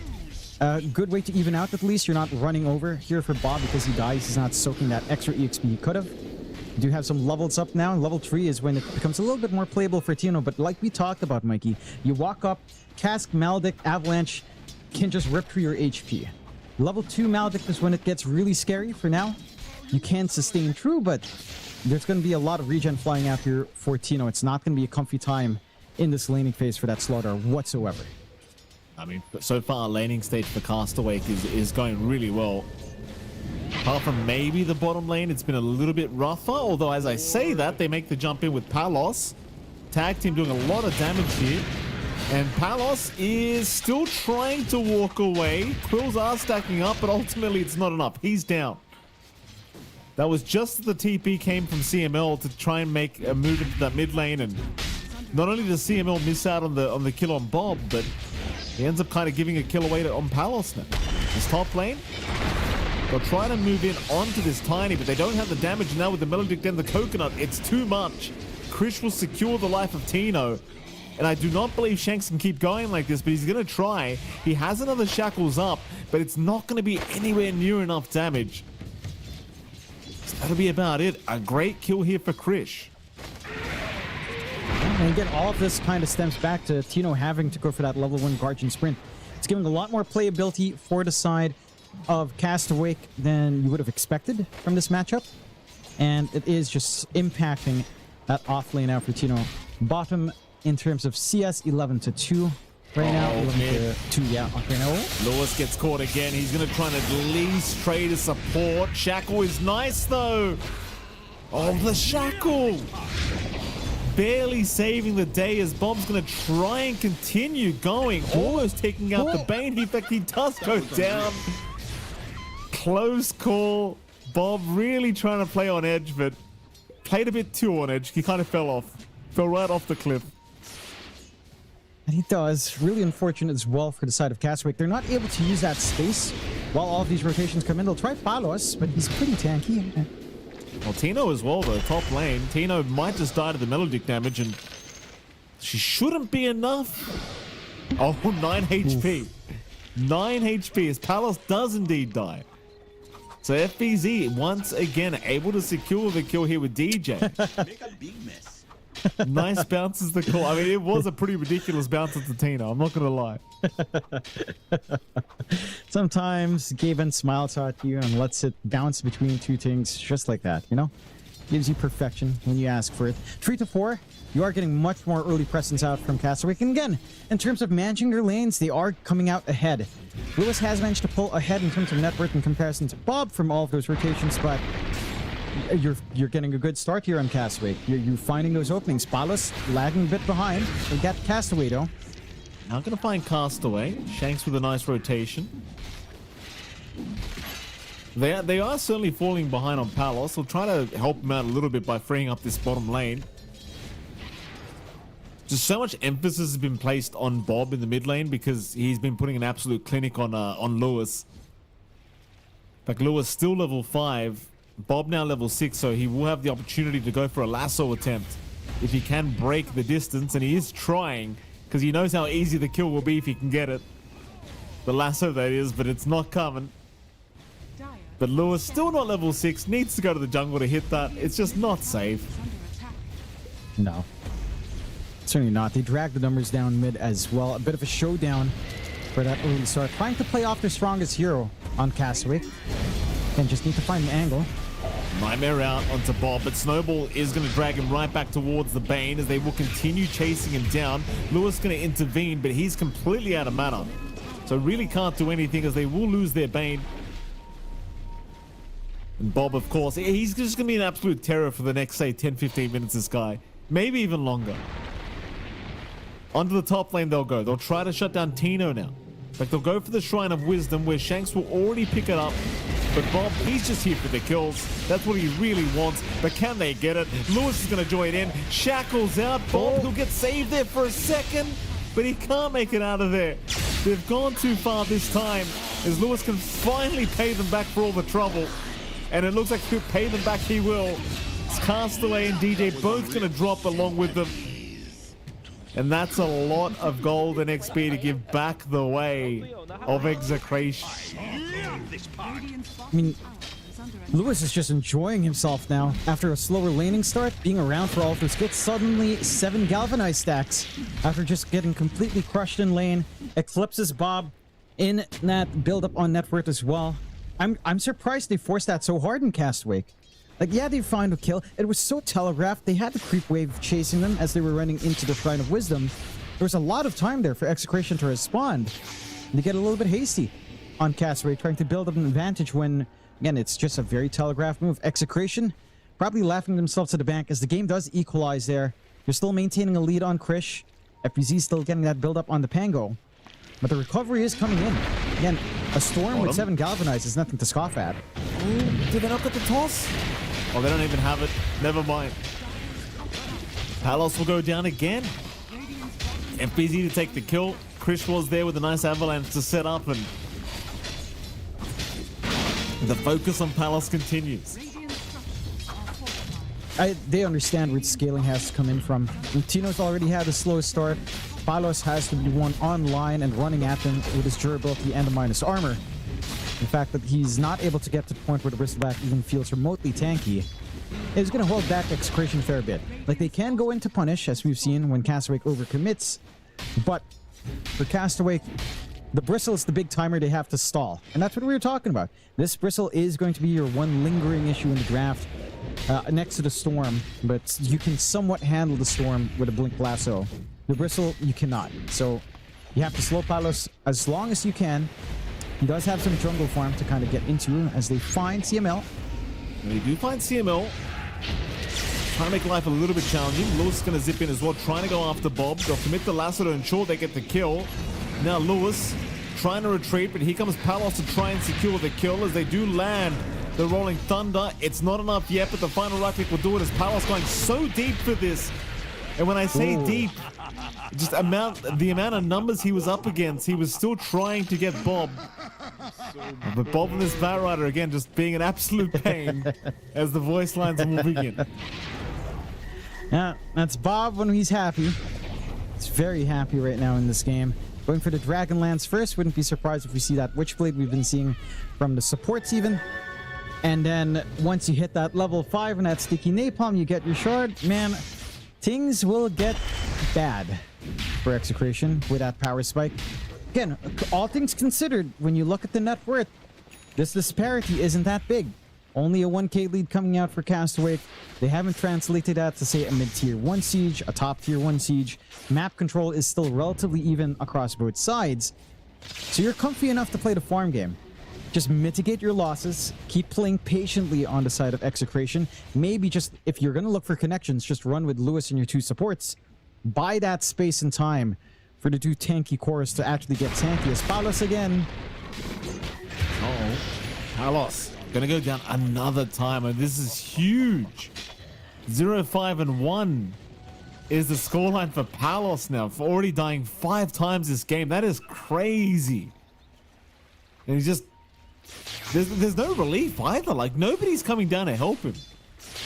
I mean, there's no tier 1 tower in fairness, but the fact that Palos is still forced to farm that area, and there's never anyone around to help him out if he gets caught like that. It's kind of nuts. It's kind of wild. They're just throwing him into the woods. I think doesn't even have defensive wards, and they haven't de-warded the aggressive wards on that. extended bot jungle. So there's no way that he ever feels safe. But that's because they're giving Tino majority of the farm. He is trying to work into the blink, which I respect. I think the blink timing and slaughter is more important than the Echo Saber coming in. Nice nightmare. The sleepwalk out of the shards. Now they'll continue chasing with the Rolling Thunder. Going very deep for CML. Eventually they should have him though. Meanwhile, they will lose DJ. A nice lasso onto Tino. Will catch the slider for a second. They've got Bob locked down with a Hex, but they don't have any follow-up here. Lewis is out of mana again. But Bob will just chase him down on his own now. They're going to lose their Shaman. Or are they? He's still going here. Shanks will finally go down as Palos came in, but just feeds another life away. No, you can't do that. They have to have that read that there's a certain point where you just let them win on the side of Castaway. That's where you know any further moves in is just a loss. This Bristleback again is just not tanky. Echo Saber's not yet up. BKB has to come in afterwards. So much more time. Pilots need to sit. Now bottom network core from all of those deaths. And even Tino having to show up in mid doesn't really help the cause. You're seeing the output of Bobby. Level 9, maxed out, sticky napalm, the right clicks. A living nightmare of a hero to play up against. Has the Dragonlance up for a little bit more reach now as well. And once he gets his blink, once he gets the shard on top, the infinite stacks, Roshan becomes a very open possibility. Castaway rallying in this game to 8-14, 4K ahead. As Execration get a little bit jumpy. Have to calm down a bit. Just, again, have faith that you can scale up against this. And just mitigate your losses. Cut your losses. If someone's dead, farm elsewhere. Get that build up. Use the space. Blink now up for Tino. Could be the beginning of some ways of engaging here on the side of Execration. Still running with a smoke, though. Going. They've got Lewis and CML there, but they don't seem to really want to jump. Especially considering they are lacking the vision on that high ground. So instead, they might just settle for an easier kill in the mid lane on DJ. I think any kill is probably a good kill right now. They are just going to jump in, but a quick snowball out from DJ. He's actually going to buy some time for Bob to get within range to help out as DJ eventually will die, but FBZ with the Rolling Thunder is at least going to find CML on the Bane, and in fact, he's found Tino as well. So it's going to be a 2-for-1 special, certainly in the favor of Castaway. They will at least get Lewis out of there, but it's another horrible fight for Execration as they just... It's just always giving so much back the way of Castaway. And it is. Again, it's huge sacrifices they have to make, but Silver Lining gets the space to farm. Although, oh, this is kind of big though. Bob's coming to try and help out. So is Castaway, but they're going to lose Krish. They can't really get within range to help out quick enough. But Bob has lasso, so he wants to play. They might just settle for CML. Poor old CML running right into the... Will be another freebie here for Bob, who now has enough of the Blink Dagger. But here comes Tino. Wants to at least get DJ as a trade and does secure. Your punishment now from Execration is pretty massive. You can't afford to lose your cores like this on the side of Castaway because of how far ahead you are at this point in the game. It's a lot of gold swinging back towards Exa. Even if they're dropping heroes in the previous fight, you're not getting that much gold back from them because they're at the disadvantage. I think one very interesting to note, though, as I was watching Bob with that Illusion Rune Mikey, remember the old days when Batrider mid used to go right-click with Manta? I think it still works that way. I'm pretty sure I was seeing Napalm stack increase from the right-clicks, so could be a consideration for Bobby. Or even if he just finds an Illusion Rune, that would be very funny indeed. And there's more ways to scale, but not going to be relevant for a while. That is just a funny thing to note, as it was showing higher numbers, much faster than just spamming out the sticky napalm. It was really the illusion for just ripping through CML. Bob, he missed out on the lasso. They're going to move in anyway with FBZ, and it looks like they should have Shanks. So the worst scenario, they were about to get Lewis caught out with the lasso, but he had quick reactions to get out of there. So Shanks instead will be the sacrificial lamb. Do they try for Roche? No, they won't. They'll head up top, maybe go for a tier 1 tower. Maybe even a... Maybe into the Twin Gates? No, they are going tier 1 tower top lane. Yeah. You don't have your shards yet on Bob, so it doesn't feel like you can go Palos? for Roshan. Palos, though, caught again. Not going to survive the amount of damage that was coming in. They're going to try and trade. They have at least found themselves cast away. And now Bob also caught out in the back. That's massive. Lewis will be very happy with Bob's life. They'll try and keep Tino protected. Tino, though, looking pretty dead as they're just out of mana on Lewis. I don't know if that was worth for execration, though. But Bob's a big kill to give away. And in fact, I believe they got the better of the gold exchange. That they would. Again, you're so far ahead here on Castaway. Dropping your course like that, it's always worthwhile for Exa, as long as it's not a full team wipe in exchange for that, right? So they do end up with more. You're getting more galvanized out from Lewis. Your Storm is starting to find some angles back into the game. And the next thing that Exa is just waiting for anyhow are just BKBs. Right, so you're punishing the side of Castaway for being hyper aggressive. They need to get that build up that they'd want. Bob is going back for the Manta. So exciting times once that's up. Of course, we'll really want his shard. I'd say Tormentor is actually a pretty big objective both sides need to kind of set up on. Maybe you start to get some vision down here from Castaway. Blink for DJ should allow some saves though. And that's going to be a big one. Because right now, how Exa has to get control is from grip and shackles. Both of them are channeled. Both of them Tusk can save with a snowball. Oh, forward Bob. He actually got stunned. Tino with the 3-man stun. The snowball, they're going to make life very challenging. In fact, Lewis, he zipped right back in. He copped the Melodict. I think he might just be dead to that. Yeah, and he is. Walrus Punch going to connect. Lewis going to die. Shanks also down. The issue is these fights, like they're trying to take them, but they're practically blind. While they're doing it, and now a lasso to come out. The vision game being very strong so far. As Tino going to jump in, trying to save the scenario, but he can't do too much, because he might get Castaway for his trouble, or maybe not even that, as Castaway will just channel the death, will take him out. And suddenly Roshan's looking pretty tasty, but Palos is looking even tastier. And now you've got the shards up. In fact, no, you don't even have the shards up yet. No, not yet. Doesn't matter. He's not even having to hit max stacks anyway. Would be useful for the Roche, but they'll still find us quick enough. The damage is there. Castaway. Their draft is just fully online. Again, for execration, I get that there's pressure to come back into the game, but there's no pressure to make those plays yet, because you just don't have the BKBs you've been queuing up for some time. There was no major power spike there. There was just maybe a numbers advantage that doesn't account for much. Respawns are fairly quick. And Castaway punish. Bob now with a secondary life can be smiling his way to the bank. Maybe a Tormentor take can come out as well, as lines are drawn towards that top. They can take themselves a free Torm at 20 minutes now as well.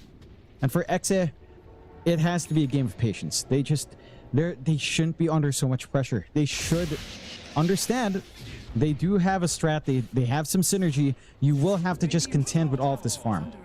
But you just need your own power spikes. You need those BKBs. This is not playable when you're all getting avalanched up, when you're getting the cast just bouncing around the middle when you're clumped up so hard. You have to show some respect. And you just need to wait. Castaway don't need to wait though. Again, Tormentor is up. They've got the full Ags on FBZ now. Already flown out. Shadowblade up now as well for Krish. And that should be a nice Tormentor for themselves, as there's a little bit, some poking and prodding, a bit of a free siege coming out with just the Shadow Shaman wards. We'll get that done at the very least here. Some compensation out for Exa, but not really too much. Oh, bottom. Lewis gonna find, or rather has been found by DJ and Krish, so they are going to try and move in and find DJ. Castaway, though, is around along with a Fiend's Grip on Krish now, locking down the Tiny. Krish going to turn around, but he's out of mana. FBZ going to move in with a Rolling Thunder. Palos in the middle of nowhere again, going to find Castaway. Palos actually walks out with a double kill that time, but it's still just very rough for Palos. Just nothing happening on his end of things. Not quite. I'd say those kills are still fine to find, as long as you don't start to lose your high ground. Like, you can afford to take these sacrificial fights while your tier 3s is up. And you should. Just because, again, you are far behind at 21 minutes in. You're still getting the tail end. You're buying out right before you die, so now just one BKB part away for Palos, just a recipe now. And again, it's just getting to that point where you have some way of standing and fighting. That's all you're looking for right now on Execration. For the side of Castaway, they're playing it so good. Like, they've been very on point with their working of the map. Their itemization has been super smart as well. Again, they're getting a lot of impact out from Bob. Manta style, not too far off. Already has the gold to kind of dip into one of the components at this point. There's about 1,300 gold away, I believe now, for the entire thing for Bob. And they can start to play aggressive again. Just need to punish when X's step out like this. Well, they found CML. Chris is going to spot him out very quickly. They won't quite be able to go after Palos, but they won't mind too much. Top lane, FBZ going to run right in the Shaman of Shanks with the Rolling Thunder. There's no kind of reprisal here. Nothing they can do to stop it. FBZ with another. Radiant's top tower is under attack. It's just zero gameplay for Execration. You just have to wait. This is not going to be an easy waiting game now, though. With the shard up and Bobby, the tower. It doesn't last long, Mike. It really doesn't. This is such a ridiculous facet in Hero. It's so funny. It's not funny for Exa, but you know they left this in the draft. And Bob's showing why you should ban Batrider. Look at this. Yeah, I have a funny feeling they'll probably ban it next game, John. The glyph probably helps Bob. Let's be frank. Just get those sticky napalm stacks up, Bob. Let's not delay any further. Look at that. How is that? How is this fair? How is that fair? Yep. What Bob is just that? taking the tier 2s on his own. It's not fair, John. I think that is the point. It's not very fair, John. Just Batrider things. Oh. See them with a smoke now. Still have 40 seconds on the Aegis. Not too much time, but enough to take a little bit of a gamble here and try to force Execration again to get hasty. Oh, Lasso's out though. They caught Tino already. Lewis, he's going to zip in, trying to go after Castaway, but he can't even do that. Tino's already gone. CML is down to boot. Lewis still trying. There's your Serpent Ward drop, but it means nothing. Still Palos. He's starting to stack up that nasal group, but he's out of teammates. They'll get the Aegis. Buybacks incoming as well. Execration, they might keep this going, or maybe not even. Looks like they'll accept the team fight the way it goes. It's a lot of buybacks committed if they do intend on stopping those, so they are going to keep going. They got Fiend's Grip if they can catch Krish. He's underneath vision. They'll get him with the Hex out. This could be a nice turning point if they can get away with it. FBZ is there along with Bob, but they aren't going to try and jump in after Krish. Krish will go down. Bob, though, is thinking about being a hero. Still thinking about it here, Bobby. He's got the lasso up on the Batrider, but no, he decides better of it. He's not going to try. Play it safe. Again, you've bled out quite a fair bit of gold. That's 1,000 gold from that one pick off now for Execration to enjoy for themselves. And again, we're seeing some plays start to kick in with the BKBs up. You've got it on Palos. You're going to get it on Lewis, or he has it as well. You're not going for it on Tino. He's just going for the Ags, trying to get some durability out now with those crushes and the bigger puddles. Again, just trying to hold their own against the onslaught of Castaway. For Castaway, they do have late game scaling. Again, you actually can't count out the Batrider as it goes along, so get the jump. They're going to try and do it with FBZ. He's worth a lot of gold here on this Pangolier, but they can't get him quite yet because the save was there from the Tusk. They do get Castaway at the very least. Rolling Thunder now bouncing around. Will find CML, who can't do much about Bob, just hitting away at him. Meanwhile, Lewis currently being chased by Krish. This could be a quick one. Palos, Bob. Oh, Bob's a big kill. If they can get it, Bob, he's still trying to fight back here, but he does go down. FBZ, he's worth the most gold right now in the Pango, John. He's got a huge streak available, but they just can't quite deal with him. He's now Lewis, trapped in the shards, has a bit of mana, but doesn't even bother. Full team wipe, no buybacks available. And so as hard as they try, and as good as some of it seemed, Jonathan, it just doesn't prove to be enough. Now they're bleeding way too much back. If they found Bob and again lost maybe 3 heroes, you would call that worth losing the rest. Few survivors, they'll just nullify that entirely. On the side of Castaway, again, still in control of this game, 20 to 38, 13k lead, 14k lead now. Bob taking a hit is pretty big, but again, you just aren't getting enough as you still lose more. And I'm not sure how you start to itemize against this. Paolo's going for an SNY, Tino's still getting that full Ags flying in.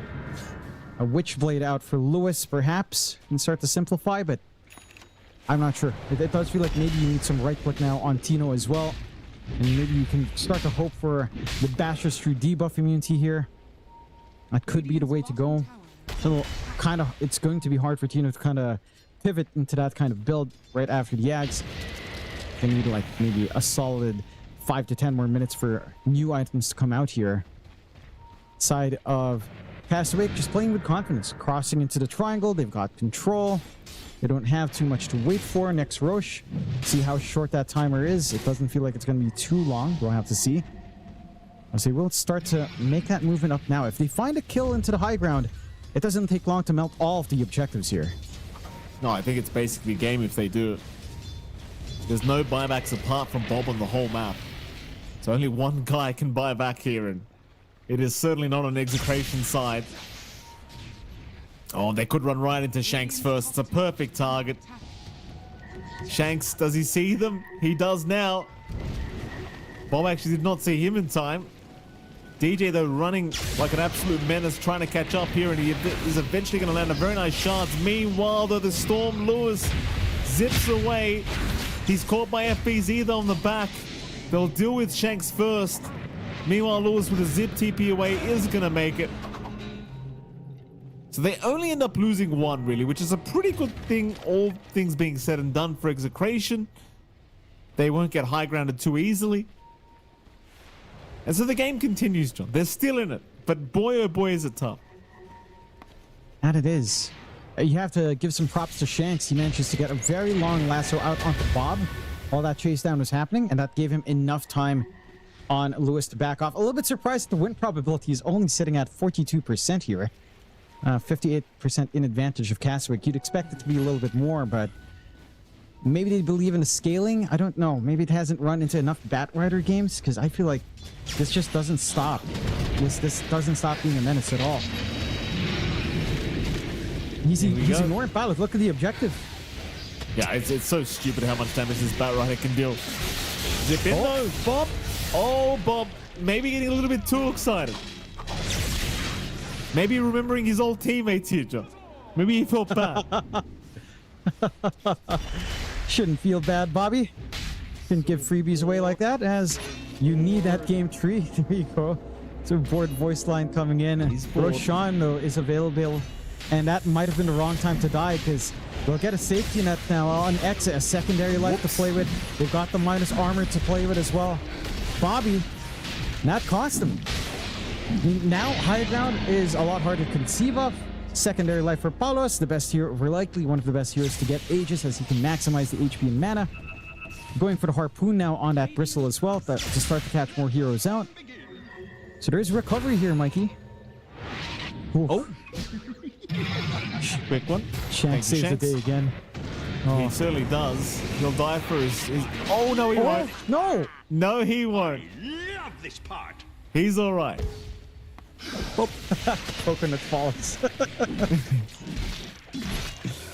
What a... that's some throwing strength out on Witch Doctor, isn't it? All the way across the map. He throws hard. He throws hard, this bloke, Jonathan. Look at that. I mean, 12k net with advantage. Dota Plus, I kid you not, John, is saying Execration's in the lead. By the way, do you believe that? Is it just the Aegis? I mean, it was the Aegis?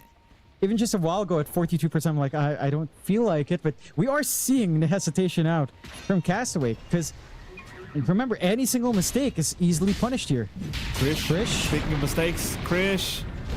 Don't make that big mistake, Krish. Tina's gonna run. Lasso's not out from Bob. He holds out for now. Eventually he will pop it. Meanwhile, here comes Palos from the side. Tino is down though. In fact, Shanks also in huge danger, but Bob is melting. Palos, he will finish him off. In fact, Bob Palos is a problem, John. Palos apparently just became a problem. Although he's still broken, he will lose his first life. Lewis is sticking around. He's full mana here on the Storm. They're going to go again. Palos, though, in big trouble now. Oh. Lewis, can he do it on his own? He certainly cannot. Zip TP away. So Bob has rather Palos has his short moment where he's an absolute menace, but the break of Krish is still a bit too much at this stage. That it is. It's also a mixture of maybe popping BKB in the first life as well and not being able to get all the kills that he'd want to. Like once you lose that BKB, your presence is heavily diminished. The magic damage kicks in, the control starts to kick back in as well, and the Bristle isn't free to just stand and hit. You do have a little bit of that replay again. Massive risk taken by Krish. In the end, it does work out. It does cost Bob's life, but they do still manage to get the team fight that they want, if not a little bit sporadic. And again, Palos with a BKB, once it fades, it's taken away. Like, they don't even manage to play with a minus 40 armor strat because Tino dies so quick. I think ideally, you just let that loss happen, re-engage with a respawn on Tino, and then start to melt faces with Ultra minus armor. That would lead to the cleanup. Not the ideal Aegis usage here for Palos, but maybe they just felt pressured again to look for opportunities. And that does drag it back towards Castaway. What does Dota Plus say about that? 54% now to Castaway after that fight. So it's something, it's a very sensitive swing. Tormentor is for the taking here on Execration. You're a little bit too far out to contest here on Castaway. A freebie shard for Shanks, not the most meaningful now, at least. But still some gold to fly in as well. A little bit more of a nuisance you have to play up against. Still, Castaway have to be careful with these engagements. No secondary life though, so they should be feeling a little bit more confident to again try to find some punishment here with the smoke into the high ground perhaps. Looking now. They can see Palos. Lasso from Bob would be very nice, but the Firefly will make it pretty obvious that he is smoked up around the area, so they will play carefully. Top lane is being forced in as well. Like, you had Tino and Shanks just ensuring that creep wave does remain pushed out. So this isn't necessarily the easiest high ground to approach. If you are the side of Castaway, you really would much rather just wait for Roshan as well if you can. Thing is, it's going to be a while till that Roshan is up, and naturally you are allowing more and more space for Palos and Lewis to get to a stage where they can really start to contest you. I think they can. Satanic timing for Palos would give him a lot of leeway once the BKB fades out if he can just get a couple of right clicks. That is a supreme amount of damage that we've seen before. And again, that was without the Corrosive Haze combination out from Tino. So, still more room to grow. And I believe that's why Dota Plus is actually giving us a 50-50 game. Surprisingly, at 23-43. You gotta love those odds if you're Execration, you know? Yeah. I'm sure they do. Oh. Lasso, very nice, caught Shanks. No way to save him either, unless he can save himself, and he cannot. But he has buybacks. Now the feed who catches out Bob. It's going to get cancelled by FBZ, and CML is also down. He has buyback if he wants it. There's the committal. Lewis jumping in onto the Witch Doctor, but he's got to be careful. He's out of mana. The retreat is now Palos. Palos is right in. And they go again with Tino, but Palos surely can't tank all this damage on his own, and the answer is he can't. It's a 1-for-1, and but Palos, he traded his life away for a Witch Doctor. Yeah, not good at all. It's a 3-for-1 in the end. They committed the buybacks here on the side of Execration. Palos again just diving forward. Same with Lewis. They were both coming in as they lost their supports. It didn't feel like a clear opening really presented itself this time around. It's not like Bob was overextending yet. And this high ground goes really damn quick. 50 seconds without Palos. That's your damage gone. BKBs have faded away, but yours have as well here on the side of Exe. I don't see a clean angle for them to solve. Jump in. Two-man stun. Snowball though from DJ. Gonna save Bob. It's really hard to get the damage out. Krish, he is taking a fair bit from Lewis, but they just don't have enough. They'll try onto FBZ, but FBZ also going to be perfectly fine as now they're looking at dive T4 towers. They've got, I believe, a Shaman who'll try to help himself, and in fact, he does barely make it, but they can't protect the mid-racks. I'm not sure if they can protect the top racks either here, John.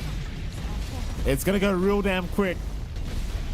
after this clip is forced, and it's a 3v5. It's looking a little bit too challenging at this point for Lewis to do it on his own. Is at least maybe enough time before Megas. Again, Palos responds in a few seconds. That's going to be enough to force the way of Castaway back. And that will give them at least one safety net on Exe, but there's such a severe damage issue. If they're all clumped up like that, I'm not sure how you're supposed to take these fights on Exe. It's almost as if for Execration, the ideal team fight for them is Castaway overcommits first and then you follow through. It feels like you need to bait them.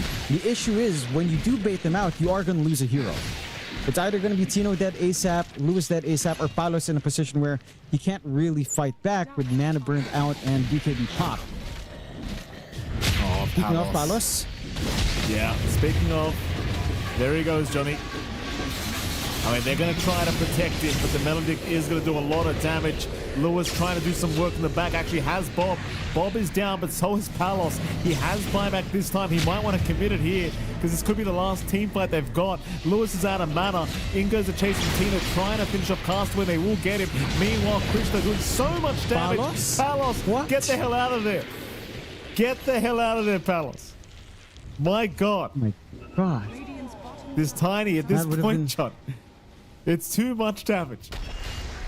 Yeah, that could have been the quickest dieback we've seen ever, Mikey, if Palos did get picked off there.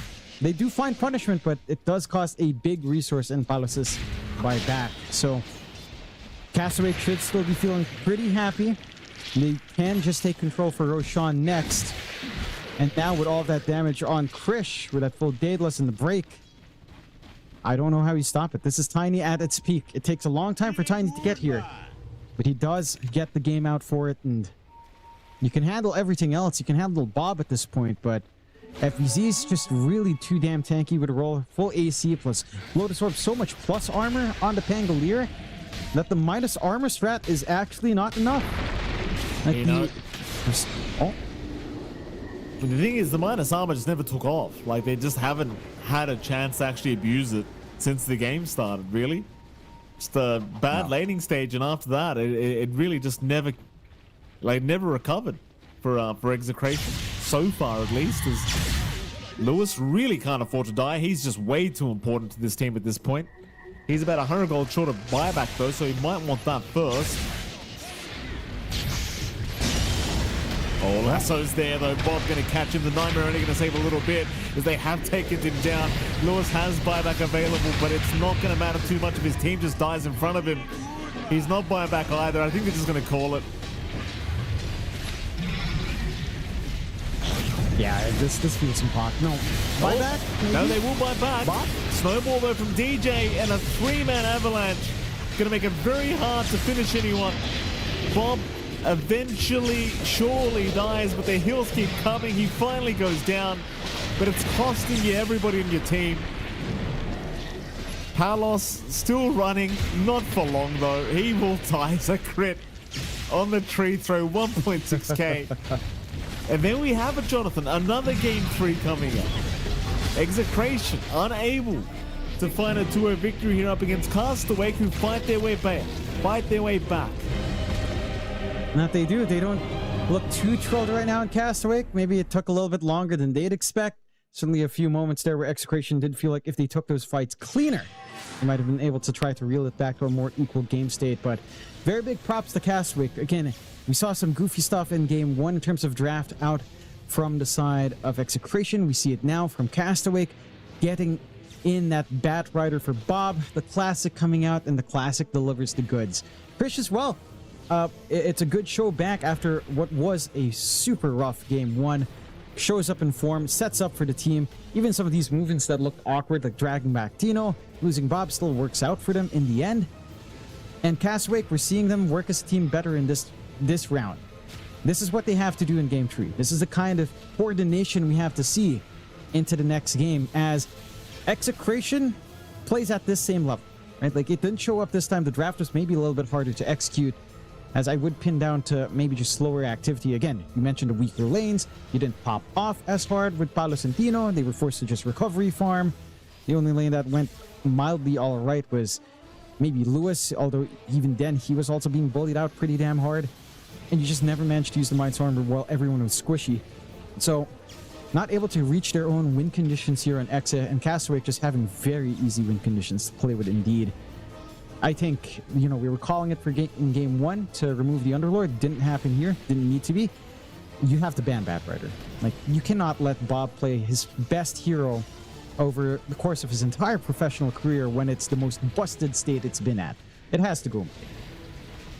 Yeah, I dare say if it wasn't for this Batrider pickup, I think the game would have looked a hell of a lot different. But basically, that one Bat pickup feels like it just won them every single lane. Bob was making a lot of early rotations to really put this game in the bag, and well, that might just be the idea from Execration. They might have just had a cheeky reminder that they used to play with Bob, and they used to draft him a lot of Batrider when he used to play with them, and maybe they should ban it if they're not going to choose it themselves. I think is the appropriate idea, Jonathan. Castaway, on the other hand, though, props to them, John. They've gone from a 1-0 to a 1-1, so they're one game away now from proceeding. Do you have an MVP, sir? I want to say Bob, like, sure, on the scoreline, FBZ had like the perfect game, 12-0-29, getting a ton of activity out. I feel like Bob certainly set that tone from mid. He was the one getting aggressive. He didn't mind dying. That's the big thing as well. Like, Bob was willing to take that risk, and if he died, he'd have the confidence that his team would be able to do something with that it wouldn't cost him too much. And Bob is our standout player. I mean, this is just, we were calling for it in the draft. We didn't want to see the Bob Pango. We get treated to the Bob mid Batrider. I'll be very surprised if Bob is allowed to pick Batrider again. Hell, I think Execration might gun for the Batrider themselves, because we saw Shanks playing that Arsonist facet in a different qualifier. We saw him going for the Witchblade. They know what this Batrider is all about. So if it's not banned by either side, first pick is going to be a very, very hot topic into that game 3, because there's a lot of hot stuff. Batrider, the Underlord maybe makes its reappearance depending on what kind of draft you're running here. This patch has been pretty interesting, Mike. We've got so many evolutions. It's so fun to see. It is very interesting indeed. Can't wait to see how our next draft is going to look between these two teams. But we do have one final game of this best of 3 to decide who does proceed through the upper bracket. So we'll head to a short break, and right after that break, we'll be back with game 3 between Castaway and Execration. The human body was built to move. Not trapped at a desk in one singular posture for 12 hours a day. It's time your chair evolved. This is Secret Lab Titan Evo. Ergonomically engineered for you. Gamers, hybrid workers, artists. Backing your every move.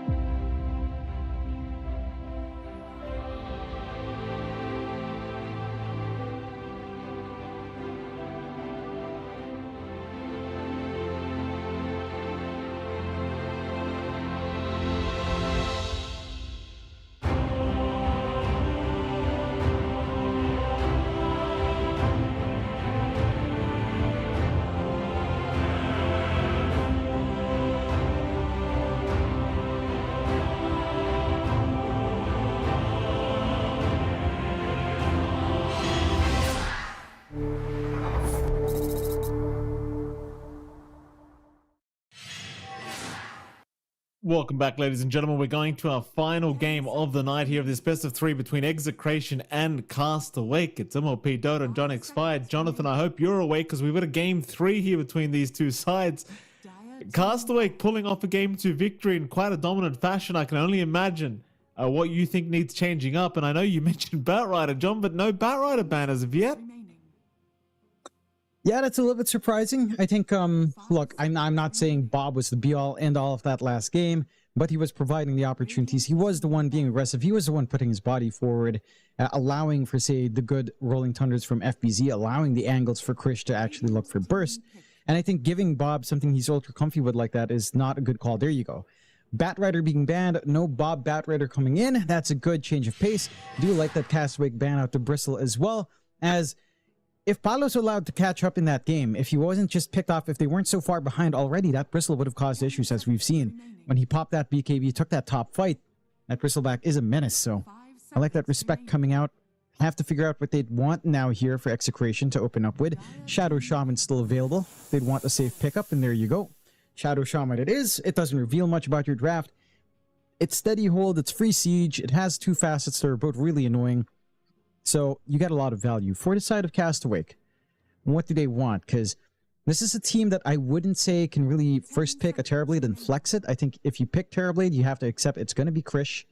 Yeah, so, you know, it's maybe not like one of those teams that can just open up with TB. Maybe you could offer Beastmaster, like an FBZ hero first.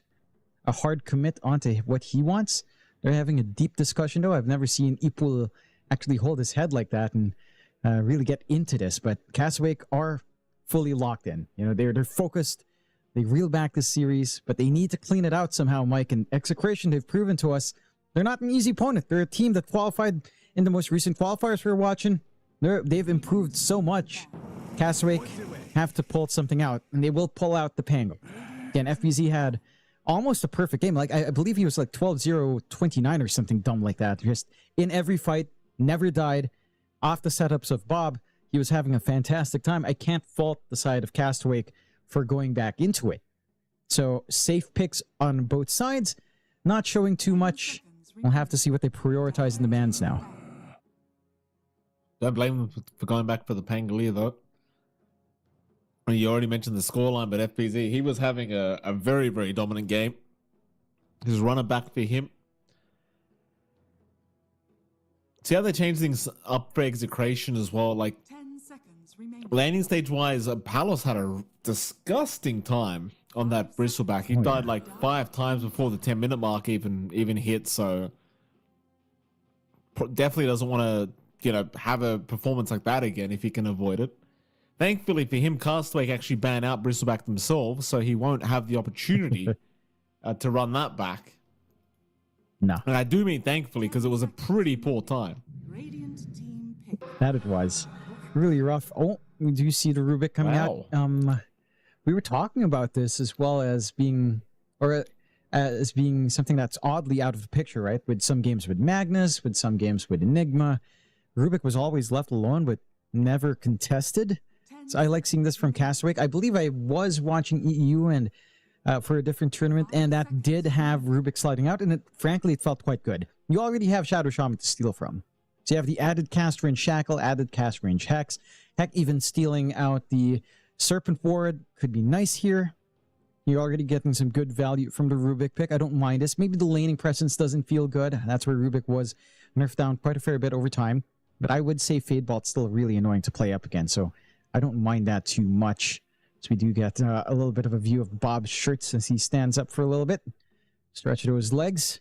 For the side of Exe, it does make it hard, right? Like, because there's Rubik in the game, that means you're probably not thinking about Enigma. You're probably not thinking about a Bane to hold down the Pango. You could maybe still gun for, say, Grimstroke. They'll go with a Tiny pickup first, stealing that away from Krish. So, leaving the possibility of something like, say, a Shanks Tiny in. I don't know if they're really going to commit for this onto Lewis, as the mid Tiny just hasn't felt great. I mean, in a good game, I guess if you're ahead, you go Yule's Octarine, you get to that point, the Tiny is actually a bit of a menace, but it is also just a very touch-and-go hero by the stats. So, Nagasiren on top of it, though. And good setup. But again, Naga into Rubik. If he steals Song, that healing is going to be pretty annoying. That counter control could be pretty annoying to go up against. And it's relatively easy for Rubik to do that. 10 seconds remaining. It is interesting. I'm more intrigued as to why we see the Rubik second pick for Castaway. Like it, I mean, all they had was the Shaman, which I realize the Shaman does have some great spells to steal, but it just feels like it's been such a long time since we've seen Rubik be, picked up. It's still a little bit shocking to me that that's what we're seeing here for Castaway. Sure, the value's there. And DJ does play a pretty nice Rubik if that's who they're giving it to. Which I imagine it is. Just looking forward to seeing what else is kind of going on here with this pick, because again, we just don't ever see it. Yeah. I think it is kind of underrated. This hero does still have presence. It's not the most aggressive 4, which could be your issue. But you do get some aggressive heroes out. Morphling and Elder Titan coming out. They've got the coverage for that morph. Nothing to naturally reduce its high base armor. You have something to help soften up for how much damage Aruba can do as well. You're tying in some team fight. I like the synergy coming out from Castaway. Yet it's not the most common. We used to see ET a lot more in the past patch, not in this. It does feel good here. Issue is, the ET, it doesn't feel like you're really taking away too much base armor, because Tiny gets plus armor, not base. So he'll always feel good because he has 0 base armor. Growth gives plus, and ET won't soften that up. ET can get a lot of value running through the Naga illusion, so there's going to be some decent right click here for the side of Castaway. Curious to see what we do get now from the side of Exe. And this lineup from Castaway is starting to look fairly annoying. Right? You don't have hard hold for the Pangolier. You don't have an easy way of pinning down as well this Morphling outside of your Shadow Shaman right now. Your lanes could still be strong, right? Like, if you're not running Tiny 1, which it looks like you're either running Tiny 1 or Tiny Mid now, then you can still find maybe a stronger Naga Siren connection, although reel in plus toss back can be quite annoying. I suppose there is that for Exe. I wonder what they want. It's so awkward when Rubik's there. It's the axe. It makes its appearance again. And this is a monstrous hero, even if you don't have the best things to call. Like, the Morphling is pretty sick to call, especially since, if you catch him when he's fully agied up, you're going to get a good dunk opportunity for yourself here. So, Tino should be having fun in this game, perhaps, if you can get that right. 5 seconds remaining. I dare say so. Yeah, I love the axe right now. I think axe is fantastic. See the Storm ban out here now from Execration. And in fairness, I mean, unless Bob is taking the Pangolier, we could be missing a Bob hero. I imagine FBZ probably making the call to just let him play the Pango again. 10 seconds remaining. I wonder what they'd want for mid. They are banning out Seconds remaining. the Bob heroes to Exe. We're seeing the offlanes being taken care of from picks that are expecting time gets committed mid for Lewis. And perhaps Satan comes out. We'll see. I'm still waiting for what do you think about with Morphling? Not just all right. So they do expect Tiny to get committed for Palos instead. Expect Lewis here to come out. Don't have to deal with a pesky puck. They don't have the best hold. Ember Spirit's still there. Might actually be better for Castaway to gun for some lever. That is something that is... Yeah, absolutely. Castaway Esports looking to make that final ban.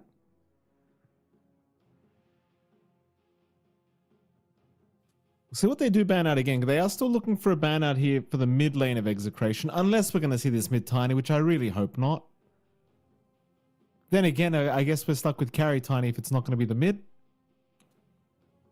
Castaway still thinking about this this final ban out here against arguably Lewis. And it is, no, in fact, it's going to be the Ursa ban. So they're not 100% sure where this Tiny is currently going. Of course, Krish had a pretty good game on the Tiny last game around in that POS 1 role, but in fairness, I want to say FBZ and Bob could potentially have been, arguably just carrying the game for him. 10 seconds remaining. That is fair. And they did set Hello, up most John. of those engagements. I am back. I had a few connection issues, as you tend to have That's in all right. Southeast Asia. Let's see. I'm wondering again, like, what do you take? Yeah, you know you're playing 10 Axe lane.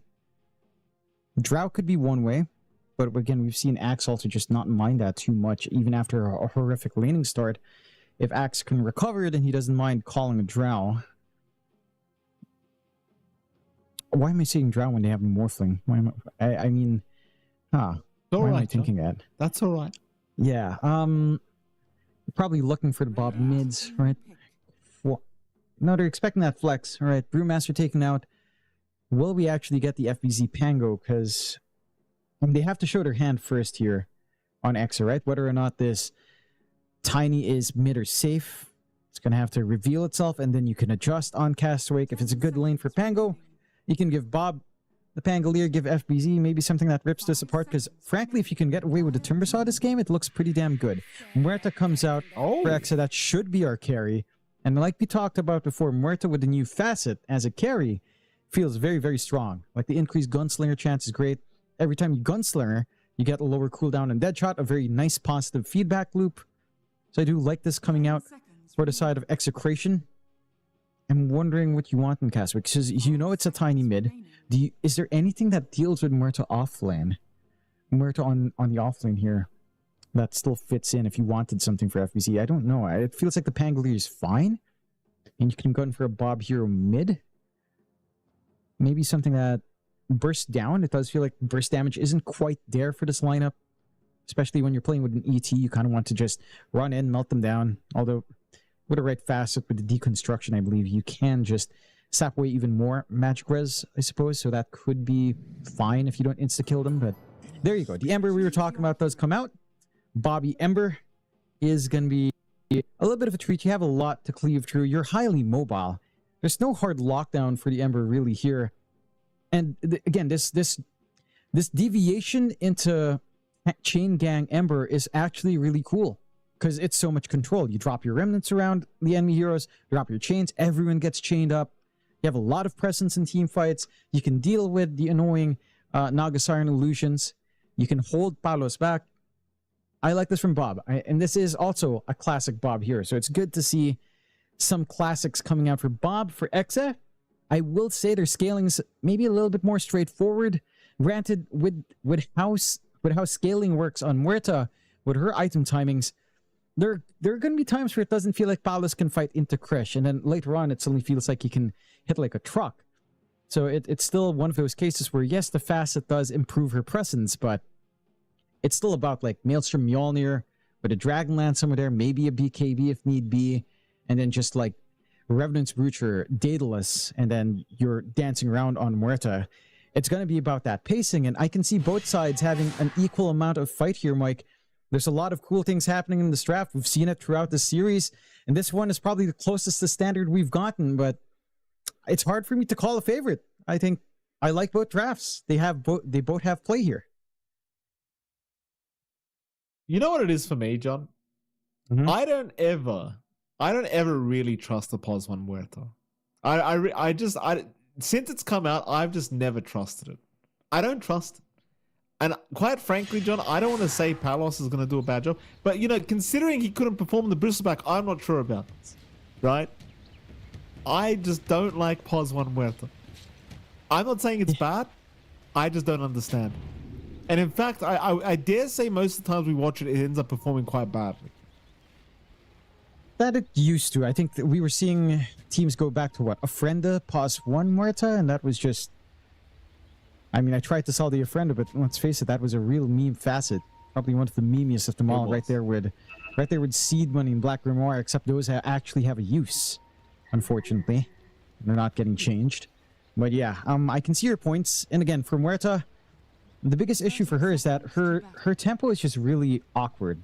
Because Maelstrom alone isn't really a power spike, Maelstrom Dragonlance, but like level 2 ultimate somewhat is with the bonus damage, and then that usually aligns with your steady build-up into Mjolnir, which becomes nice, then it fades out a little bit, and then the Daedalus makes you relevant. Like it's very awkward with how her power surges.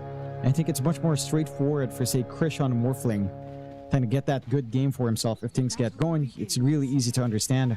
We'll have to see. Contest here. FBZ, DJ, they kind of went pretty deep for this. They do have Castaway coming in though with an Astral Spirit bonus damage. It's quite a lot. They do take down DJ though. First blood drawn for Shanks. CML gonna be fine to escape and everybody else makes it out. So already first blood being drawn here for the Shadow Shaman. Yep. Gonna be a nice feeling for Shanks. Is gonna have to walk home to reset. So again, you're leaving Tino alone at level 1. The Axe doesn't tend to enjoy this point of the game. We'll get the Battle Hunger off, but I'm sure Krish can just last hit to get that off, and he actually doesn't. Good denies coming out there for Tino. Still taking a gander down bot, of course. We do have a lot of poke potential. This is a pretty interesting lane in that once you get Ensnare, lining up for the dead shot is a very natural combination. Plus, once you have it, again, having the reel in as well can be quite disruptive. So there's a lot of ways of just poking out down bot. Top lane though, they are starting to get poked out really badly with all of that magic damage coming in here. Of course, that is going to be FBZ on the Pango once again, along with DJ. Against the Naga Siren of CML and Palos on that Pos 1 Muerta. You never know how to feel about this Muerta as a carry. Even the Pierce the Veil, right? It's like, it always felt like once Pierce the Veil is done, you just don't do anything. Is what it always felt like to me. Obviously, it's not quite the case anymore, Jonathan. You know, I'm sure they can do things without the Pierce the Veil, but you get my point. I do get you. Let's see if they can work that lane advantage again. The reel in dead shot is pretty sick, though. It's a lot of damage, but the follow-through control isn't quite there if the silence doesn't land, and FVZ should be feeling secure with a barrier. Still, in the top lane has been a lot of poking out. There's always a little bit of a threat. I'm curious to see what Tito does. I think you're just going to go for counter helix, but whether or not you get the value point in call, it's kind of the interesting aspect here, because you do have that like shackle set up into a follow-up call on the creep wave. Some good poke damage here. Pop. It's very, very nice poke damage at top lane. They don't have enough though. No levels in counter helix, which does make it quite hard to get the damage output for Krish's life. And unfortunately, they didn't have Aether Shock either. Still doing a decent job though of slowing Krish down and making him feel very uncomfortable at this top lane. And if you can get a few level, like an XP advantage as an Axe against any carry, chances are you're going to find a kill. Especially if you can hit that level 3 mark for Tino before, say, the level 3 of Krish. Yeah. Some good openings can definitely be found. And again, you have some decent hold with the free harassment with Chicken Fingers. See if that lane evolves down mid. Bob has been taking control of this lane up against Lewis. A few more denies out from Lewis. Again, for Bob, it's not as high pressure because you don't have... Oh, he does go for double impact and I'm a little bit disappointed, but he does have that pressure. Never mind what I was saying. He can actually harass out Lewis a little bit more with the extra physical output, especially once he hits something like the Blightstone timing just to poke onto Lewis. Not going to see that yet. Rune control is really important for both sides. Doesn't look like anything's going to be happening into the 4-minute water rune, though, as the side lanes are very tied up. Laning start for Execration's already looking a little bit sharper. Palos hanging up there up top of the CS board along with Tino. So this Muerta is finding itself a strong start in lane. It's really not too much harassment you can expect from DJ, and it's like we were talking about with the Rubik pick. The reason we don't see it too often, laning presence has been severely diminished. The hero just doesn't do enough in the laning phase to feel good, as most heroes popular now are just very strong laners. Rubik is not one of those. They've made the mana cost in Faded Vault expensive, lifting back with telekinesis setup really expensive, not really spammable in lane. So you're able to just do a lot more with other heroes in comparison. Again, for FBZ, leading to a little bit of a slower start without any sort of threat onto Palos and CML here. Top lane, they've got the Auto Titan. Castaway, gonna get called. Spin's coming in. He'll try for a stomp, but it gets hexed immediately. Because Chicken Fingers, and there we go. A nice sort of pick up here for Tino to get started at this top lane. It already feels like it's going to be a pretty good Axe game just based off how this lane's gone. Like, Krish is already kind of... Almost feels like Krish just left. Like, he's here, but he's not hitting creeps. He doesn't feel comfortable. He's not getting anything out of this. And Castaway really doesn't seem to be able to help him anymore. No. Shanks is just doing such a great job of zoning them out as well. Trying to cut off these pulls. They eventually get them at the very least. Put some of the EXP in farm for Tino. But Tino already has the full Vanguard up. Nice and early.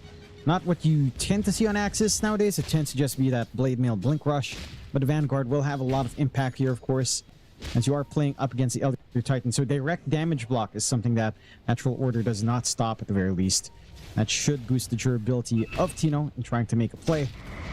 See how much it impacts, but that certainly means creep cuts should be easy for Tino. He should just take control of this area.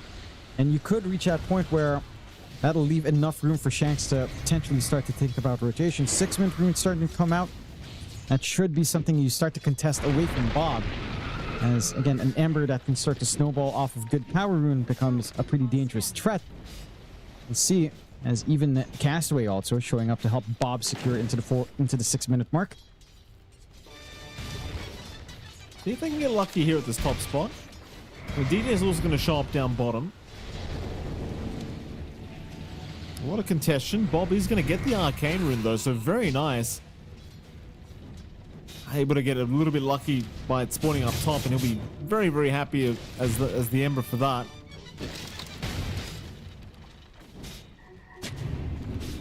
Geez, Tino's really pulling ahead now on the Axe. Like, he's 35 and 19 in CS. Already has 19 denies as mid lane. They'll try again onto Bob. This time, though, it looks like they've got him. In fact, he was one creep away from level 6. Oh, man. Oh, that's gonna hurt for Bob. That last slide of fist, he was probably praying for a creep to die so he could get out of there. But nothing died. No, not quite enough. And again, good reads out from Exe. Nice clean kill. It's coming out. Just getting the time right. Sure, you lose rune control, but you're finding that level advantage you'd want on Lewis. Like you mentioned, Tino is just having a free run. I mean, he has a Vanguard. He can go hit the jungle, just directly run to the creeps. No concern for Krish to try to melt him. Not even an Elder Titan try to contest. His Castaway is having to help. Very, very nice kill into FBZ, as we do have a quick pause out now from DJ. That combination is quite revolting to watch. The ensnare into the calling and the dead shot back into the calling is it sure is something. And poor old FBZ, no chance of getting out of it once the ensnare did land. And so they do secure a nice kill here for the first time here for Palos.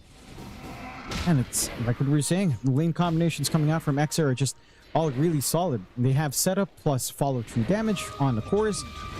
And you have great synergy coming out there. You're hitting these initial spikes. And Palos is just rushing into the Maelstrom Mjolnir that we tend to see on these Muertas. FVZ is getting EXP up, you know, level 6. Still a ways off. Still a good 590 or so EXP away. We're just straight 600 actually EXP away. So a little bit more for wait till the roll is a threat.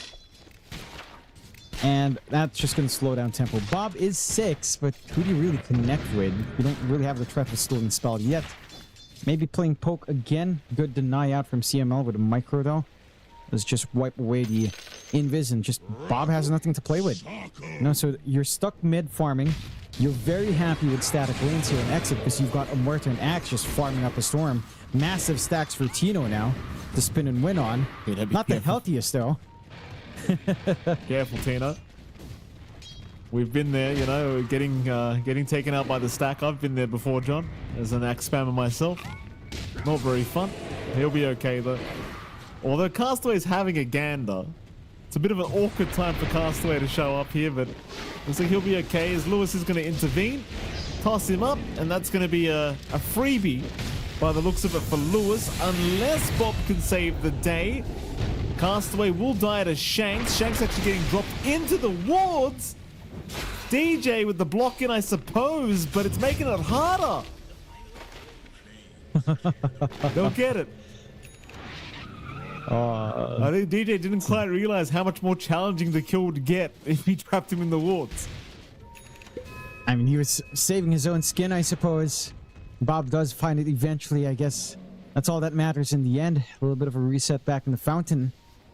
I just don't see opportunities coming out easily. Your damage, it is somewhat there with Castaway now having the level in natural order and that deconstruction on hand. So you can melt through as long as you stand right next to them with the aura. The stacks were cleared out, and Tino is actually really close to that blink now. So the timings are starting to line up for Exit to use this early start. Again, it's 5-1, a 3K lead, sub 10 minutes in. Very happy on the side of Exit. For the side of Castaway, it's going to have to be some farming just for a tad bit here. Quick rotation down bottom. Chris joining in just in case FBZ was in trouble again.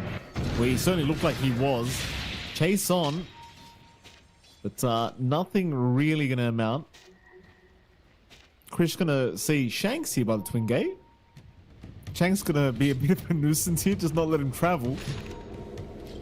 But eventually does need to, as FBZ and DJ going to make sure he does get away. Interception from CML. Does lock him down. The calling is there as well. They've got their Hex out to boot. They still have a dead shot, though he hasn't committed it quite yet, as Castaway lands the Echo Stomp. Rolling Thunder's still going to go through the song. Meanwhile, Bob just remnants right into the song. In fact, right into the Serpent Wards of Shanks, but he'll remnant out. Shackles will lock him down. But do they actually have enough for Bob? It looks like they might. And they do. Man. With the Avalanche toss, they've got plenty here from Lewis. They'll look for a little bit more now. FBZ still trying to fight. Here comes Krish once again through the twin gate. Lewis should be going down and eventually will fall. So they will at least be able to trade in the end, 1-for-1. Or even Palos not even allowing the Serpent Wards to be taken here by Krish. Just denying everything away that he possibly can. Yeah. Meanwhile, wants John, to give again. Oh, yeah.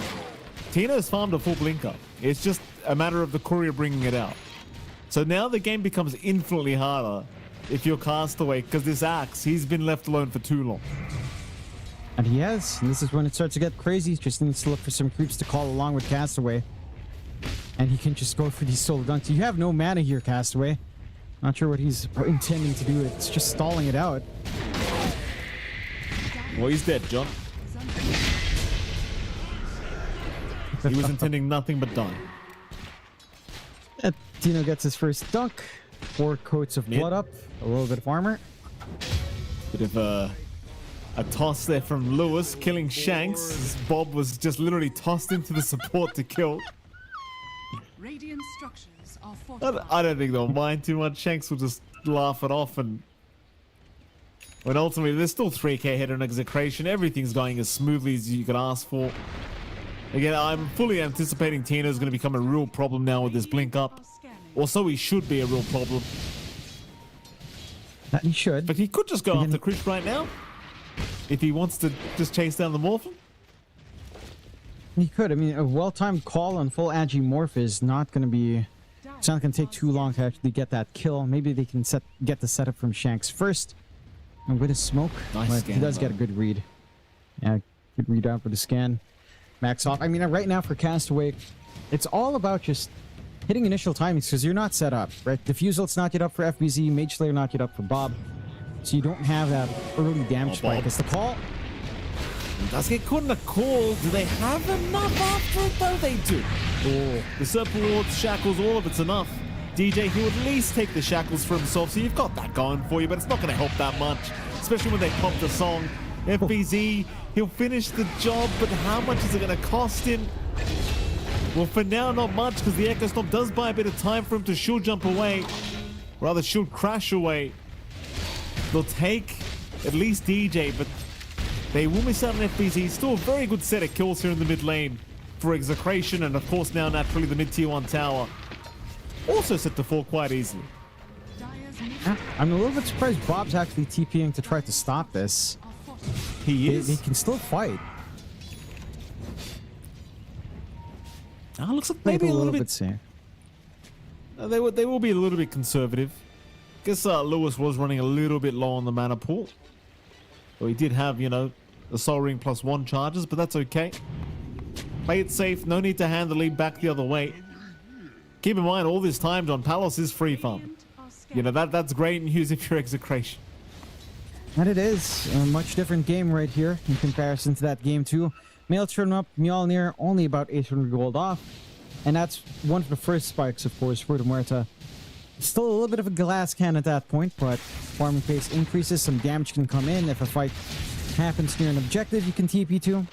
Muerta can start to be a little bit of a threat down bot. Round one. Shanks does not have any help incoming. So Krish with a nice easy one. T1 bottom tower is all going to be focused, and the whole side of Castaway is currently in this bottom side of the map. Blink now up on Lewis, just coming out of the courier as well.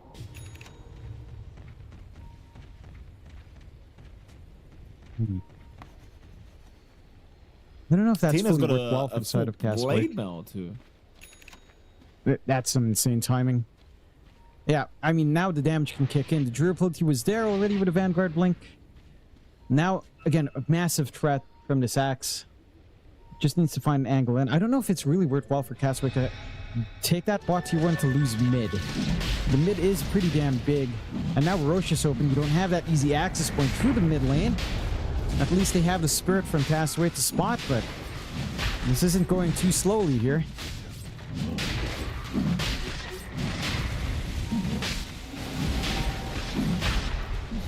They're waiting. Roshan's still going. And they move now. Roshan's still barely alive. Maybe Krish could make it, but no, he doesn't jump in. Meanwhile, a nice call out from Tino. Landing on 2, though. He's the one to fall as the splitter from the Order of Titan does come in. Song not coming out either from our Nagasara, and she's going to drop the boot. CML is gone, but now Bob will drop. They pop the Echo Stop again from Castaway, making it so hard for them to do anything. The Song will finally come out. CML had to buy back. They'll look for Krish, they'll secure the Morphling, and it looks like they'll find the rest of them to boot. There goes DJ. FBZ trying to fight. Bob gonna buy back, coming back in. Will take down Palos. Bob looking to clean up with his buyback. Can he get any more? Probably not. But he does kill Palos with his buyback, and that's probably worth it for old Bobby. That they are going to lose Castaway as well. He's not out of it either. Not ideal for Exa. A little bit of a misplay coming out, or just better execution coming out overall from Castaway. Getting a very nice area to maximize that split earth, maximize the stomp. Killing off the save in the Nagasara fast. Buyback committal maybe took a little bit slow there for CML. And for Exa, you're not dropping the entire game back, but you're certainly not building a lead. You don't have Aegis any longer, so we can take a look at again at replay coming out here. The call was good, but the stolen avalanche from DJ setting up with Earth Splitter in such a good spot is just difficult. Your axe doesn't have BKB. It's always going to be relevant, that damage at this point. And for Palos, that's going to set him back a tad bit. And he had such a strong start. The Maelstrom, the Mjolnir, again, it's a very big point for the Muerta, but you are a glass cannon with no stats. And just unfortunate there for Krish that he got songed while fully agi shifting. It happens sometimes. It does. Very unfortunate. So bottom lane, they're going to spot out Shanks. Tino is around, but he does not really want to jump in without some extra help, and rightfully so, because there's a lot of heroes coming here to try and kill Shanks. They'll finally get him here with Krish. No kind of contest, though pings are out towards Tino's location. So Castaway wanted to have a quick gander and see if anyone was there, but Tino will leave the area at the right moment.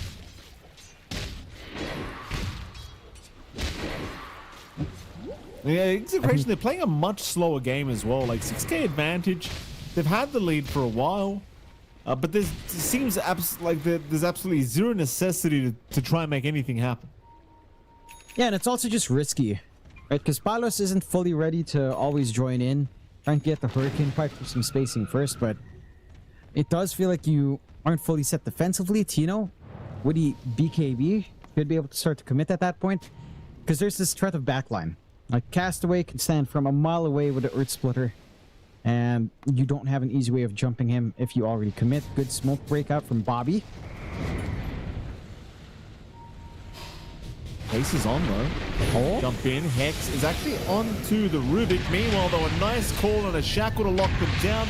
DJ will drop. Still rooted in place is Bob, but he'll barely get away though. No, the Song will lock him in. Somehow our Shaman is still going, by the way. He's still alive. shackle out. Bob's gonna die. And he's still running. Surely Krish gets him with a toss, but now Krish is in danger. He'll be forced to fight back. Run away, cast away, gets a nice stop with the toss back. The Earth Splitter to come in, but now the Ensnare to lock him down. Oh, he just can't catch a break. Carlos to take him out. Shanks, he just didn't die, John. It just took him forever. You got to appreciate that song this time from CML, saving the day while he was in that foul play form, getting a little bit of that regen going, and then just finding these blink angles. Shanks setting up for that entire fight as well. He was the one to initiate with his blink reveal there and cuts off the side of Castaway in a very impactful way. 17 to 11, 8K lead, a little bit split apart, looking for the side of Castaway. As again, you're not fully set to catch a little bit more. It's going to be a nice easy one for DJ. Haven't really seen the craziest impact either out of this this Rubik pickup, sadly. Feels like every time like you see this Rubik in the middle of a fight, he just ends up getting caught very quickly. And it has. You also had, like, again, a relatively slow game out for DJ here. Doesn't have his Aetherlent up, only the blink, so he's doing a good job of just standing back every now and again with, say, Avalanche to try to cut off when Execration comes in, but hasn't really been able to find too much. Now you have to contend with the Ags Shard upgrade song, more HP regen and some mana regen as well. So the resets from CML are that much more effective here. Execration, I'm starting to become a little bit problematic how hard they hit. And for the side of Castaway, it looks like most of their damage is kind of stuck on Krish and maybe their combination here with Castaway. You are still getting some decent rolls from FBZ.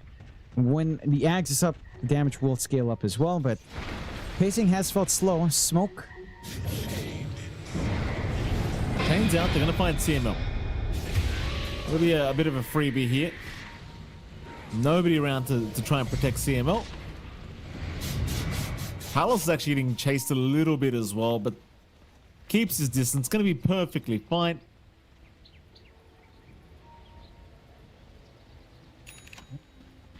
And once again, again, if complete a void game. Yeah, go on, John. The late game scaling is, again, of concern here. I think it's very hard to tell how comfy both teams will be in an ultra late game scenario, or even just a mid game scenario. The Morphling should be set to go soon, and I feel like Krish has had the opportunity to join in these fights multiple times now.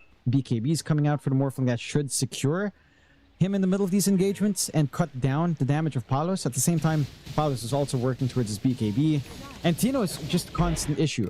I think that's really the ace in the hole here for the side of Execration, and it's not something you have an easy answer for on the side of Castaway.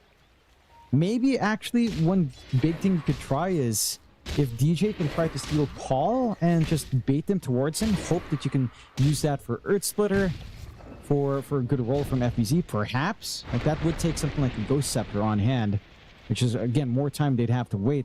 They'll try to hunt now with the smoke. Alos is right up front here on the creep wave. Jump in. Alos in the middle of nowhere right now. Could get taken down very, very quickly. He still has the Pierce the Veil, but just never really pops it, and he's down. Well, this is the kind of mistake you really don't want to be kind of making now as Execration. They'll lose their Muerta, they'll lose their Shanks Shaman. You know, overall it seems pretty unnecessary that they're going to find Bob now in the mid. Song committed to try and set up for a nice Avalanche toss combination. In fact, they'll go for the call instead, trying to blow Bob up, and they've got just barely enough to dunk him in time. They will find a nice trade. FBZ now also dropping, but Krish going to move in and intervene. It seems like they'll have to leave CML perhaps behind. No, CML will also retreat. In they go again. Another Avalanche toss back, this time catching Castaway, and that'll be another dunk for Tina. One by one, they'll continue to find more and more. They don't have a call yet, so they'll wait out for the Morphling. But FBZ could be a target. In fact, they'll try for Krish. Do they have a Hex? They do. They have indeed. He is strength morphing though, so it could make life rather challenging as they'll get the hex out now from DJ, but they're just locking down Chris forever. Another double call. DJ also caught out. What a great avalanche toss from our Tiny as Chris still dropping. Surely set to fall, and he does go down a Palos. Oh, this fight, it just goes forever as another call from Tino, catching Bob again. Bob, he's hexed up, trying to run, barely survives. As Tino will be the one to go down. Bob, he's still dying to the Remnant, and he does die to the avalanche of Lewis. As Lewis finally getting caught mid-TP, will end up dying. But what a long-ass fight between these two sides. And this cost him a buyback on DJ. Not the biggest commitment in the world. Still a little bit better coming out for Exa, considering that you didn't lose your pause one. You managed to force one buyback out. You get a lot of stacks up on Tino off those dunks. 14 coats of blood now with a level 2 dunk on hand. And that's just, again, going to scale up once you get level 18 here for Tino. A big takeaway is that you didn't lose Palos. You had to lose Krish. This lack of BKB is going to hurt the Morphling for some time. With great, so much overwhelming control on Execration. Tino just finding these angles. You have to appreciate just how patient Execration is. They go in one by one, they weave in and out, and they're getting these re-engagements quite nicely with how mobile they are with double blink pours up. And for the side of Castaway, they do have counterfight potential. And now with a full Ags and FBZ, there is damage coming out in the Pangolier, as we've seen from game 2. But the angles here just don't feel as clean, right? Like, it's not as simple of a game for Bob. There are a lot of things to try to pin down this Ember. Even though it does feel like a somewhat free Ember game, they are finding the angles to get that pin down. You don't have anything defensive. You're trying to get stat res with Sanj up, but it's still going to be a lot of control coming out from Shanks if you don't initiate onto Execration first. And that is something that's been lacking from Castaway. All they've been doing is responding out, not really able to take their own smoke initiative going as successfully as Execration will hunt again.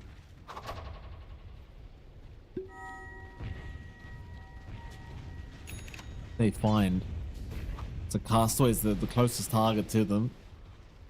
We'll see FBZ in the mid lane soon if he goes for a creep wave, but it seems like he'll hold out.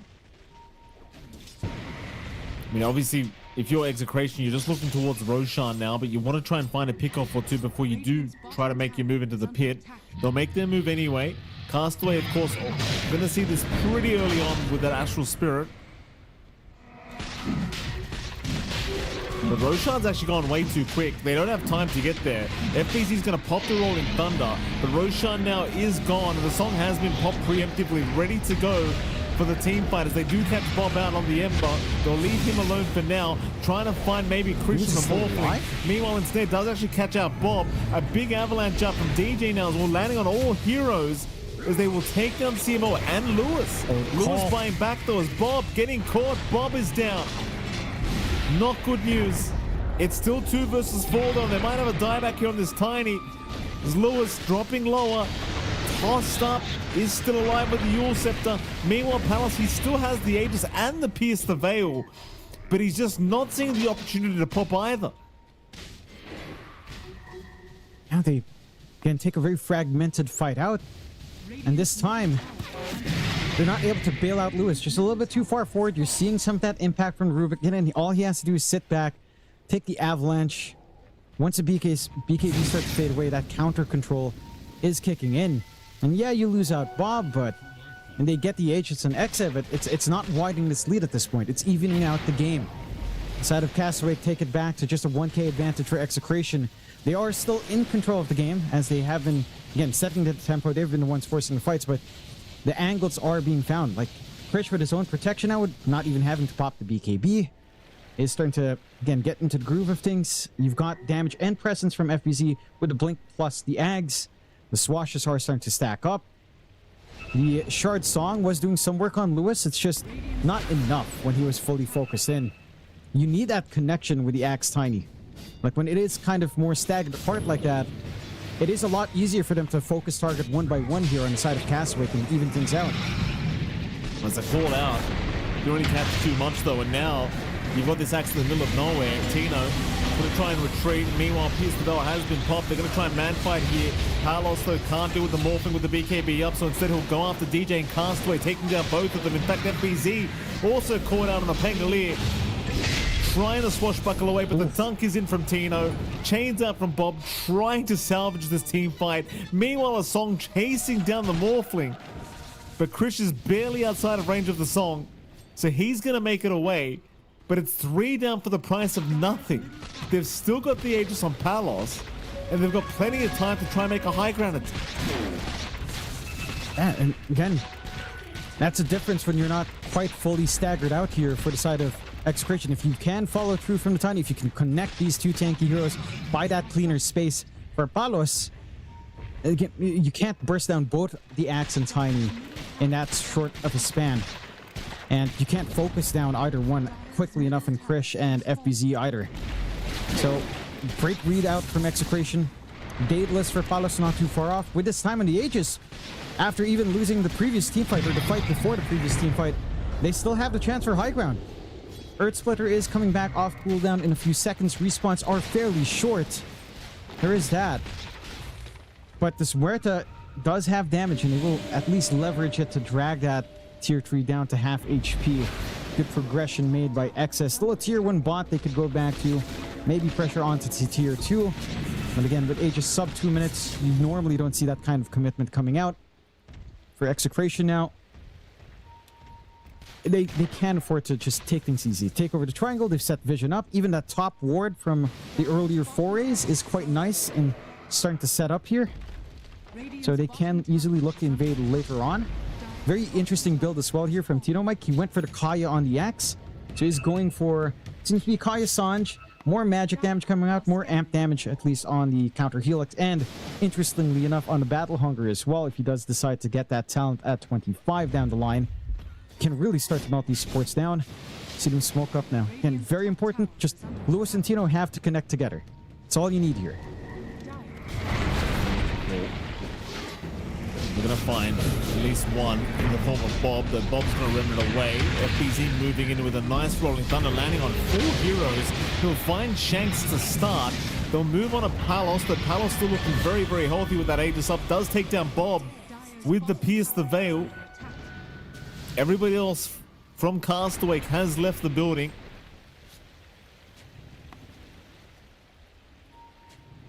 You still have buyback on Bob, so chances are there's no real high ground to come. Aegis is expiring too soon as well, just 10 seconds away. But pings are coming out. CML wants to make the call to go and at least take down the T3 tower. I mean, they do have 25 seconds without Bob. And I doubt he wants to buy back into this.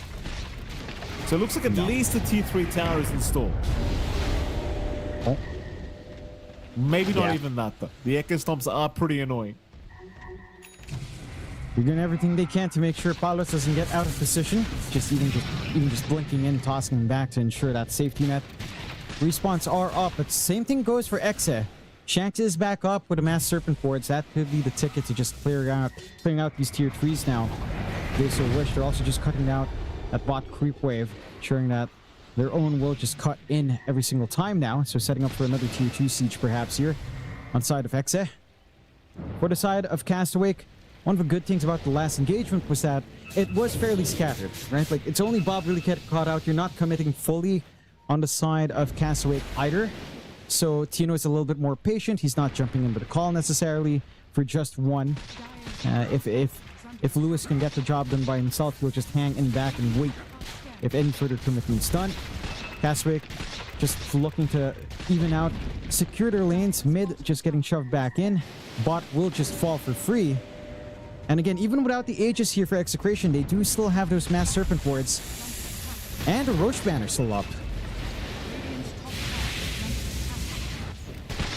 Roshan banner's down now. I mean, we're just still getting there somehow. FBZ is going to try with the Rolling Thunder, moving in onto Palos and trying to blow him up. There was a big call out from Tino.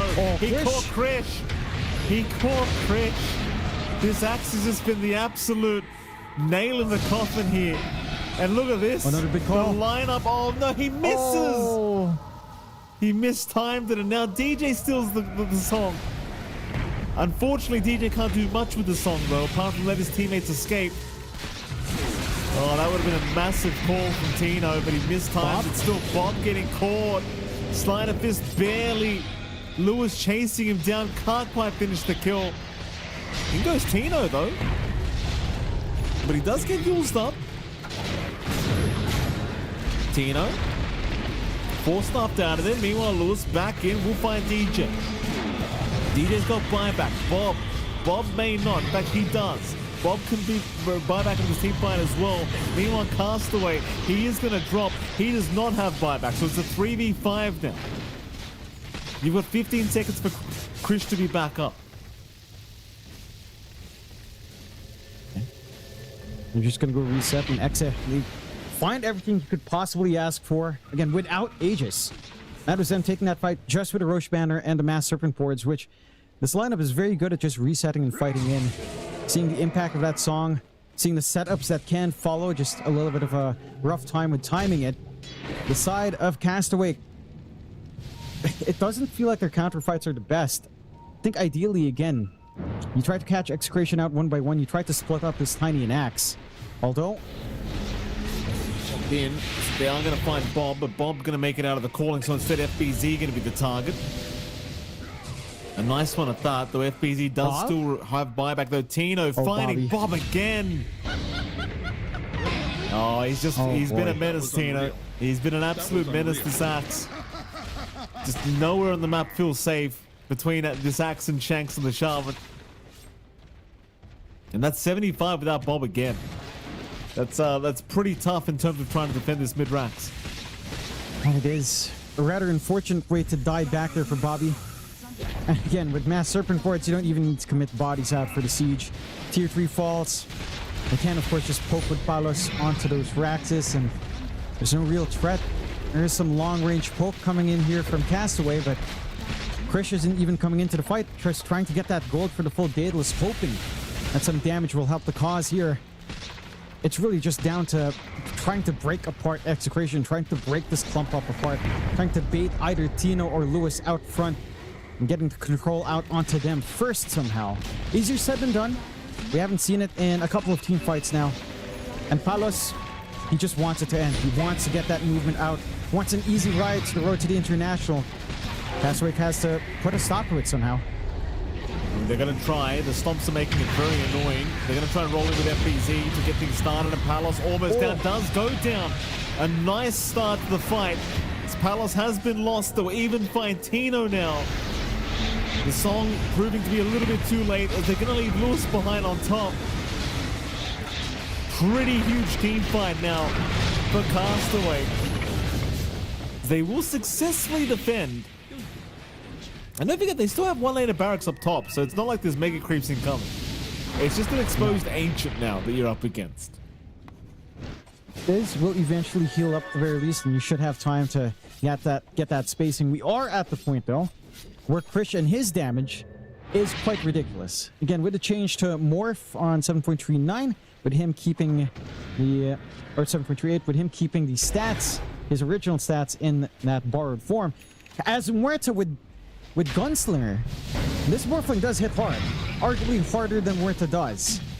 So you really do have to watch out for Krish. Tino was putting good lid on Krish earlier, but that little sneak in has cost him, and suddenly Roshan is open. It's fairly quick with Krish's damage. The secondary life now going to be a massive issue for Exe. No song for CML, so no hope for stealing. We'll get everything now still in the game, the side of Castaway, but their backs are up against the wall. Not full megas, still have a tier 2 up top, like you mentioned, Mikey. But one bad team fight, and it's a rush into the Ancient. And you bought back earlier than Bob. He still needs more time for his buyback to be off cooldown. No, DJ as well needs more time. Krish needs items, so he's not holding onto buyback gold yet. It is still a risky time, despite finding these openings here. Again, they have to put the work in on Castaway. They need to find that split up. They need to maybe even bait out the song. It feels like when they do get isolated away, it's actually a little bit easier to just fully focus in when they're trying to reset. And that has in a few occasions here worked against the side of Execration, especially in that high ground fight.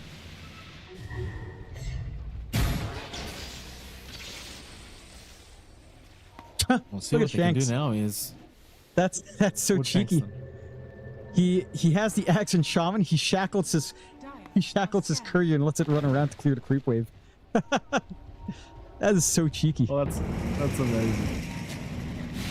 Oh, here we go. Mid lane. They have done Shanks, speaking of. Song, though, comes in at the right second. Shanks, he's going to get to the high ground and survive a little bit longer.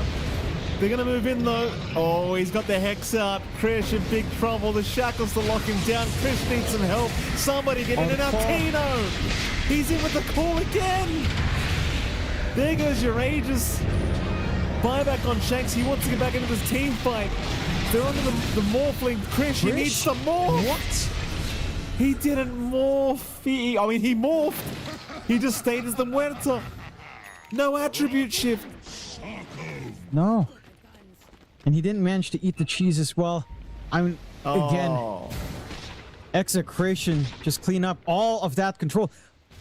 They were so far away from Krish, it felt like. He was just an entirely different part of that fight. Everyone else was trying to catch into him. They only have the one buyback as well.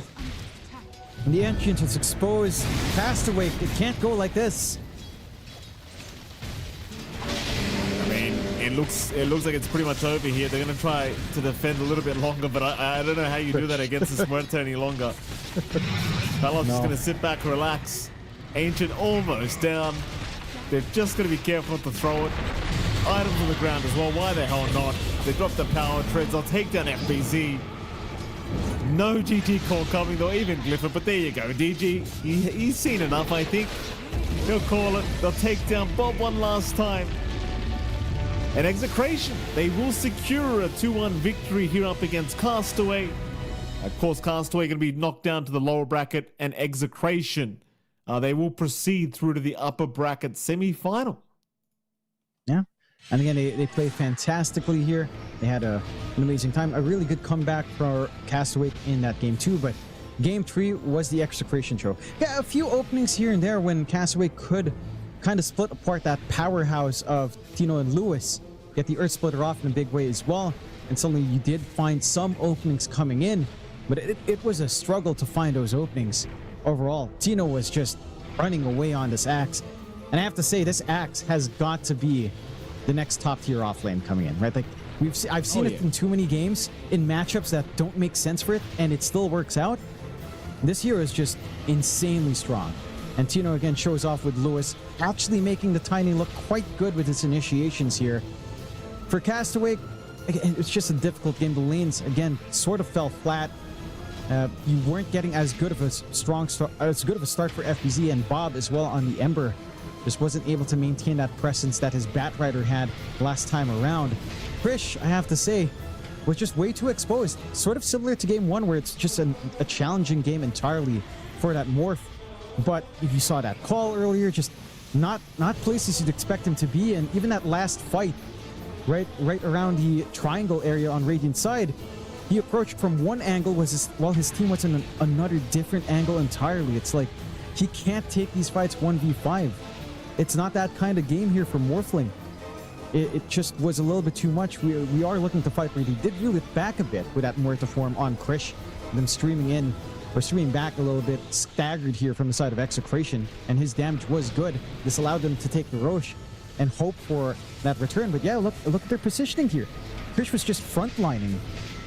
They could have used FBZ, they could have used Bob instead, but he's just not able to do anything with the 2 lives here, Krish. No, it wasn't again, props to Shanks and Tino, both of which were making life incredibly difficult for Krish. MVP-wise, Jonathan, standout players, are we going Tino? Is that what we're doing? I think we have to go Tino. I think that axe was just... It's the axe show. He was getting the big blink calls. Tino was setting up that tempo quite well. His build was also just really smart. Like, he got rid of the Vanguard, sure, but the Vanguard did a lot of work in him just holding that lane, pressuring Krish early on, getting the blink timing up, and then going back for the blade mail, the old school axe. actually paying off here instead of the new age acts of just Blade Mail, Blink Rush, skipping Vanguard altogether. Still some value there from Tino, and again, it allowed him to get this early presence out for his team, buying that space for Palos, right, to build up farm, because Muerta needs a lot of time to build up, and having a good, solid connection for Lewis to play with. That's the important thing for a Tiny. Like, you have to be able to connect with at least one hero ready to play. Tino was that hero in this game. It certainly was, Jonathan. With that, of course, that is it for the SEA games. It has been a pleasure. We got to go to a break, but right after that break, I believe we'll be back. Are we coming? No, we're not coming back. It's not a... Oh, apologies. Bracket is what we're meant to bring it up. I can't hear anymore. Bracket is what we're bringing up. My apologies. No break. Can we bring up the bracket, please? Thank you. Yeah. My goodness. There we go, Jonathan. There's the bracket. How embarrassing. It happens. The day one of the road to the international, of course, we already saw all of these years. IAP getting knocked down to the lower bracket by Kopite. And Team Nemesis, as they like to say it themselves, do move up as well with a 2-0 over Tech Free Gaming. We did just see Ivory take a 2-1 surprising victory over the Trailer Park Boys, and a very surprising but convincing 2-game win over Trailer Park Boys. And Execration also really convincing in their 2-1. Castaway only having a little bit some cheese on hand. We do continue the journey to TI tomorrow, and we will take a look at our schedule for those matches coming up on the next day, as we still have a lot of action-packed matches here, Mikey. We've got the Trailer Park Boys up against Tech Free Gaming on our first series at 10 a.m. Castaway up against Interactive Philippines for the second series, scheduled at 1 p.m., but it is a rolling schedule, so if you want to watch that, make sure you are checking in, as it could start earlier.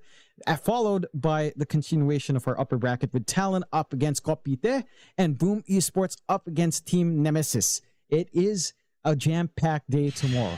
Those are some pretty exciting matches. You know, we'll finally see Boom in action, and I know you're going to make fun of me, but we'll see Flipster Talon as well. See if they live up to the hype or if they start to flounder, because I've heard certain things in the background. I don't know if Talon's been doing too hot in their practice run. So, you know, it's up and down Southeast Asia. Maybe the wings stop flapping there for Flipster Talon. I guess we'll find out tomorrow. Oh, I'm surprised Talon wasn't just directly invited, Jonathan. I mean, how could they not be? How could you know what? Who cares, John? Because they'll just smash all the opponents anyway, John. It's Flips of Talon. They'll have a great time. Trust me. We're gonna head to. We're gonna finish off the show. No breaks, by the way. We're heading off to bed, and tomorrow we'll be back with some more great SEA Dota. Clearly, I need bed, John. It's MLP Dota Stronics. It's been a pleasure. We'll see you all again tomorrow.